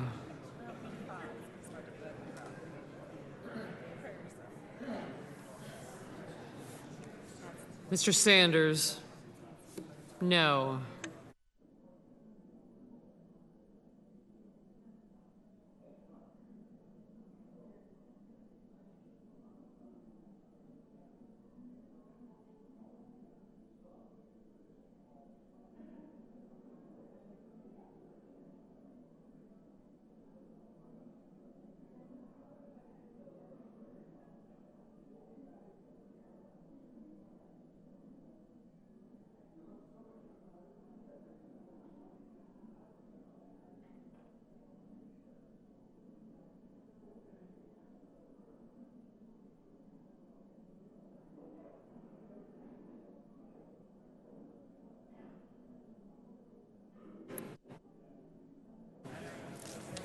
Mr. Cassidy, aye. Mr. Langford, aye. Mr. Lee, aye. Mr. Daines, aye. Mr. Johnson, aye.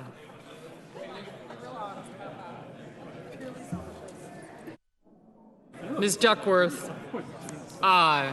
I did. I like how my staff did. Mr. Toomey, aye. A little bit too big for me, but Mr. Nelson, I will make an amendment. aye. So find something else.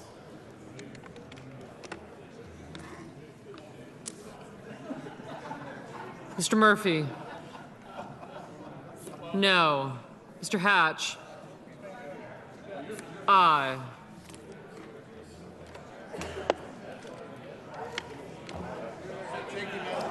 Mr. Cruz, aye.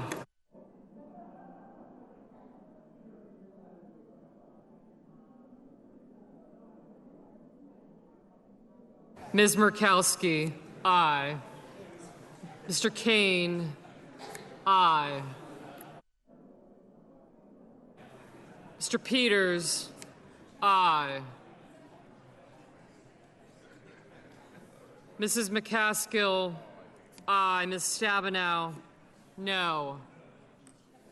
Mr. Booker, no. Mr. Markey, no. Mr. Leahy, no. Mr. Franken, no. Mr. Whitehouse, no.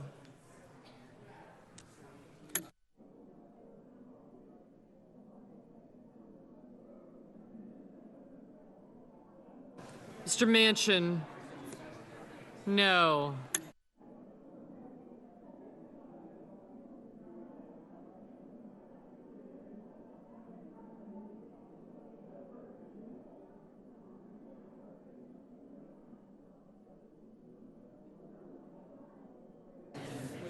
Mr. Van Hollen, no. Mr. Burr, aye. Mr. Reed, no. Mr. Wyden, no. Mr. Risch, aye.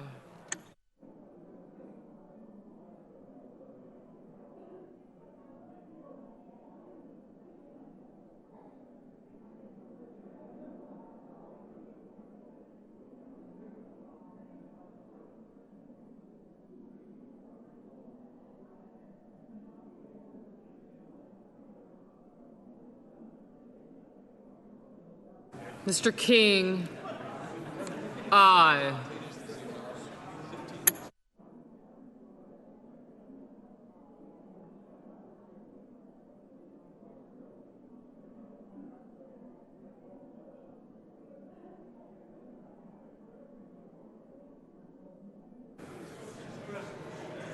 Mr. Alexander, aye. Mr. Schumer, no. Mr. McCain, aye.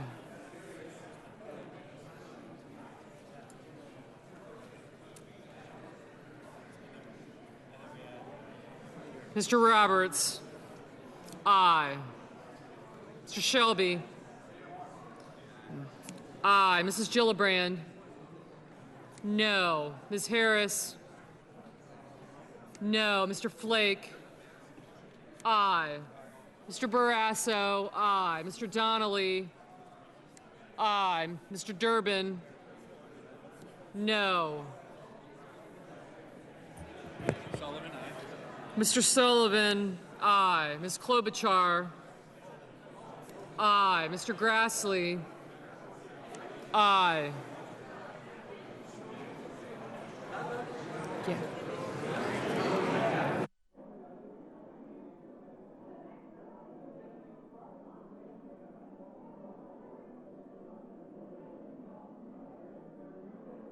Mr. Menendez, no.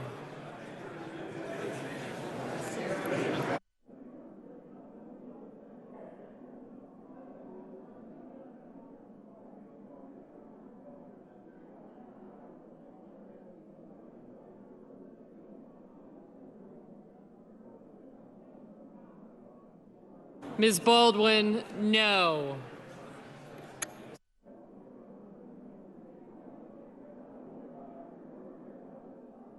Mr. Tester, aye.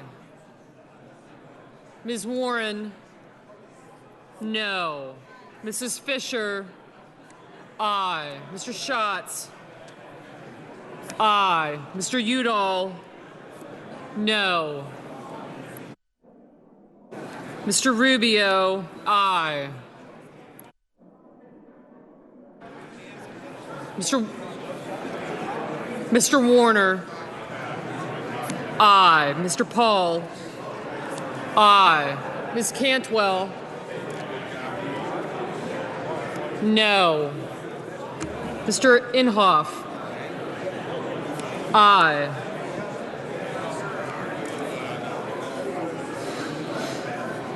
Mr. Casey, aye. Mr. Bennett, aye. Mr. Hoven, aye.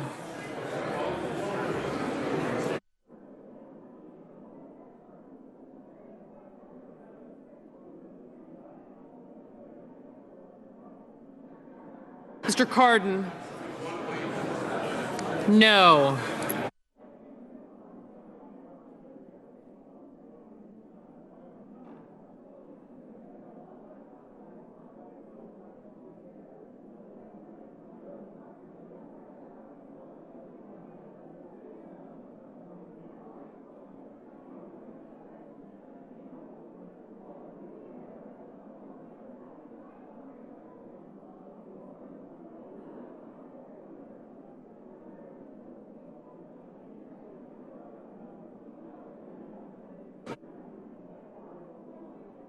Mr. Portman, aye.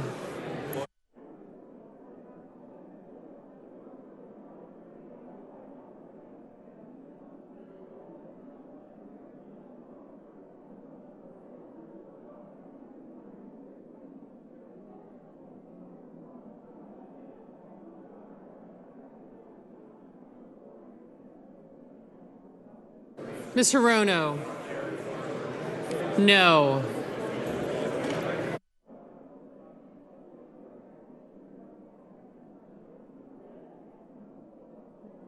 Mr. Merkley, no.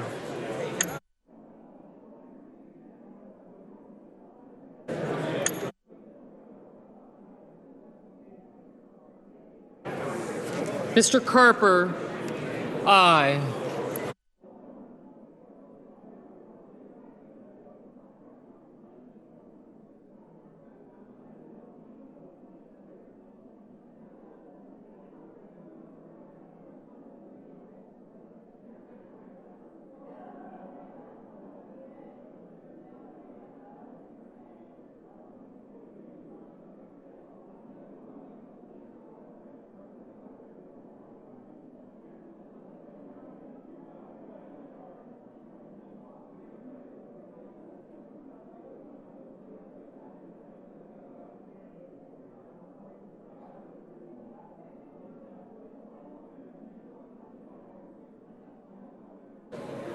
Mrs. Feinstein, aye.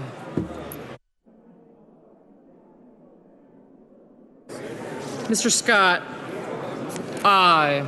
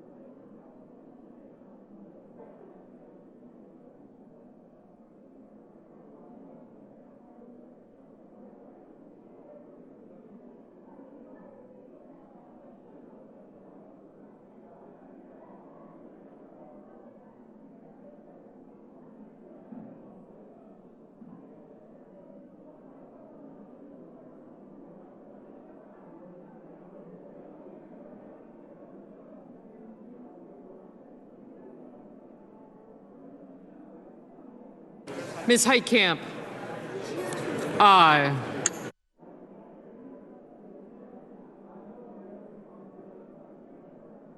Mr. Coons, aye.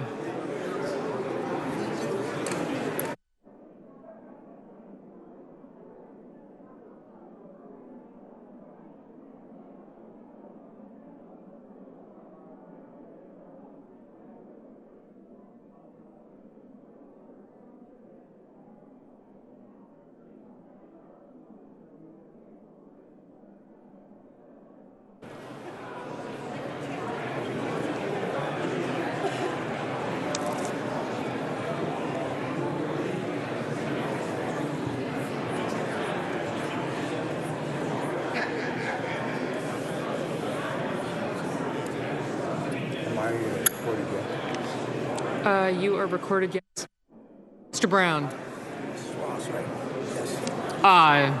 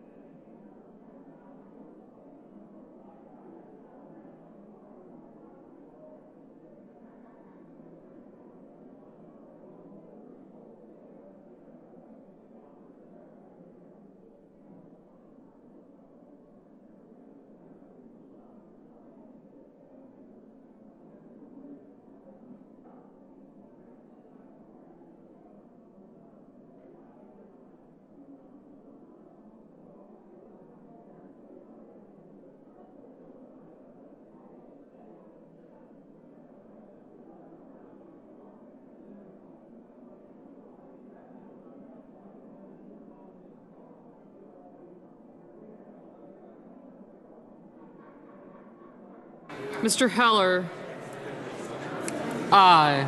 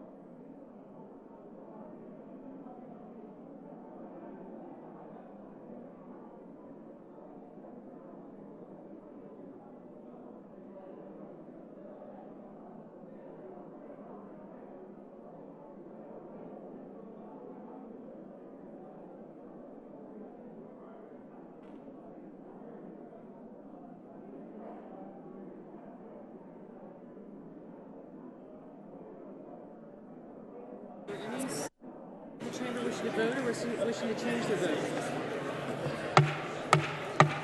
Are there any senators in the chamber wishing to vote or wishing to change their vote? If not, the yeas are 72. The nays are 27.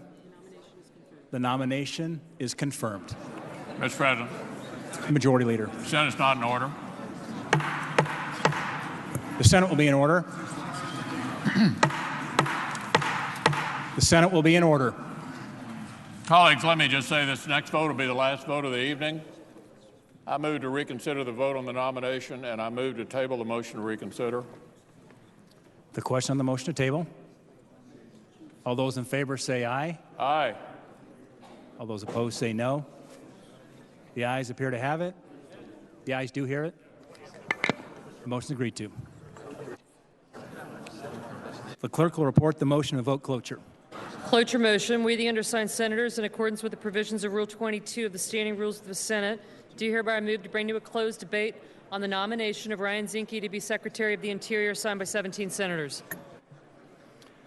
By unanimous consent, the mandatory quorum call has been waived. And the question is it the sense of the Senate that debate on the nomination of Ryan Zinke of Montana to be Secretary of the Interior shall be brought to a close? The yeas and nays are mandatory under the rule. The clerk will now call the roll. Mr. Alexander.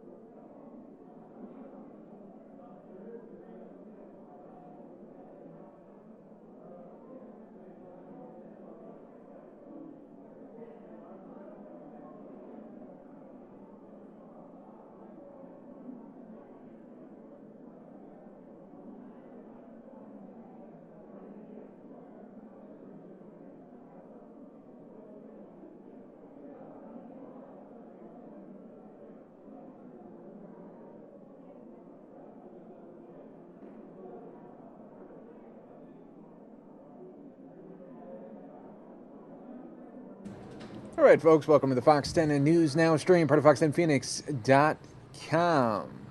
We just saw the Senate floor with that confirmation. Hope everyone having a great evening so far. Let's take you now to some weather that is happening up north here from us in Phoenix, and this is happening in Flagstaff. And let me tell you, folks, people think, oh, Arizona is just a desert. Oh, it's just always hot. No, we do get the different weather. Take a look at this. Yeah, it's coming down in Flagstaff right now. Take a look at what drivers are having to put up with at rush hour here in Flagstaff.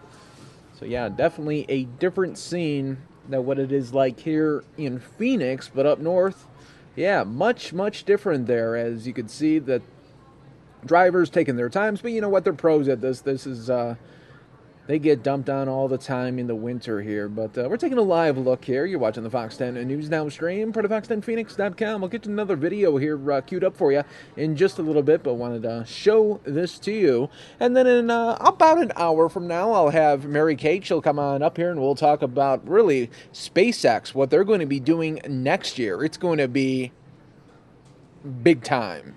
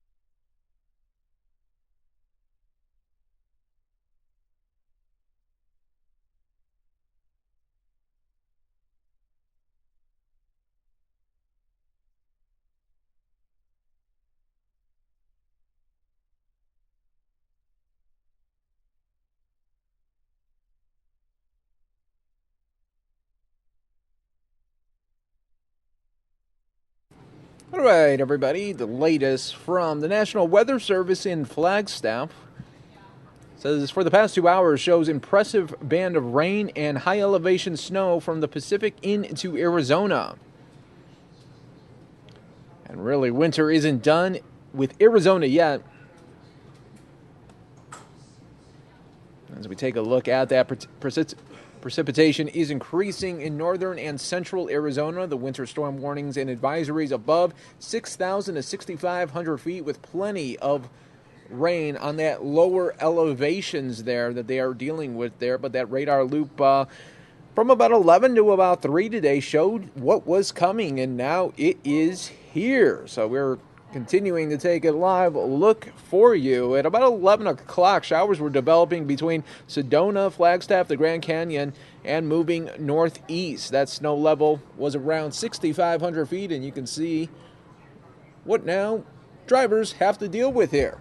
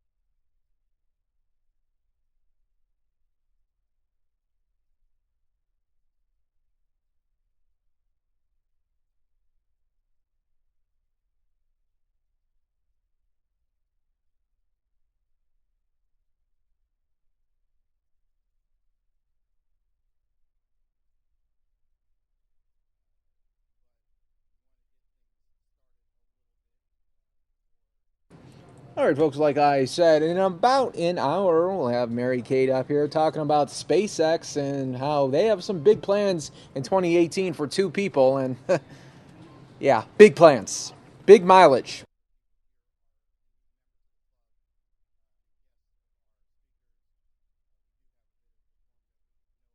Here during this, unless I call for it, to introduce, of course, the people I'm speaking with, because we just have to observe what we do here. Also, I want to just a couple of thank yous. I want to express my thanks to National Press Club past president Jonathan Salant, who organized today's Newsmaker, and I also want to extend a really gracious thank you for our new team of what we've reconstituted here at the Press Club called the Headliners team. We used to have several committees that do the things that we are doing here in terms of bringing speakers before the club. They've now come together under one roof.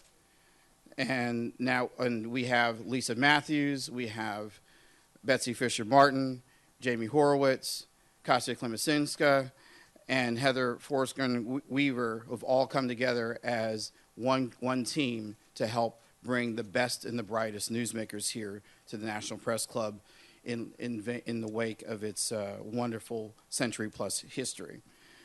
A couple of things I wanted to highlight before we get going.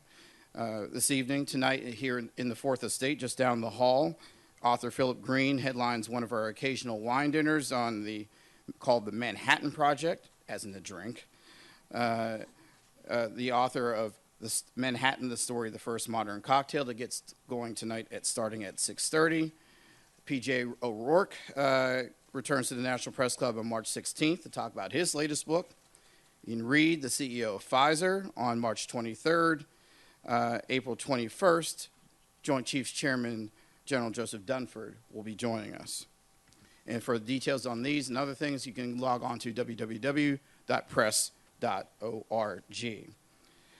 A little about the speaker who's with us currently. When I first got to Washington in 1990, she was speaking out on U.S. policy towards China, specifically human rights issues, becoming a go-to expert on the matter. I remember there were several times, Madam Leader, when You're also, of course, deeply involved in intelligence matters because you served on that committee, which you still do to this day. Nancy Pelosi is the Baltimore-born daughter of a congressman and sister to a Charm City mayor. She took her talents out west and decided much later to follow in her father's and brother's political footsteps, starting in the late 70s and being elected to the U.S. House of Representatives in 1987. But don't let the late start fool you, because she made up for it in historic fashion, rising to become the first woman to hold the gavel as Speaker of the House in 2006. She became a friendly thorn in the side of President George W. Bush on his Iraq war policy, but had to find a way to work with him on rescuing the U.S. economy from the economic collapse of 2008 and 2009. Along the way, navigating what has become an increasingly partisan House while trying to win the day for her side of the aisle, even surviving the occasional challenge for leadership. Ladies and gentlemen, please give a welcome to Democratic leader Nancy Pelosi.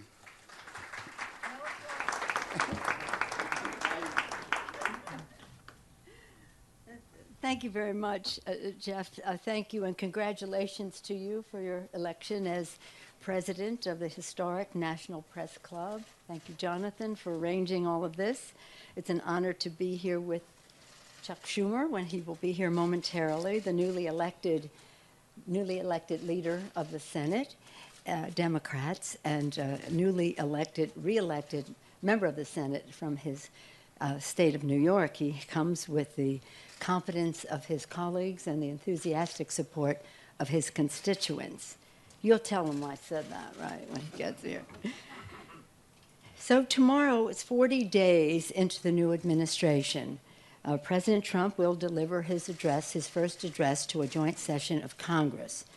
As we have reminded every time the president or anyone from his administration speaks to the American people, dealing with this administration demands that we stand up for the facts. And the facts are these. On January 20th, 2009, in the middle of the worst economic catastrophe since the Great Depression, President Obama, in his inaugural address, called for swift, bold action now to create jobs and lay a foundation for economic growth. 1 week and 1 day later, the Democratic House passed the American Recovery and Reinvestment Act. 1 week after that, the Senate passed the bill, and on February 17th, President Obama signed the ARA into law, 4 weeks from his inauguration. He had already signed Lilly Ledbetter Fair Pay Act and the SCHIP, the State's Children's Health Insurance Program, and made other progress as well, 4 weeks into his administration. By the time, a few days later, February 24th, when he made his first address to a joint session of Congress, he could report on what he asked for in his inauguration, what he had already accomplished, creating or saving 4 million jobs, and so much else. We're not allowed to applaud here, Chuck, but if we did, we would be applauding for you right now. Welcome. I talked about you already. At that joint address, President Obama could report on historic progress made on creating jobs with bold commitment to education, innovation, clean energy, and rebuilding America's infrastructure. Tomorrow, 40 days after his inauguration, President Trump and the Republican Congress will have not lifted a finger to create jobs or raise wages for hardworking American families. Instead, the president has put Wall Street first. He has tried to make America sick again.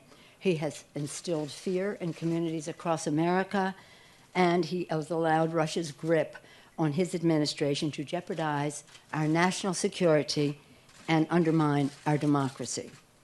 Putting Wall Street first, the Republican Congress and the Trump administration moved quickly to enable profiteering by his Wall Street friends at the expense of hardworking Americans.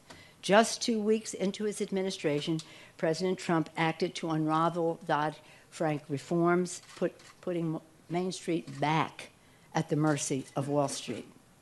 On the same day, he eliminated the rule that financial advisors act in the best interest of their clients and House Republicans have also made it harder for 60 million Americans to save for retirement. These actions will worsen the conditions that fueled his candidacy. President Trump engaged in a bait and switch agenda. No jobs, no retirement security, and no health security either. Instead of acting on jobs, Republicans will make America sick again, declaring all-out war on affordable health care, from the Affordable Care Act to Medicare to Medicaid, all of which are now wed. Affordable health care has had transformational success in expanding coverage, improving benefits, and lowering cost. It extended the life of the Medicare Trust Fund, lowered prescription drug costs for seniors, and provided free preventative care, keeping seniors healthier. It also expanded Medicaid, now a vital tool in the fight against the opioid epidemic and a major funder of seniors in nursing homes, or even who go there for daycare.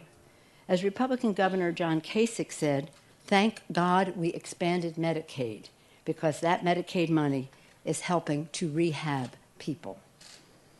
And under the Affordable Care Act, more than 20 million previously uninsured Americans now have coverage. Under the Affordable Care Act, the 55 million Americans who get their insurance through their employer cannot be denied coverage because of a pre-existing medical condition, are now protected from lifetime limits on care.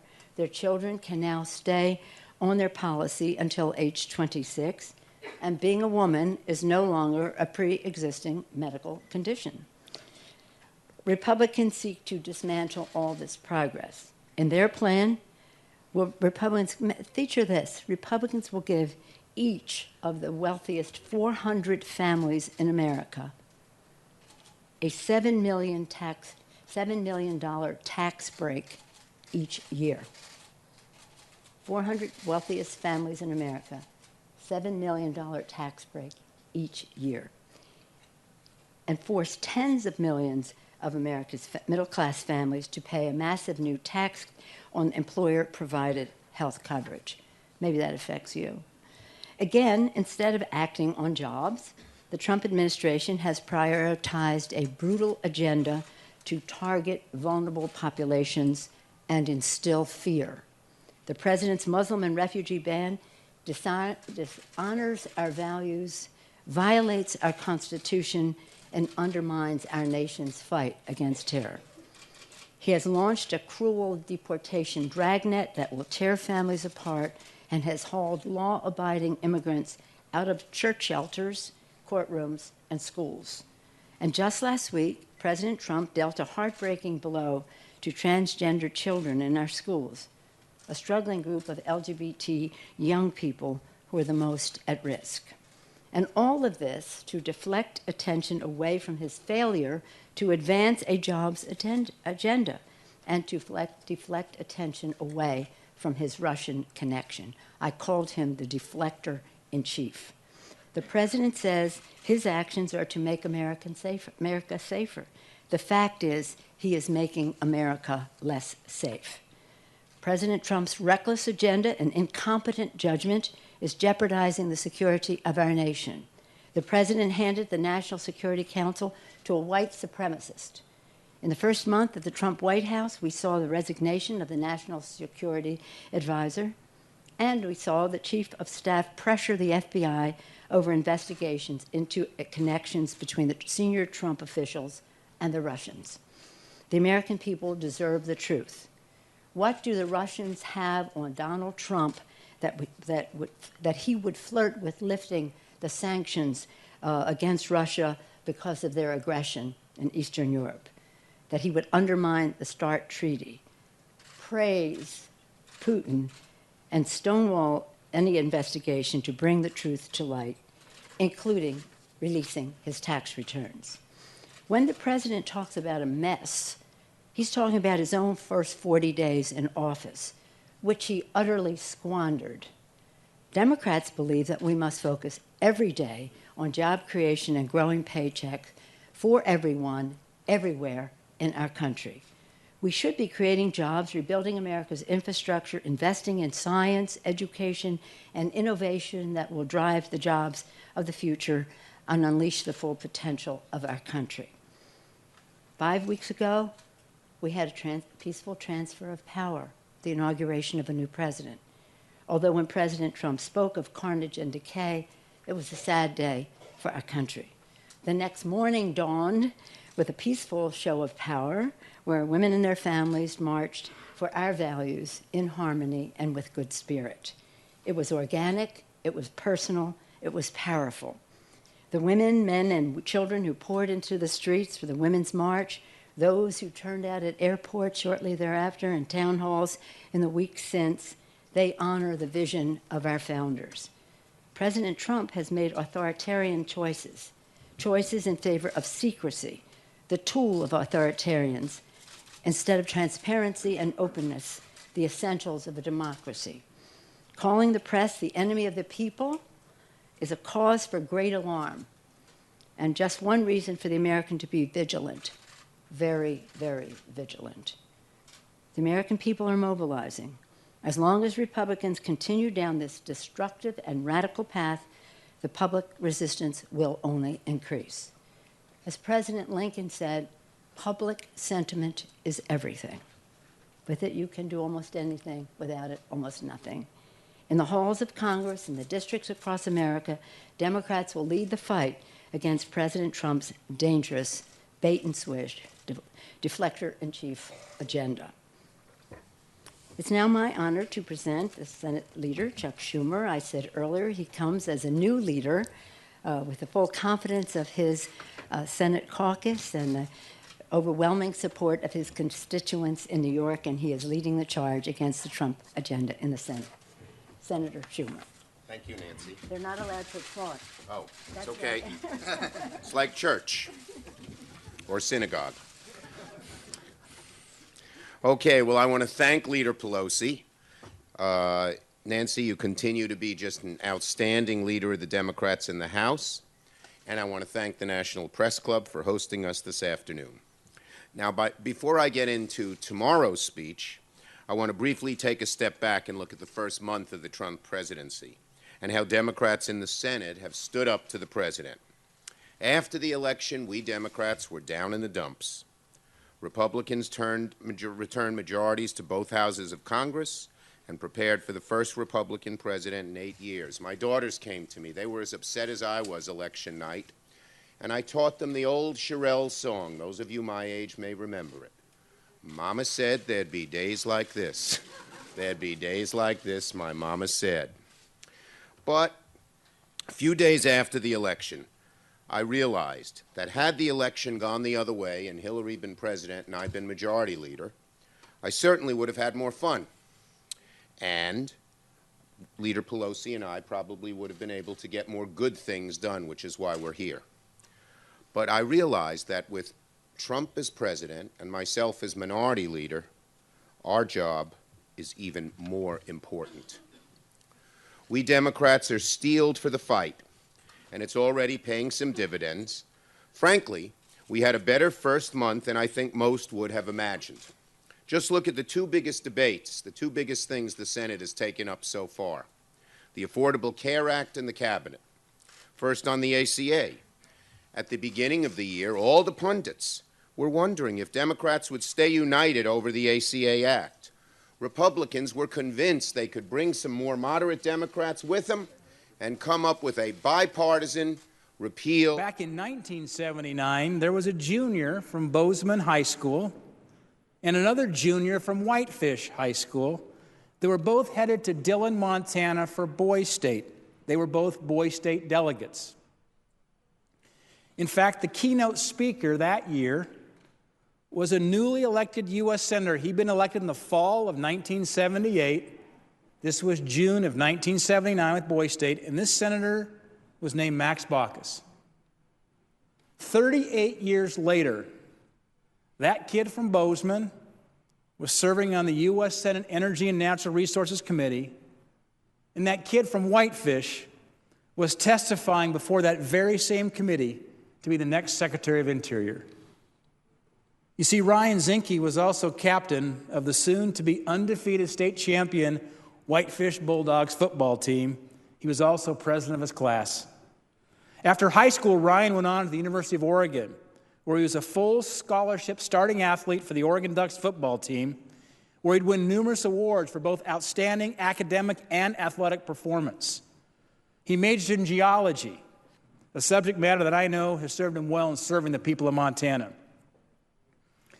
Ryan Zinke is a U.S. Navy SEAL commander whose assignments include the Elite SEAL Team 6. In fact, part of that tenure was serving under General Mattis, now Secretary Mattis, as commander of Joint Special Forces in Iraq at the very height of insurgent activity. During his 23 years as a U.S. Navy SEAL, Ryan conducted special operations on 4 continents. Ryan Zinke earned 2 Bronze Stars and many other awards for his service to our nation. We should all be thankful to him, to his wife Lola, and their children for his service. Following his retirement from the Navy after more than 2 decades of honorable service to our nation, Ryan came back home to Montana, and he continued to serve again, this time in our state government. Ryan ran for and won a seat in the state Senate, and then as Montana's sole representative in the United States House. For the past couple of years, Ryan has been a strong supporter of conservationists, of responsible natural resource development, of LWCF, as well as increased recreational access to our public lands. You know, Ryan grew up 30 minutes from Glacier National Park. I grew up about 60 minutes from Yellowstone National Park. We both understand the importance of our national parks. And Ryan is intimately familiar with the vast jurisdiction of the Department of Interior because he's lived it. He's seen his own hometown suffer due to bad government policies that hurt rural communities, like Libby, where the logging industry has been decimated, like Malta, like Colstrip, that depend on our public lands for access. Above all, Ryan is a Montanan who grew up in our public lands. He knows that we must strike this right balance between conservation and responsible energy development. And he understands more than most that these one-size-all-fit policies from Washington, D.C. never work for real America. The bureaucrats in Washington, D.C. oftentimes can't even find Montana on a map. Ryan Zinke is whip smart. He's the guy you want in your corner.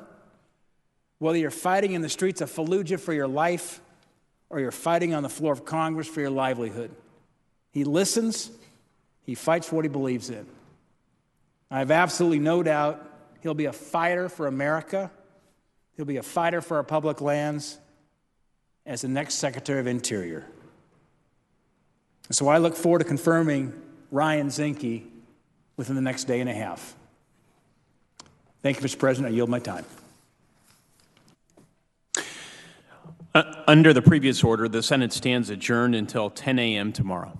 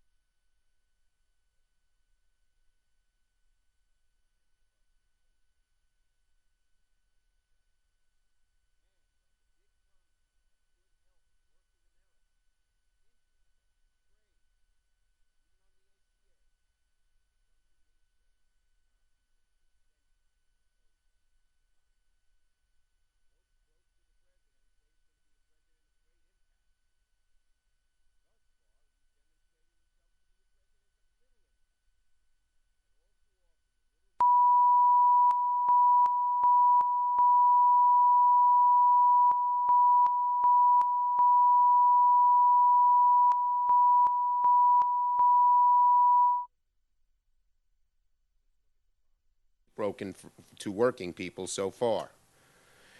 He broke his promise to working Americans when he loaded his administration with Wall Street insiders. He's already trying to roll back Wall Street reform, despite saying during the campaign he was going to stick up for the working man against Wall Street. Total 180-degree reversal. He broke his promise to working Americans when, as one of his first actions in office, he made it harder for them to afford a mortgage. $500 more to help the banks. He broke his promise to working Americans when he halted implementation of a rule that would have better protected retirement savings of working people from abusive practices, helping the financiers, hurting the working people. When millions of Americans, middle-class Americans who worked hard, were due a long-awaited bump in overtime pay, the Trump administration indicated it would likely take that away. He broke his promise to working Americans when his administration refused to label China currency manipulator, even though he said so many times in his campaign, I heard him. I was happy when I heard him say that, even though I didn't think he'd win. But he said he's going to label China currency manipulator on day one. Now they're backing off. He broke his promise to working Americans when, after vowing not to cut Social Security, Medicare, or Medicaid during the campaign, he proposes to cut Medicaid and chooses cabinet secretaries who spent their careers trying to eviscerate Social Security and Medicare. One fact checker said that of the 60 explicit promises he made about his first 100 days, only 6 have been kept, and 45 have no action taken whatsoever. So just to repeat, the first month of a Trump presidency is less of a bang, and more of a whimper. Not much impact, but what he's done so far has shifted the burden off of the special interests and the wealthy and onto working families. The portions are small, the food is terrible. With respect to the speech tomorrow night, I fully expect the president to resort to the same populist message he used in his campaign and his inauguration, full of grandiose promises to the working people of America, to gloss over the reality. All right, everybody, taking you live right here on the Fox 10 News Now stream, part of Fox10Phoenix.com, taking you to breaking news here in Riverside, California, where a plane crashed inside a home. We're taking these live aerials right now. No word yet on any injuries here, but you can see this is extensive damage here. There are crews all around this neighborhood trying to put out this fire here. We're going to continue to follow along here on the Fox 10 News Now stream.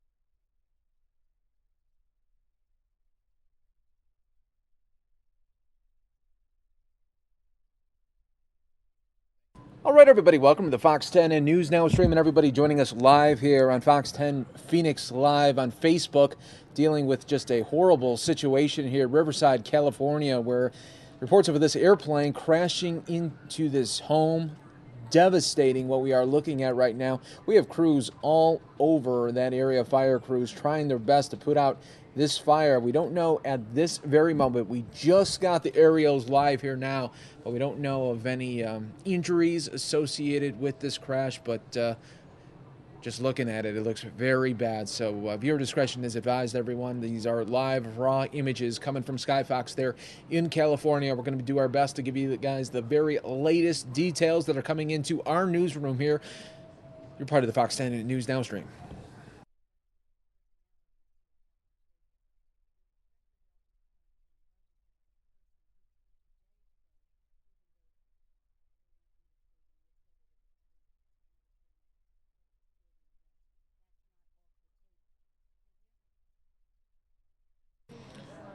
All right, some of the information that we have here is that this plane crashed into a home in Riverside, California, near Central Avenue and Hillside, just north of Harvest Christian Fellowship. So if you're from that area, or if you have family and friends in that area, let them know. Share the post here so that they'll be in the know of what's going on in their neighborhood there. But fortunately, we're covering live breaking news here for you in this neighborhood in Riverside, California. Plane into a home.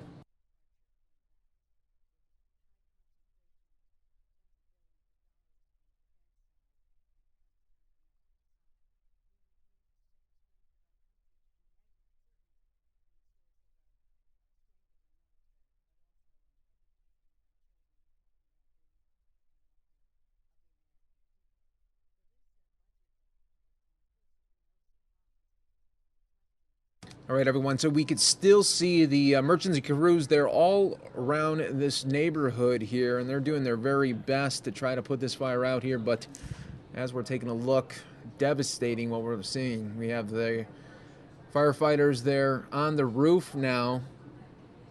They're trying to poke some holes to alleviate some of that smoke. But we're taking a look here, and it looks like they are pulling somebody out live right now. So we're hoping for the very best for that person there. Wow, very, very sad here.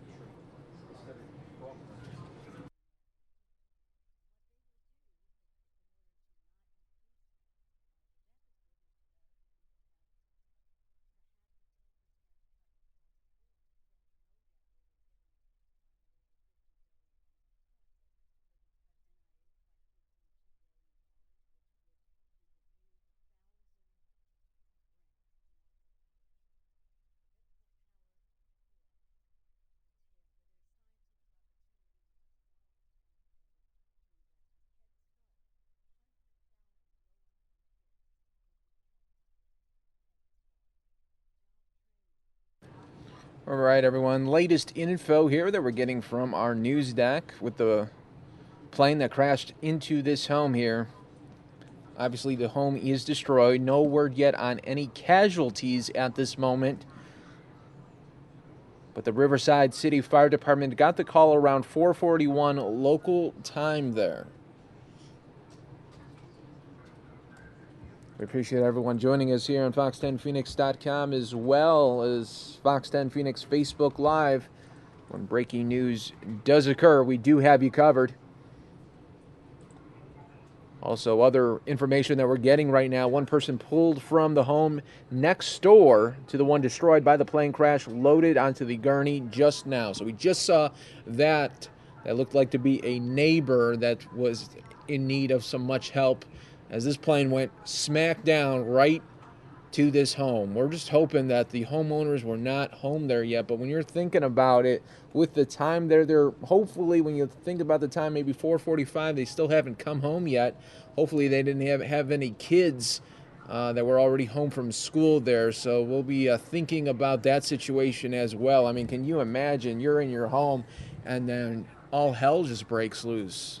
Plane just crashes inside your home. So very, very sad situation that we're dealing with. We're looking at fire crews going through the rubble here, making sure that they are not missing anyone here as they're trying their best to put out this fire and also rescue people at the same time. It's very, very complicated what they have to do. And once again, it just shows you what these first responders have to do and deal with and how they are the true heroes in life. So folks, if you're watching this live here, hit that share button, hit that so you and your friends could be in the know of what is going on live here.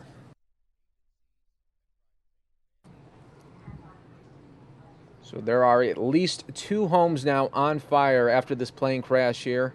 This is about a mile away from the Riverside Airport. So that is key to know there too. Was it just taking off, or was it trying to go in for a landing and just couldn't make it to the runway? Though, here we go. So that was that one neighbor that we saw getting pulled, and now they are on the way to the hospital. You can see this whole neighborhood is shut down though, for obvious reasons here. I mean, it just slammed into this home. Look at that. Oh boy. Heart goes out to him.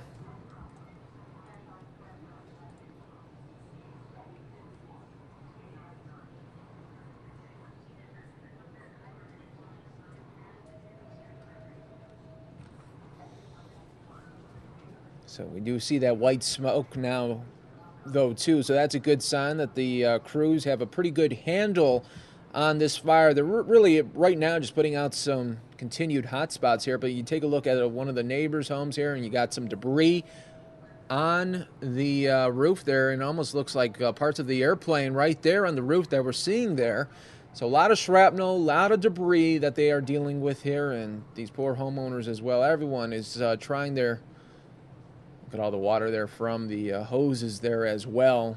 But crews, I mean, this plane just smacked right down onto this home here.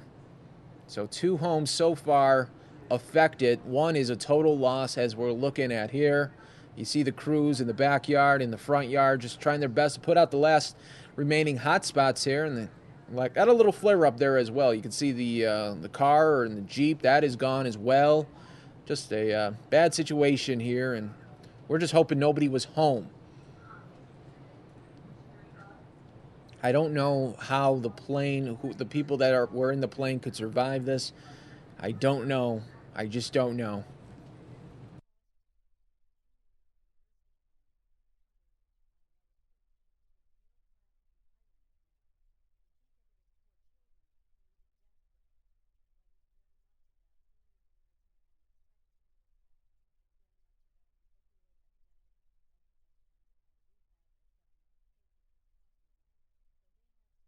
And once again, folks, we appreciate you being part of the Fox 10 News Now stream. When breaking news does occur anywhere across the country, you know we have you covered here. And unfortunately, we're seeing more of the flames rip apart this home. They're just hoping that it just doesn't spread to that next home right there. They're working very hard. You can see all the debris there and shrapnel on that roof there, just feet away. So crews really trying to do work here, and wow, hearts go out to everyone there involved, for the homeowners, for the pilot, whoever else was on this plane. It was just a mile away from the Riverside Airport. If you haven't already done so, hit that share button. That way, all your friends and family will know as well what is going on here in this just terrible breaking news situation that we are covering here live for you right now on the Fox 10 News Now stream.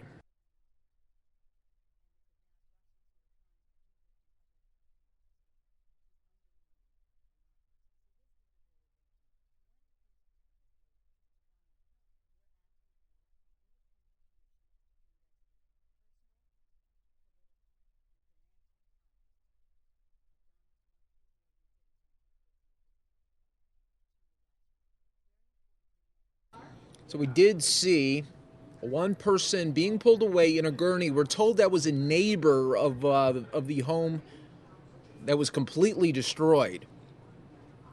We're going to continue to follow along here live as we're watching these emergency crews do their very best, putting out this fire, and then they got to search. That'll be the hard part. Doing the search, seeing the wreckage of the plane, and most likely seeing the ones that did not make it. We're just hoping no one was home at that time. Again, this happened around 4:41 local time there in California. We're hoping that the people did not come home from work yet.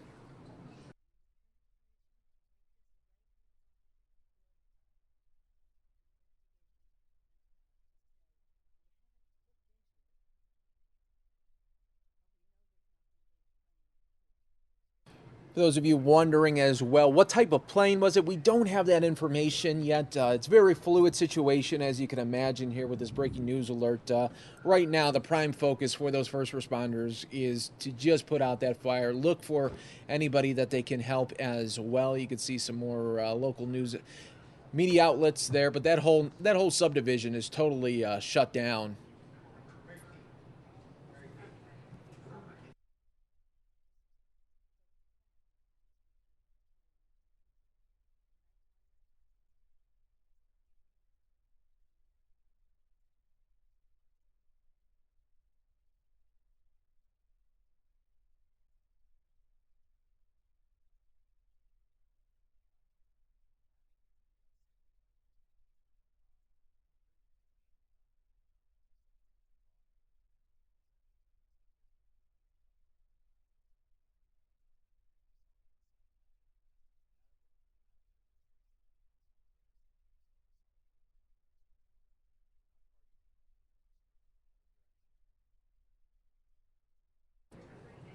Once again, folks, we are here live for you. Just a terrible situation that we are covering in Riverside, California, where the plane crashed inside to this home, totally destroyed it, and now we are looking at first responders there, fire crews doing their very best to work the situation as best they can here. This is something that they train for. This is just a mile away from the Riverside Airport. You can see where the airport is in connection with this plane. It's just a mile away. So does it look like more of a takeoff than a landing situation? It's too hard to see there, but from that location, it would look like maybe they took off from Riverside and just one thing led to another. Engine maybe went out and the very worst happened, but that will all come out in the investigation. But there's so much work to do here that they have to just knock down these flames first before there could be any investigation going on here with the plane.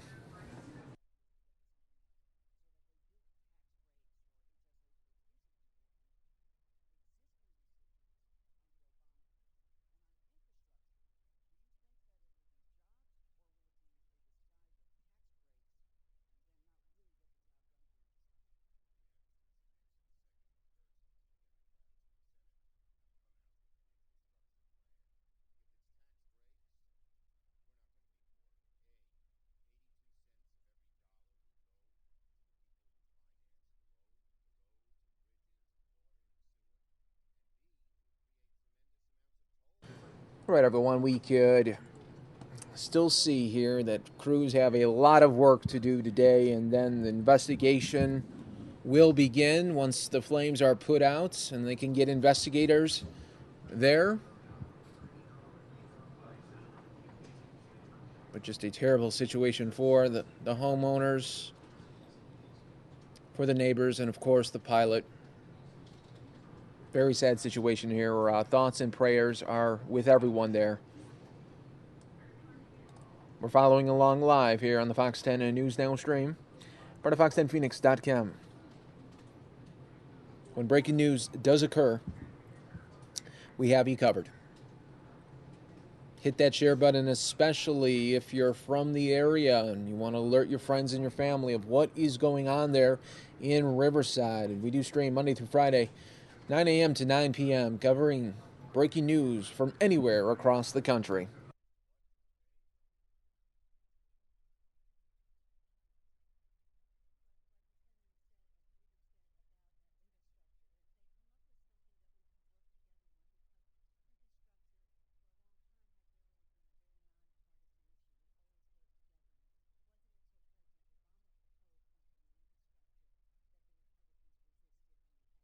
And everyone, this happened just before 5 o'clock their local time in the area of Central and Streeter Avenue there in Riverside.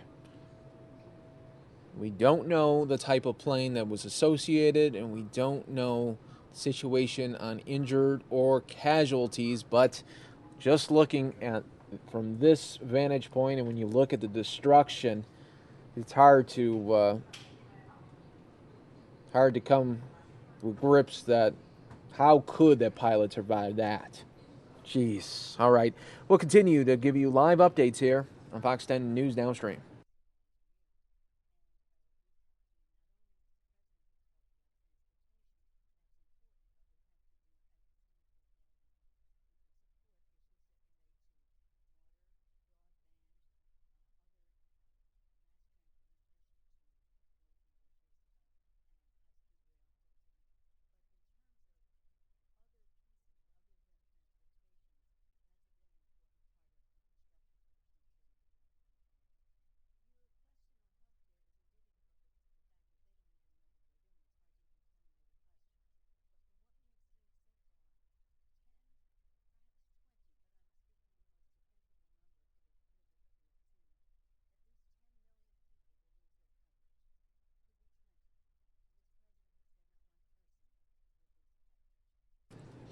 Yeah, so many of our viewers right now just commenting and just you could they are very sad as well. When you look at the home, it's not even there anymore. Absolute destruction. Crews, and we're just hoping that nobody was home yet. I mean, it happened at 4:45 their local time. You're just hoping at this point that the people weren't home from work and there was no kids there as well, waiting for their folks to come home. Yeah, just a terrible situation. And like I was mentioning earlier, no way that this pilot's going to survive this. We did see one neighbor being transported. They needed to go to the hospital. They went away right away. Sky Fox continuing to show you this scene here in Riverside, California. We're going to continue to monitor it for you, but a lot of white smoke just pouring from this home that once was and now is in just a land of ruin. This really puts perspective on your own life as well, doesn't it? When you look at this sort of destruction and see, wow, maybe I thought I had it bad, or maybe my day didn't go as well. But then when you look at something like this, you think to yourself, yeah, my day was great. My day was okay. So we'll continue to follow this here for you. Just never know what's going to happen in life.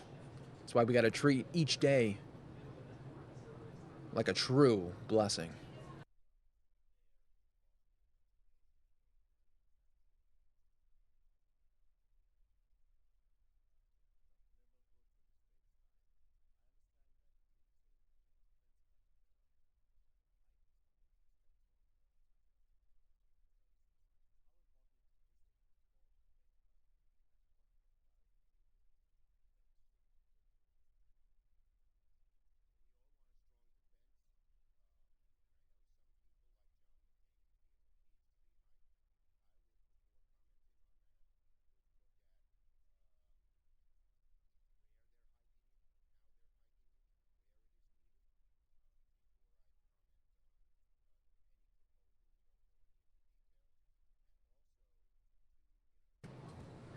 All right, everybody, we're just also getting some more information into our news desk right now.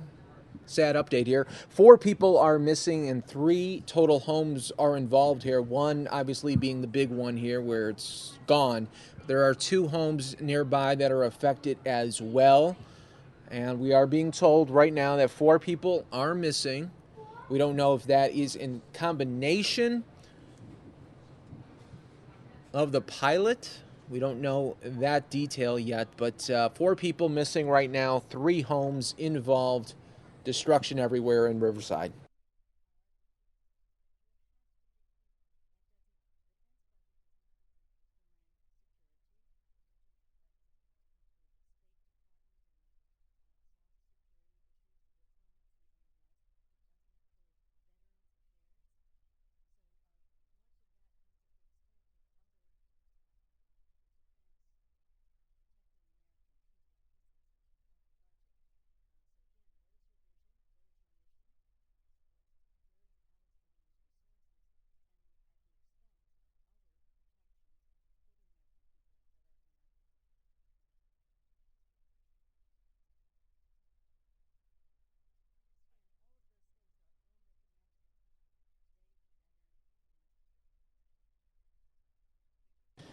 Many of you in the chat room and on Facebook Live sending out your thoughts right now, and believe me, the vibes are felt all the way to Riverside. They will feel that love and that hopefulness that you are all spreading. So we'll continue to follow this live here as long as we have the shot and continue to give you the updates as they come in. Very fluid situation. We're following it live. This is Fox 10 News Now. We do stream Monday through Friday, 9 a.m. to 9 p.m., giving you extensive breaking news coverage from anywhere across the country.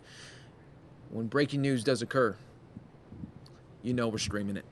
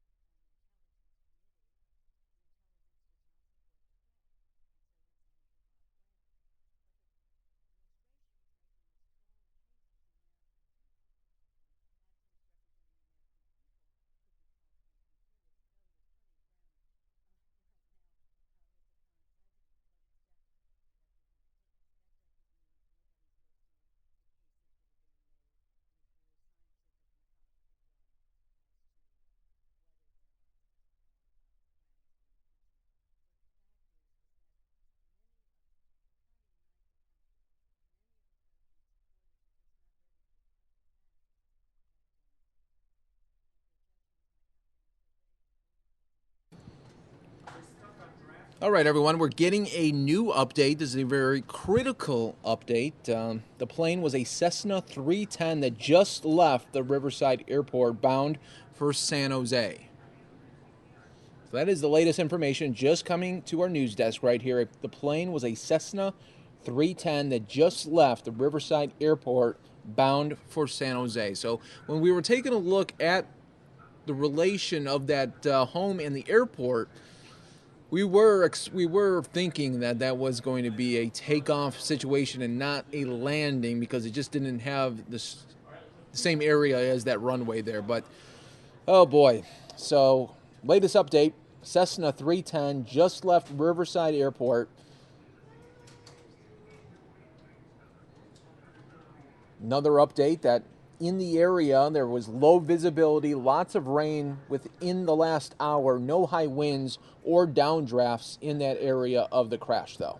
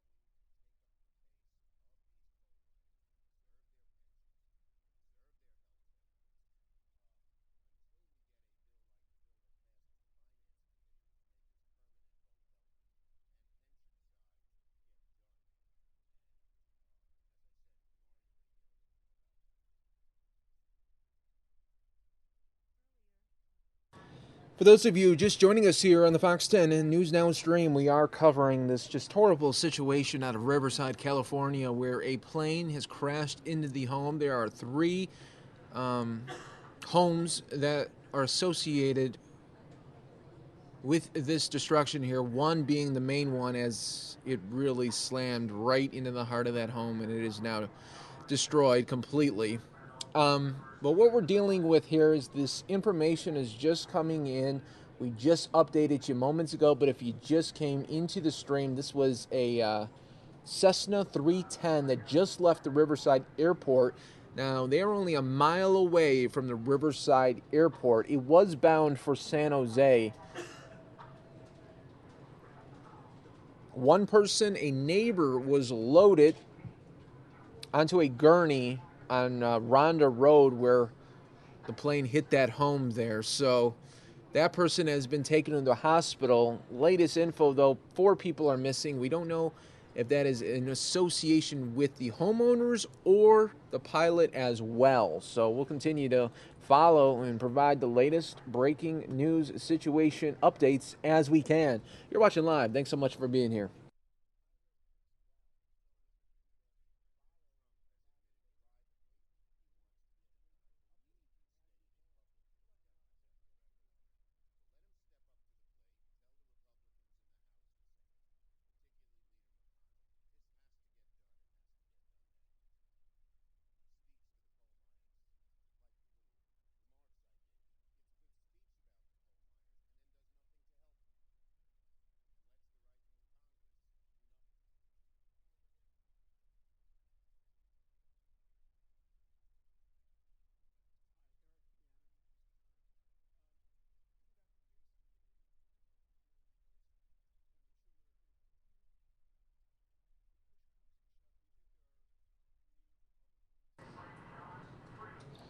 And folks, we are continuing to provide you the latest details associated with this crash. We know it's a Cessna 310, and we know it just took off from the airport there at the Riverside Airport and then slammed into that home just shortly after takeoff. Now, an investigation will be happening as soon as they're able to take down those flames there. But what happens during a situation like this when they get the crews in there to take a look at what exactly happened? They're going to look at what's left of the plane. They're going to take a look, and they want to find that recorder, that very pivotal recorder that records not only the data from inside the plane, it records everything from the rate of speed it was going to its altitude, but they also want the recording of the cockpit voice. That is what the pilot, maybe we'll hear the last moments, what maybe would have led up to something like this. Could it have been a complete engine failure?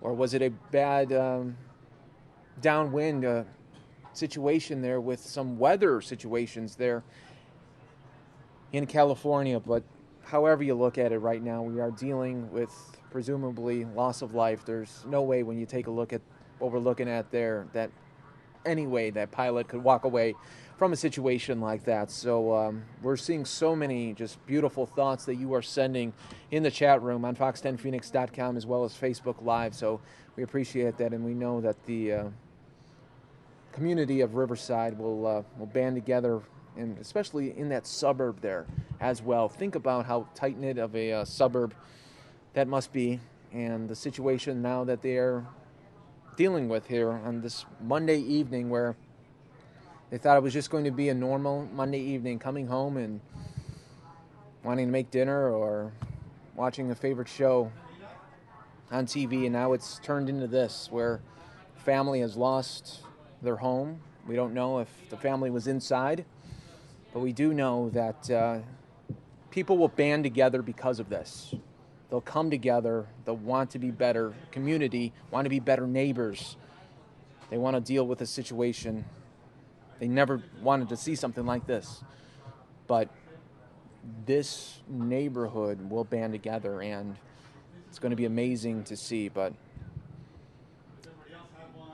a lot of info to still come out, but we'll continue to monitor it and bring you the very latest here.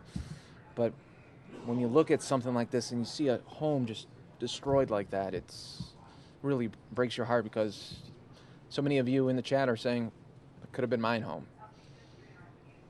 What happens if it was my home? What happens if my family was in there?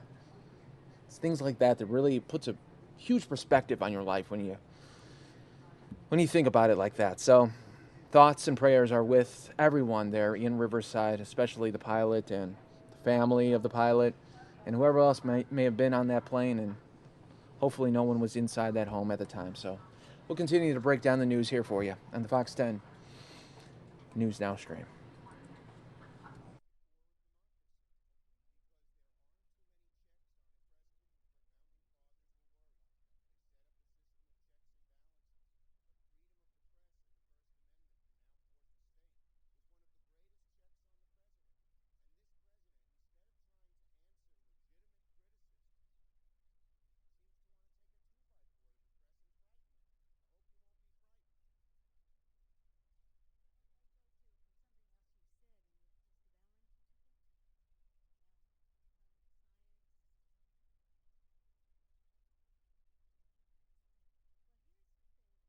All right, everybody, we just lost a shot for just a second here. We're going to see if we could reestablish it for you. Hold on 1 second. Sometimes the shot goes a little bit in and out. Stay here with us. We'll try to get it back for you. But the latest info is that Cessna 310 just taking off from the Riverside airport crashed into that home. There's 3 homes that are affected, one being the one that obviously got slammed into.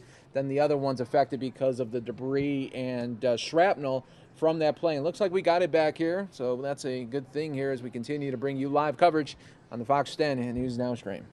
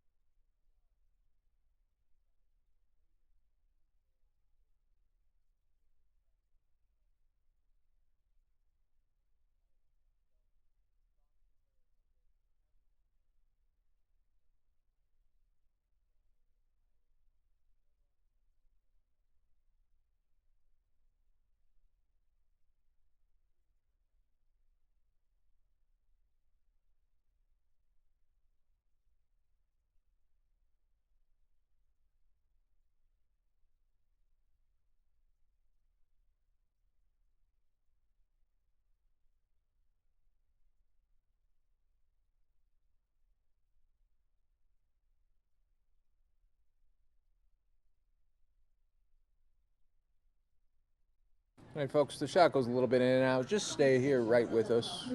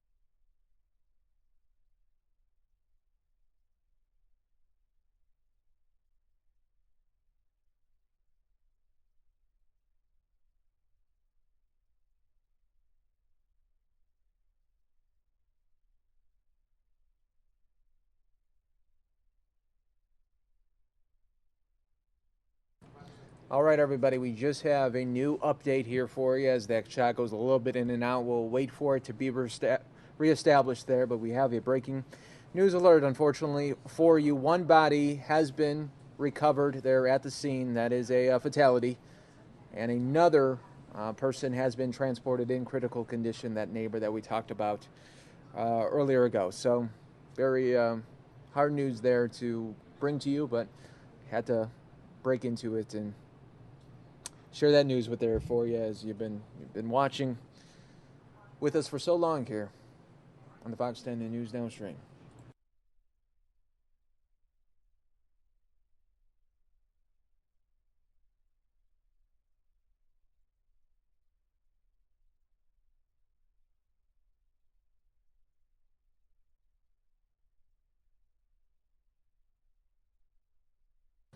Everybody, we apologize, but our shot has been just going a little bit in and out there. So we do know now that this is a fatal crash. We unfortunately sort of knew that already, didn't we, already before that, before we got the official word. Just on when you looked at that situation, you didn't even see a plane there anymore. So how could a pilot there escape? But from so far, what we're learning, though, is only one other person in serious condition. So if that was the neighbor, then we're maybe nobody was at that home then. That's what we really got to think about and really rally together about. And hopefully we're going to learn that nobody was inside the home. Like I was saying, it happened at 4:45 their local time. Hopefully maybe no one got home yet. Maybe they were stuck in traffic there. Or maybe these people didn't have any kids that were waiting for them to come back home. So hopefully that'll be the situation that we'll be dealing with here. We'll continue to give you these live updates, but I just lost that shot there. You can see it in the background here. We're all blue. Not a good signal to provide you when you want to come and view one thing. So we'll try our very best here to provide you the latest details. I'll continue to give you the shot here, but it may be a little static here, but we're still working to try to reestablish it there for you.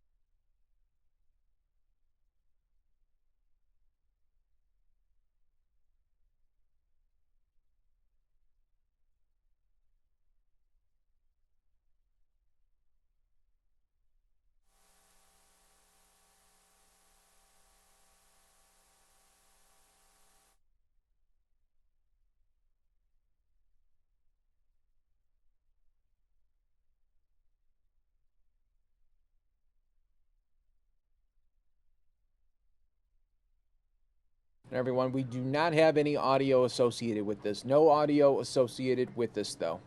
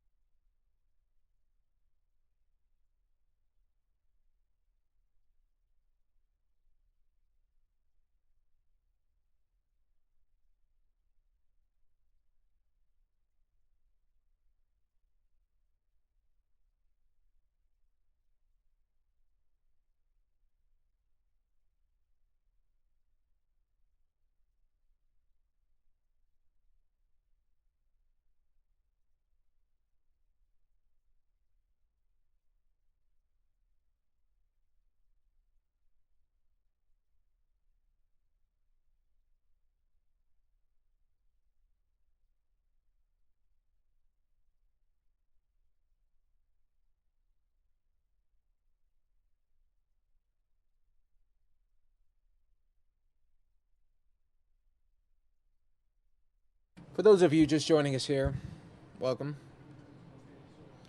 Dealing with just a terrible tragedy in Riverside where this plane was headed to San Jose. It was just a mile away from the airport and then crashed into this home.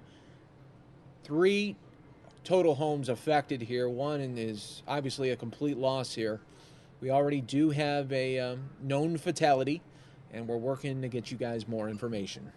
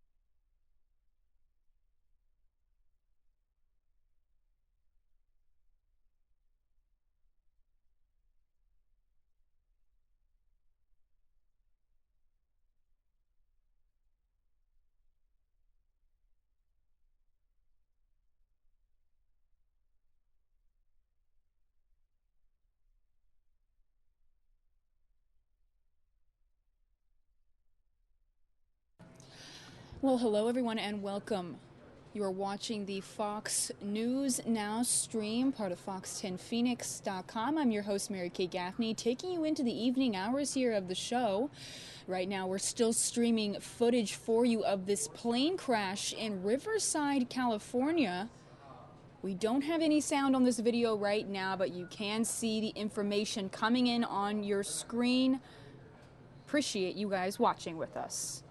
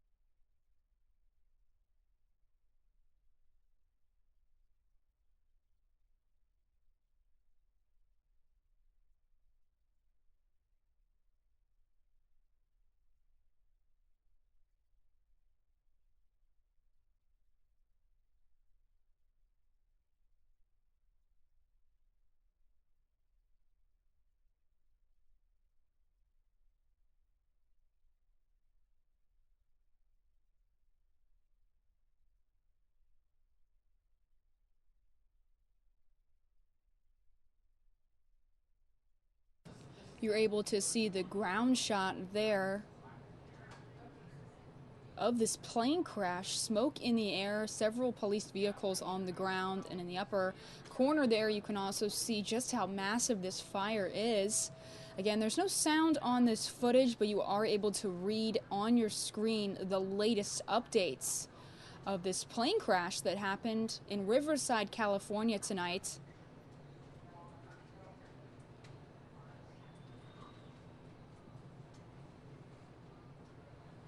"30 residents have been evacuated." Continue to read on your screen for the latest information. And thank you for watching with us live here on the Fox News Now stream.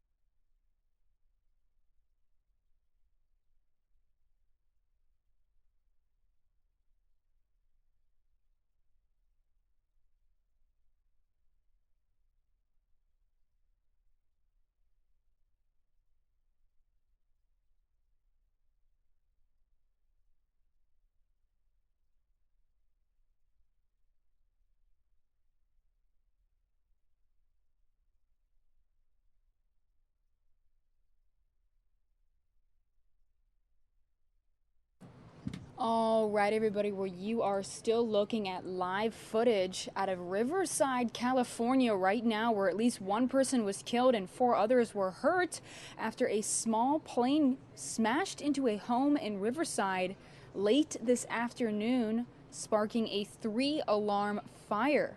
I'm your host, Mary Kate Gaffney. Thanks for joining me right now live on the Fox News Now stream. According to Riverside Police, the plane carrying 4 people crashed into the home in the 6,000 block of Rondo Road just before 4:41 p.m. Riverside City firefighters arrived to find the home engulfed in flames. 2 neighboring homes sustained damage in the crash and fire. Now, the crashed plane was a Cessna 310, which is a Federal Aviation Administration plane, or I guess I should say the Federal Aviation Administration spokesman for that plane said that this crash happened before 4:40 and that plane was in fact a Cessna 310. It was headed from Riverside Airport to San Jose. The crash occurred about a half-mile northeast of the airport. Now, we do know at least one person was confirmed dead. That's according to the Riverside City Fire Department. The conditions of the other 4 people were not confirmed, but 2 of the victims were pulled from a home adjacent to the one that was struck by the plane. The fire chief says firefighters are doing everything they can.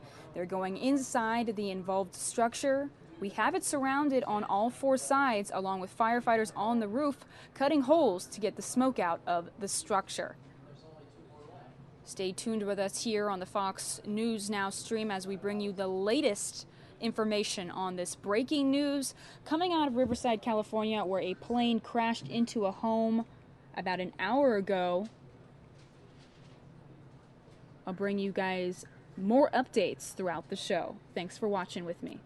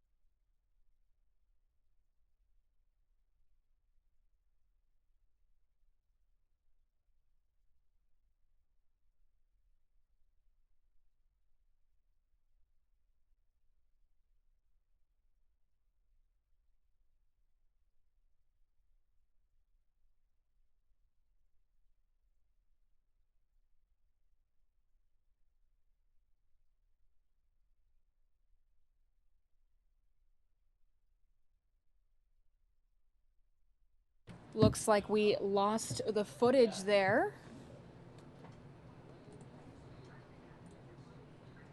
Thanks for watching with me live here on the Fox News Now stream. I am your host, Mary Kate Gaffney, and thanks also for watching with us live on Fox 10 Phoenix Facebook page. Looks like we temporarily lost that footage. Working to get that back for you guys. Appreciate your patience here. We do know, though, that one person has been confirmed dead. Again, this is a plane crash that happened about an hour ago in Riverside, California. We are working to get you guys some more updates.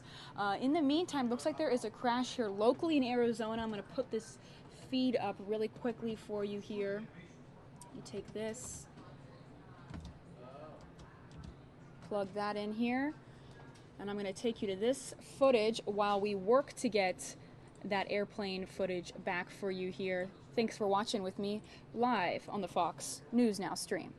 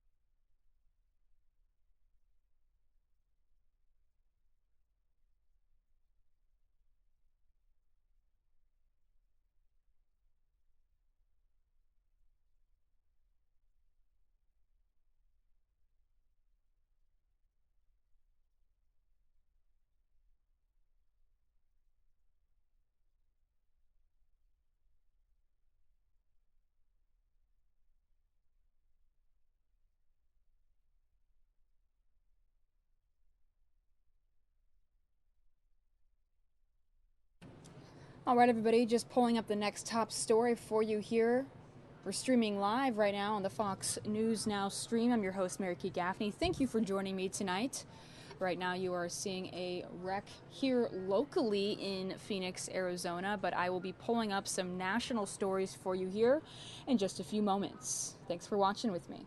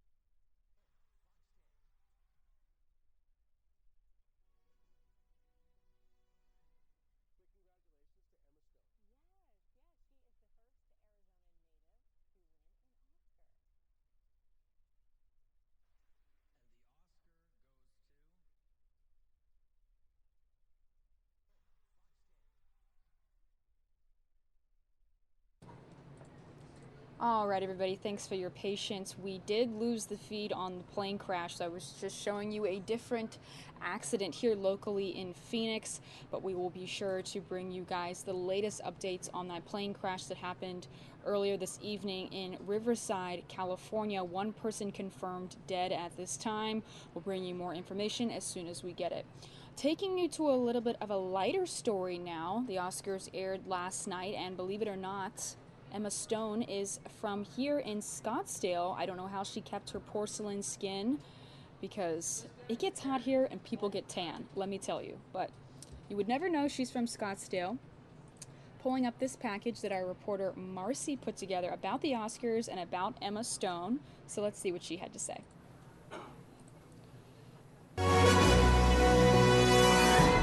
Big congratulations to Emma Stone. Yes, she is the first Arizona native to win an Oscar. And the Oscar goes to Emma Stone, La La Land. To my mom and my dad and my brother Spencer and my soul sister Chrissy and my whole family, I love you so much. Thank you for everything. And to Doug Wald, who stood by me all these years. And to Holly and Michelle and Craig and PJ and Greta and Bob Cooper. Aww. And that last name? Yes, Bob Cooper. Bob Cooper, the director of the Valley Youth Theater, where she got her real start here in Phoenix. How cool is that? Isn't that cool? Marcy's live at Valley Youth Theater with Emma's old theater director right now. Hi, Marcy. Hello, you guys. Yes, this was a big deal. It wasn't just a first name. It was a two-parter, Bob Cooper. So it can't be any other Bob. Can't be confused. I'm here with the man, the myth, the legend. Bob, this is great. And in a roundabout way, like, you kind of won an Oscar last night. It was crazy. When they announced it, I mean, what went on through your head? Well, I was thrilled for her that she won the Academy Award. It was amazing. And then that she said my name, that was amazing. Who would have thought that my name would have ever been mentioned at the Academy Awards? Well, you obviously left a huge mark, not only on her, but everybody that you teach. You've had a lot of stars emerge from here. Yes, there have been. Kimiko Glenn, Orange is the New Black, Chelsea Kane, Baby Daddy, Jordan Sparks, American Idol, Nick Cartel, who's on Broadway right now. I mean, the list is very long, and we're so proud of all of them. I love it. I love it. Now, you have in your hand, this is so neat. So last night you had a little Oscar viewing party, and this is a VIP band. Yes, we did. We had an Oscar viewing party, and we had over 100 people here last night to cheer on Emma. And so much support here in this absolutely, community. Absolutely. Great. Now let's walk in here because we have a few items. Now tell us about Emma. You know her as Emily. That's kind of when she went by here. So let's talk about her. What was she like? Well, she was very talkative. Yeah.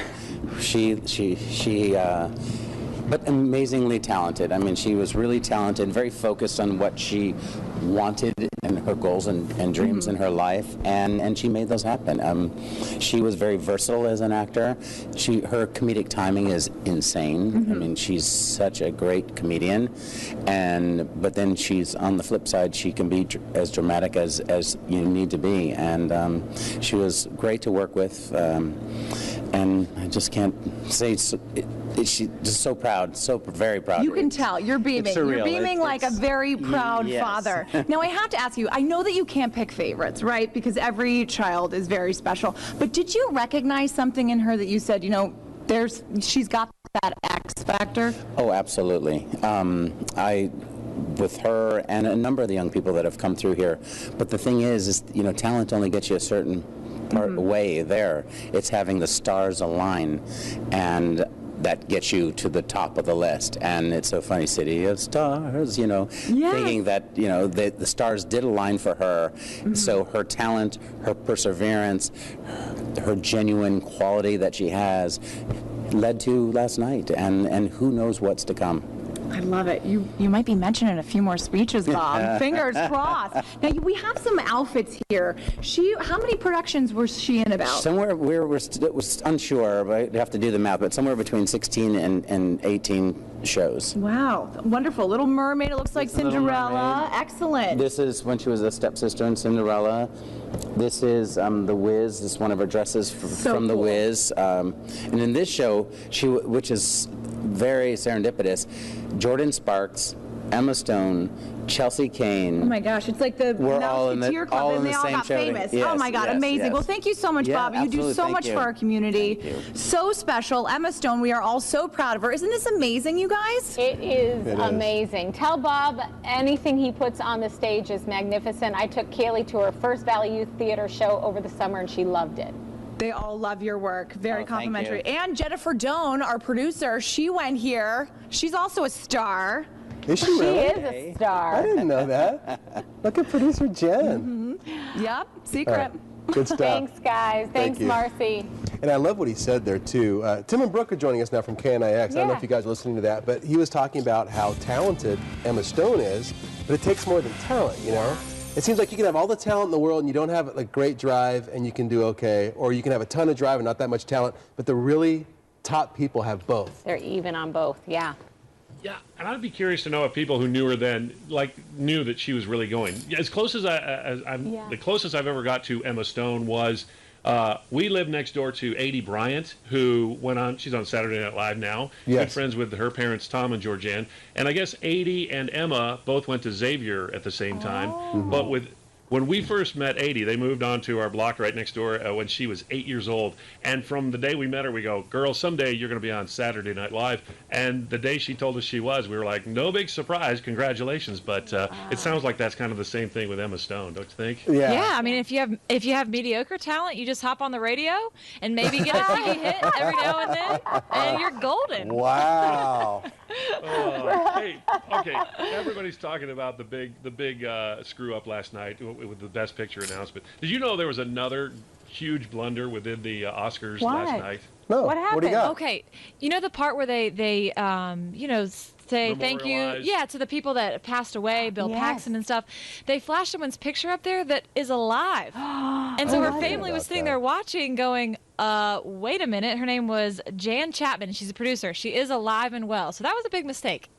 That's like How does almost that happen? worse of a mistake than what happened at the end of the show, I think. You can't say. I think it's Don't you worse. think? Don't you think it's worse? Exactly. I do. You know, my story, making it back to the radio, looking for different kinds of jobs. I got to believe there's some job openings in Hollywood this morning. Yeah. And I'm going to be checking those classified ads. And at Price Waterhouse, too. Yeah, somebody high up there is getting a big talking to Envelope in the stuffer. boss's office. Wow. Ouch. Anyway, great Nice to be with you talking guys with you, again. too. Great Yes. to be with you guys. Let's do it again See you tomorrow. tomorrow. Okay. Yes. I'm in. Bye, All right. guys. Have a Thanks, good one. guys. Bye-bye. Good stuff. I They're like that. great. They're great, aren't Yeah. they? We'll be right back. All right, you guys. Well, I just wanted to take you to that segment from our reporter Marcy. She put that package together. I thought it was pretty great that Emma Stone is from here in the Valley. And good for her winning Best Actress last night for La La Land. I actually just saw that over the weekend. Thought it was a great movie. Have you guys seen it? Let me know. It's a musical, but it's not too much. There's not too much singing in it. I thought it was just enough. Taking you to the next top story here in the show. Let me pull this up for you guys. If you missed it, Donald Trump spoke at the governor's ball last night. I'll pull up that for you guys. Thanks for watching with me tonight on the Fox News Now stream. It's about 7:49 here in Phoenix, taking you into the next hour or so in the show. Let me pull this up. So this is when he was speaking at the governor's ball last night. So let's see what he had to say. Everybody, I want to just congratulate the First Lady on having done a really beautiful job. The room, they say, has never looked better, but who knows? I'm sure it's looked very good many times. So Melania, congratulations. I also want to congratulate and thank a truly great Vice President of the United States and his wonderful wife, Karen. And wherever you are, Mike, stand up just for a second. Mike Pence.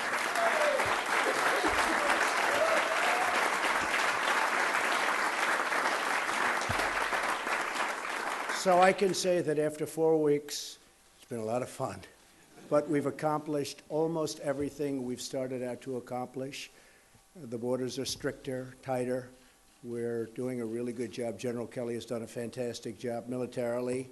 As you know, we have a fantastic team. We have an A-team, and I'm getting some good reports. There are some big problems in the world. You know that very well. But we're very happy with the way things are working. And again, we've made a lot of promises over the last 2 years, and many of those promises already are kept. So we're very honored by that. And I thank you. Thank you. Thank you. I just want to salute and toast the governors, the great governors of the United States. They have done an amazing job. Such an easy job you have. So easy. But you have done a fantastic job, and your families and wives, and everybody's here. I mean, I've seen daughters come tonight. I've seen wives. All I know is everybody's lovely, and we're going to have a wonderful evening. And tomorrow we're going to meet, and we're going to discuss things like perhaps health care will come up, perhaps.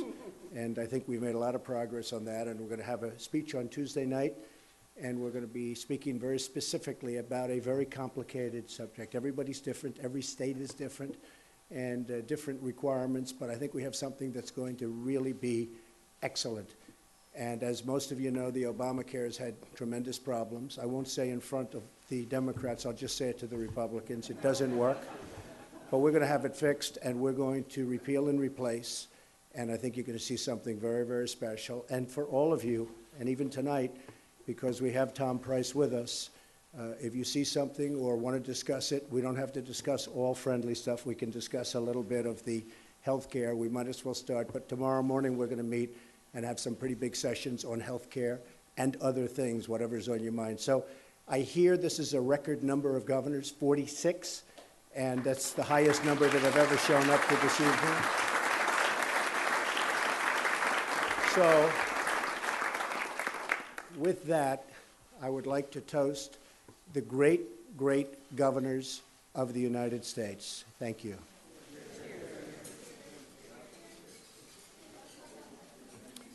Now, I know it's inappropriate, but I'd like to ask a friend of mine, I've just destroyed his political career, from the other side, a man from Virginia. I've known him a long time, and he's a very good guy, Governor Terry McAuliffe, to come up and also, perhaps, make a toast. Thank you. Terry, where are you? Come on up, Terry. Okay.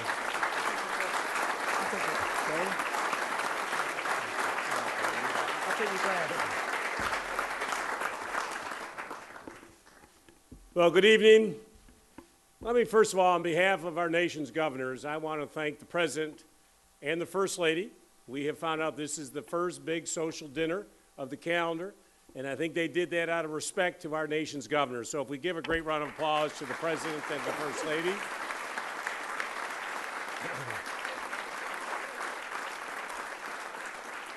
Now, Mr. President, as you know, I am chairman of the National Governors Association, so I'm not sure if the 46th, the largest crowd ever, is due to my chairmanship or your presidency. But tonight, in the spirit of bipartisanship, sir, we will both take credit for the greatest NGA meeting in the history of NGA meetings.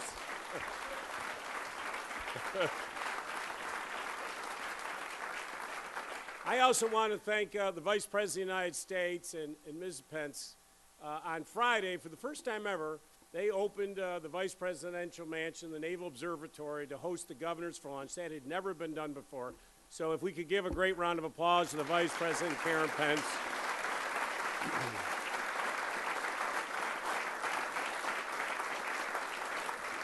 Let me just say, tomorrow we're all going to meet. We're going to discuss the issues tomorrow. But the one thing we all agree on, all of us governors and this administration, what every governor wants, we want good jobs. We want a good economy. We want the world-class education system in our respective states. We want a health care delivery system that works with great quality health care efficiently at a low cost. We want people to get on our roads and our rail and be able to ride around efficiently and then go see their kids play a ball game. That's what we all want. And Mr. President, I thank you for having us here tonight. We have a common goal. We are the greatest nation in the globe. And I want to toast to you, Mr. President, and to say we want to work with you to build on those ideals that have instilled and brought all of us governors together, that we can respectively grow our states and grow our nation to be truly the great destiny that we are. So I would like to offer a toast to the President of the United States of America.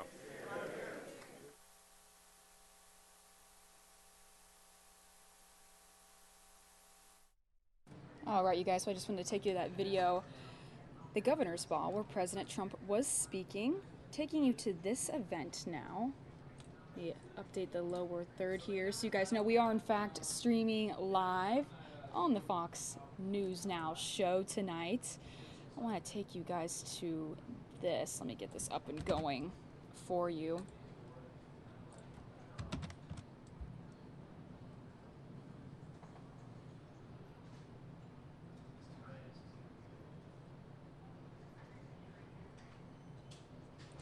This was the latest on the Stand Your Ground case. And if you don't know about it, I'm going to give you guys a little bit of information before I take you. This is about the retired police officer Curtis Reeves. in the movie theater shooting case. Basically what happened was this retired police officer shot somebody in a movie theater after having an argument with the person about using their cell phone in the movie theater. They had an argument, and then a shooting took place, and the trial is still happening now. So let's take you to this video and see what they have to say in court. It's my CV here. This is at least my CV as of July 23rd of 2014. Is it true and accurate? It is, yes. We would move Mr. Knox's CV into. No, Thank you. 36, thank you. Would it be admitted as 36?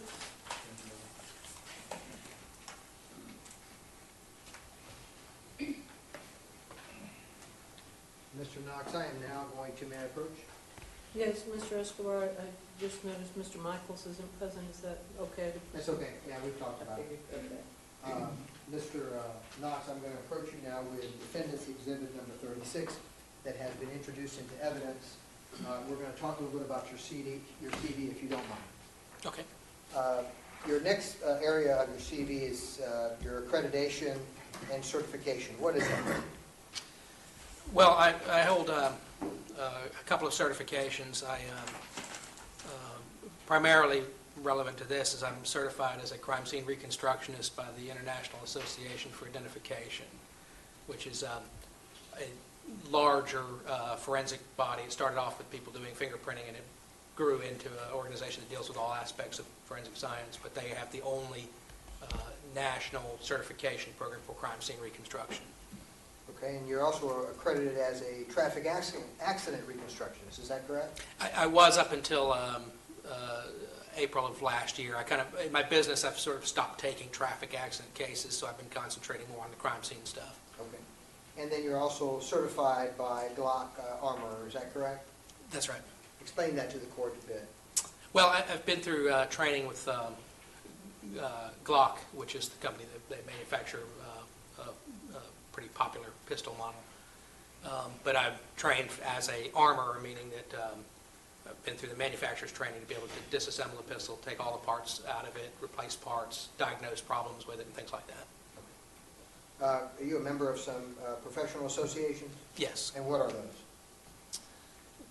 Well, most notably the Association for Crime Scene Reconstruction, which is also known as ACER, which is the only national organization that deals specifically with crime scene reconstruction. I'm also a member of the International Association for Identification, which is the organization where I have my certification. And I'm a member of a couple of other organizations, American Society of Mechanical Engineers, and there's one or two others. Okay. What are the areas of study and research within your profession? Well, mainly my areas of study and research are in firearms ballistics and shooting incident reconstruction, crime scene reconstruction more broadly, though I tend to focus mostly on shooting cases. And I've done a good bit of study in the areas of like human factors relating to shooting incidents, as well as my dissertation topic is in the crime scene behaviors of school rampage shooters, so kind of a broad aspect of things related to shooting incidents. Now, have you done anything with photogrammetry? Yes. And what is that? Photogrammetry is the science of obtaining measurements from photographs. So it's whether you take a camera, take photographs, and use that to measure, or whether you're taking unknown photographs, some that were taken with some unknown camera, and then using control points to be able to measure things within the photographs. What about image and video and audio analysis, as well as enhancing?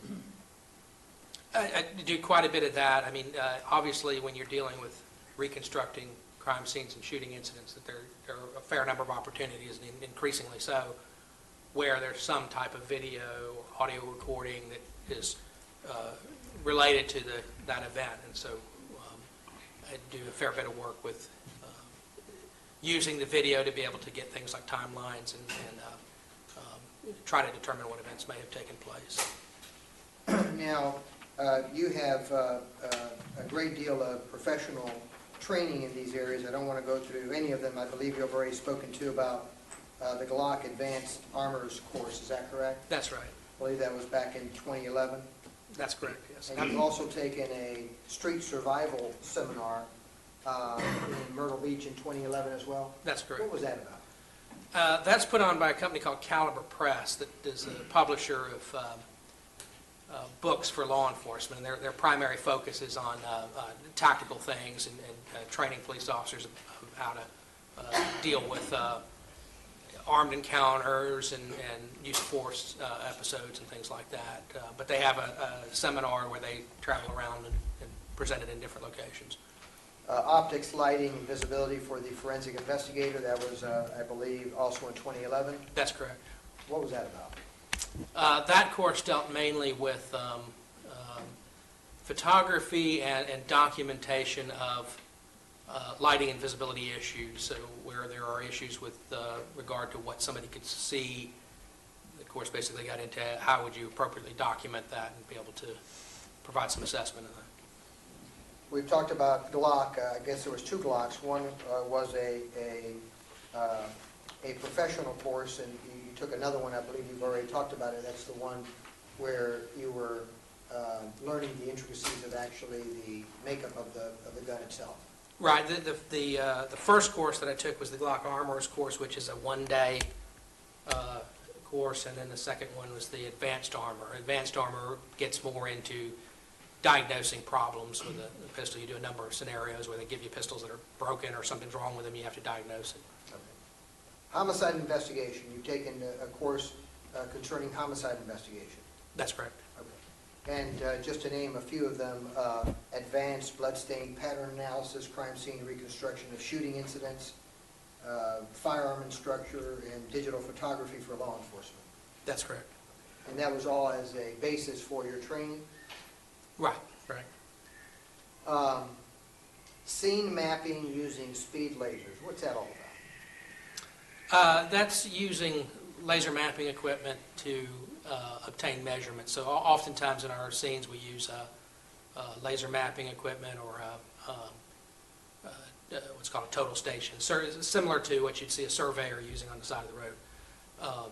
That we use that type of equipment to be able to obtain measurements at a scene, and it allows us to get more detailed measurements and get them more accurately and more rapidly. I see you've taken quite a few courses in traffic accident and traffic homicide accident investigation. Do those courses deal with human factors as well? Yes, yes. Explain to the court how that correlates also within that body of knowledge. Well,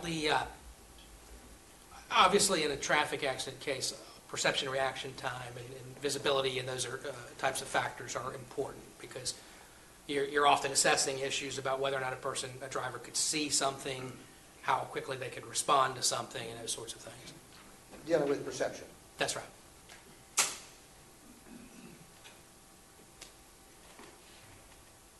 Have you authored any peer-reviewed articles and technical papers? I have, yes. And explain those to the court if you can. Well, I've done actually 5 different papers that were conference papers and presented at the conference for the American Society of Mechanical Engineers. And among those, one was on applying engineering methods in crime scene reconstruction. One was on the analysis of a firearm discharge due to a blow to the hammer spur, an accidental discharge. One was on ejected cartridge case patterns, and one was on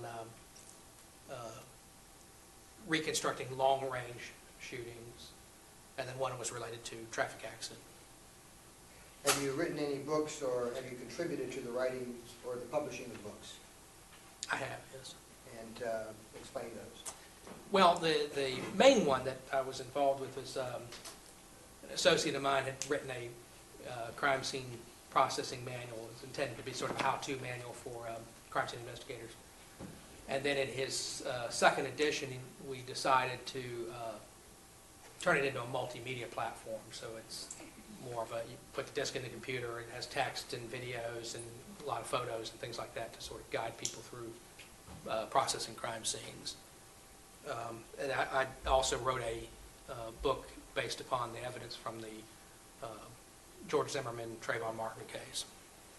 Now, you've also made some presentations and you have some teaching experience as well. Is that correct? That's right, yes. And first of all, let's talk about your position with the University of North Florida. Well, I'm a adjunct instructor for the Institute of Police Technology and Management, which is a training arm of the University of North Florida. And at IPTM, we train police officers from all over the country and even internationally. We get some from other countries that come in. My particular role with IPTM is that I'm the lead instructor for all of the shooting incident reconstruction training. Now, in some of your courses and lectures that you have done, some of them have actually been lectures of human factors in crime scene reconstruction, and that was in 2013 in Georgia? That's right. That was for the Association for Crime Scene Reconstruction at their annual conference. And crime scene reconstruction and shooting incidents, I guess that was in 2012? Right, that was one of the IPTM courses. I teach that course annually in Jacksonville and then also sometimes on the road in other states. Shots fired, reconstruction of police-involved shootings in 2012 in Washington, D.C.? Right.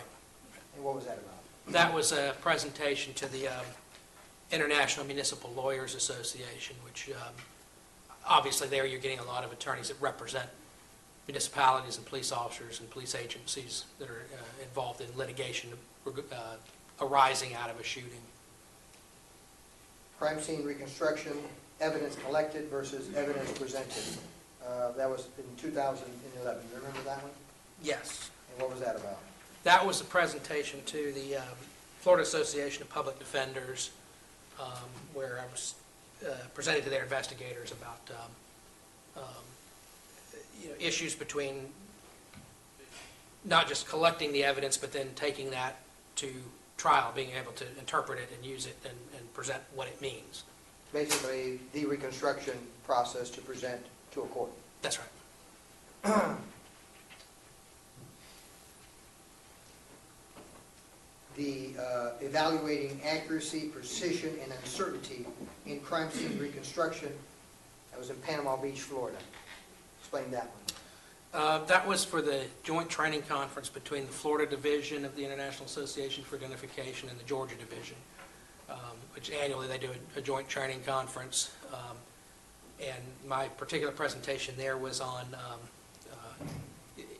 issues relating to uncertainty and precision and accuracy and things like that. So how do you determine if you're making accurate measurements or precise measurements, and how do you deal with the inherent uncertainty involved in any type of measurement?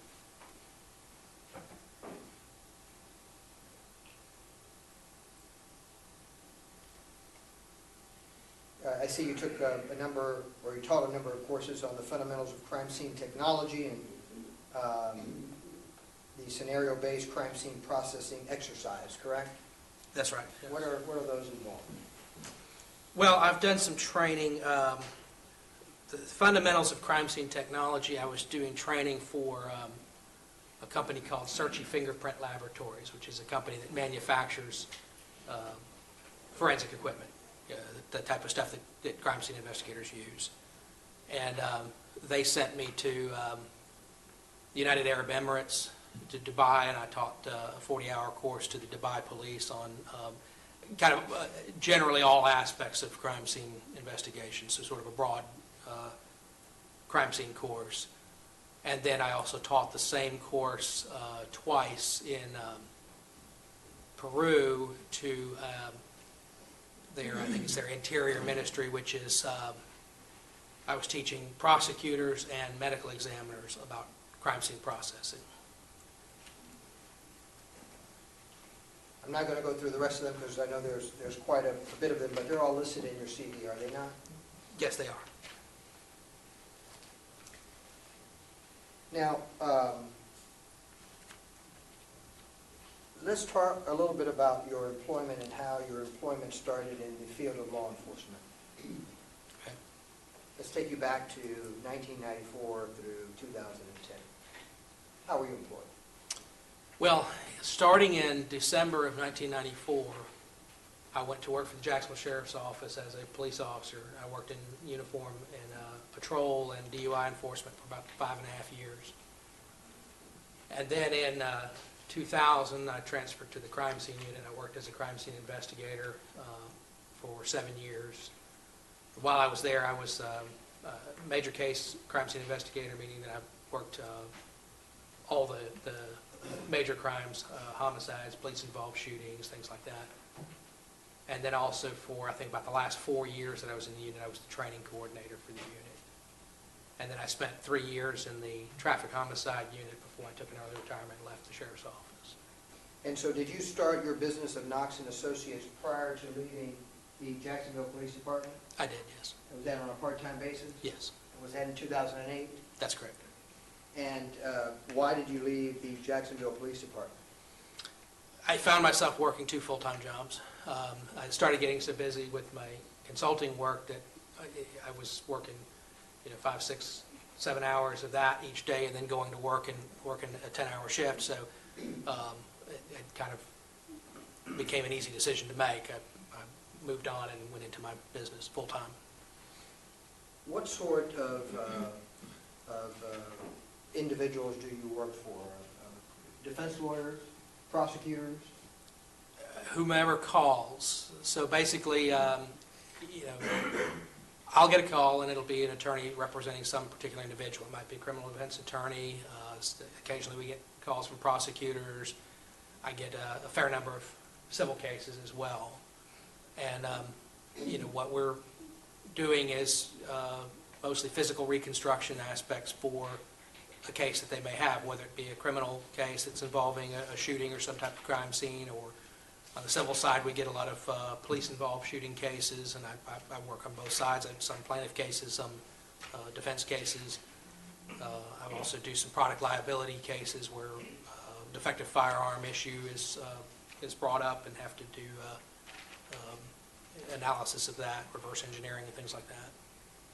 Have you been qualified in the past on the issues of crime scene reconstruction, shooting incident reconstruction, firearms, ballistics, human factors, as an expert in any court? Yes. And how many times would you say? It would be several dozen, probably approaching about 100 times. And I don't have an exact count right now, but it's a considerable number of times.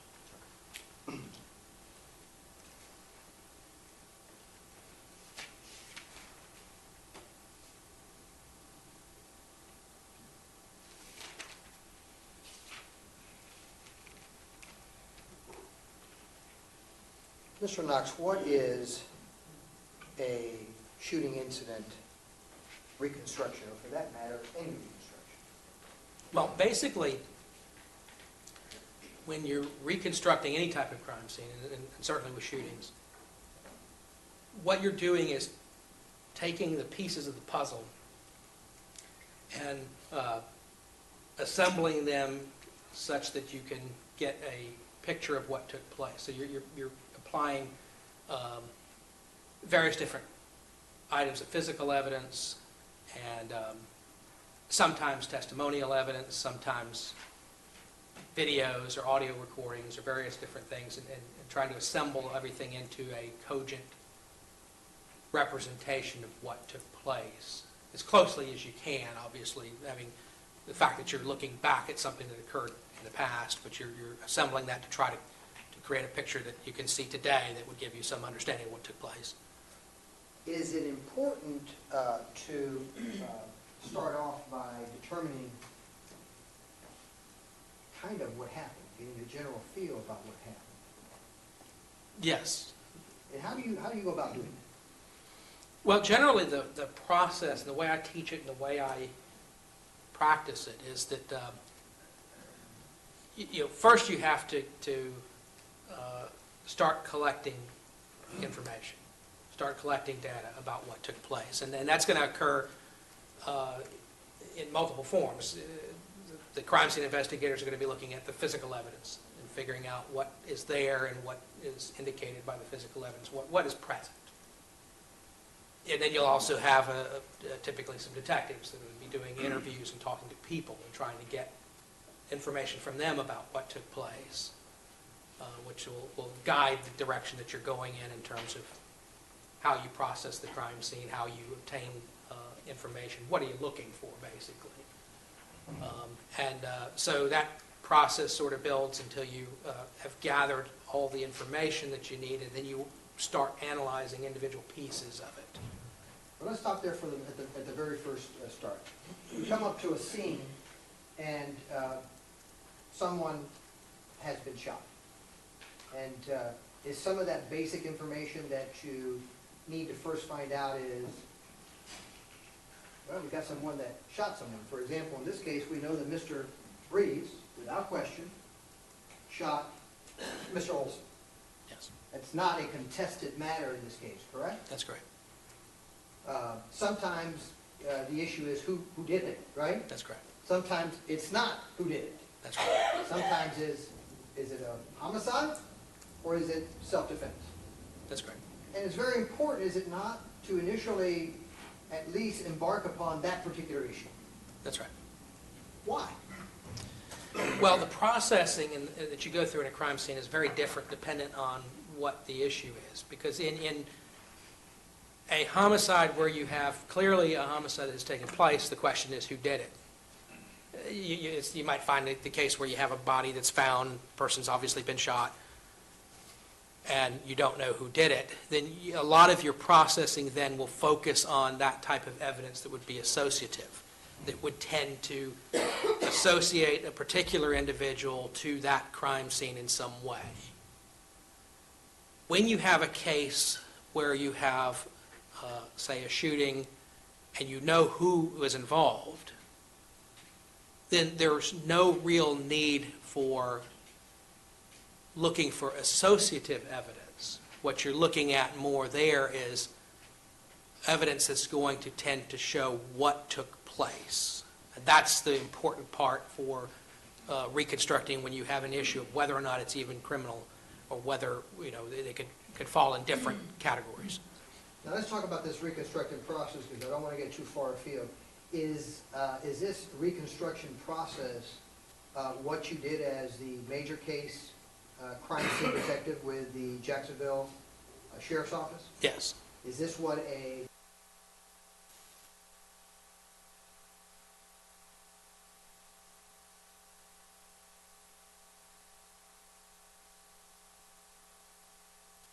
All right, everybody, looks like we did get a little bit of a glitch in the footage there. Let me just pull it back up and see if we can fix this. This is the Stand Your Ground case with the police officer involved shooting at a movie theater. Let me get this up and going. Basically what happened was he's a retired police officer, and he was at this movie theater with his wife, and there was an altercation between him and another man, and a shooting happened.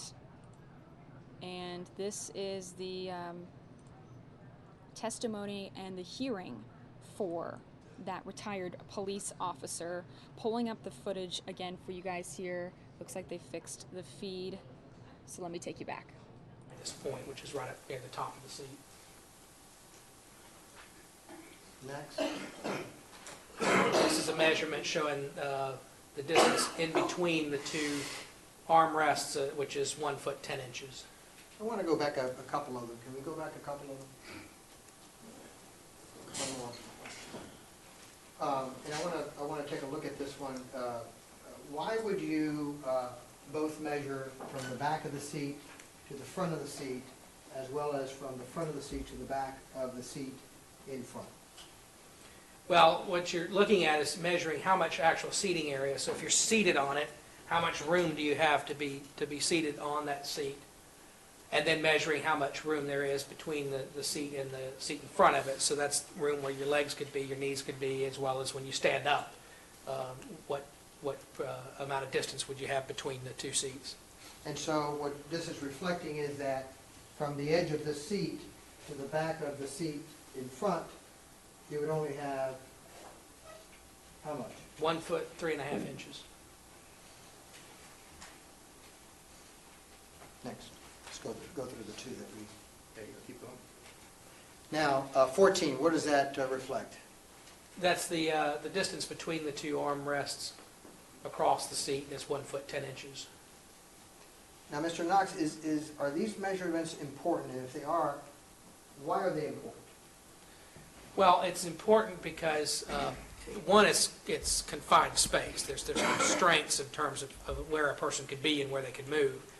I mean, because obviously we know that Mr. Reeves is seated in the seat in some fashion. He's not sitting up on the armrest or standing on top of the seat. I mean, it's pretty clear from the video that he's actually seated. So it's important to know where he could be and what constraints that he would have in terms of movement and positioning that he could be in. Now, these seats have these armrests that are on each side. Is that correct? That's right. Okay, and does that prohibit the human body from sliding over to the other seat when those armrests are down? Yes. Next. Photo number 15. What does that reflect?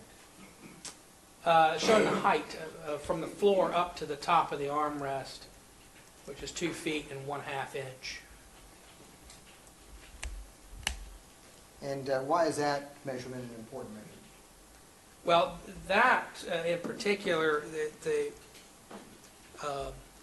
from the video, it's quite clear that where Mr. Reeves is holding the gun is somewhere above the armrest, because he had his arm is raised up above that, and no higher than what his shoulder height is. So it's somewhere in that particular range. So you need to know what's the bottom end, which means that obviously 2 feet and 1/2 inch would be his arm resting on the armrest. So we need to know that parameter. That's what we'd call a boundary value. It's a lower value. 16. What does this reflect? This is showing the height of the seat above the floor with the seat pressed down. So if somebody were sitting in this seat, this is how high the actual seat bottom would be from the floor, which is 1 foot 4 inches. So as someone sits in that seat or pushes down with their rear end on that seat, that whole seat actually decreases in the height from the floor. Right, right. And is there a cushion aspect as well on the individual that's seated in that seat? In other words, if those appear to be cushions to be, would there be a cushion factor that you would have to consider in addition to the pushing down of the seat itself? Yeah, there would probably be some compression of the seat cushion, and that would be dependent on how much the person weighs and how the load is distributed in the seat. And certainly how much a person weighed, not today, but on January the 13th of 2014. That's right. Okay. And is that one of the reasons that you were not able to calculate that extra step is because some time passed before Mr. Reeves was able to sit down in that seat? Right, right. Next. What I'm getting at, Mr. Knox, is that he was in jail for a period of time. That's correct. 17, what is that? This is showing the difference between the seat bottom, where you would be sitting again with the seat pressed all the way down, and the armrest. It's 8.5 inches from the seat bottom up to the armrest. Now that individual that is holding the seat down, who is that individual? That's actually, his name is Mike Lafort. He is an associate that works for me. Also a major crime scene detective back in the day when you were with the sheriff's office? He's the guy that trained me when I went to the crime scene unit. Okay. Next. What does number 18 depict? This is showing the seat. This is the seat that Curtis Reeves was in, and you can see that there's a wall behind the seat that goes up for some distance behind the seat. And so that's measuring both the top width of the seat, as well as it's measuring from the top of the seat up to the top railing of the wall behind the seat. Right. Next. And this photograph is just showing, this is measuring from the floor up to the top of that wall, and that wall is 5 feet 2 inches high.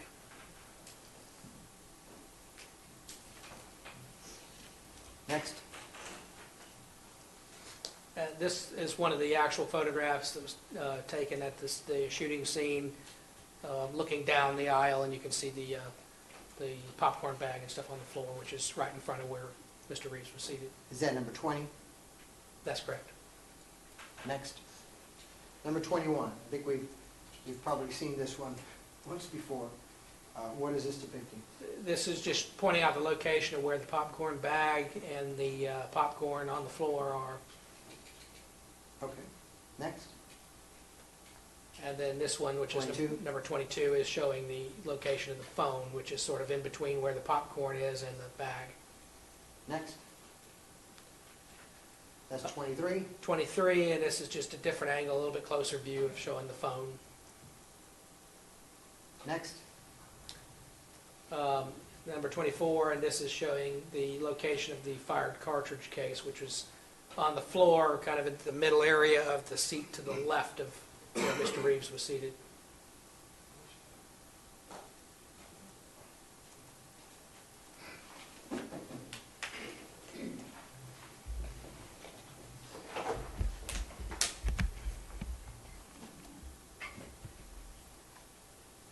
I'm going to show you what's been marked as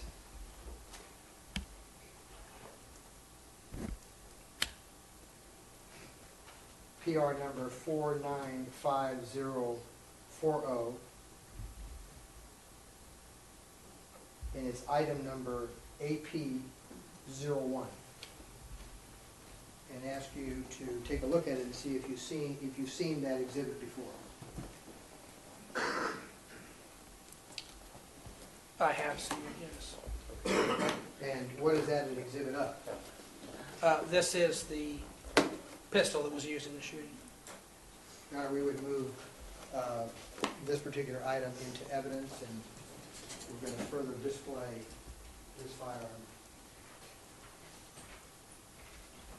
Deputy, you verified that firearm? Any objection? No, it's good. Okay. Be 38? Yeah.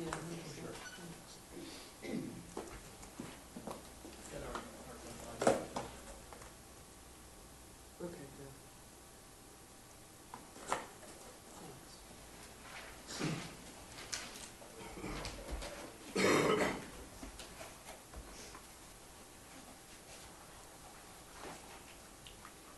Mr. Knox, I'm going to take this particular exhibit out of the case, and I'm going to have you talk about some of the characteristics that you found in the case once you first examined it. And even though it's not loaded, please do not put it in.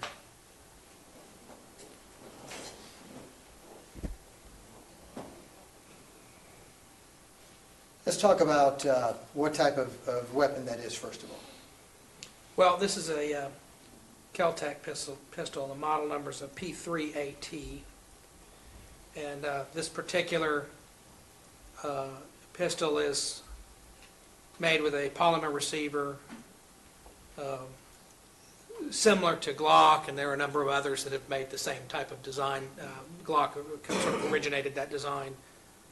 This particular one, it's in a .380 auto caliber, so it's a fairly small cartridge, which allows the pistol to be a very small receiver and overall size. So that the idea behind a pistol like this is typically for it to be compact and easy for somebody to carry it in a pocket or carry it, in a purse or anything like that. The design of this particular pistol, does the design of it lend itself to it snagging anywhere in your pocket or anything of that sort when you're trying to retrieve that firearm from your pocket? It's designed to be, I won't say snag proof, that might be the term that they use, but I would say snag resistant in terms of that you don't, when the action is closed, the slide is all the way forward, you don't have any kind of sharp edges that would tend to catch on things, you don't have anything along the sides of it that would tend to catch or hang on any type of clothing. The sights are very low profile, again, so that it reduces the chance that it actually would snag or catch on anything. So, I mean, I can sit here and run my finger over these sights, quite easily, and it doesn't grab at my finger or anything like that. So it's made to be compact and reasonably snag resistant. Now, this particular weapon is a small weapon. Would you tell the court how many bullets does it carry? I believe that one can be loaded to 6 rounds, capacity of 6 rounds.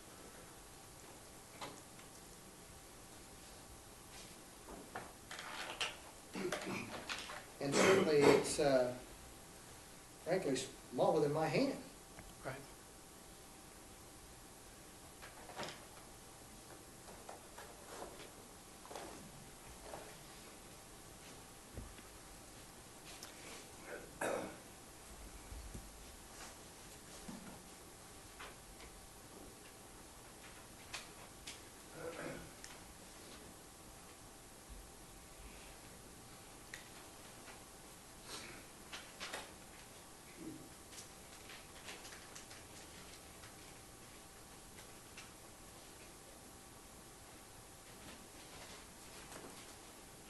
Detective, did you examine any of the bullet types that were used in this particular case? Yes. Okay, and without me having to remove all this, why don't you tell the court exactly what you remember the bullet types that were in this case, unless you want to see it. I'm going to show you what's marked AP03 for purposes of identification, and I'll have you, if you want to open it, I can get you a scissors to do that. Yeah, that would be fine. Let me review it.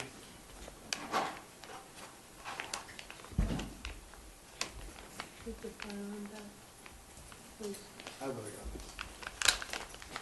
I think this is the magazine here. I'll do it in a place where it hasn't been done before.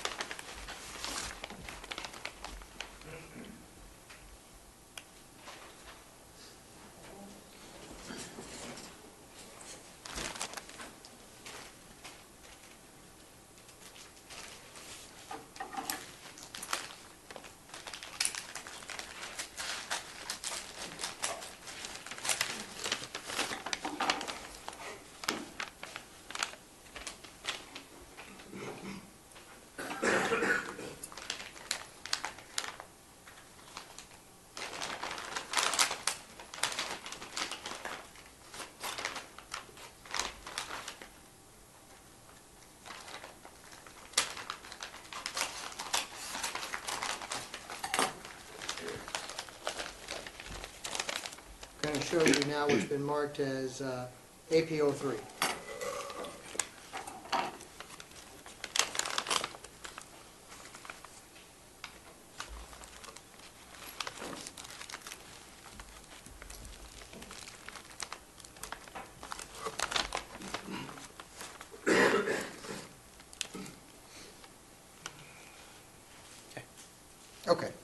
And so you're able to at least identify now some of the casings that were contained within that firearm? Yes. Okay, and what type of bullets were those? This is Corbon ammunition. Corbon is the company that made it. It's .380 auto caliber, and you have the cartridge case here, and these had a lead-filled jacketed bullet. So it's not a hollow point, but what it has is an open point that has a filling in it, a lead filling in it. Okay, and what does that mean? Well, there are different types of bullet designs. Like you have full metal jacket bullets, for example, that there's copper that completely encases the bullet. With this type of a design, similar to a hollow point design, by having an open jacket at the nose and having it filled, when that bullet comes in contact with some type of fluid, and that includes human tissue coming in contact with the body, it causes the bullet to expand. And that expansion causes the bullet to slow down more rapidly than it would if it didn't expand. The idea being is that you're exchanging more energy and slowing the bullet down primarily to reduce how much penetration, because what you don't want to have is a bullet that, if you're using it for self-defense, law enforcement purposes, things like that, you don't want to have one that is going to go through, come out the other side, and still be going fast enough that it could actually wound another individual that might be standing behind the person that gets shot. So to a certain extent, it may have some safety features. Right. I mean, the generally accepted reason for using, I mean, you know, for example, just about every law enforcement agency in the U.S. that I've ever encountered, officers carry hollow point ammunition or some variant similar to this because of that exact reason. You do not want to have over-penetration and have the potential that if you're shooting somebody in an uncontrolled environment where there might be another individual behind them, that you end up wounding an additional person by having a bullet that perforates them and then continues on. Okay, let's put that back in there. Sure.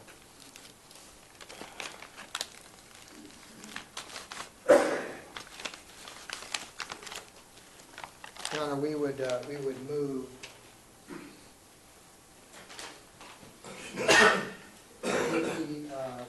AP-04 and AP-03 into evidence. What are they? These are the bullets that you just it's 4 carbon .380 auto bullets removed from AP-03. Okay, and the other one is what, the magazine? Yep, that's coming now. Showing you what's been marked as AP-03. I believe you've looked at this already, is that correct? Yes. Is that the magazine that belonged to the weapon? It is, yes. Okay. Your Honor, we would introduce AP-3 as the magazine that belonged to the weapon. These were taken apart, I guess? There were some loose ones. I see that. With nothing inside, they're just empty casings?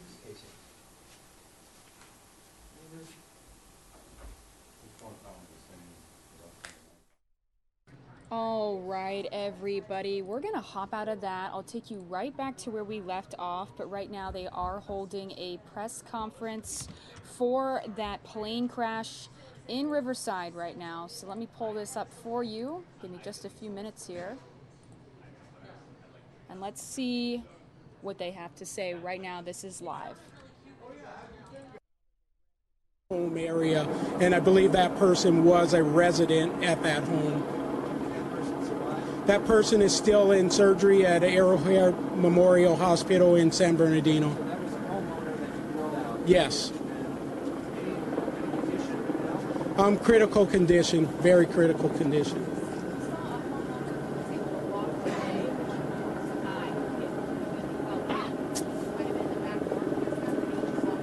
No, we didn't get any information on anybody that was that close that witnessed it and walked away, so we don't have that information. I understand she was in the back. Yes.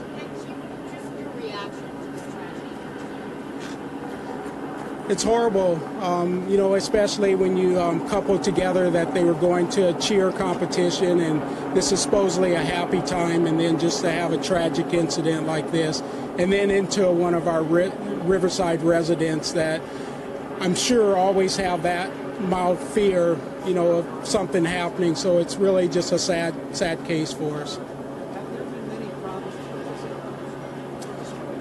I don't have that information. We've evacuated the entire block of, I believe, Dewey Street or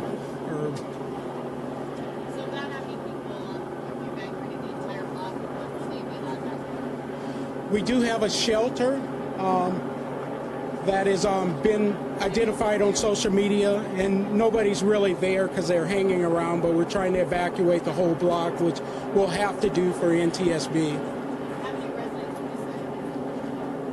Upwards to 40, I would say maybe 20 houses on each side of the street. They should be here any minute. We called right after the incident, and usually their response time is anywhere from an hour to an hour and a half. And they'll be conducting the investigation? Yes.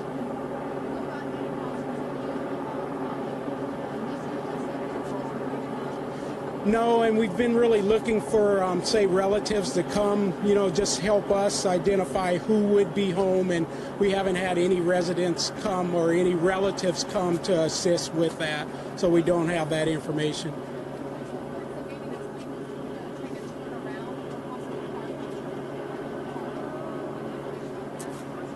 It's been a lot of speculation, but I don't have the specific information.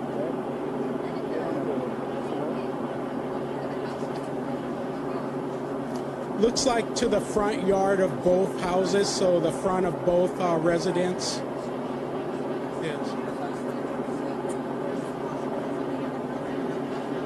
No, it's a combination of fuel and mostly fuel.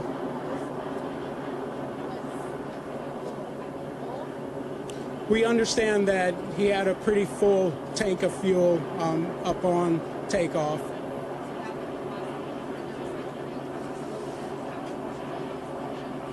It's continuing to burn because we have quite a bit of fuel that's been spread around. No, we have no firefighter injuries, thank goodness. How long did it take that one house just to burn it down? Yeah, just minutes. It goes pretty quick. Not to my knowledge. Yeah. I don't have that knowledge, and I came pretty quickly myself. I think I was here within the first 10 or 15 minutes, and I don't have any reports of residents making entry. We do have power lines damaged, and we've had our city utilities come and secure all the power lines in the area.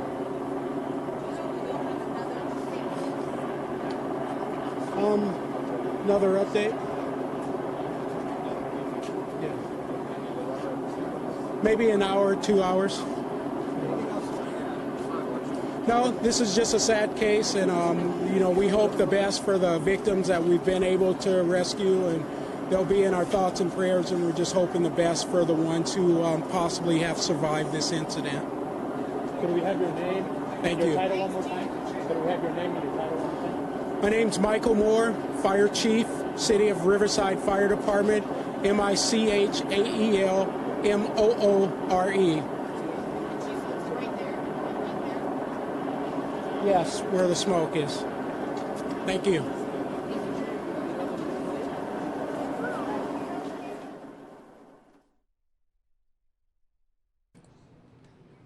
All right, everybody, that is the latest update on that plane crash in Riverside, California, which happened earlier this evening. We will clip that and put it on the video section of our YouTube page if you want to rewatch it. Taking you back now to the Stand Your Ground case about the retired police officer who was in a movie theater shooting. He had an altercation with another moviegoer there who was using his cell phone, and a shooting happened, and they are having the hearing. So let me take you there.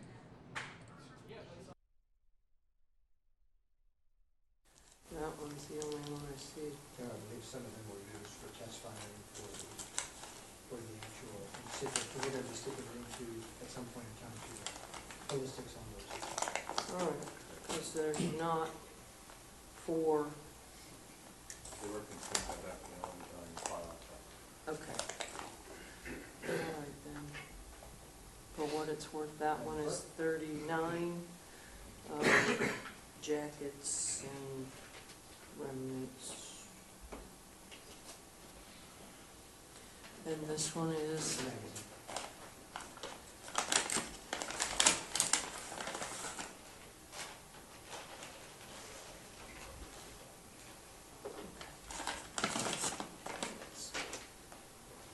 that'll be 40 is the magazine. Last but not least,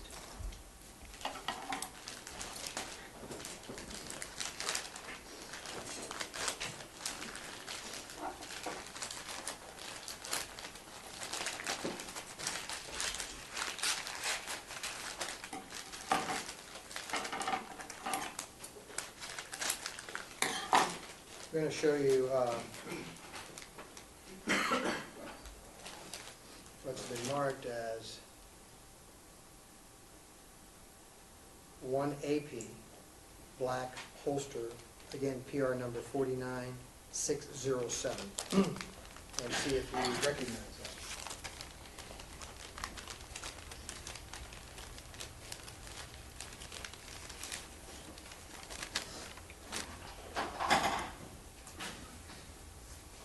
Yes, I do. And what is this an exhibit of? This is the holster that went with the pistol. It's just a slip type holster for it. And do you know what this is made of?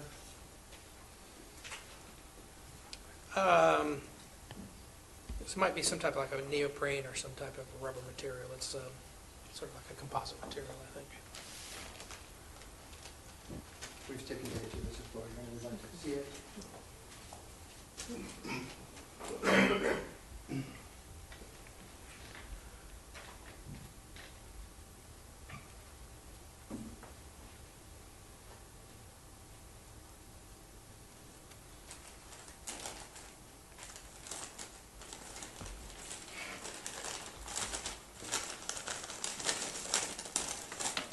Thank you. We would like to introduce this to others as well. Me, number 41. Now, we left off with the fired cartridge case, so I haven't forgot about that. Tell the court how it is that a cartridge case is ejected, for lack of a better word. You may have a more forensic scientific word, but how is it ejected from a pistol like we've just seen? Well, what you have is a semi-automatic pistol, which means it's an auto-loading pistol. So you have a magazine. The magazine carries a certain number of cartridges that are stacked one above the other. Every time that the action is cycled, meaning the slide is brought back and then brought back forward again, it picks up the round at the top of the magazine, chambers it, and then when it's brought back again, it has an extractor that pulls that fired cartridge case out of the chamber, pulls it back till it engages an ejector, and the ejector basically just flips it out of the open ejection port, and then it comes to rest at some location nearby the firearm. Can we tell anything about the location of the fired cartridge case and the mechanism that ejects this particular cartridge case once a gun is fired? You can sometimes tell certain things, but generally when you have just one fired cartridge case, all you know is that it has to be within a reasonable proximity of the firearm, but it doesn't give you much information about where the firearm was at the time. And why is that? Well, first, there's a great degree of randomness in how they're ejected. So they're not ejected into one nice, tiny little pile. There'll be a certain amount of randomness. But in a case like this where you have only one, there's always a good chance that it came to rest in a different spot than where you find it because it's been kicked or moved or could have landed on somebody's clothing and then falls to the floor when that person stands up. So there's a lot of reasons why it could be in the location that it's in that don't have anything to really do with where it was ejected from. Okay. Next photo.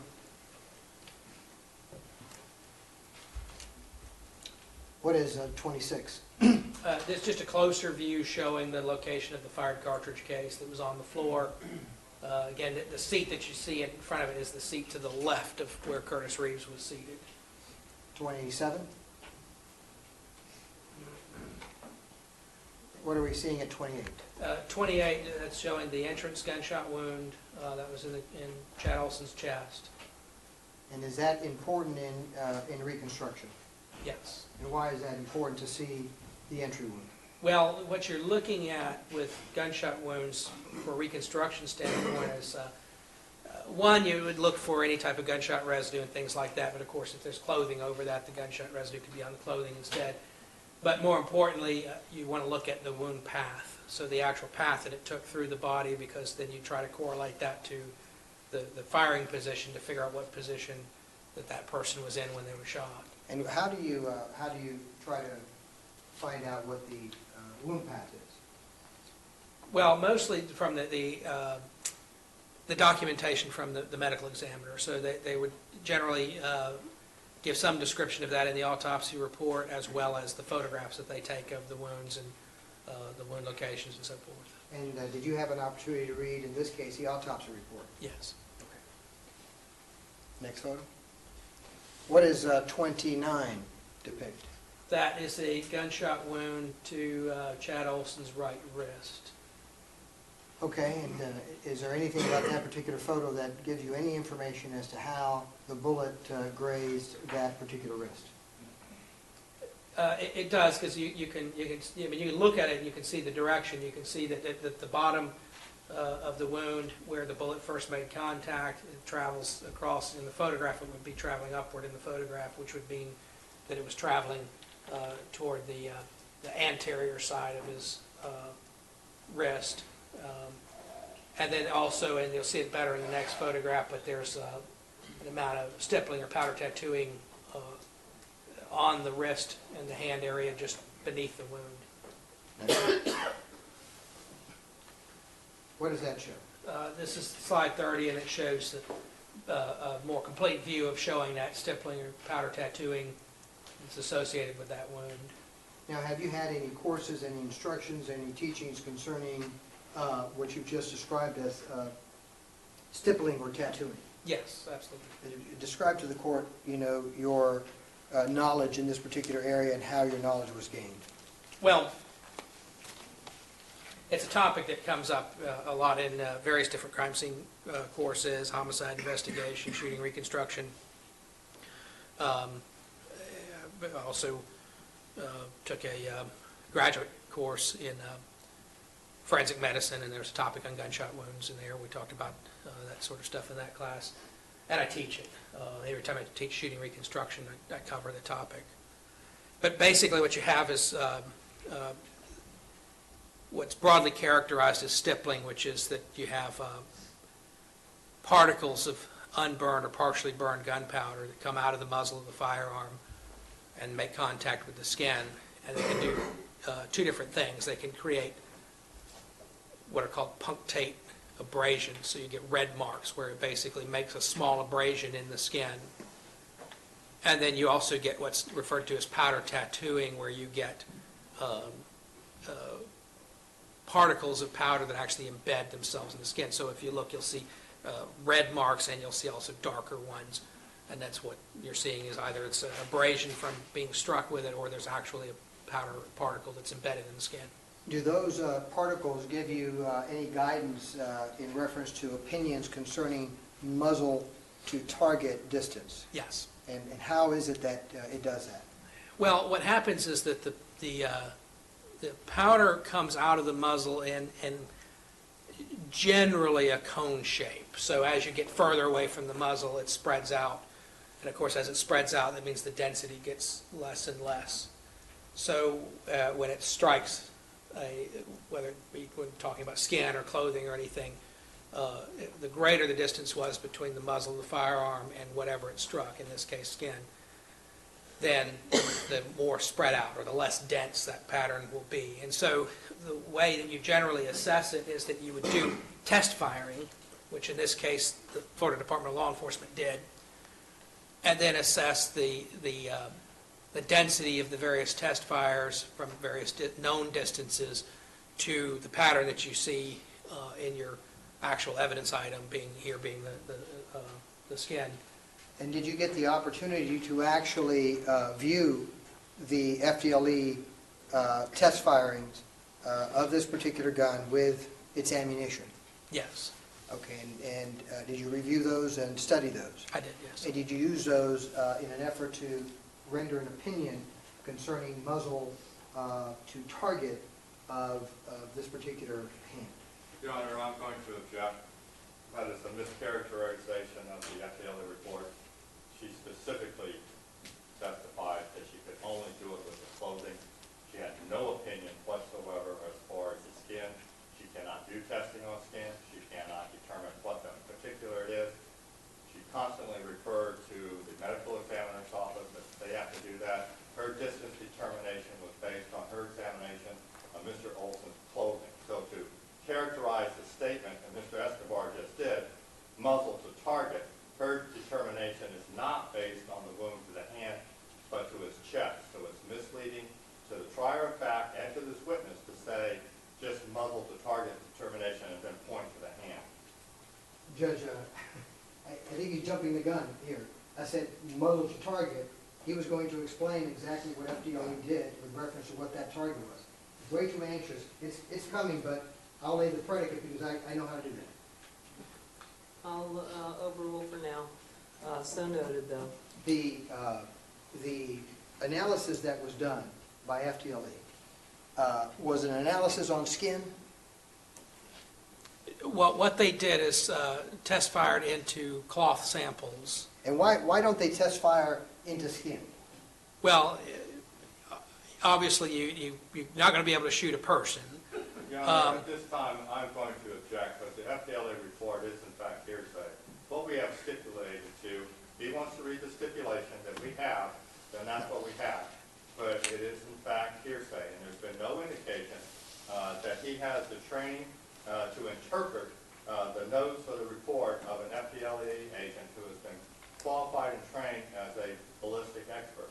So I object to him just trying his own way to interpret a very technical report, and it is in fact hearsay. If he wants to All right, everybody. Well, that is the end of tonight's Fox News Now stream. We'll be back on the air tomorrow morning at 9 a.m. Thanks for joining us.